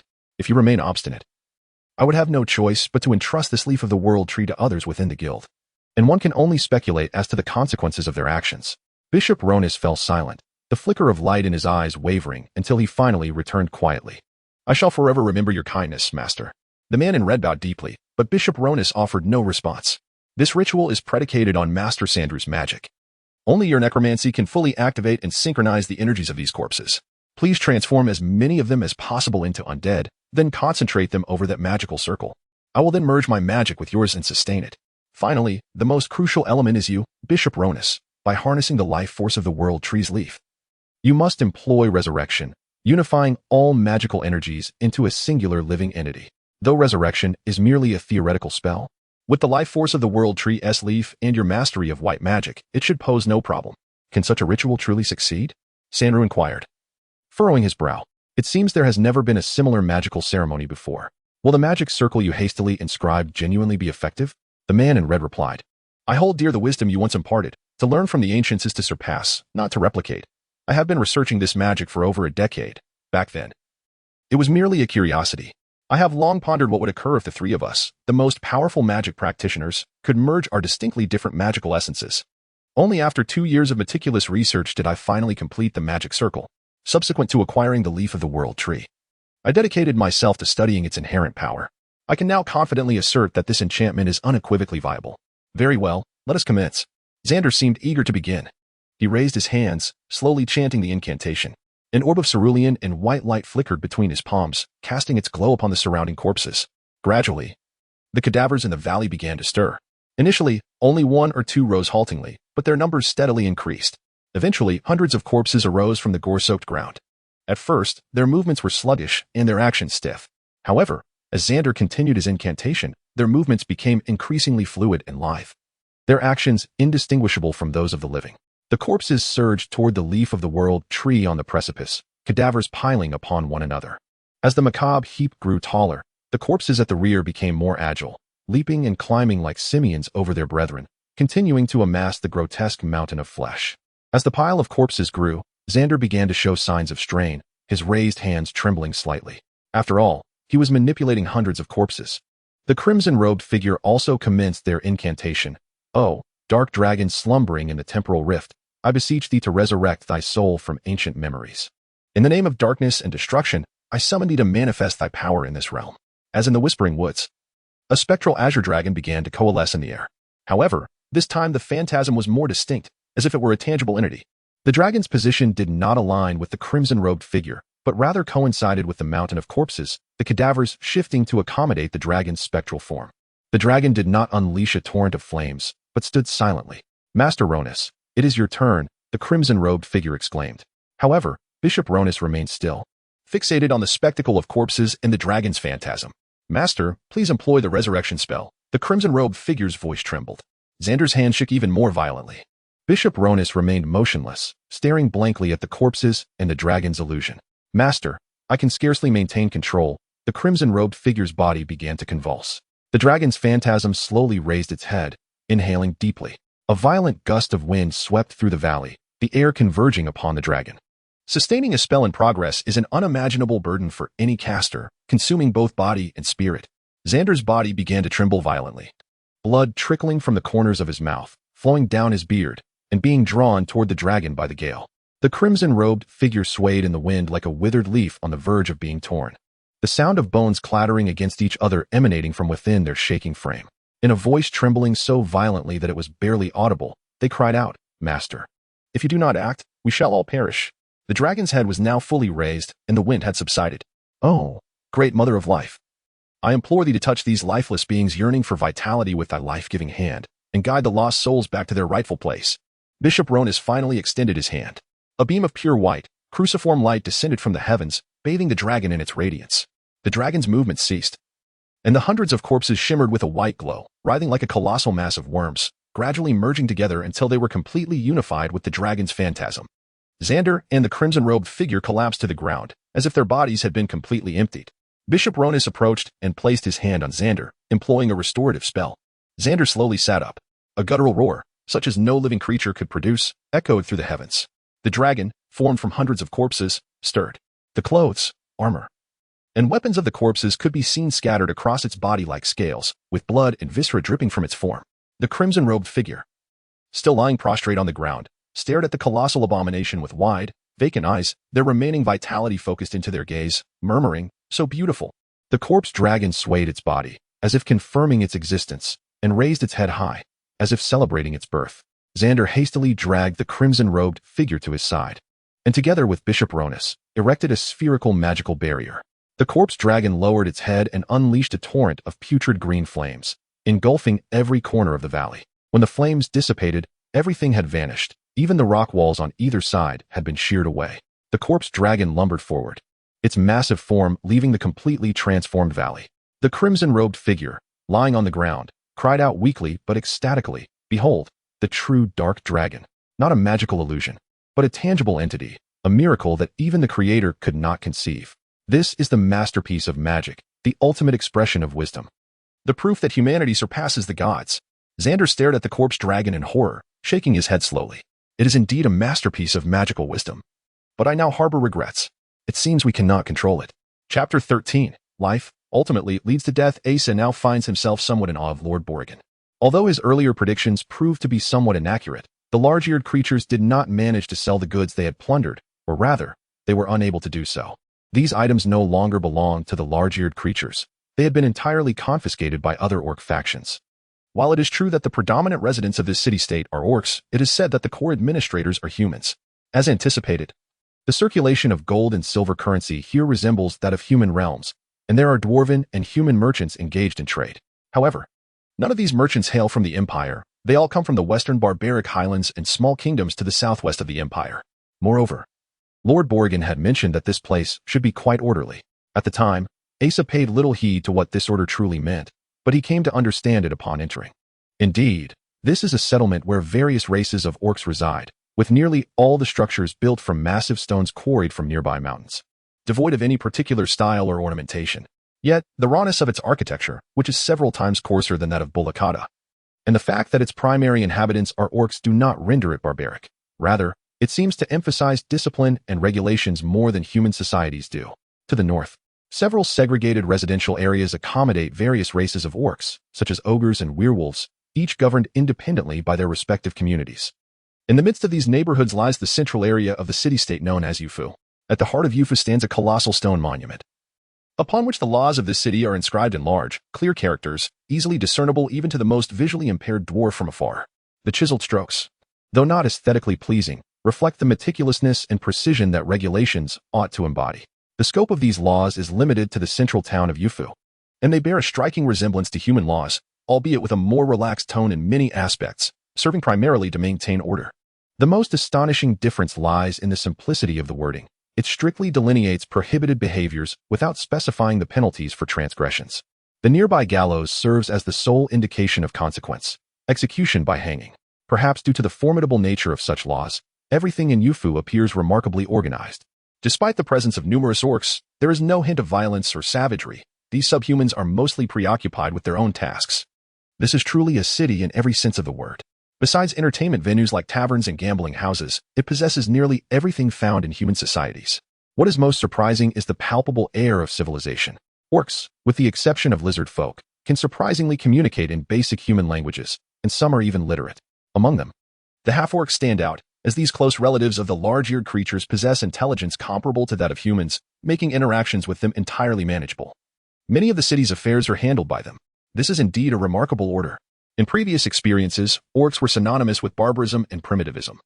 Yet everything observed here suggests that they might more appropriately be referred to by the scholarly term, subhuman. Under such commendable order, it seems that all criminal activities are rendered nearly impossible. This is utterly unexpected. Veteran thieves learned from the large-eared creatures that the goods had all been confiscated by the orcs, purportedly as a privilege for the large-eared creatures to occupy a separate residential area. Furthermore, the orcs did not appear to have any intention of reselling the items to them. This news sent shockwaves through the ranks of the thieves. They had been trapped here for several days, unwilling to leave empty-handed but uncertain about their next move. Asa, however, was not overly concerned. He was now close to the book he sought, and he believed that the orcs would not retain the goods indefinitely, if necessary. He could always resort to theft. He felt no anxiety, or rather, he could not muster any tension. Xiaoi, the most vivacious and cheerful member of their group, echoed her earlier sentiments. It was merely a playful excursion. Initially, she had been cautious, only inquiring about the situation within the tavern among other merchants and dwarfs. However, she soon dragged Asa around the city to explore. She carried a notebook and pen, frequently jotting down and sketching the peculiarities she encountered. Consequently, Asa also gained a fundamental understanding of the city-state situation. Asa possessed a strong aptitude for adaptability, and with Xiaoi continually urging him to explore, after a few days, he felt as though he were on a leisurely vacation in a foreign land. The only inconvenience was that despite his habitual sleeping on the floor or chair, Xiaoi insisted he bathe daily. Today, the two ventured to observe the construction projects on the city's outskirts. A group of ogres and werewolves were transporting materials to erect houses and various structures, their immense strength combined with specially designed tools resulting in astonishing efficiency. Typically overseen by dwarven or human engineers, Asa was left in awe, doubting his own senses. The bloody and brutal impressions of orcs he had held merely 6 months prior were wholly incompatible with this peaceful scene. Not long after returning from their outing, and just as they were about to dine, the voice of the old thief Fudolang echoed from outside. "Come out quickly. There has been an incident." Asa and Xiaoi hastily exited to find nearly all the thieves following Fudolang in a rush. "What happened?" Asa inquired, quickening his pace to keep up with Fudolang. For the past few days, Fudolang had been diligently negotiating with the orcs regarding the confiscated goods. But it seemed there had been little progress. "Last night, One-Eyed Dragon attempted to steal something from the storage site," Fudolang explained. One-Eyed Dragon was a nimble night thief among their ranks, reputed to have once stolen from the royal palace. I cautioned him against acting impulsively. But he must have learned that there was a stash of jewels among the goods, so he stealthily infiltrated the place last night. Unfortunately, the warehouse was guarded by 2 werewolves. Werewolves? Asa felt a cold sweat break out. He recalled his harrowing encounter with a werewolf in the Lizard Marsh 6 months prior. There were indeed no hunters more formidable than they, with senses and combat prowess far exceeding those of ordinary humans. Should he recklessly attempt to steal as well? He could expect no better outcome. And One-Eyed Dragon. Hanged, Fudolang replied with unsettling nonchalance. Beside the 3 colossal stone monuments in the city center stood a similarly grand gallows, a construction of stone and wood, towering and sturdy, exuding an aura of death alongside the inscribed loss. A crowd of orcs had gathered to witness the event. 2 werewolves held the bound One-Eyed Dragon, led by an ordinary-looking middle-aged man. One-Eyed Dragon's eyes were covered by a black cloth, and his mouth was gagged, though it was evident he was shouting, struggling futilely against his restraints in a pitiful display against the might of the 2 werewolves. The leading human, dressed plainly, stood before the gallows and began loudly proclaiming that One-Eyed Dragon had attempted theft and to harm the guards the previous night, asserting that this had been corroborated by the council. He then turned to read the laws inscribed on the stone regarding the prohibition of theft. Upon concluding his recitation, he signaled for the 2 werewolves to hoist One-Eyed Dragon onto the gallows and looped a rope as thick as an arm around his neck. Throughout this process, One-Eyed Dragon continued to struggle in vain, emitting muffled sounds of distress. The leader approached the gallows and activated a mechanism, causing the wooden plank beneath the one-eyed giant to suddenly splinter, and he plummeted downwards. As the rope tightened, a faint crack echoed from below. By the time two werewolves descended to retrieve the one-eyed giant's lifeless body, he had already become a quiet corpse. The fall had abruptly severed his cervical spine, and in stark contrast to his earlier struggles, his death was swift and clean. The surrounding orcs displayed no particular reaction. Their demeanor was far from the excitement typically observed in human spectators witnessing an execution. They merely murmured among themselves and dispersed. Asa felt a tightening grip on his arm and turned to see Xiaoyi clutching him tightly, her complexion pale as she gazed at the corpse being moved. Upon returning to their inn, she remained latched onto his arm, resting her head on his shoulder. Her pallor deepened, her thin lower lip caught between her teeth, revealing a few white teeth. Her brow was furrowed, and her slender eyes seemed fixated on something, yet they betrayed a sense of helplessness and anxiety. "Is this your first time witnessing a murder?" Asa asked softly. "No." Xiaoyi shook her head, and Asa could sense her tension. "It's the first time I've seen someone I know being killed." The one-eyed giant had been the closest acquaintance within their band of thieves, often stopping by for a chat and sharing peculiar jokes that would make Asa laugh heartily, especially when Xiaoyi, puzzled, would ask for clarification. Asa felt a pang of sorrow, unconsciously tilting his head to rest against hers. Xiaoyi shifted slightly but maintained her position. Unbeknownst to him, a strange aroma began to envelop Asa's senses. It seemed like a fragrance, yet upon closer inspection, it did not possess a conventional allure. Instead, it imparted a tangible essence, filling every crevice of his being with a profound sensation. The skin on his cheekbones distinctly felt the softness of her hair, which seemed to emit an enigmatic, indescribable scent. Gradually, he succumbed to this delicate sensory experience, allowing his thoughts to drift away. "I have always feared the sight of death," Xiaoyi murmured, her voice soft and introspective. "Whether it be human or animal, I dread witnessing their demise. The abrupt disappearance of a living being, never to return, is truly terrifying. Just days ago, I admired the laws here, so prominent and intimidating, meticulously crafted. In a chaotic world, the enforcement of law is crucial, particularly in a city of such diverse races. Hence the imposition of the death penalty. Yet today, I witnessed the death of someone I knew. I understand he deserved his fate. He willfully broke the law. And to uphold the stability here, the law must be respected. Thus, he had to die, but I truly did not wish to see him perish. To live is always to face death," Asa replied, feeling somewhat disoriented. "I do not wish to die," Xiaoyi responded, her tone equally vague. Perhaps due to being lost in this peculiar sensation, a surge of courage suddenly ignited within Asa upon hearing her words. He straightened, turning to her with unwavering resolve. "I will never allow you to die. It's time to eat," a voice called from outside, belonging to the old thief bull duo. For the first time in his life, Asa found the prospect of dining to be rather distasteful. Chapter 14, Shadows. The werewolves had little affinity for a vegetarian diet, and it was rumored that a specialized training ground for fierce beasts existed nearby, leading to a scarcity of meat, with none left over for outsiders. The peculiar soil of the wild highlands proved unsuitable for cultivating grains or legumes, leaving Alf devoid of restaurants or dining establishments for humans.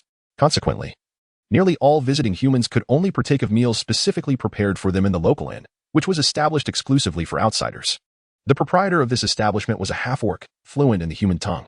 Half-orcs were generally more robust than humans, possessing features reminiscent of swine, with tusks protruding menacingly from their mouths, giving them an appearance that was both fearsome and somewhat comical. However, in terms of intellect, they were among the most prominent of all orcish beings, scarcely distinguishable from humans. The body of the Cyclops had been returned, lying quietly in the inn's dining area, covered with a cloth by the half-orc owner to prevent disturbing the appetites of the guests. No one had come forth to claim the remains, as the human who executed the sentence had led two werewolves to carry the body back. This inn was directly affiliated with the city hall, making it easy to ascertain their connections. Most of the other patrons had finished their meals and departed, while Xiaoyi lingered in an upstairs room, lacking appetite after witnessing the execution. In a corner, thieves were engaged in hushed discussions with the seasoned rogue, Feudalling, as they consumed a mushy concoction made from the fruits and tubers endemic to the wild highlands. Initially palatable in small quantities, the dish soon overwhelmed the senses with a cloying richness that assaulted both palate and nostrils, leaving a coarse texture that scratched at the throat, causing discomfort. Even the occasional benevolence of the half-orc owner, adding scraps of beef or mutton to the mix, could not alleviate the harshness of this culinary experience. The thieves had endured this meal for over 10 days, and many were feeling increasingly irritable. This reality starkly contrasted with their prior visions of revelry following a lucrative heist. Yet, despite their mounting frustration, none dared to cause a scene, for the presence of ogres and werewolves, alongside the gallows in the square, served as effective deterrents. The accumulated tension began to breed dissatisfaction towards Feudalling, the instigator of their current plight. For days, the old rogue had been tirelessly traversing between the gremlins and orcs, seeking a means of communication to retrieve their stolen goods. He had gleaned some insight into the city's governance, discovering it was primarily human. This revelation was promising. In the experience of thieves, their own kind were far easier to manipulate than the unyielding orcs. Some suggested covertly abducting the relatives of the city officials, while others advocated for direct threats, though such notions stemmed from habitual impulsiveness. Judging by Feudaling's demeanor, he seemed to prefer devising his own plan. Amidst the group of thieves, Asa remained silent, methodically consuming his portion. Only he seemed able to savor such unpalatable fare. Just as the meeting was about to disperse, the middle-aged messenger returned, accompanied by a werewolf, announcing that their group was to convene in the central square the following afternoon for an important announcement. Once the man departed, the thieves erupted into fervent discussion. The central square was where the Cyclops had met his end, and his cold body lay nearby, prompting a mix of grief and anger among those who mourned their fallen comrade. The pent-up fury and anxiety erupted into hostility, with many brandishing weapons and clamoring for a violent confrontation. "Do they expect us to walk willingly to our execution?" shouted one rogue. Feudaling attempted to quell the uproar, but his efforts only added fuel to the fire. Some began to accuse him of colluding with the orcs, suggesting a plan to ensnare them like slaves in a private mine. "What should we do?" someone asked, seeking Ace's counsel. After all, he was the most qualified criminal present. Known for his exceptional skills, yet he remained composed and silent, exuding an air of calculated assurance. Asa continued to eat the unappetizing mush, seemingly unfazed. He muttered, "I don't know. Let us discuss it tomorrow. If we all go together tomorrow, we may well be strung up. They already know we were allied with the Cyclops and that we have designs on their goods." The most agitated rogue insisted. "It would be better to charge out and fight now. The consequences of going tomorrow are uncertain, but rushing out now guarantees our fate. You all do as you wish.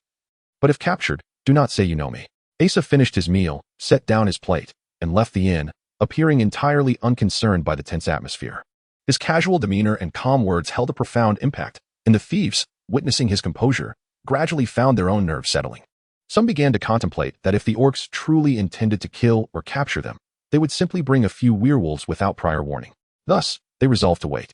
The crowd began to praise Asa for his unflappable nature, recognizing him as someone who had clearly experienced life as vicissitudes. The half-orc owner, drawn by the commotion, entered and inquired, "What is happening?" "We are discussing how to bury our fallen comrade, as we are deeply saddened, hence the heightened emotions," Feudaling replied. Adeptly adapting to the situation, the half-orc responded in a peculiar nasal tone, stating, "There are regulations here. The remains must be handled by their own kind to prevent any racial disputes. You may choose to bury or cremate him as you see fit. If it is too troublesome, the training ground outside the city will purchase him. The meat is in high demand, approximately 30 copper coins." "Very well, thank you." Feudaling nodded in agreement. As soon as the half-orc departed, he gestured toward the Cyclops' body, suggesting, "Whoever takes him to sell can keep the earnings." However, no one paid him heed. Asa exited the inn, not out of calmness in the face of the situation, but because his mind was filled with more personal and exquisite thoughts, leaving no room for other considerations. He could almost sense her presence. The wind caressing his face felt akin to the delightful touch he had just experienced, and her voice lingered in his ears, faint yet resonant. All his sensations remained tethered to that earlier moment. Since Xiao Yi had joined his journey, a subtle and peculiar feeling had gradually intensified. Unbeknownst to him, he had become accustomed to her daily presence, her laughter and visage becoming an indispensable part of his existence, a daily necessity for his sense of stability. Just before their meal, he had been completely enraptured by this atmosphere. Thus, all other matters faded from his concern, and he could not focus on anything else. He had never interacted with a woman before. Back in his homeland, no girl of his age had ever shown interest in a creature like him, one who spent his days brawling in the wild, seemingly devoid of hygiene or proper attire. He spent his days immersed in his dreams and training, leading a life reminiscent of a hermit during his youth, expending all his energy on relentless exercise and brawling. His understanding of love, as defined by men and women, was limited to the tales spun by wandering minstrels and the drunken ramblings of miners in taverns, one too noble and abstract to grasp, the other too raw and visceral for him to comprehend. He had never once contemplated that he might experience such feelings himself. As for his current situation, he remained oblivious to its nature, allowing himself to naturally bask in these emotions. Strolling through the streets of Orf felt akin to wandering within a forest of stone fortresses. The buildings appeared to be constructed in accordance with the immense stature of ogres, their unadorned rocky edges and towering heights imposing enough, if not grand. Yet, to Ace's eyes, they were the most captivating structures in existence. It was already afternoon, and the streets were bustling with orcs, most of them laden with goods or pushing specialized construction tools, occasionally conversing in their native tongue. The sounds of metal clanging and wood being planed, even the whir of weaving, echoed from the houses lining the streets. Craftsmen from various human and dwarven trades had been invited to teach the orcs various manufacturing techniques. The city was imbued with a vibrant sense of nascent vitality. Asa felt as if he, too, had been infused with a fresh energy. Even the oddly shaped orcs appeared rather charming to him now. He had never experienced such delightful sensations before. The entire world seemed transformed by her presence. He arrived at a market not far from the inn. It was a vast place, primarily catering to foreign merchants and dwarves trading their wares. During their stay, they had noticed an increasing influx of traders from other nations. The market was bustling with an abundance of goods from far and wide. It bore little distinction from human marketplaces, with the sounds of haggling, calls of vendors, and the clatter of goods being moved intertwining to create a lively atmosphere. As he observed longer, the green-skinned figures and those covered in fur became less jarring. He instinctively blended into the serene ambience of life around him. In a corner of the market, a few young orcs were selling peculiar specialties from the rugged highlands. Asa purchased several unique fruits from a young ogre, who, despite being a child, was slightly larger than him. Although orcs had a shorter lifespan compared to humans, they matured rapidly, reaching physical and mental maturity within just a few years. 6 months ago, he had witnessed a furry giant wielding a weapon and reducing his comrades to mere heaps of mangled flesh. The sounds of bones cracking and organ splattering had haunted his dreams, waking him in terror. He had once thought it unjust for them to meet such a gruesome fate. Yet now, he was purchasing goods from such hands with a sweet disposition, feeling no trace of tension, violence, or hatred. Those feelings had long been eclipsed by the prevailing joy of the moment. Returning to his room at the inn with the fruits, he found Shaui by the window, organizing her notes on a bed made from a few planks of wood. Upon receiving the fruits from Asa, her cheeks flushed slightly as she smiled and said, "Thank you." Asa realized he had grown to cherish her smile without even noticing. Her misty eyes and delicate lips, framed by her round face, exuded a gentle joy, as if she were perpetually happy. Yet, it was only when he saw the corners of her eyes curve downward and her lips lift that he recognized the hidden beauty of her smile. Now, with a blush adorning her cheeks, she appeared even more charming, captivating enough to leave Asa entranced, for he sensed that this blush was meant for him. He felt as though he could perish in the depths of her gaze and the warmth of her blush. As Shaui nibbled on the fruit and perused her notes, she asked, "Hey, have you noticed anything peculiar during your days here?" Asa found nothing strange at all. "Don't you think the orderly nature here contradicts the previous impressions of orcs? You know, in the past, hundreds of humans were killed and devoured by orcs in this wasteland to the west of the Empire every year. Yet now, they are constructing cities like humans, learning to manufacture goods, engaging in trade, and establishing their own laws and systems. Today, you also saw that the officials here are human. Who could have united these originally savage orcs and organized them so effectively? And why would they choose to do so? Aren't you curious about all this? Don't you want to know why?" "I'm not curious," Asa replied, having never been interested in such matters. Shaui made a face at him. "I knew you would find this utterly dull. Let me enlighten you. You must be aware that the rugged highlands are centrally located on the continent. Due to the formidable natural barriers posed by the sand-fist mountains to the north, the lizard marshes, and the deserts to the south, the rugged highlands have become a crucial trade route for surrounding nations. After the Empire's army exterminated the orc tribes here, there were suggestions to build a city on this site. Establishing a marketplace in such a strategic location would greatly benefit the commercial economies of surrounding nations, and the city could undoubtedly thrive through trade. However, this plan ultimately failed. The highlands lack resources, and constructing a city in such a remote area devoid of human civilization posed significant challenges. More critically, several nations surround this wasteland, and none would allow another to build a city in what was essentially a communal territory, as it could serve as a launch point for military incursions. Thus, even the Empire, the mightiest of these nations, could not provoke their ire. Only the orcs, who were already familiar with the local conditions, could erect a city here in such a short span of time. However, they have never been united and lack any technical skills, indicating that someone must be leading them. The merchants and craftsmen we have seen in the city these past few days are all from neighboring nations. This place has not been established for long. Why are there so many traders from other countries here? Even with its advantageous location and convenient trade, we must remember that these are perilous orcs. The answer is simple. This territory was originally built with their investment. It is hard to imagine that the neighboring nations, historically at odds, would secretly collaborate on such a project. It is more likely a grassroots effort, likely orchestrated by a merchant guild. Merchant guilds are similar to the Adventurers Guild, formed by traders seeking to profit together. There is scarcely anything more powerful than money, so although this guild is merely a grassroots entity, its influence is substantial and can even sway political dynamics. Due to the nature of governmental systems, the Empire lacks such organizations, with a few prominent families monopolizing most commercial ventures. My speculation cannot be wrong, it must be true. Her delicate eyebrows furrowed, and her hazy eyes sparkled with excitement. Her finely featured nose crinkling, and her cheeks blushing slightly, embodying the exhilaration of a navigator discovering a new continent. No wonder they kept the construction of this city a secret from the empire. For the military, which has long sought to eradicate the orcs, the resurgence of a city inhabited by them is utterly intolerable. Such a well-connected marketplace would undoubtedly threaten the monopolistic commercial interests of the nobles. Yet, how could they successfully conceal this from the empire? Though the empire has historically paid little attention to the merchant associations of neighboring nations, the sheer scale of this activity should have, in theory, raised alarms. Did the military not dispatch any troops for reconnaissance? Was there someone providing them with cover? Asa stood upright, inhaling deeply.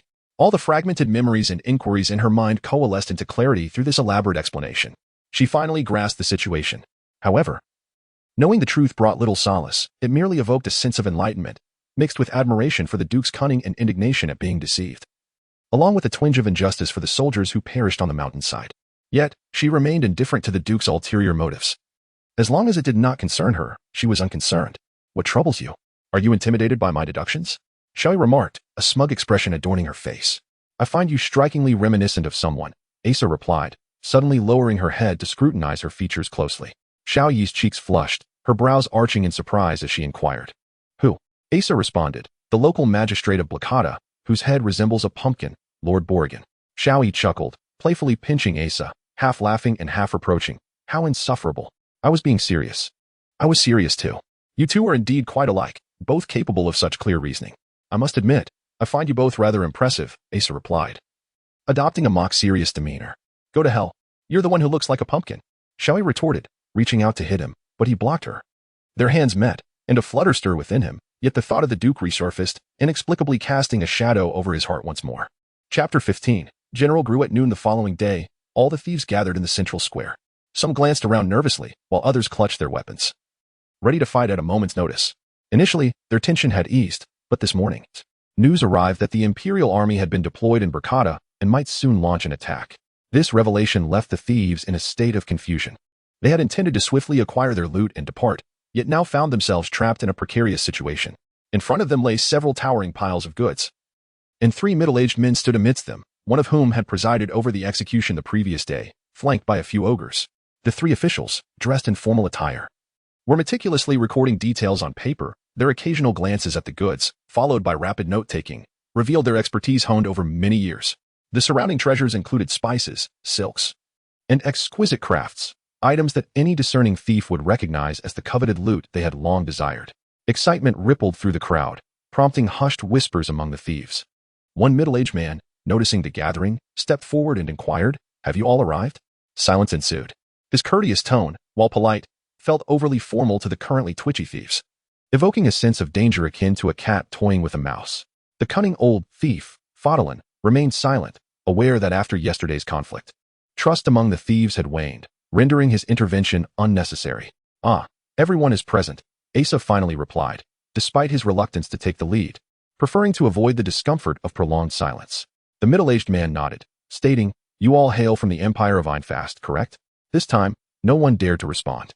For over a decade, the Empire had pursued a genocidal campaign against the orcs, and Fodolin had warned them to conceal their allegiance to avoid inciting the orcs' wrath, which could result in their brutal demise. With the Imperial Army now looming, they risked being labeled as spies. Yes, indeed, we are, Asa boldly affirmed.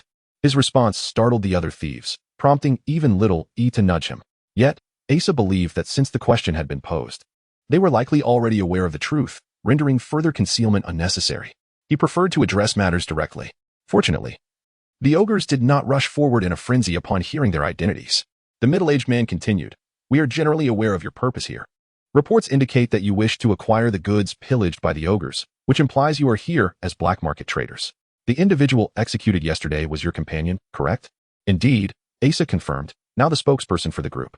The tension among the thieves was palpable. The ogres stood nearby, their massive axes hanging at their sides, suggesting that even a glancing blow could be fatal. Many envisioned the gruesome fate that awaited them should they act recklessly. "I regret to inform you that your desires cannot be fulfilled," the middle-aged man announced. "We were unaware of the ogres' actions in seizing these goods. However, now that they wish to join our city, they must adhere to our laws. We harbor no enmity toward any nation and welcome all legitimate merchants. Thus, we will return all goods to the robbed caravans and cannot facilitate your dealings, as the central hall is spacious enough to allow a horse to gallop within, with enormous stone columns that require several individuals to encircle. Surrounding areas are partitioned by stone slabs, creating numerous rooms. A considerable number of half-orcs and humans bustle about, engrossed in conversation while holding papers, seemingly oblivious to the presence of the few foreign humans among them, creating a vibrant atmosphere akin to a bustling marketplace. In one corner of the hall, an elderly man and a young man stand beside a pile of goods. The middle-aged individual introduces the old man as Lord Cedros of Ofu City, the one who decided to allocate these goods to the thieves. The young man beside him is General Gru, who commands all the forces of Ofu. The lord stands tall and straight, his thick silver-white hair and beard, if allowed to grow freely, would appear quite majestic, yet they are trimmed short, seemingly for practicality. Under the sunlight streaming through the windows, his silver hair glimmers, and the wrinkles on his face seem to radiate vitality, as if they are mere ornaments reflecting age and wisdom. The eyes within those wrinkles possess a youthful brightness, starkly contrasting with the rest of his visage, exuding an energy that belies his years. He is an elderly man devoid of any hint of frailty. Dressed simply, he could easily blend into the crowd, inconspicuous and far removed from the authoritative image one might associate with a lord, especially in such an unusual city teeming with beast folk. General Gru appears to be around 30, yet his appearance seems somewhat at odds with his rank. His face is somewhat gaunt and pale, with sharply defined features that project a sculpted calmness. Beneath long lashes, his deep black eyes are so dark they seem to absorb light, lending him an air of elven elegance. When Asa first glimpses him, a strange sense of familiarity washes over him, though he cannot place it. Asa inadvertently steals a few more glances, only to find himself increasingly drawn to the general. The exposed musculature beneath his clothing, gleaming with a flawless sheen, is nearly beyond belief, as if sculpted by the deftest of artisans. It seems implausible that such perfection is of flesh and blood, as if it were crafted from some exquisite essence. If this physique embodies the quintessence of combat, then this man is undoubtedly one who lives for battle. Asa suddenly feels this conviction. Abruptly, General Gru turns his head, his dark eyes meeting Asa's gaze, seemingly flickering momentarily. Asa instinctively looks away. The goods allocated to them, though not abundant, are certainly substantial, comprising roughly 1/10 of the total cargo, drawn from various shipments. While insignificant in comparison to the overall quantity, they are still valued at several hundred gold coins. A few thieves step forward to sort through the items. If sold, each could earn a share of 10 gold coins, igniting a fervor among the thieves, who shower praises upon the Lord and the city for its strict governance and high living standards, asserting that the one-eyed dragon deserved his fate, as he was a menace to society. They extol the exquisite meals prepared for them at the inn, attributing all these blessings to the sagacious management of the Lord. Should you find this place agreeable, I hope you can convey our circumstances truthfully to your friends in the Empire, Lord Cedros remarks with a benevolent smile, observing the thieves' excitement over the goods, much like a kind master watching his pets reveling over a pile of bones. As for news of the war, there is no need for concern. I am nearly certain it will not come to pass, his tone exuding confidence. Indeed, you are the most talented leader I have encountered. If the opportunity arises, I shall certainly reside in your city. The thieves express their gratitude fervently. Suddenly, one thief uncovers a package from the goods, revealing a trove of cosmetics and trinkets, alongside an old book. The book, despite its age, appears well preserved, its soft cover made of an unknown leather, inscribed with unusual characters that are not part of any common script. It must belong to the merchants. The earfolk must have taken it during their robbery.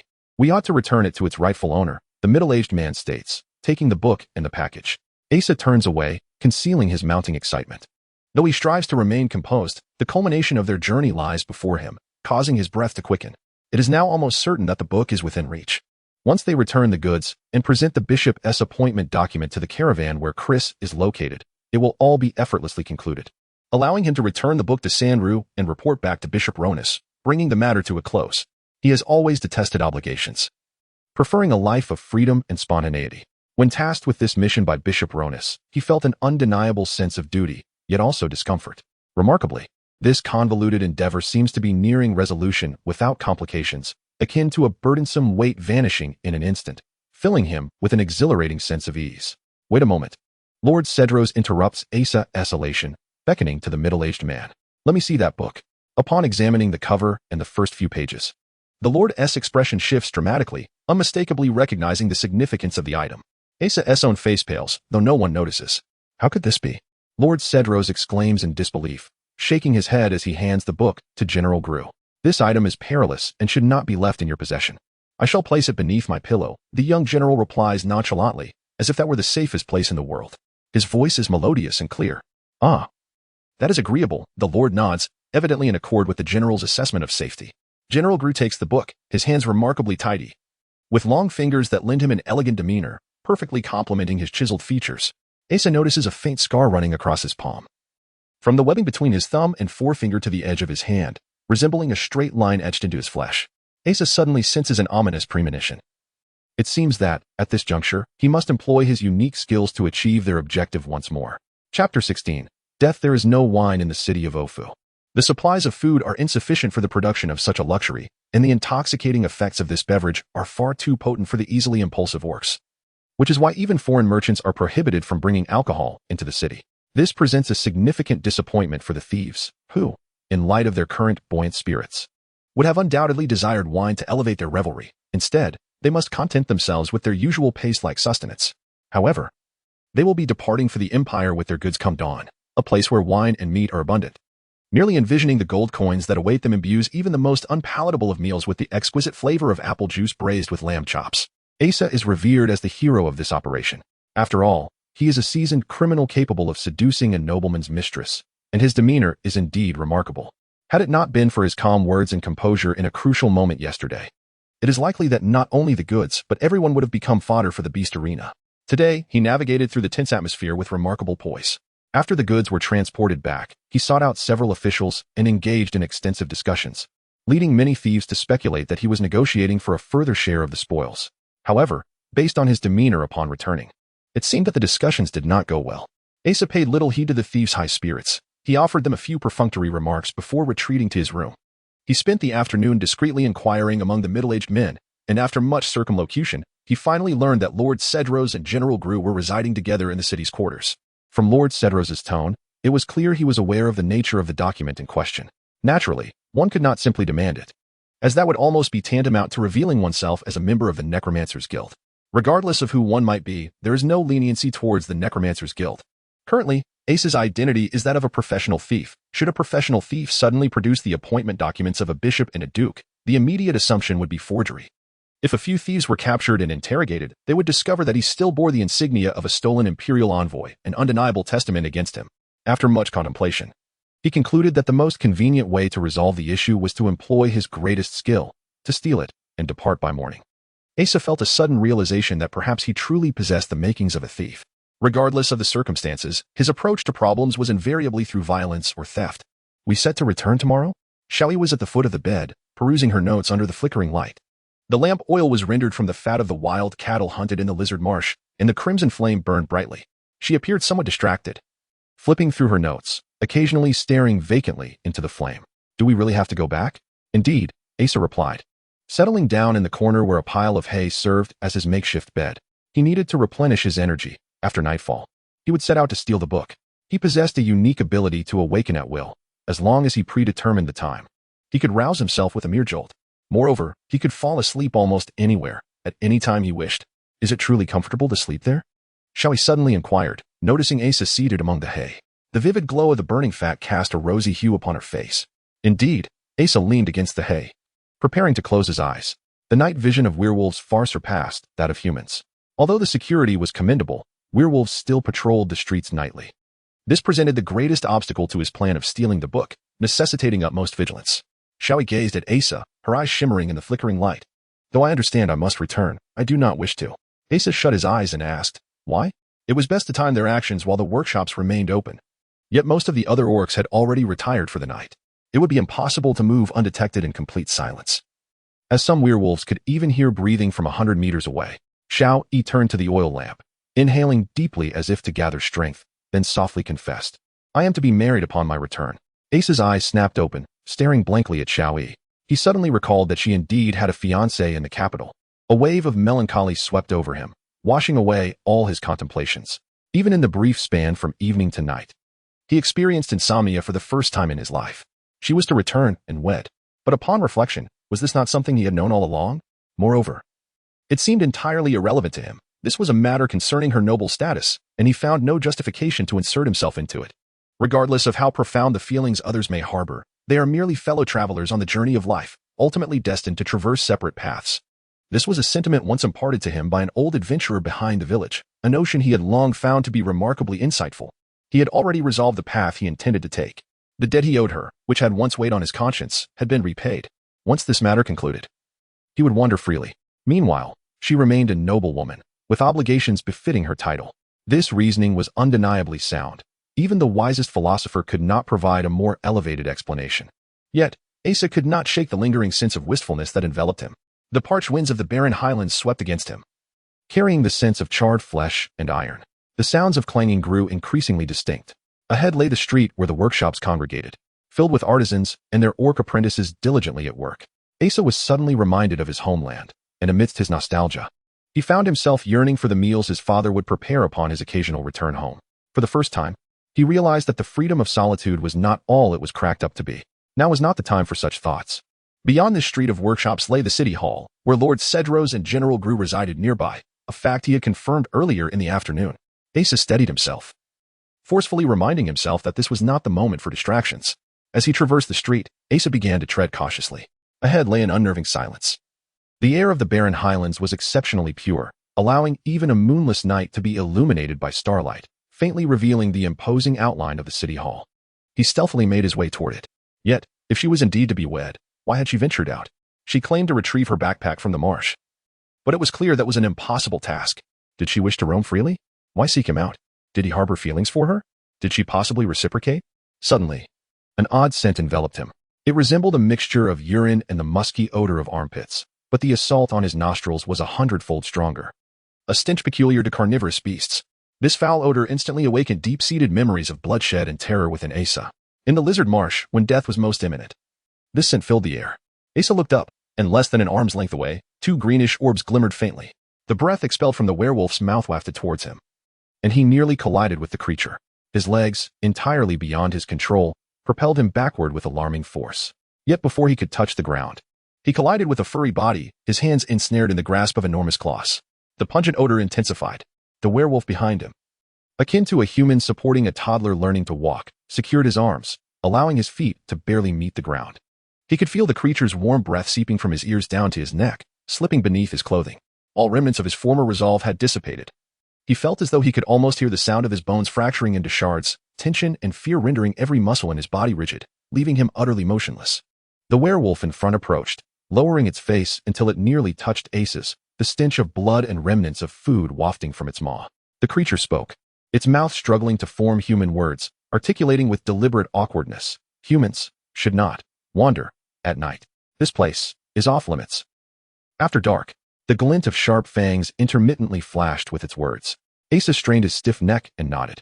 The two werewolves then lifted him as one might a child, setting him down at the edge of the workshop street, gesturing towards the direction of the inn before vanishing into the shadows.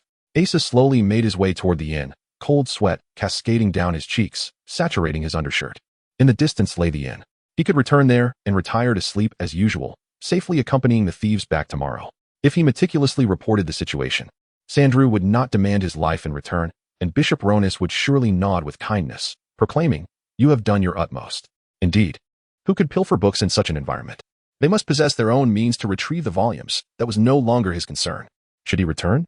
Suddenly, Asa veered towards a nearby building, scaling the uneven exterior with a blend of hands and feet, swiftly reaching the rooftop. The rooftops here were constructed of thick timber frameworks, topped with wooden planks and a generous layer of straw, providing a comfortable footing. Looking up, he felt naught but the expanse of stars enveloping him, as if the universe had cocooned him entirely. In the thin air of the high plateau, the largest stars appeared as big as a fingertip, with countless tiny ones densely scattered across the sky, stretching to the horizon. Beyond that lay boundless beauty. Under the vast splendor of this celestial realm, Ace's heart found tranquility. He sat cross-legged, contemplating his own regression, once possessing the alertness of a wildcat, ready to react dramatically to the slightest threat, and the ferocity of a wolf, poised to unleash its fangs in wrath upon any who dared challenge him. He now felt dulled and sluggish. The peculiar and delightful sensation of being with Shawi had gradually enveloped and dulled his sharp instincts. Even upon encountering the numerous beastmen in this city and hearing of the unattainable goods, his surprise and vigilance could not pierce the gentle atmosphere that enveloped him, providing insufficient stimulation to incite tension within him. It was as if tossing stones into a barrel of thick honey would yield no ripples. Earlier, upon learning of her impending marriage upon returning, he had been so lost in thought that he failed to notice the presence of the two werewolves. The notion of the werewolves killing him would be akin to squashing a mere chicken. Without any strength to resist, he lacked even the will to fight back. Death. This concept returned to his mind with unsettling clarity, dispelling all previous thoughts as if they had never existed. Only when one is confronted with death does one realize they possess nothing. Everything crumbles to dust before this notion. Human language, wisdom, pales in comparison to the terrifying reality of this concept, mere puppetry in its presence.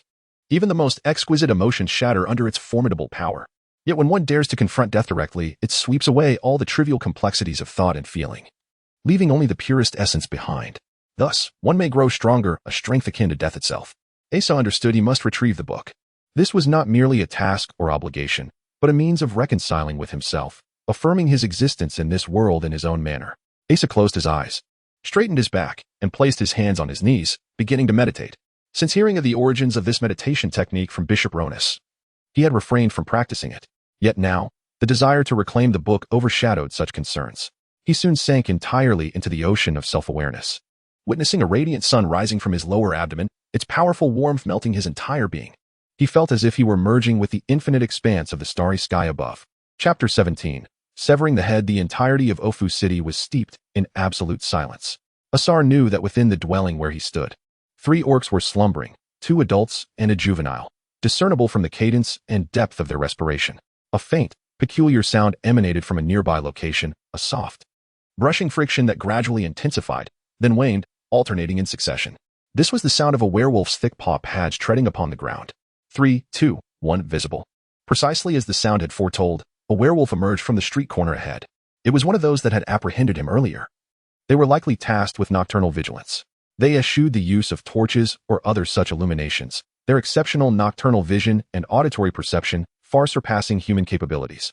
An hour prior, Asar, like all others, would have concurred. However, he now knew this was not the case, or at least not absolutely. He had now transcended this absolute.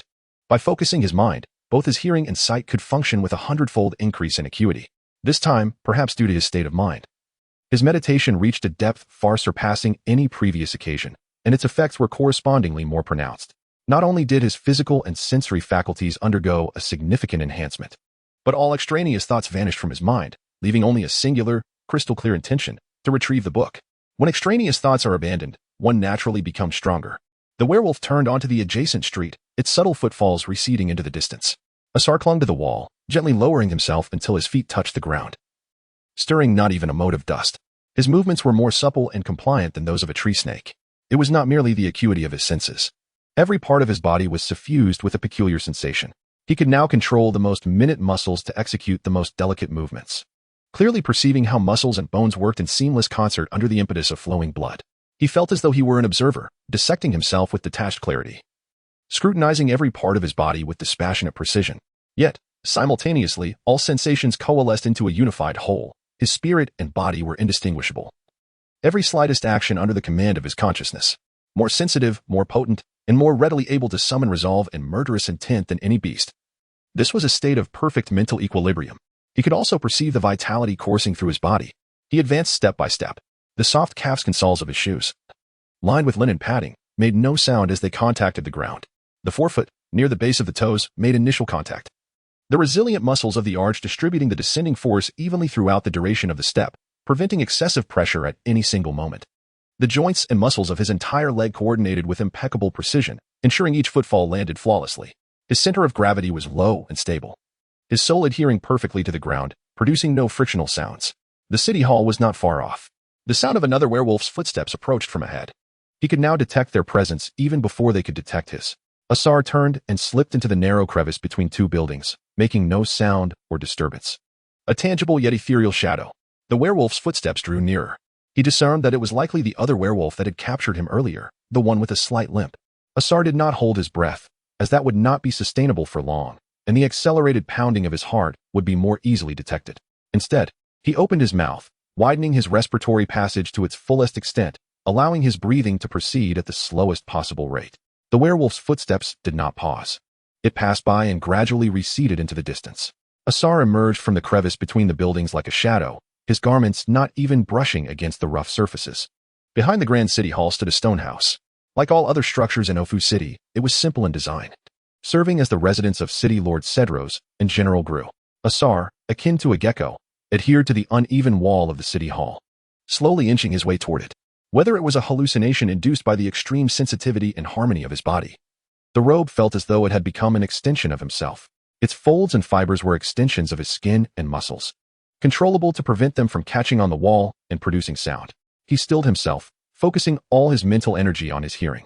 Approximately 10 paces ahead, 2 meters deep, he detected the sound of mice burrowing. A lizard leaped from a crevice in the stone house wall, landing with a soft thud.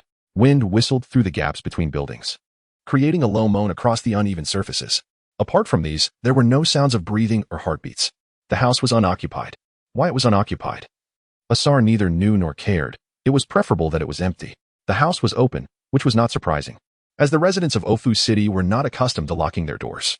Asar approached the entrance, using his body to block any light from escaping. He extended a finger, and a spark of flame danced between his fingertips. The flame flickered intensely, but Asar was satisfied. Not only his body, but also his mental and magical faculties were under complete control. Maintaining a spell was several times more difficult than casting it. Sustaining a small flame between his fingers for illumination, as he was doing now, was previously unimaginable. Even a mid-level mage could not achieve such a feat. It was a large room, not divided into smaller chambers like other houses, giving it a spacious feel. In the center stood a table, and in the corner were stacks of books, next to 2 beds. There was no need to search extensively. The book was conspicuously placed on the table in the center of the room, like bait in a mousetrap, as if to ensure it would not be missed. Asar remained motionless, fully confident in his senses. He was certain that there were no humans or orcs lying in ambush within 100 meters. He carefully examined the ground beneath his feet and the table, finding no traps.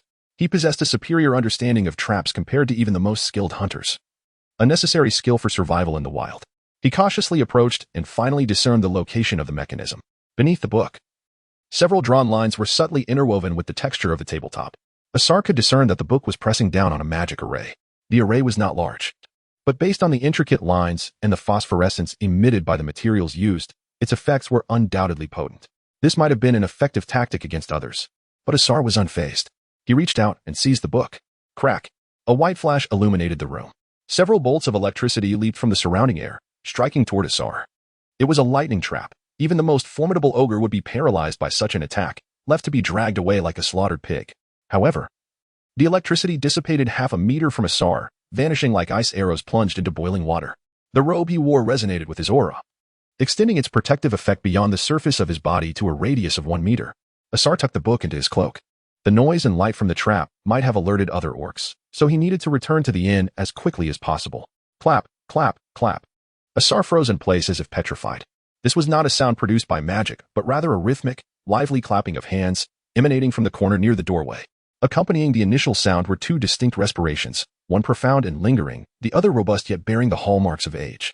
Both, however, were methodical and fluid, devoid of the ragged cadence of exertion. A diminutive firebird, scarcely larger than a palm, emerged from the shadows. Its wings propelled it through the room, alighting upon the wall-mounted torches, igniting them before flitting to the next. Instantly, the chamber was bathed in light, illuminating every detail. Lord Sideros and General Gru strode forth from a meticulously inscribed array of runes etched into the floor near the doorway. This arcane design, cleverly concealed from casual observation, likely served to insulate the chamber from external vibrations, thus preventing detection. The tiny avian pyre concluded its task, returning to Lord Sideros' hand, where it briefly flared before dissipating into nothingness. Though a rudimentary conjuration, even the most accomplished mages of the arcane academies would struggle to replicate such effortless control. Bravo, Lord Sideros intoned, his applause resonating with genuine admiration. A truly remarkable feat of stealth. Even the most heavily guarded royal sanctums would prove permeable to such skill. Were it not for the demise of the Assassin's Guild 2 decades past, I might believe myself to be in the presence of a master assassin. He sighed, adding with a hint of reproach, I had anticipated your arrival sooner. You have kept us waiting. I know you are neither assassin nor thief. No member of the necromantic cabal would stoop to such endeavors, just as a serpent would never deign to burrow like a rodent, Lord Sideros remarked, scrutinizing Asar. A serpent is a serpent, regardless of its association with rats. Your association with those brigands only serves to make you more conspicuous. Perhaps you should have feigned greater enthusiasm for their endeavors. When they descended upon the merchandise like ravenous curs, your aloofness was telling. And when the book was discovered, your feigned disinterest only served to heighten suspicion. A more patient approach, dedicating months or years to ingratiating yourself, would have been more prudent. Your direct inquiries regarding our residence were equally imprudent. Such inquiries from a vagrant thief are bound to arouse suspicion, effectively announcing your intentions. Thus, we were compelled to await your arrival. The Lord paused, then shook his head. And yet, you lack the composure and ruthlessness typically associated with the necromantic cabal. Perhaps times have changed, and they now embrace youthful exuberance. Asar remained mute, his senses overwhelmed by the sheer force emanating from General Gru. His meditative state had honed his awareness to an almost preternatural degree, allowing him to fully harness his physical potential. His consciousness, devoid of extraneous thought, focused solely on the imminent threat, precluding any consideration of escape or parley. He was a cornered beast, poised for conflict. Lord Sedero's discerning gaze settled upon Asar's attire, confirming his suspicions. Your raiment and its inherent properties serve as an indisputable declaration of your allegiance. Turning to General Gru, the Lord inquired, what course of action should one take when a viper infiltrates the home? Terminate it, General Gru responded curtly, his countenance unchanging. Preemptive action, Asar thought. With a swift, explosive movement, Asar propelled the table towards the two figures, creating a momentary barrier. He followed in its wake, seeking to exploit the distraction. However, the table abruptly halted mid-flight, ascending skyward as if buoyed by unseen forces. Simultaneously, a primal instinct surged through Asar, warning of impending peril. He arrested his forward momentum.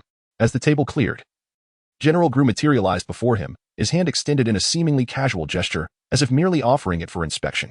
Asar noted the ethereal luminescence enveloping the appendage. With no time for evasion, Asar instinctively recoiled, his agility and explosive power amplified beyond their usual limits.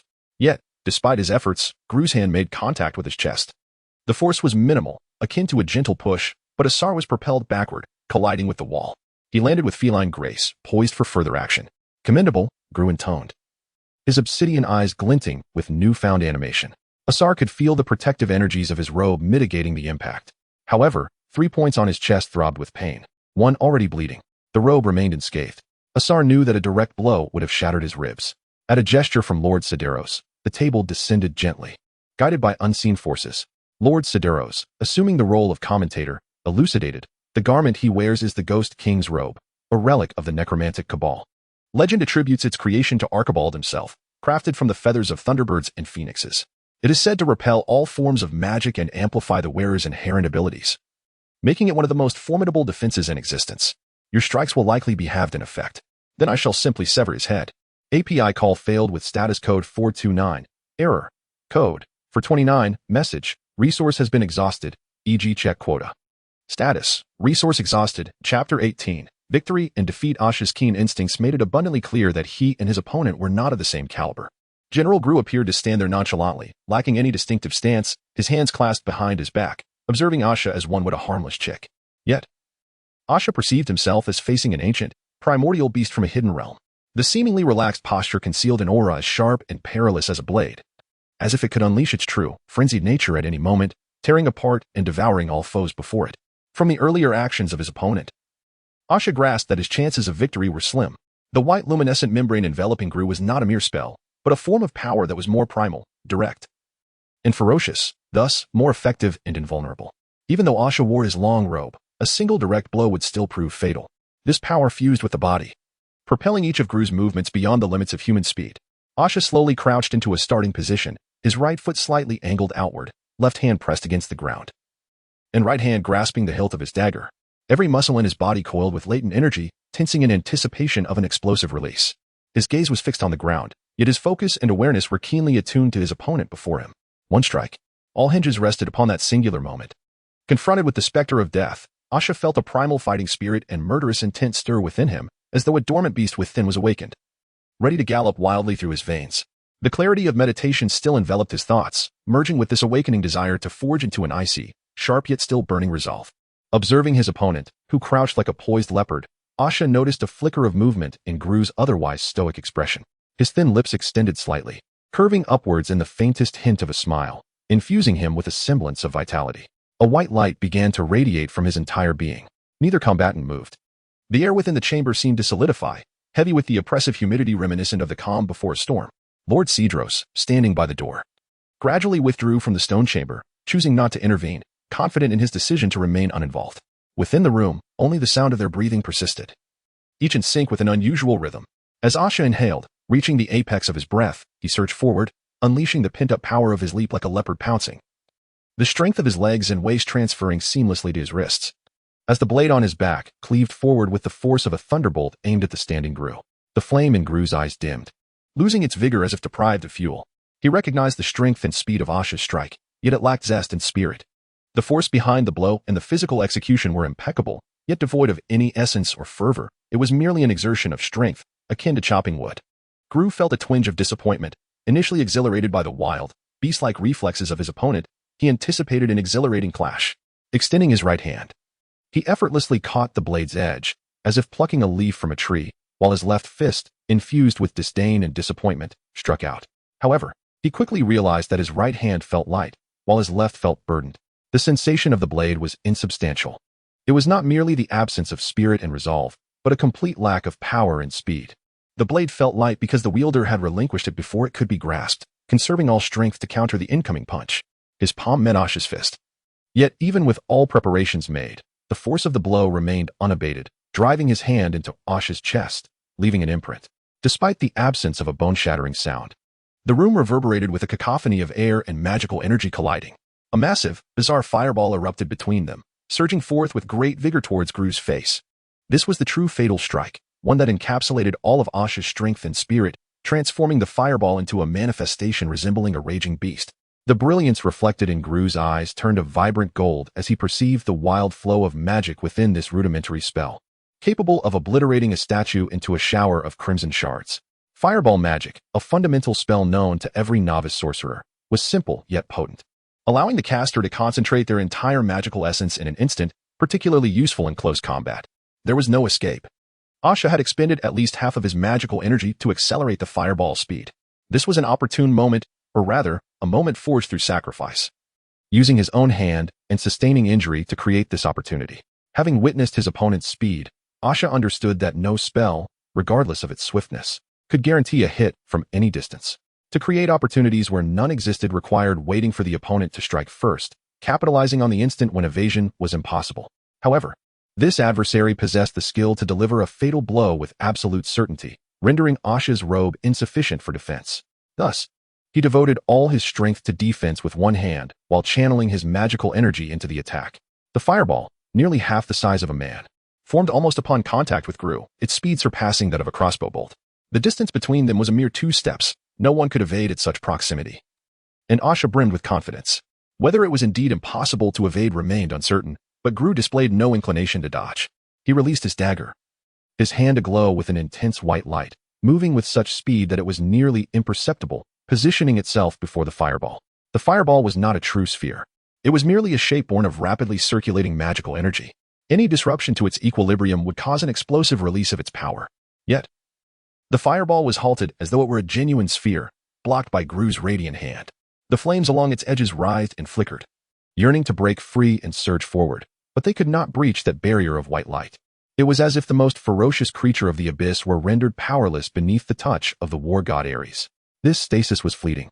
Gru waved his hand upward, redirecting the fireball towards the ceiling, which erupted with a thunderous roar as the structure of wood splintered into countless flaming fragments, illuminating nearly the entire city of Ofu.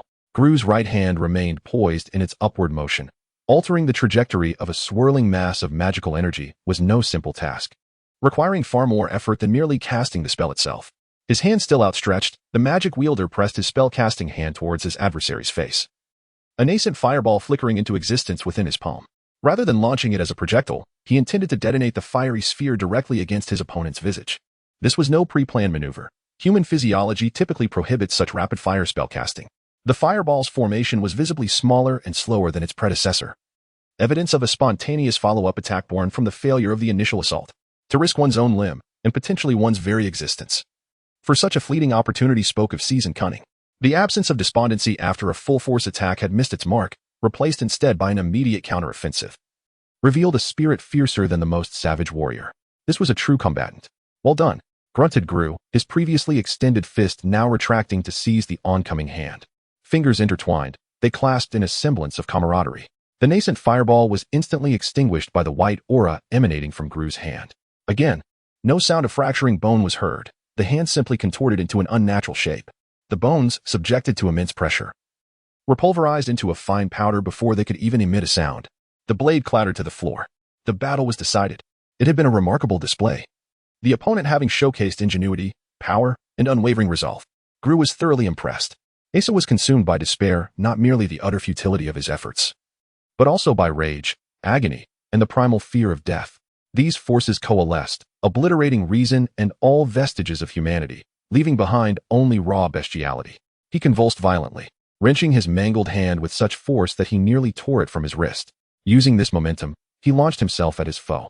Devoid of thought, driven solely by instinct, he targeted the vulnerable juncture where the head met the torso, the softest point, where the faint pulse hinted at the abundance of crimson fluid beneath. This primal urge compelled him to sink his teeth into that spot. Grew swiftly deflected, his forehead colliding with the assailant's skull in a resounding crack. To Asa, however, it was a sound unique to his experience, the dull, agonizing groan of his own cranium fracturing, the reverberations of the trauma assaulting his very being. It felt as if a spike had pierced the deepest recesses of his brain, then exploded, sending shards of agony tearing through every corner, obliterating all within. Asa was oblivious to his backward trajectory, the impact against the wall, his subsequent collapse onto the ground like a discarded rag. He was equally unaware of the crimson tide flowing from his hands and head, staking its claim upon the floor. He felt nothing. A truly captivating battle, observed Cedros, the city lord, as he entered the chamber. One of the most artistically executed magical assaults I've ever witnessed. To think that the Necromantic Guild possesses such vibrant and creative talent. A pity. He shook his head, lamenting the loss, then bent to retrieve the book from Asa's grasp. 2 sheets of paper, dislodged by the movement, fluttered to the floor. They were crafted from high-quality vellum, thick and robust, with meticulously detailed embossed patterns, clearly not the sort of parchment used by commoners or necromantic mages. Gru remained transfixed, reliving each moment of the duel like a connoisseur savoring a fine dish. Even if not the most formidable opponent he had faced, this one had been the most lethal, the most exhilarating. "Bravo," he exclaimed in admiration. "This is not good," Cedros muttered, his countenance darkening as he unfurled the papers and deciphered their contents. Chapter 19. Shawi lay in bed, tossing and turning, unable to sleep. The bed at the inn was a crude wooden frame, hastily laid with a few planks and some straw. The fact that it had a layer of burlap, a cotton quilt, and a straw pillow was already the pinnacle of luxury for this establishment. The sensation of resting upon this bed was, of course, worlds apart from the plush down-filled beds of the Duke's manor. However, Shawi was not one to dwell on such trivialities. She had traversed from the damp, cold caverns of the deep mountains to the scorched sands of the Dragon Desert, and any location was preferable to the suffocating opulence of the Duke's estate, where one was obliged to don elaborate, cumbersome attire and navigate the intricacies of etiquette and social obligations. Duke Mralik did not inherit his title. He emerged from a local gentry family that earned noble status through remarkable military achievements in the war between the Empire and the southern nations 2 decades prior. Through exceptional skill and cunning, he ascended to his current position. Shawi did not grow up immersed in wealth and privilege like many of her peers from aristocratic families. Instead, her father's relentless ambition and rigorous educational methods instilled in her a sense of independence, lacking her father's grand aspirations. Her mature disposition led her to disdain the vacuous and decadent lifestyle of the upper echelons. She preferred to dedicate her spirit to tangible pursuits. To escape the confines of her tiresome identity as a duke's daughter, she sought employment at the apothecary affiliated with the Magic Academy, often embarking on explorations and adventures, finding fulfillment in discovering the unknown. When her father arranged her betrothal, she was discontented. Under his strict guidance, thoughts of romance were a rarity, let alone marriage. And the Elney family had stringent customs.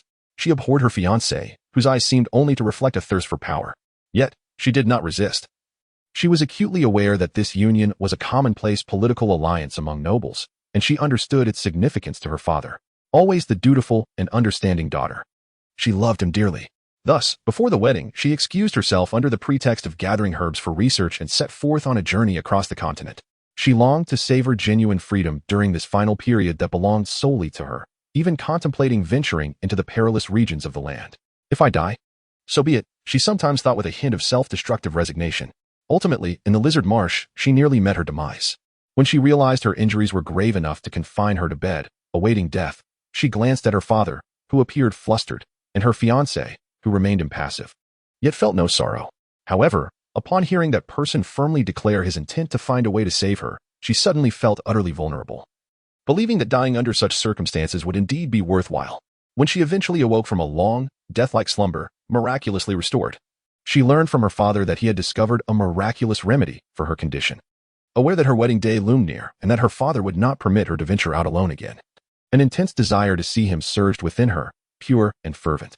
She quietly slipped away once more and finally found him in Bracada, as if it were only natural to arrive in this peculiar city together. These past few days had been filled with joy unlike any she had ever experienced. Everything here was so novel, with endless strange sights each day, all brimming with vitality and order, resembling a newfound world of freedom. More importantly, he was by her side. He could discern the presence of beasts from the traces left on the ground just half a day prior, predict the weather from the scent of the wind and the color of the clouds, and know how to prepare the bark of the red smoke tree as a delightful seasoning that could also induce severe diarrhea. He was aware of which earth mushrooms could provoke laughter to the point of death and how to prepare the rear of a dog for a delectable meal. The novelty of these topics never grew tiresome. He was a remarkably simple person, as if he had suddenly leaped from an isolated forest into this world, blissfully ignorant. He knew nothing of literature, poetry, or divine belief, and many seemingly fundamental questions perplexed him, revealing a childlike innocence. Yet, when necessary, he could exhibit the most adept cunning and a profound calmness. They seemed to share an unspoken understanding, never mentioning the incident of his previous rescue of her. Within a day or two, their interactions became devoid of any barriers, their conversations and mannerisms flowing as if they had known each other for years. Even the old thief recognized them as lovers. Despite their natural rapport, the intimacy between them grew more palpable with time. Only yesterday, as they nestled together, did she confirm her feelings for him. She genuinely liked him, and he liked her in return. A sensation more intoxicating than the finest wine and sweeter than the richest honey enveloped her completely. She was utterly entranced. Yet today, the knowledge that she would leave this place tomorrow to return to the empire lingered heavily upon her.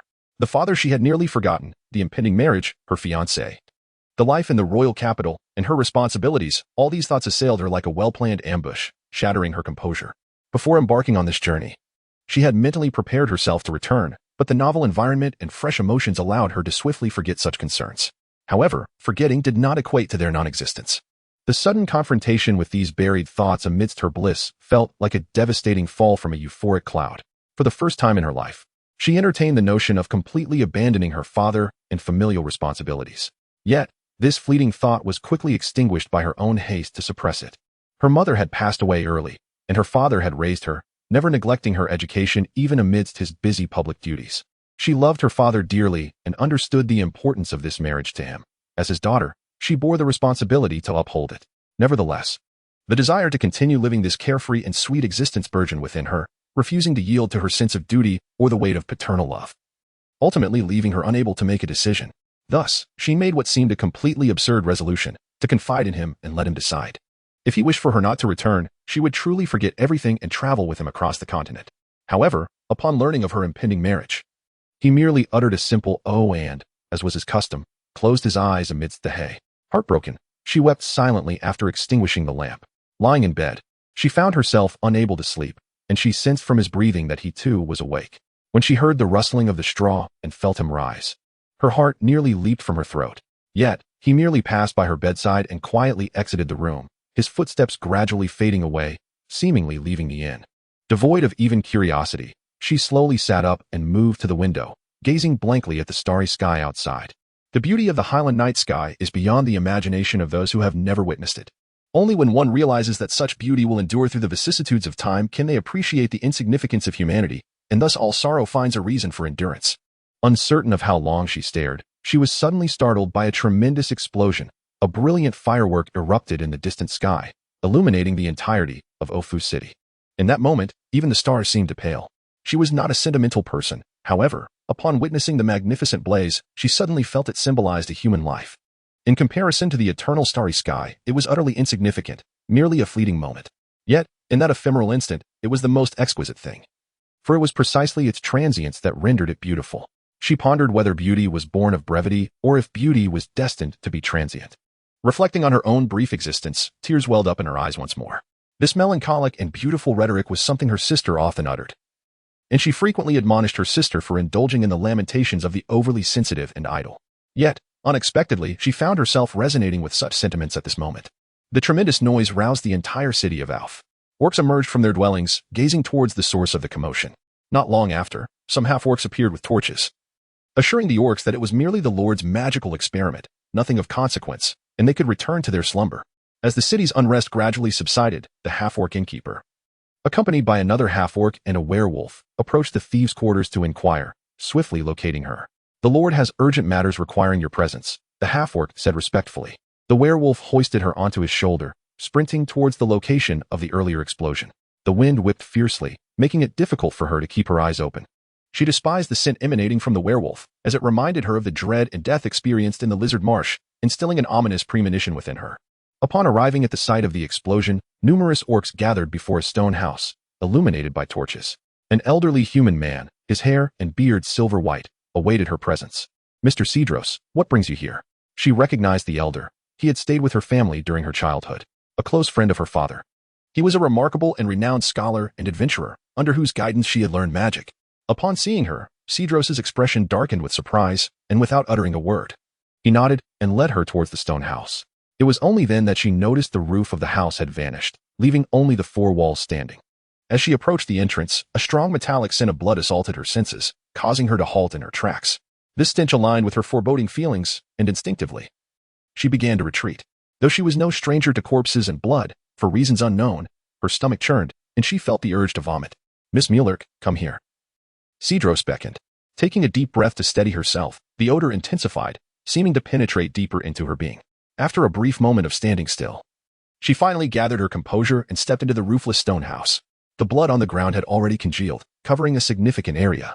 In the corner lay a bed, upon which a bloodied figure rested, his face entirely obscured by blood. Yet, she recognized him as the very person who had stealthily passed by her bed moments ago, causing her heart to race. Her legs went weak, as though the tendons within her had suddenly been pulled. Cedros quickly reached out to support her. He no longer needed to inquire. Her reaction made it abundantly clear. However, she summoned all her strength to regain her footing and rushed to the bedside. Extending her hands to cast a healing spell, she wished fervently to sever her own hand to facilitate the flow of magical energy unhindered. His forehead was indented, distorting the shape of his face. One hand was nearly impaled into his own chest, the palm and fabric sinking into the flesh, with blood oozing and congealing into a grotesque amalgamation of bone, muscle, and clothing. As she attempted to check his pulse, she found his other hand resembling a roasted sweet potato, crushed and mangled. Fractured bones protruded through the skin, and the blood had clotted, rendering the boundaries between skin and muscle indistinguishable. Her hands, now stained with his blood, fell in torrents from her eyes, trembling violently as she struggled to determine where to direct her meager healing magic. She bit her teeth together, trying to stifle her cries. Finally, she mustered all her courage to feel for his pulse. Fortunately, though faint, there were still signs of life. "I have already cast healing spells, but his injuries are too severe, and the damage inflicted by the combat aura has diminished the spell's efficacy. He is surviving solely on his life force," Cedros explained from the side. "How could this happen?" She finally wept. Cedros remained silent for a moment before responding with a heavy tone. As if offering a perfunctory explanation, it was merely a misunderstanding. Chapter 20. Dialogue between the living and the dead. The entire legion of 40,000 soldiers had congregated at Bracada, with ample provisions secured. Having waged a protracted campaign of extermination against the orcs, General Sanders possessed a comprehensive understanding of their numbers within the untamed highlands. The remaining orcs were likely the offspring and adolescents who had eluded previous purges by retreating into the Sandfist Mountains, their total count unlikely to exceed 1,000 or 2. Even if they had banded together, incorporating some insignificant goblins and acquiring rudimentary equipment, the disparity in forces remained considerable, with the army outnumbering them several-fold. Furthermore, the mages within the ranks wielded magic, the most potent weapon against the orcs. At the general's command, the 40,000-strong army could swiftly advance, obliterating the beastly den as one would crush vermin. The general had executed such operations with practiced ease over the past decade, confident in his ability to replicate his success. A surge of fury coursed through him, fueling his desire to hear the death throes of those beasts, to crush an orc skull beneath his heel. The sickening crunch as brain matter and blood splattered in every direction. Nonetheless, the general refused to allow his emotions and self-assurance to cloud his judgment. Upon departing from the south, he had dispatched an advance team to Bracada with orders to reconnoiter and probe the city-state. War, after all, was a matter of immense consequence, involving the lives of millions and the fate of nations, not a mere game to be manipulated by the whims of a commander. The general understood this implicitly. He had weathered the trials of the battlefield since his adolescence, and for 2 decades, the empire had been embroiled in constant conflict with neighboring countries. The experience and discernment he had cultivated far surpassed that of officers graduating from knightly academies. A general's ascent to command was not predicated on valor, but on sagacity and composure. Thus, despite his volatile temperament, he could maintain a dispassionate demeanor when confronted with matters of state. He was acutely aware that while orcs lacked magical prowess, they possessed exceptional physical strength and combat prowess. Ogres and werewolves, in particular, were formidable adversaries, far surpassing ordinary humans. If equipped with proper armaments and trained in tactical formations and stratagems, they could pose a terrifying threat. Prior to engaging, it was imperative to ascertain the enemy's capabilities, their equipment, societal structure, and preferred methods of attack. The general recognized the gravity of the impending battle. The power struggles within the court had reached a fever pitch. The Elney family, dissatisfied with their dominance in economics and politics, sought to seize control of the military. They had been plotting to oust him, replacing him with a member of their faction. The young emperor, unfortunately, was easily swayed by sycophants and flatterers, leaving the military ministers consistently at a disadvantage in political maneuvering. A swift and decisive victory in this military campaign, annihilating the Orcish stronghold, would allow the military to regain its influence in court and potentially expel the Elney family from all military affairs. Failure, however, would provide the Elney family with the opportunity to seize the military power they so coveted. Therefore, despite the overwhelming advantage in military strength, the general proceeded with caution, dispatching reconnaissance units to assess the situation. However, the initial detachment had been gone for over 10 days without any communication. Consequently, a few days prior, the general had sent out smaller reconnaissance teams to scout the highlands further. Finally, news arrived today, but only a handful of scouts returned. One of the raw recruits, upon dismounting, exclaimed, "There's a monster." After enduring over 10 days of anxious waiting, the general's pent-up frustration erupted upon receiving what sounded like a child's frightened report. With a single blow, he struck the soldier's head, causing it to explode like a tomato against a wall. However, he quickly regained his composure and questioned the other soldiers about what they had witnessed. Their accounts corroborated the initial report. A colossal monster composed of corpses was roaming the highlands. The reconnaissance team had attempted to approach and investigate, but the monster unleashed flames that incinerated everything in its path, leaving only a few survivors who had managed to escape the conflagration. Upon hearing the report, the general's countenance darkened, and the scouts trembled in fear. Finally, the general turned to his aides and bellowed, "Summon that scoundrel Nagas to me." An aide rushed out of the tent, but the general's voice echoed behind him. "Wait. Remember, request that divine official Nagas come to see me. Tell him I have matters to discuss with him." The general amended his order. A monster composed of corpses. Based on the general's past experiences, it was likely a creation of the Necromantic Guild. During his youth, he had witnessed their macabre displays during conflicts with other nations. He was uncertain why the Necromantic Guild had appeared in this region, and he had no time to investigate. His focus remained solely on the Orcish city-state. If there was an obstacle, it had to be removed. Divine Official Nagas was also affiliated with the Elney family, being the eldest son of the current prime minister. Although ostensibly assigned by the Magic Academy to assist in coordinating the mages within the army, his true mission was to monitor the army's operations. Any misstep by the general would be exploited to his advantage, while a successful campaign would allow him to claim credit, bolstering his family's influence within the military. Divine Official Nagas, in his late 20s, had never seen battle. While primarily engrossed in the opulent lifestyle of the capital, he had also studied at the Magic Academy and Military Academy for a time. Undoubtedly, he was aware of his mission within the army, to scrutinize the general's actions and eagerly seek opportunities for personal glory. If possible, the general would have avoided consulting with him. However, physical attacks were largely ineffective against undead monsters, making magic the most viable option. The general lacked the authority to directly command the mages. Like the clergy, they were a force provided by the Magic Academy and were typically under the command of the unit's divine official. Ordinarily, clergy members would defer to the judgment of experienced military officers, but this was clearly not the case. Upon witnessing Divine Official Nagas' reaction, the general sensed trouble. Upon learning of the colossal undead monster in the wilderness, he displayed an expression of elation, his face practically screaming, "Finally, it's my turn to shine." He ordered the immediate mobilization of all the army's mages to eliminate the monster. The general vehemently opposed this. Mages were the army's most potent offensive force, but also the most vulnerable. Concentrating them in one location would render them susceptible to significant losses, severely impacting the army's overall combat effectiveness, especially against the orcs, where mages played a pivotal role. However, Divine Official Nagas insisted on his course of action. The general reluctantly conceded, suggesting that they first gather information about the undead monster. What kind of creature was it? Why had it appeared here? Was it controlled by someone? What were its intentions? Once these questions were answered, they could devise a strategy and then act. Divine Official Nagas dismissed this as unnecessary caution, accusing the general of indecisiveness and delaying the war effort. Regardless of whether this is the trickery of the orcs or the Necromancer's Guild, even the most colossal undead monstrosity is merely a grotesque mass of accumulated corpses.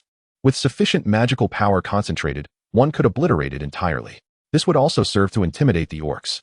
Military texts clearly state that one can seize the initiative through sheer force of presence, making subsequent battles more manageable. The general exerted considerable effort to suppress his temper, nearly succumbing to the urge to cleave the eager commander before him in two. It was evident that the priest's desperate desire for accomplishment allowed no room for delay, rendering the general's cautious deliberations a mark of feeble ineptitude. The Necromancer's Guild had become an enemy of all nations, synonymous with malevolence. If one could vanquish a massive creature spawned by the guild, it would not only yield military accolades, but also significantly elevate one's standing within the church. Such an opportunity was a divine gift. Without hesitation, Priest Nagas summoned the mages from the ranks, intent on departing the following day.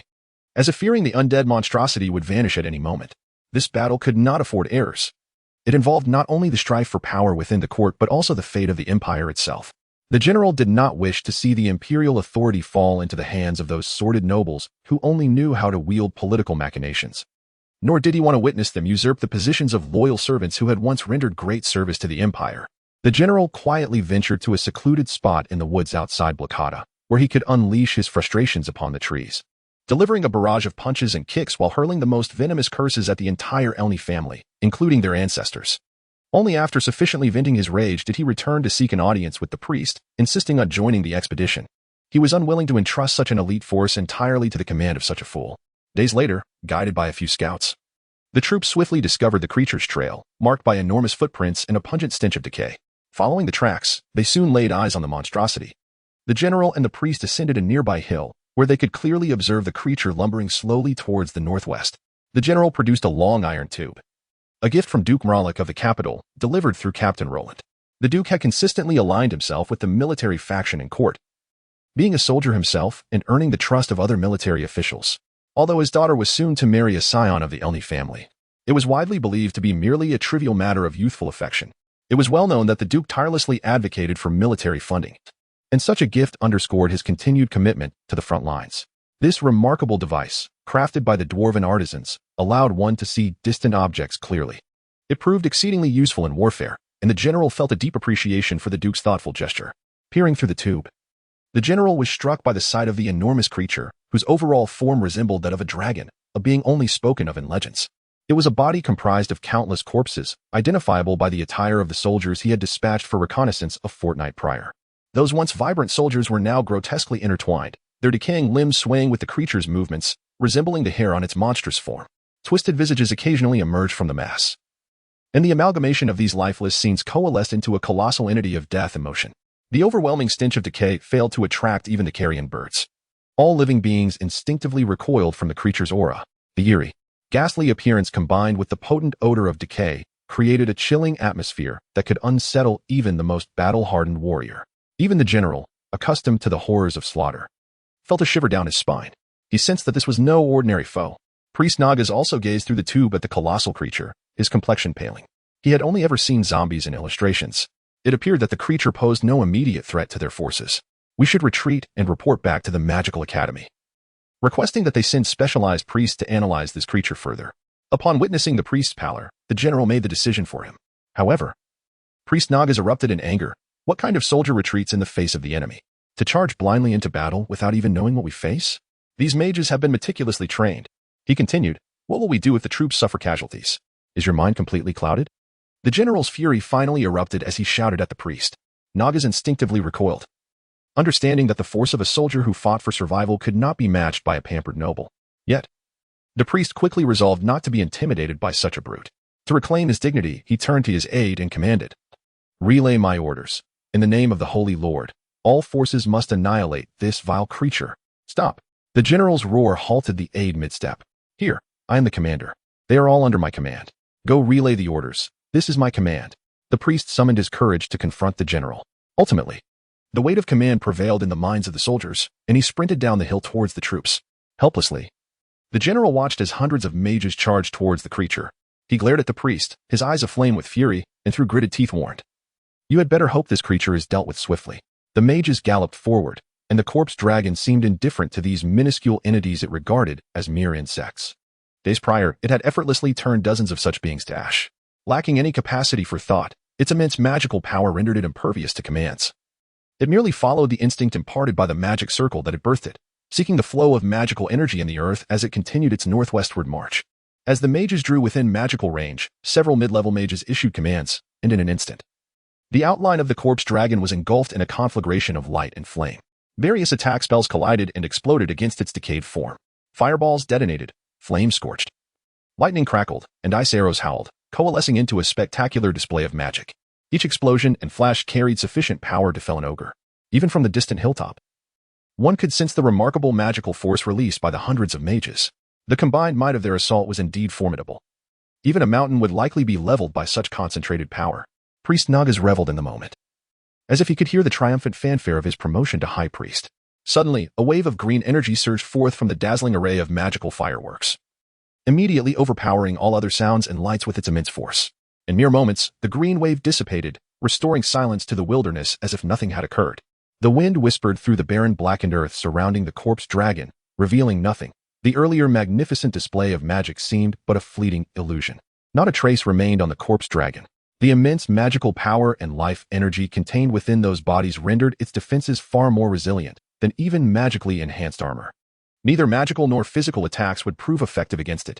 After a prolonged moment of confusion, High Priest Nagas held his head in despair, exclaiming, "How could this happen?"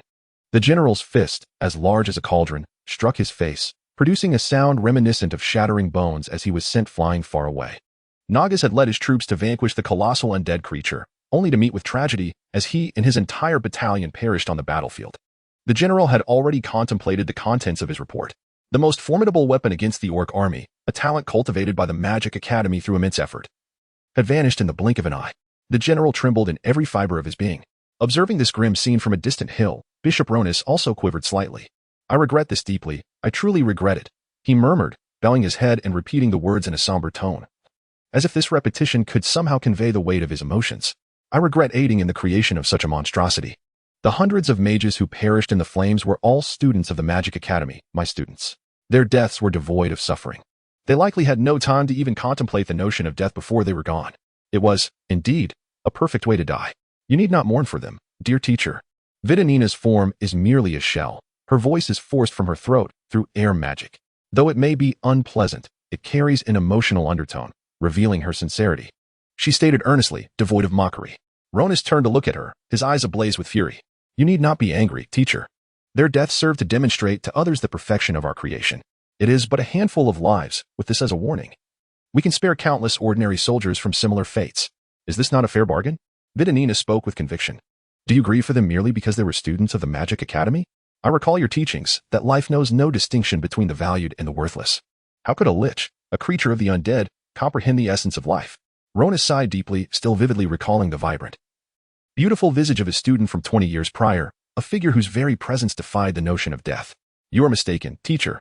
Everything that exists is bound to be destroyed. Death is inevitable. I have merely altered the structure of my existence, transcending the aging process. My transformation into this state was driven by my fear of death. I feared that time would claim me, that my life would slip away beyond my control, which is why I resorted to this method to preserve my existence." A mere abomination born of dark sorcery, Ronis dismissed her. "You are mistaken once more," Vidanina continued to articulate her perspective. "This is not dark sorcery. It is the culmination of human intellect. Humanity has developed various technologies, metallurgy, agriculture, medicine, to secure a more stable and prolonged existence. In other words, human ingenuity has always sought to combat death and extend life. The creation of my ageless form is no different in essence from those ordinary technologies.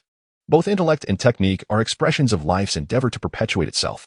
However, my approach is simply more intricate and advanced, making it difficult for the unremarkable to comprehend." She raised her hand, exposing her skeletal structure wrapped in skin. "This is life sustained by the pinnacle of technology. My form epitomizes the quintessence of human vitality." Ronis frowned as he observed her displayed, decayed bones, catching a glimpse of the ashen hue within the skin's ruptures. Her logical reasoning remained impeccable, reminiscent of the prodigious talent she had wielded 2 decades prior, a talent that ultimately led her to resurrect ancient, forgotten rites to become a lich. Ronis pondered whether her brilliance had been her undoing. Once humanity partakes of the fruit of wisdom, it is destined to forsake the essence of life. "Why do you two persist in squabbling over such trivial matters? After all these years, have you made no progress?" Sandru interjected impatiently, addressing Vidanina. "Can we discuss something substantial? What is the purpose behind your creation of that creature? Why must we accompany you in observing its lumbering movements? Do you realize how long it has been since I visited a tea house for conversation?" "I apologize for interrupting the refinement of my esteemed teacher," Vidanina replied coolly. "As a mage, my sole ambition is to create a flawless magical masterpiece. It is also our responsibility as creators to monitor the status of this creation. Let us speak honestly. Why did you choose this location for your creation? Do not tell me it was a spur-of-the-moment decision. After observing for several days, I have deduced much. That creature is steadily advancing toward the center of this high ground," Sandru remarked. A peculiar smile crept across Vidanina's face. This was predetermined during its creation. It is programmed to follow the ley lines, moving from here to the heart of this elevation to clear away certain detritus. A magical masterpiece must fulfill its purpose appropriately, thus I have tasked it with guarding this land, destined to become a sacred ground. Prior to the arrival of the world sovereign, for a new world order shall rise from here. The world sovereign? A new order? Sandrew spat disdainfully. Do you still believe in such ethereal fantasies? They merely serve to deceive the narrow-minded fools within the guild. I took away the books to prevent you from indulging in foolish daydreams. Rona scoffed. What else can they do besides concoct such absurdities? Shall we send them to till the fields, seek companionship, and dabble in political and military affairs? Vidanina chuckled softly. Great matters? They are but fleeting concerns. Not worthy of our attention. She gestured toward the northwest direction. There, various city-states have gathered, comprised of nearly extinct orc races, deceived by promises of freedom and independence. While uniting with mercantile guilds to create a FAA day of prosperity, all in pursuit of dominating this central location. But will the empire of Ifast stand idly by as the orcs they have long slaughtered gain independence? Do the neighboring nations truly wish to see a state established upon this high ground? Is the empire's army not already en route? The outcome of this conflict will undoubtedly sway the political tides within the empire, she continued. Military affairs, political intrigues, the survival of nations, the founding of states. Prosperity and strength, such grand and beautiful phrases. They are sufficient to enthrall the insignificant masses to the point of obsession, worthy of poetic praise. Yet, what do they truly signify? This central land, once a nexus of tumultuous events, is on the verge of being reduced to ashes beneath my creation. The grand matters of state will cease to exist. Do you think you have ascended to divinity? Ronus retorted with a cold scoff. I am no deity. Such beings do not exist in this world. I have merely transcended the mundane. I perceive the fleeting illusions of this world as mere bubbles. All that transpires is but a series of small cogs within the grand machinery of existence, a trajectory determined since the dawn of creation. The outcome has long been sealed. Why become ensnared in such meaningless pursuits? Her voice rose with fervor, becoming increasingly grating. I invited the two teachers to stay and witness for themselves how our creation transforms unsightly refuse into mere ashes, to demonstrate that everything I have stated is indeed accurate. Only our endeavors align with the natural order of this world, rendering them genuinely meaningful. Sandrew scoffed, spitting for the third time in disbelief, and remarked, Sometimes I truly admire your ability to invest such substantial thought and energy into these trivial matters. Why not live a simpler life? Like me, I do not ponder much. I simply engage in what I find amusing. Even when you asked me to participate in this perilous endeavor, I was drawn by the intrigue alone. One need not always seek some profound significance in their actions. Vidanina chuckled, her laughter reminiscent of a wolf's mournful howl. Speaking of amusement, I have an intriguing tale for both teachers. I cast a classmate into the sunwell, and he emerged grievously injured, nearing death. Surely, the teachers can fathom the consequences for someone trained in true meditation who falls into a well brimming with potent energy. All the kinetic force of the water would be siphoned away by him, thereby disrupting the ritual the spirits supposedly use to combat darkness. I am aware that this classmate fled the Whispering Woods with that power in tow. After all, the teachers showed no astonishment upon seeing my leaf from the world tree. It cannot be that the spirits of the Whispering Woods have come to inform you. Sandrew and Ronus exchanged glances in silence. Ronus calmly replied, What you choose to believe is your own affair. We possess our own beliefs. Each of us acts in accordance with what we hold dear, and in the end, we shall see whose convictions bear truth. Indeed, Vidanina remarked, her tone laden with significance. I wonder if that classmate, in his flight, might have inadvertently taken those 2 leaves of the world tree with him? Such a turn of events would render the spirit's so-called ritual utterly nonsensical. I doubt he ventured there without cause. I perceive his strength, and it shall only grow. One who yearns for power would not overlook the value of the world tree's leaves. Rona sneered, You may be disappointed. He did take one. But it has already been used to save a life. And it was the life of a woman. How reminiscent of my own youthful romanticism. Sandrew shook his head, bemused. Vidanina's face displayed a hint of disappointment before she dismissively replied, Yet saving one person does not imply one would save everyone. To love a woman does not equate to loving all. Everything unfolds as we anticipate. All delusions that obstruct us shall inevitably be reduced to ashes. If the teachers doubt this, they need only wait and see. She sighed deeply. I genuinely wish to see him vibrant once more. Chapter 21. My willingness for you, alas. The sole distinction between Asa and a cadaver lay in the faint breath he still drew. He had languished in a coma for days, with Xiaoi vigilantly attending to him, providing unwavering care. Inquiries arose among the thieves regarding the whereabouts of their fellow couple. The orc proprietor divulged that the city lord had requested their presence to deliberate on matters of grave importance. They surmised, with imaginative flair, that the couple was still embroiled in negotiations with the city lord, seeking favorable terms. They marveled at their perspicacity before departing with their ill-gotten gains. Asa had been relocated from the roofless hovel to a more suitable chamber. This transfer was executed with utmost discretion, as the city lord deemed it necessary to uphold the sanctity of the law, regardless of mitigating circumstances. Acts of larceny were to be adjudicated upon the grand gallows in the town square. Cedros, the city lord, merely posited that the injured man was a cherished friend, wounded during one of his arcane experiments. Healing incantations finally began to exert their restorative influence upon Ace's ravaged body. Cedros possessed mastery over every school of magic, though his breadth of knowledge precluded him from attaining the zenith of arcane prowess in any single discipline. His command of the spells he wielded was unparalleled. His healing prowess rivaled that of the most esteemed clerics. However, even the most potent healing arts could only mend wounds. Ace's bones and muscles in his arms and chest had been pulverized beyond recognition. Not even the most skilled artisans could hope to reassemble the minuscule fragments from the congealed mass of muscle and sinew. Severed ribs had pierced vital organs, and his skull was fractured, teetering on the brink of implosion. Even Cedros found it difficult to fathom how a mortal could endure such catastrophic injuries and cling to life. It was indeed a lamentable misunderstanding, a convergence of unfortunate coincidences. Had Xiaoi accompanied the thieves in their endeavor to transport the stolen goods, she would have undoubtedly encountered City Lord Cedros. Had Asa not been so resolute in his determination to resolve the matter independently, had he consulted with Xiaoi, had his ardor not been so unyielding, had he offered an explanation or simply surrendered upon capture, any one of these deviations could have averted the present calamity. City Lord Cedros paid another visit to Asa, his countenance still clouded with concern. Through his discourse with Xiaoi, he had ascertained the true nature of the incident. Though he could not fully reconcile the young man's attire in the Ghost King's raiment or his motive for pilfering the tome, he could not fathom that one who would willingly sacrifice a leaf from the world tree, a treasure coveted by all mages, could be a member of the necromantic guild. Furthermore, the missive from the bishop appeared genuine. Cedros discerned the depth of the bond between the two, which aroused his curiosity. He ventured to inquire of Xiaoi. What if he never awakens? Your betrothal is drawing near, is it not? If he does not awaken, I shall remain here, unmoving, Xiaoi replied serenely. Cedros fell silent. Xiaoi's tone lacked the fervor of impassioned resolve. Had it been so, it would have been a welcome sign, for ardor is ephemeral, and the heat of the moment invariably yields to cooler judgment. But her resolute tranquility bespoke an acceptance of reality. In another, the city lord might have indulged in sentimental reflections upon such devotion. However, she was the duke's daughter, burdened with weighty expectations. Cedros, with loaded intonation, remarked, "Are you cognizant of the profound injustice you inflict upon yourself? Should he remain comatose for eternity, would you squander your precious life in his vigil? You are yet young, with a future brimming with promise." Xiaoi shook her head. "I, too, once languished in a coma, and he rescued me. I am powerless to heal him now, but I can at least remain by his side. Yet he is oblivious to your sacrifices. Your actions are but a form of self-deception." Xiaoi simply replied, "This is my decision." Cedros slowly said, "Have you considered your father?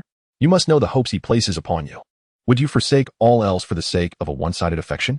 Xiaoi remained silent, gently spooning honeyed water into Ace's mouth, her face devoid of expression. Cedros sighed, casting a look upon her, and turned to depart, finding himself strangely dislikable. But loathsome as it was, the words had to be spoken, for the deed had to be done. Should she persist in her vigil, it was not the Duke who would bear the brunt of the burden, but Cedros himself. Suddenly, an official hastened from the city hall, exclaiming, "City Lord, the thieves who departed several days ago have returned, but a mere handful remain. They report that a colossal fire-breathing monstrosity is advancing upon us from the wastelands." A monstrosity? Cedros' brow furrowed. At the entrance to the city hall, Cedros retrieved an arm from atop a horse. It was the grim testament of a desperate thief, felled in his attempt to flee. The thieves had been roused from their slumber by strange tremors, and in the moonlight, they beheld a gargantuan form lumbering toward them. Seized by panic, they mounted their steeds and fled. Those who hesitated or were slow to react were engulfed in the creature's fiery exhalations. Only a few managed to escape. Cedros examined the arm meticulously. It was intact, severed cleanly as if by a mighty blow from an axe or blade.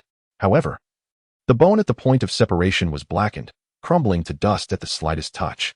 No natural flame could inflict such devastation upon a human body, reducing it to ashes while leaving the exposed arm unscathed. Such corrosive flames suggested the influence of dark magic. But what manner of entity could spew forth magical fire?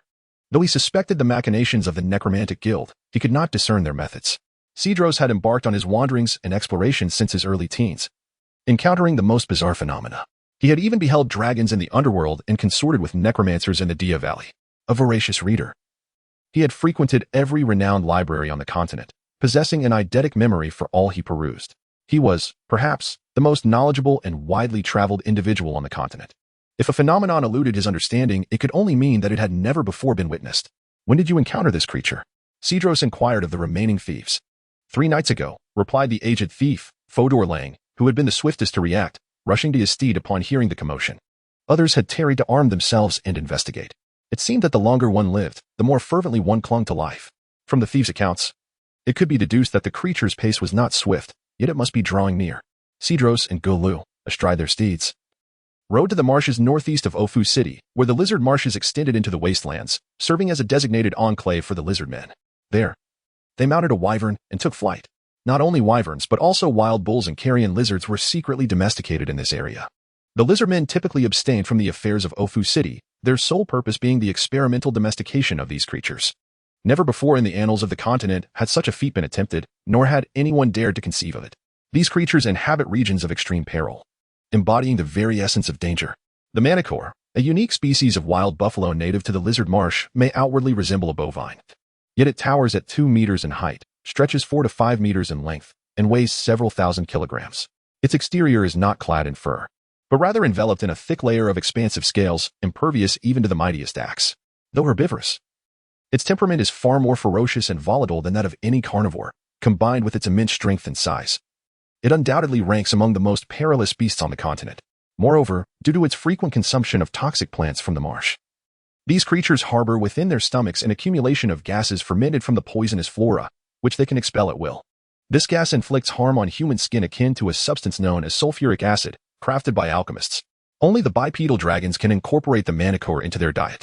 These colossal winged creatures possess unimaginable strength and speed, capable of seizing a manicore and hurling it from great heights, repeating this process until the beast is crushed and subsequently consumed. Despite their extreme danger, these animals are equally valuable. One can only imagine the sight of a manicore charging into battle. No general would willingly send their soldiers to confront such a monstrosity. The bipedal dragons, however, serve immense purposes, whether as airborne transports for troops or in the delivery of supplies, effortlessly capturing high-ranking foes amidst legions. With such formidable combatants at their disposal, no army would dare to act recklessly in this domain. Only the Lord of Cedros possesses the audacity and ingenuity to tame these creatures. He is well versed in the peculiar habits of these extraordinary beings from his studies and has deduced methods for domesticating such ferocious beasts from the history of human-animal relationships. He alone could persuade the lizard folk to procure the eggs and young of these creatures from the marsh and raise them in the unique environment of the swamp. Over the years, he has succeeded in taming but a few, yet even these few have proven exceedingly useful.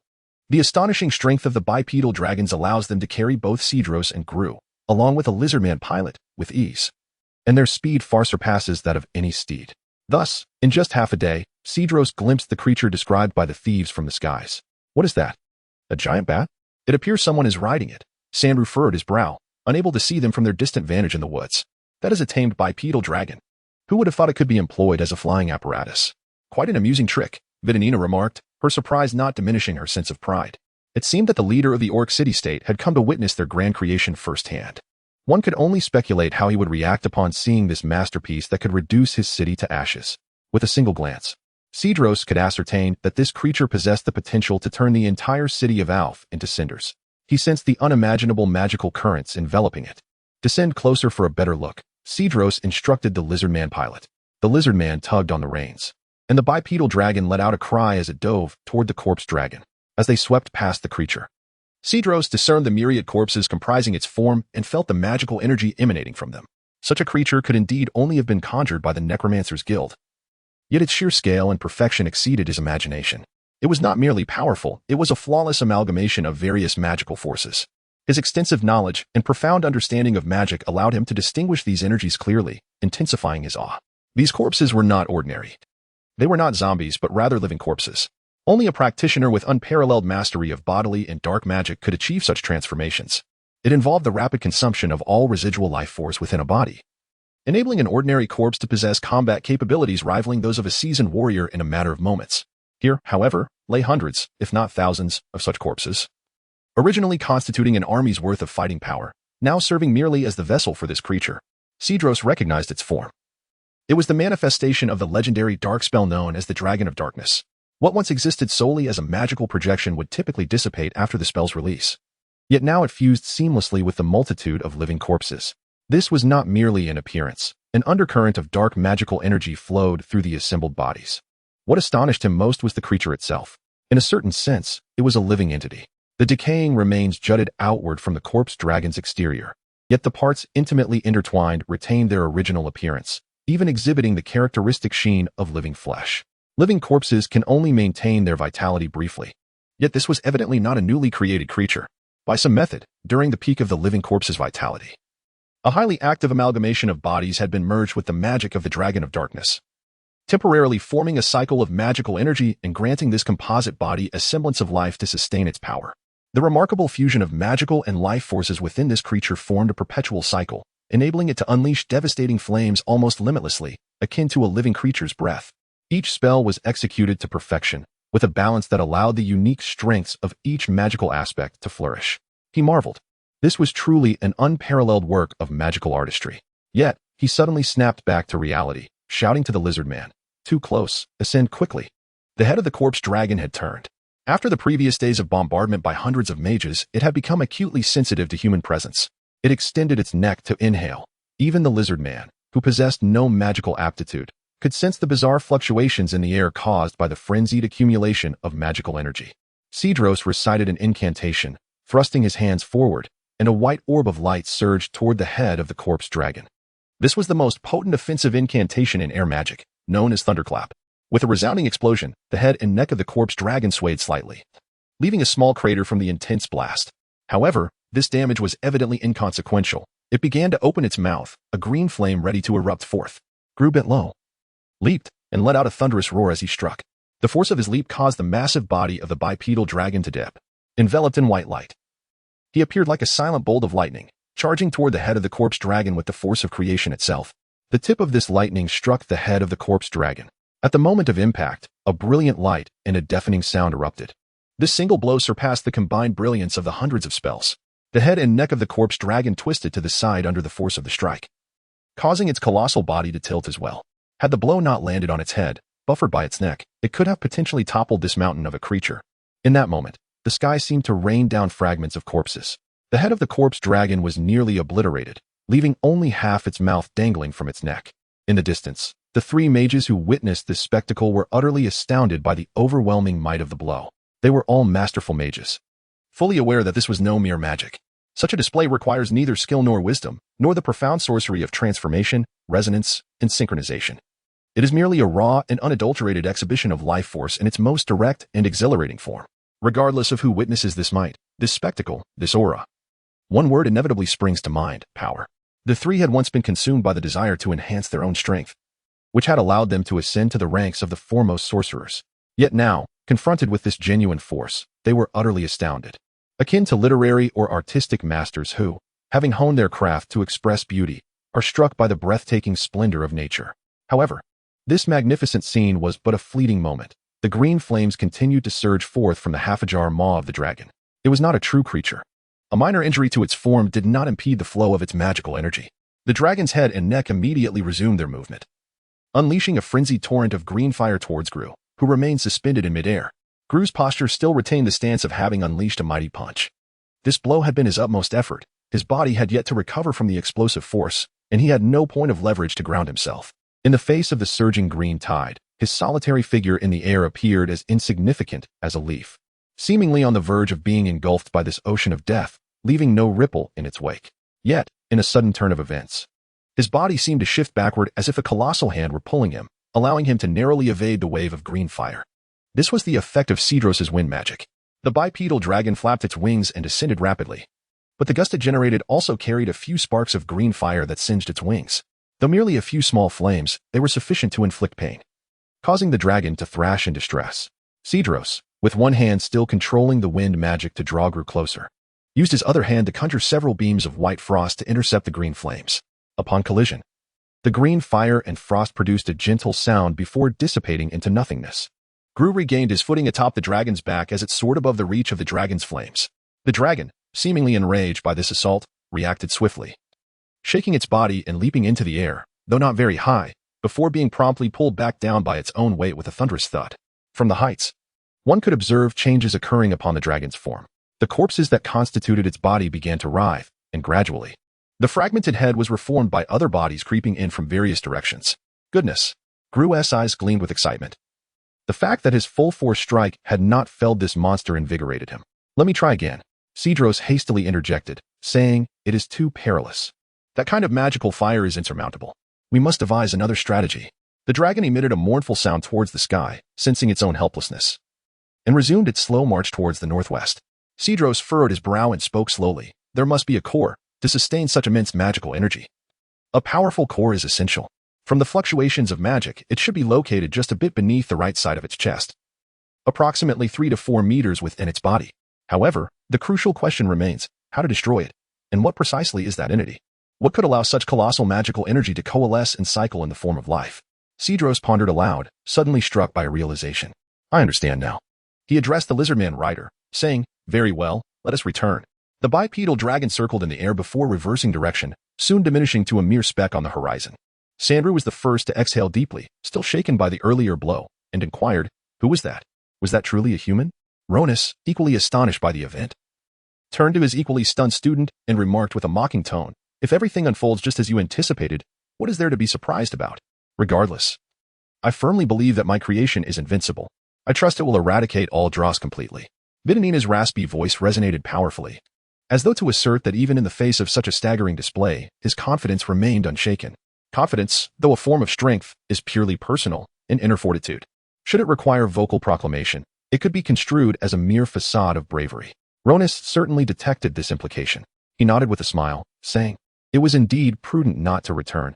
It appears matters are becoming increasingly intriguing. The individual capable of wielding dual systems of magic with such finesse reminded him of an old acquaintance from the past. How delightful! How delightful! Sandru nodded in agreement. In the city of Alf, night fell. Xiaoi had just finished feeding Asa honey water, her hand gently caressing Asa's face, her soft palm tracing the distinct contours. Her heart was troubled. Cedros's words earlier had unraveled her previously steadfast resolve. Was she merely deceiving herself? Was she escaping reality and evading her responsibilities towards her father? Yet leaving him here to return alone was utterly unthinkable. She felt the pain of her emotions being torn apart. Cedros, the lord of the city, entered the room, observing her actions with a sigh before speaking slowly. If I can heal this young man, you must promise me to fulfill a task that you were always meant to undertake. Do you agree? I agree. Xiaoi stood, her face illuminated with the expression of someone who has just received a divine revelation. Cedros placed his hand gently on Xiaoi's head, nodding. I know you have always been a good child, ever obedient. In the southwestern woodlands of the continent, a place known as Turalian thrives. Its pristine air and serene ambience, untouched by the common hand, have beckoned the elven folk for over a century. They settled here, their numbers swelling, until it became the most populous elven enclave on the continent. To the elves, the Whispering Woods, their ancestral home far to the east, remains a sacred, ethereal realm. But Turalian is their kingdom. Though they retain their culture's inherent pride and aloofness, the touch of the mundane has softened them, making them more receptive. The elves here engage with humans, adopting a more practical way of life, supplanting many of their traditional rituals and prayers. Today, a human guest arrives via teleportation scroll. Such an event is rare, for the elves are selective in their interactions with humans, a trait ingrained in their very nature. Only those held in high esteem by the elves are granted access to Turalian's teleportation array. Such individuals are few and far between. Yet, Cedros is undoubtedly one of them. Whether in human kingdoms, here in Turalian, or in the dwarven citadels beneath the earth, he is invariably welcomed. His profound mastery of magic commands the respect of all spellcasters. His vast knowledge and innovative insights are sought after by rulers. His amiable nature, extensive connections, and tactful diplomacy enable him to forge friendships with ease. During his past travels across the continent, he cultivated relationships with the elven elders of Turalian. The colossal corpse dragon continues its deliberate march toward Ofu. An estimated 3 or 4 days away, Cedros has conceived a plan to confront this seemingly invincible behemoth. But it hinges on acquiring certain magical artifacts possessed only by the elves of Turalian. Upon his arrival, he learns that the elders are in conference with an envoy from the Whispering Woods. The Whispering Woods rarely interferes in external affairs or communicates with the elven diaspora. This unexpected visit suggests an event of great import, causing Cedros some concern. He has never ventured to the Whispering Woods, but knows of its disdain for humans. If the envoy imposes this prejudice upon the elders, Cedros fears his journey may be in vain. To his surprise, upon announcing his arrival, the elves invite him to the council chamber. Entering the hall, Cedros first greets his elven elder friends. Your arrival is most opportune.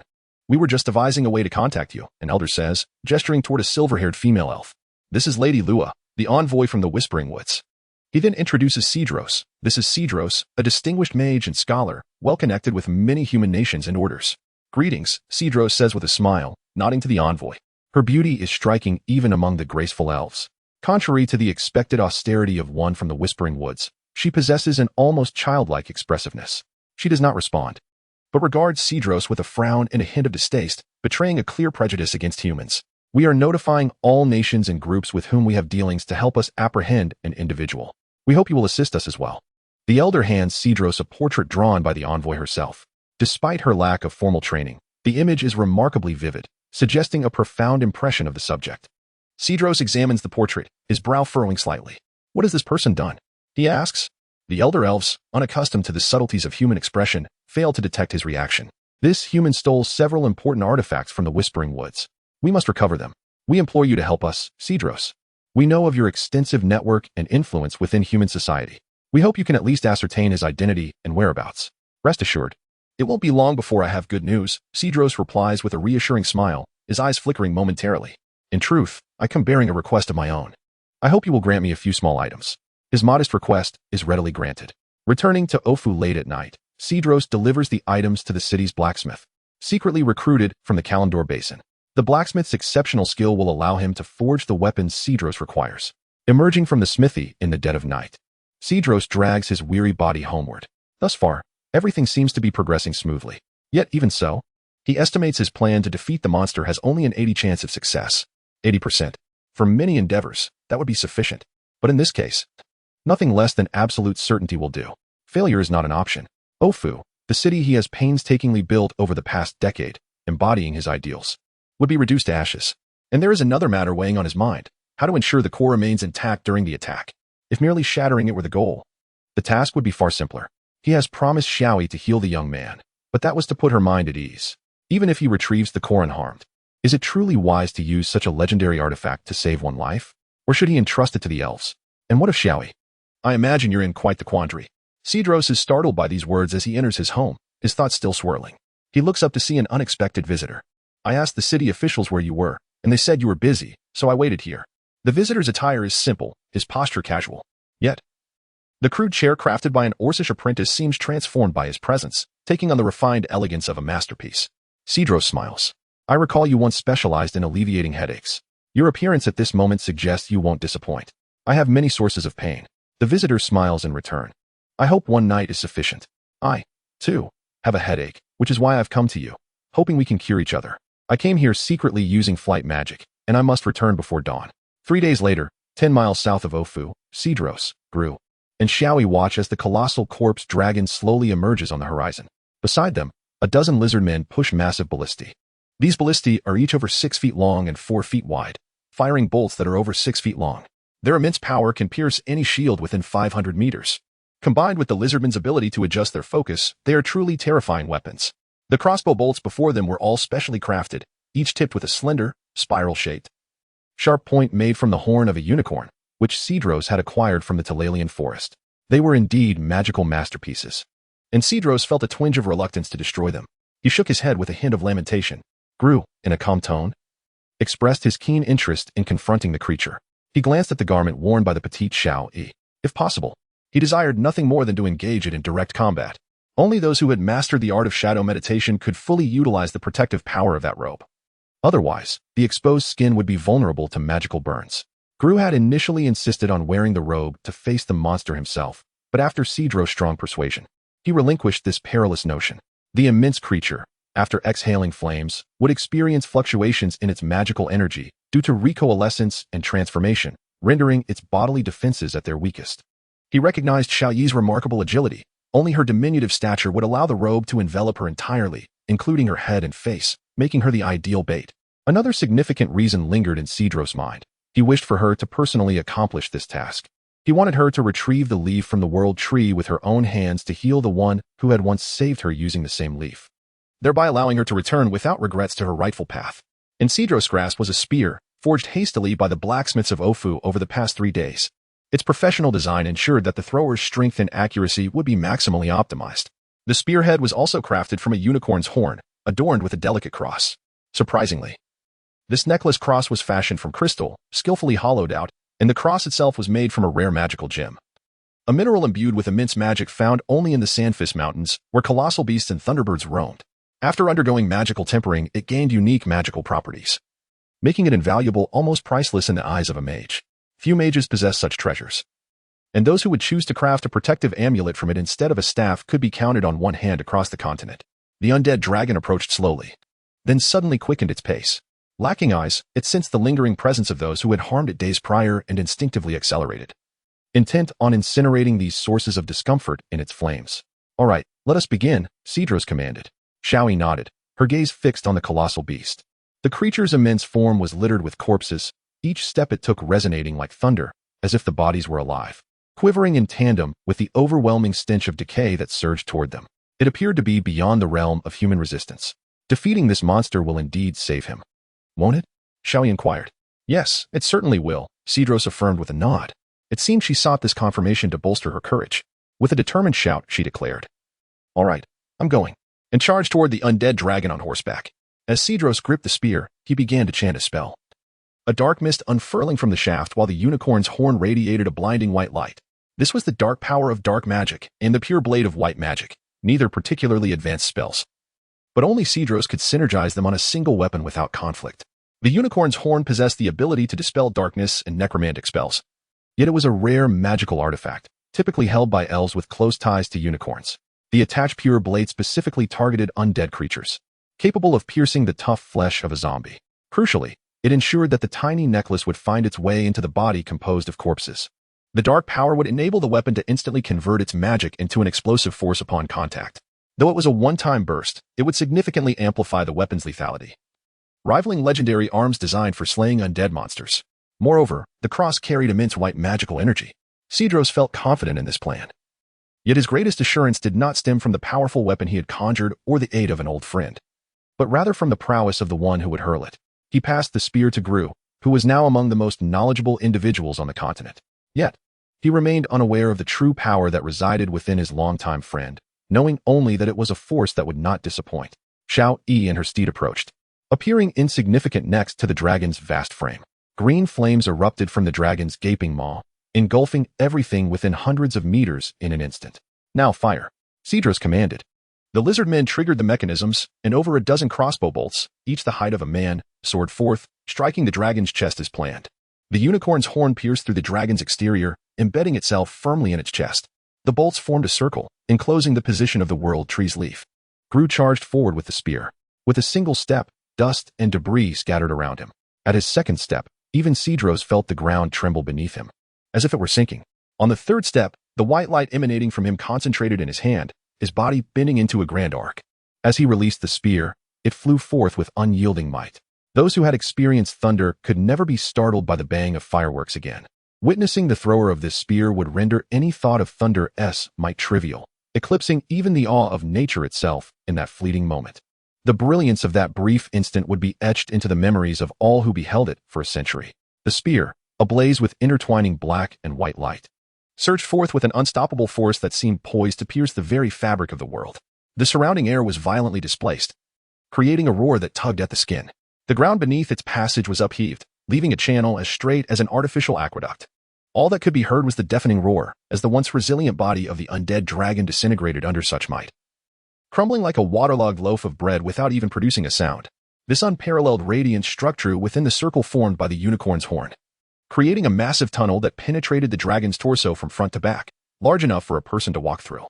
The falling remnants of the dragon vanished into the green flames, leaving no trace behind. The spear itself did not penetrate deeply into the dragon's body. In the wake of the tremendous impact, the unicorn's horns and the magical gem cross shattered, releasing a torrent of white magical energy that, combined with the spear's ferocious force, obliterated the dragon's form. A vibrant green leaf floated down from the gaping wound in the dragon, untouched by the destructive white magic that embodied the essence of life. As the leaf descended, the corpse dragon's body began to disintegrate. Like a massive block of building blocks suddenly stripped of its core, hundreds, if not thousands, of corpses collapsed in an instant. The formidable creature, which had just moments ago held the power to disdain all living beings, was now reduced to a grotesque pile of decaying flesh. Devoid of life force, the bodies transformed into heaps of putrid sludge and murky water, unleashing a pinned-up wave of decay. The steed that had once borne her was utterly consumed by the green flames. When the inferno surged towards her, Xiaoi instinctively withdrew her limbs into her robe, curling up and shielding her head. Upon hearing the thunderous roar, she sensed the flames had receded, allowing her to cautiously emerge from her protective cocoon. However, she was nearly overwhelmed by dizziness. The stench emanating from the rapidly rotting corpses was not only a grievous assault on her senses but also forced tears from her eyes, as if the very sound of decomposing flesh echoed in her ears. Prevent disease, antidote, healing magic. She quickly cast several white magic spells upon herself, then pulled her robe over her nose, cautiously peeking through a narrow slit. Her magic was learned from Cedros, basic yet not particularly profound. Amidst the multitude of decaying bodies, she noticed a small cluster that retained their original form.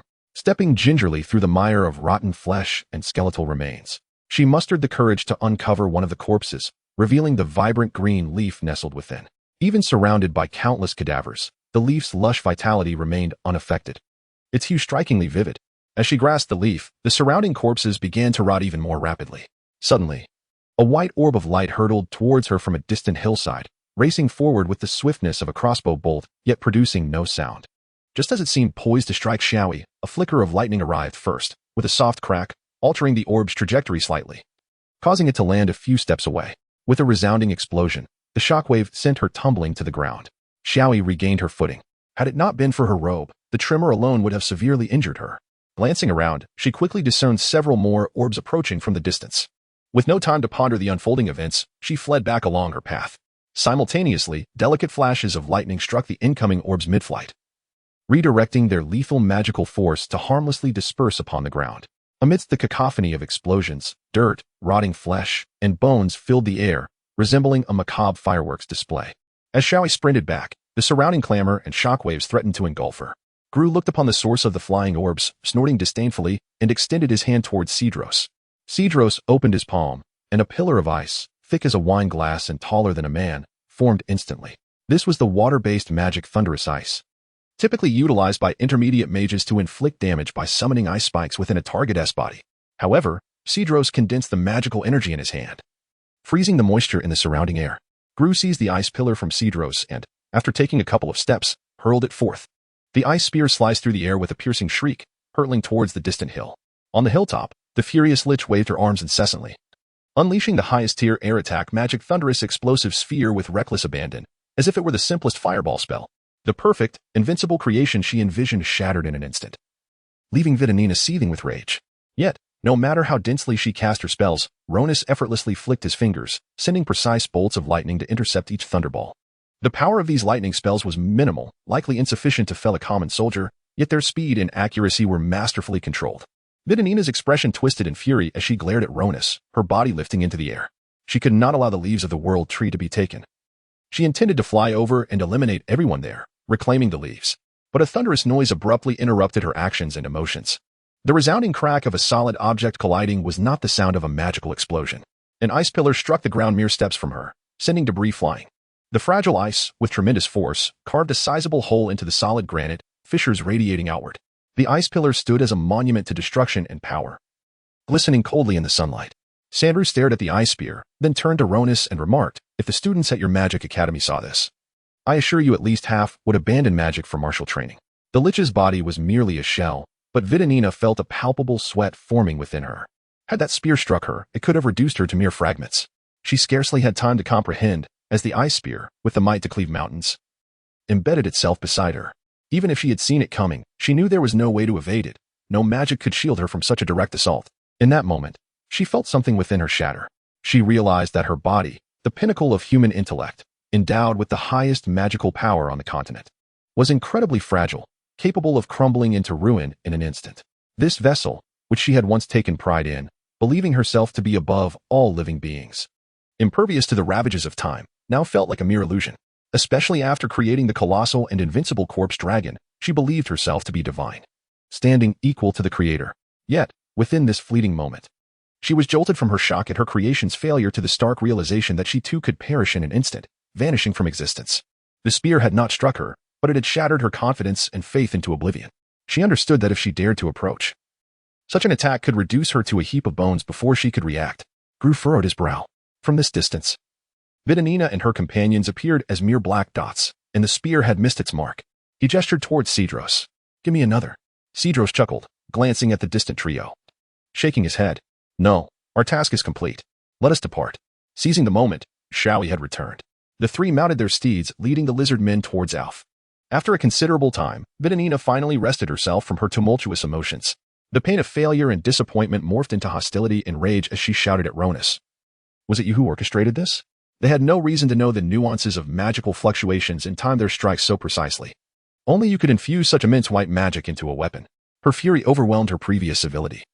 And the green flames behind her false eyes seemed ready to burst forth and incinerate Ronus.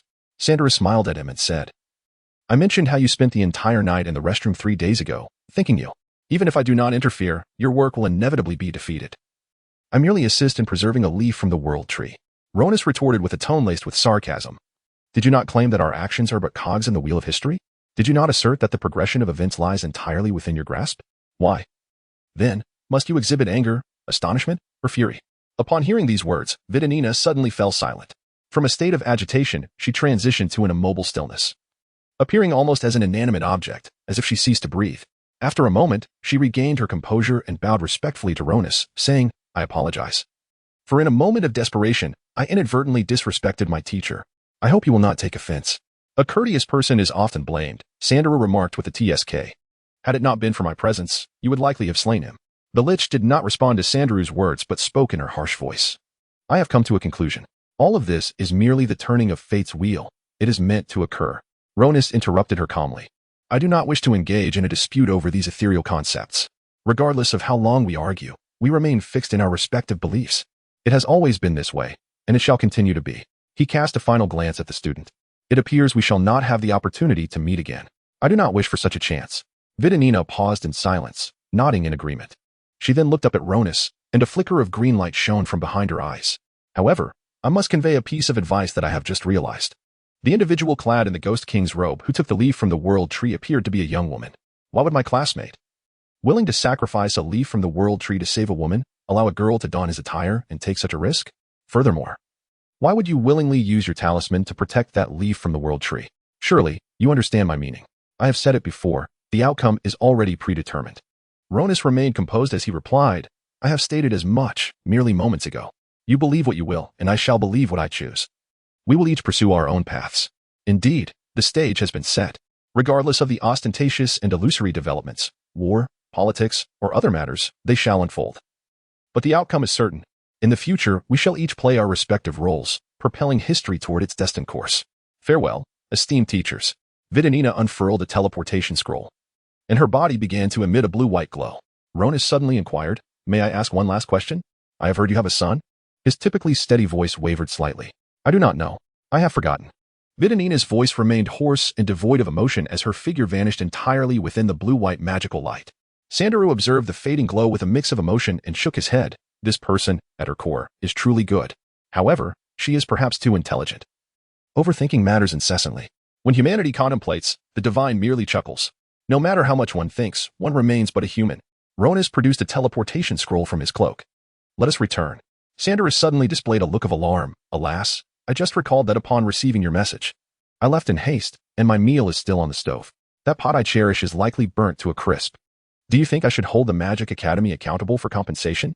Ronus smiled softly and handed him a book he retrieved from his cloak, stating, upon reflection, I believe it is best to return this book to you. Oh, thank you. However, the pot must still be compensated for, Sandaru replied, tucking the book into his cloak before activating the teleportation scroll, disappearing alongside Ronus in a burst of magical light. Cedros and his companions swiftly returned to Ofu. Shaui took the leaf from the world tree and fed it to Asa. Cedros watched as the leaf vanished into Asa's mouth, shaking his head in lamentation. If one could fully harness its energy, this substance could elevate 5 novice magic apprentices into legendary sorcerers in an instant. If it could be sliced and processed, it might yield 10 invaluable magical artifacts. If one were to study and experiment with it for decades, completely deciphering its power's composition, it would undoubtedly incite a revolution in magic, transforming the entire world. Yet, for now, it serves only to save one individual. Ace's body began to emanate a golden light, his frame trembling slightly at first. The tremors intensified, evolving into convulsions as every muscle in his body twitched and his joints cracked and popped. His bandaged hands writhed until, with a sharp sound, the wrappings fell away, revealing 2 intact hands. The radiance enveloping him grew increasingly brilliant, emanating from every inch of his skin, as if he were a piece of carbon igniting in light. Finally, the glow began to fade, and his convulsions gradually subsided. Asa lay as if merely asleep upon the bed. Cedros observed, "It is over. But he will likely remain in slumber for a day or two until his body fully recovers and he awakens." Xiaoi's hand caressed his dark hair, gliding gently over his forehead, brow, and straight nose until it reached his lips. She seemed intent on etching him into her memory. Gazing for a long while before rising to address Cedros, "Thank you, sir, for saving him." Cedros shook his head. "Were it not for you, I would never have utilized the leaf from the world tree to save him.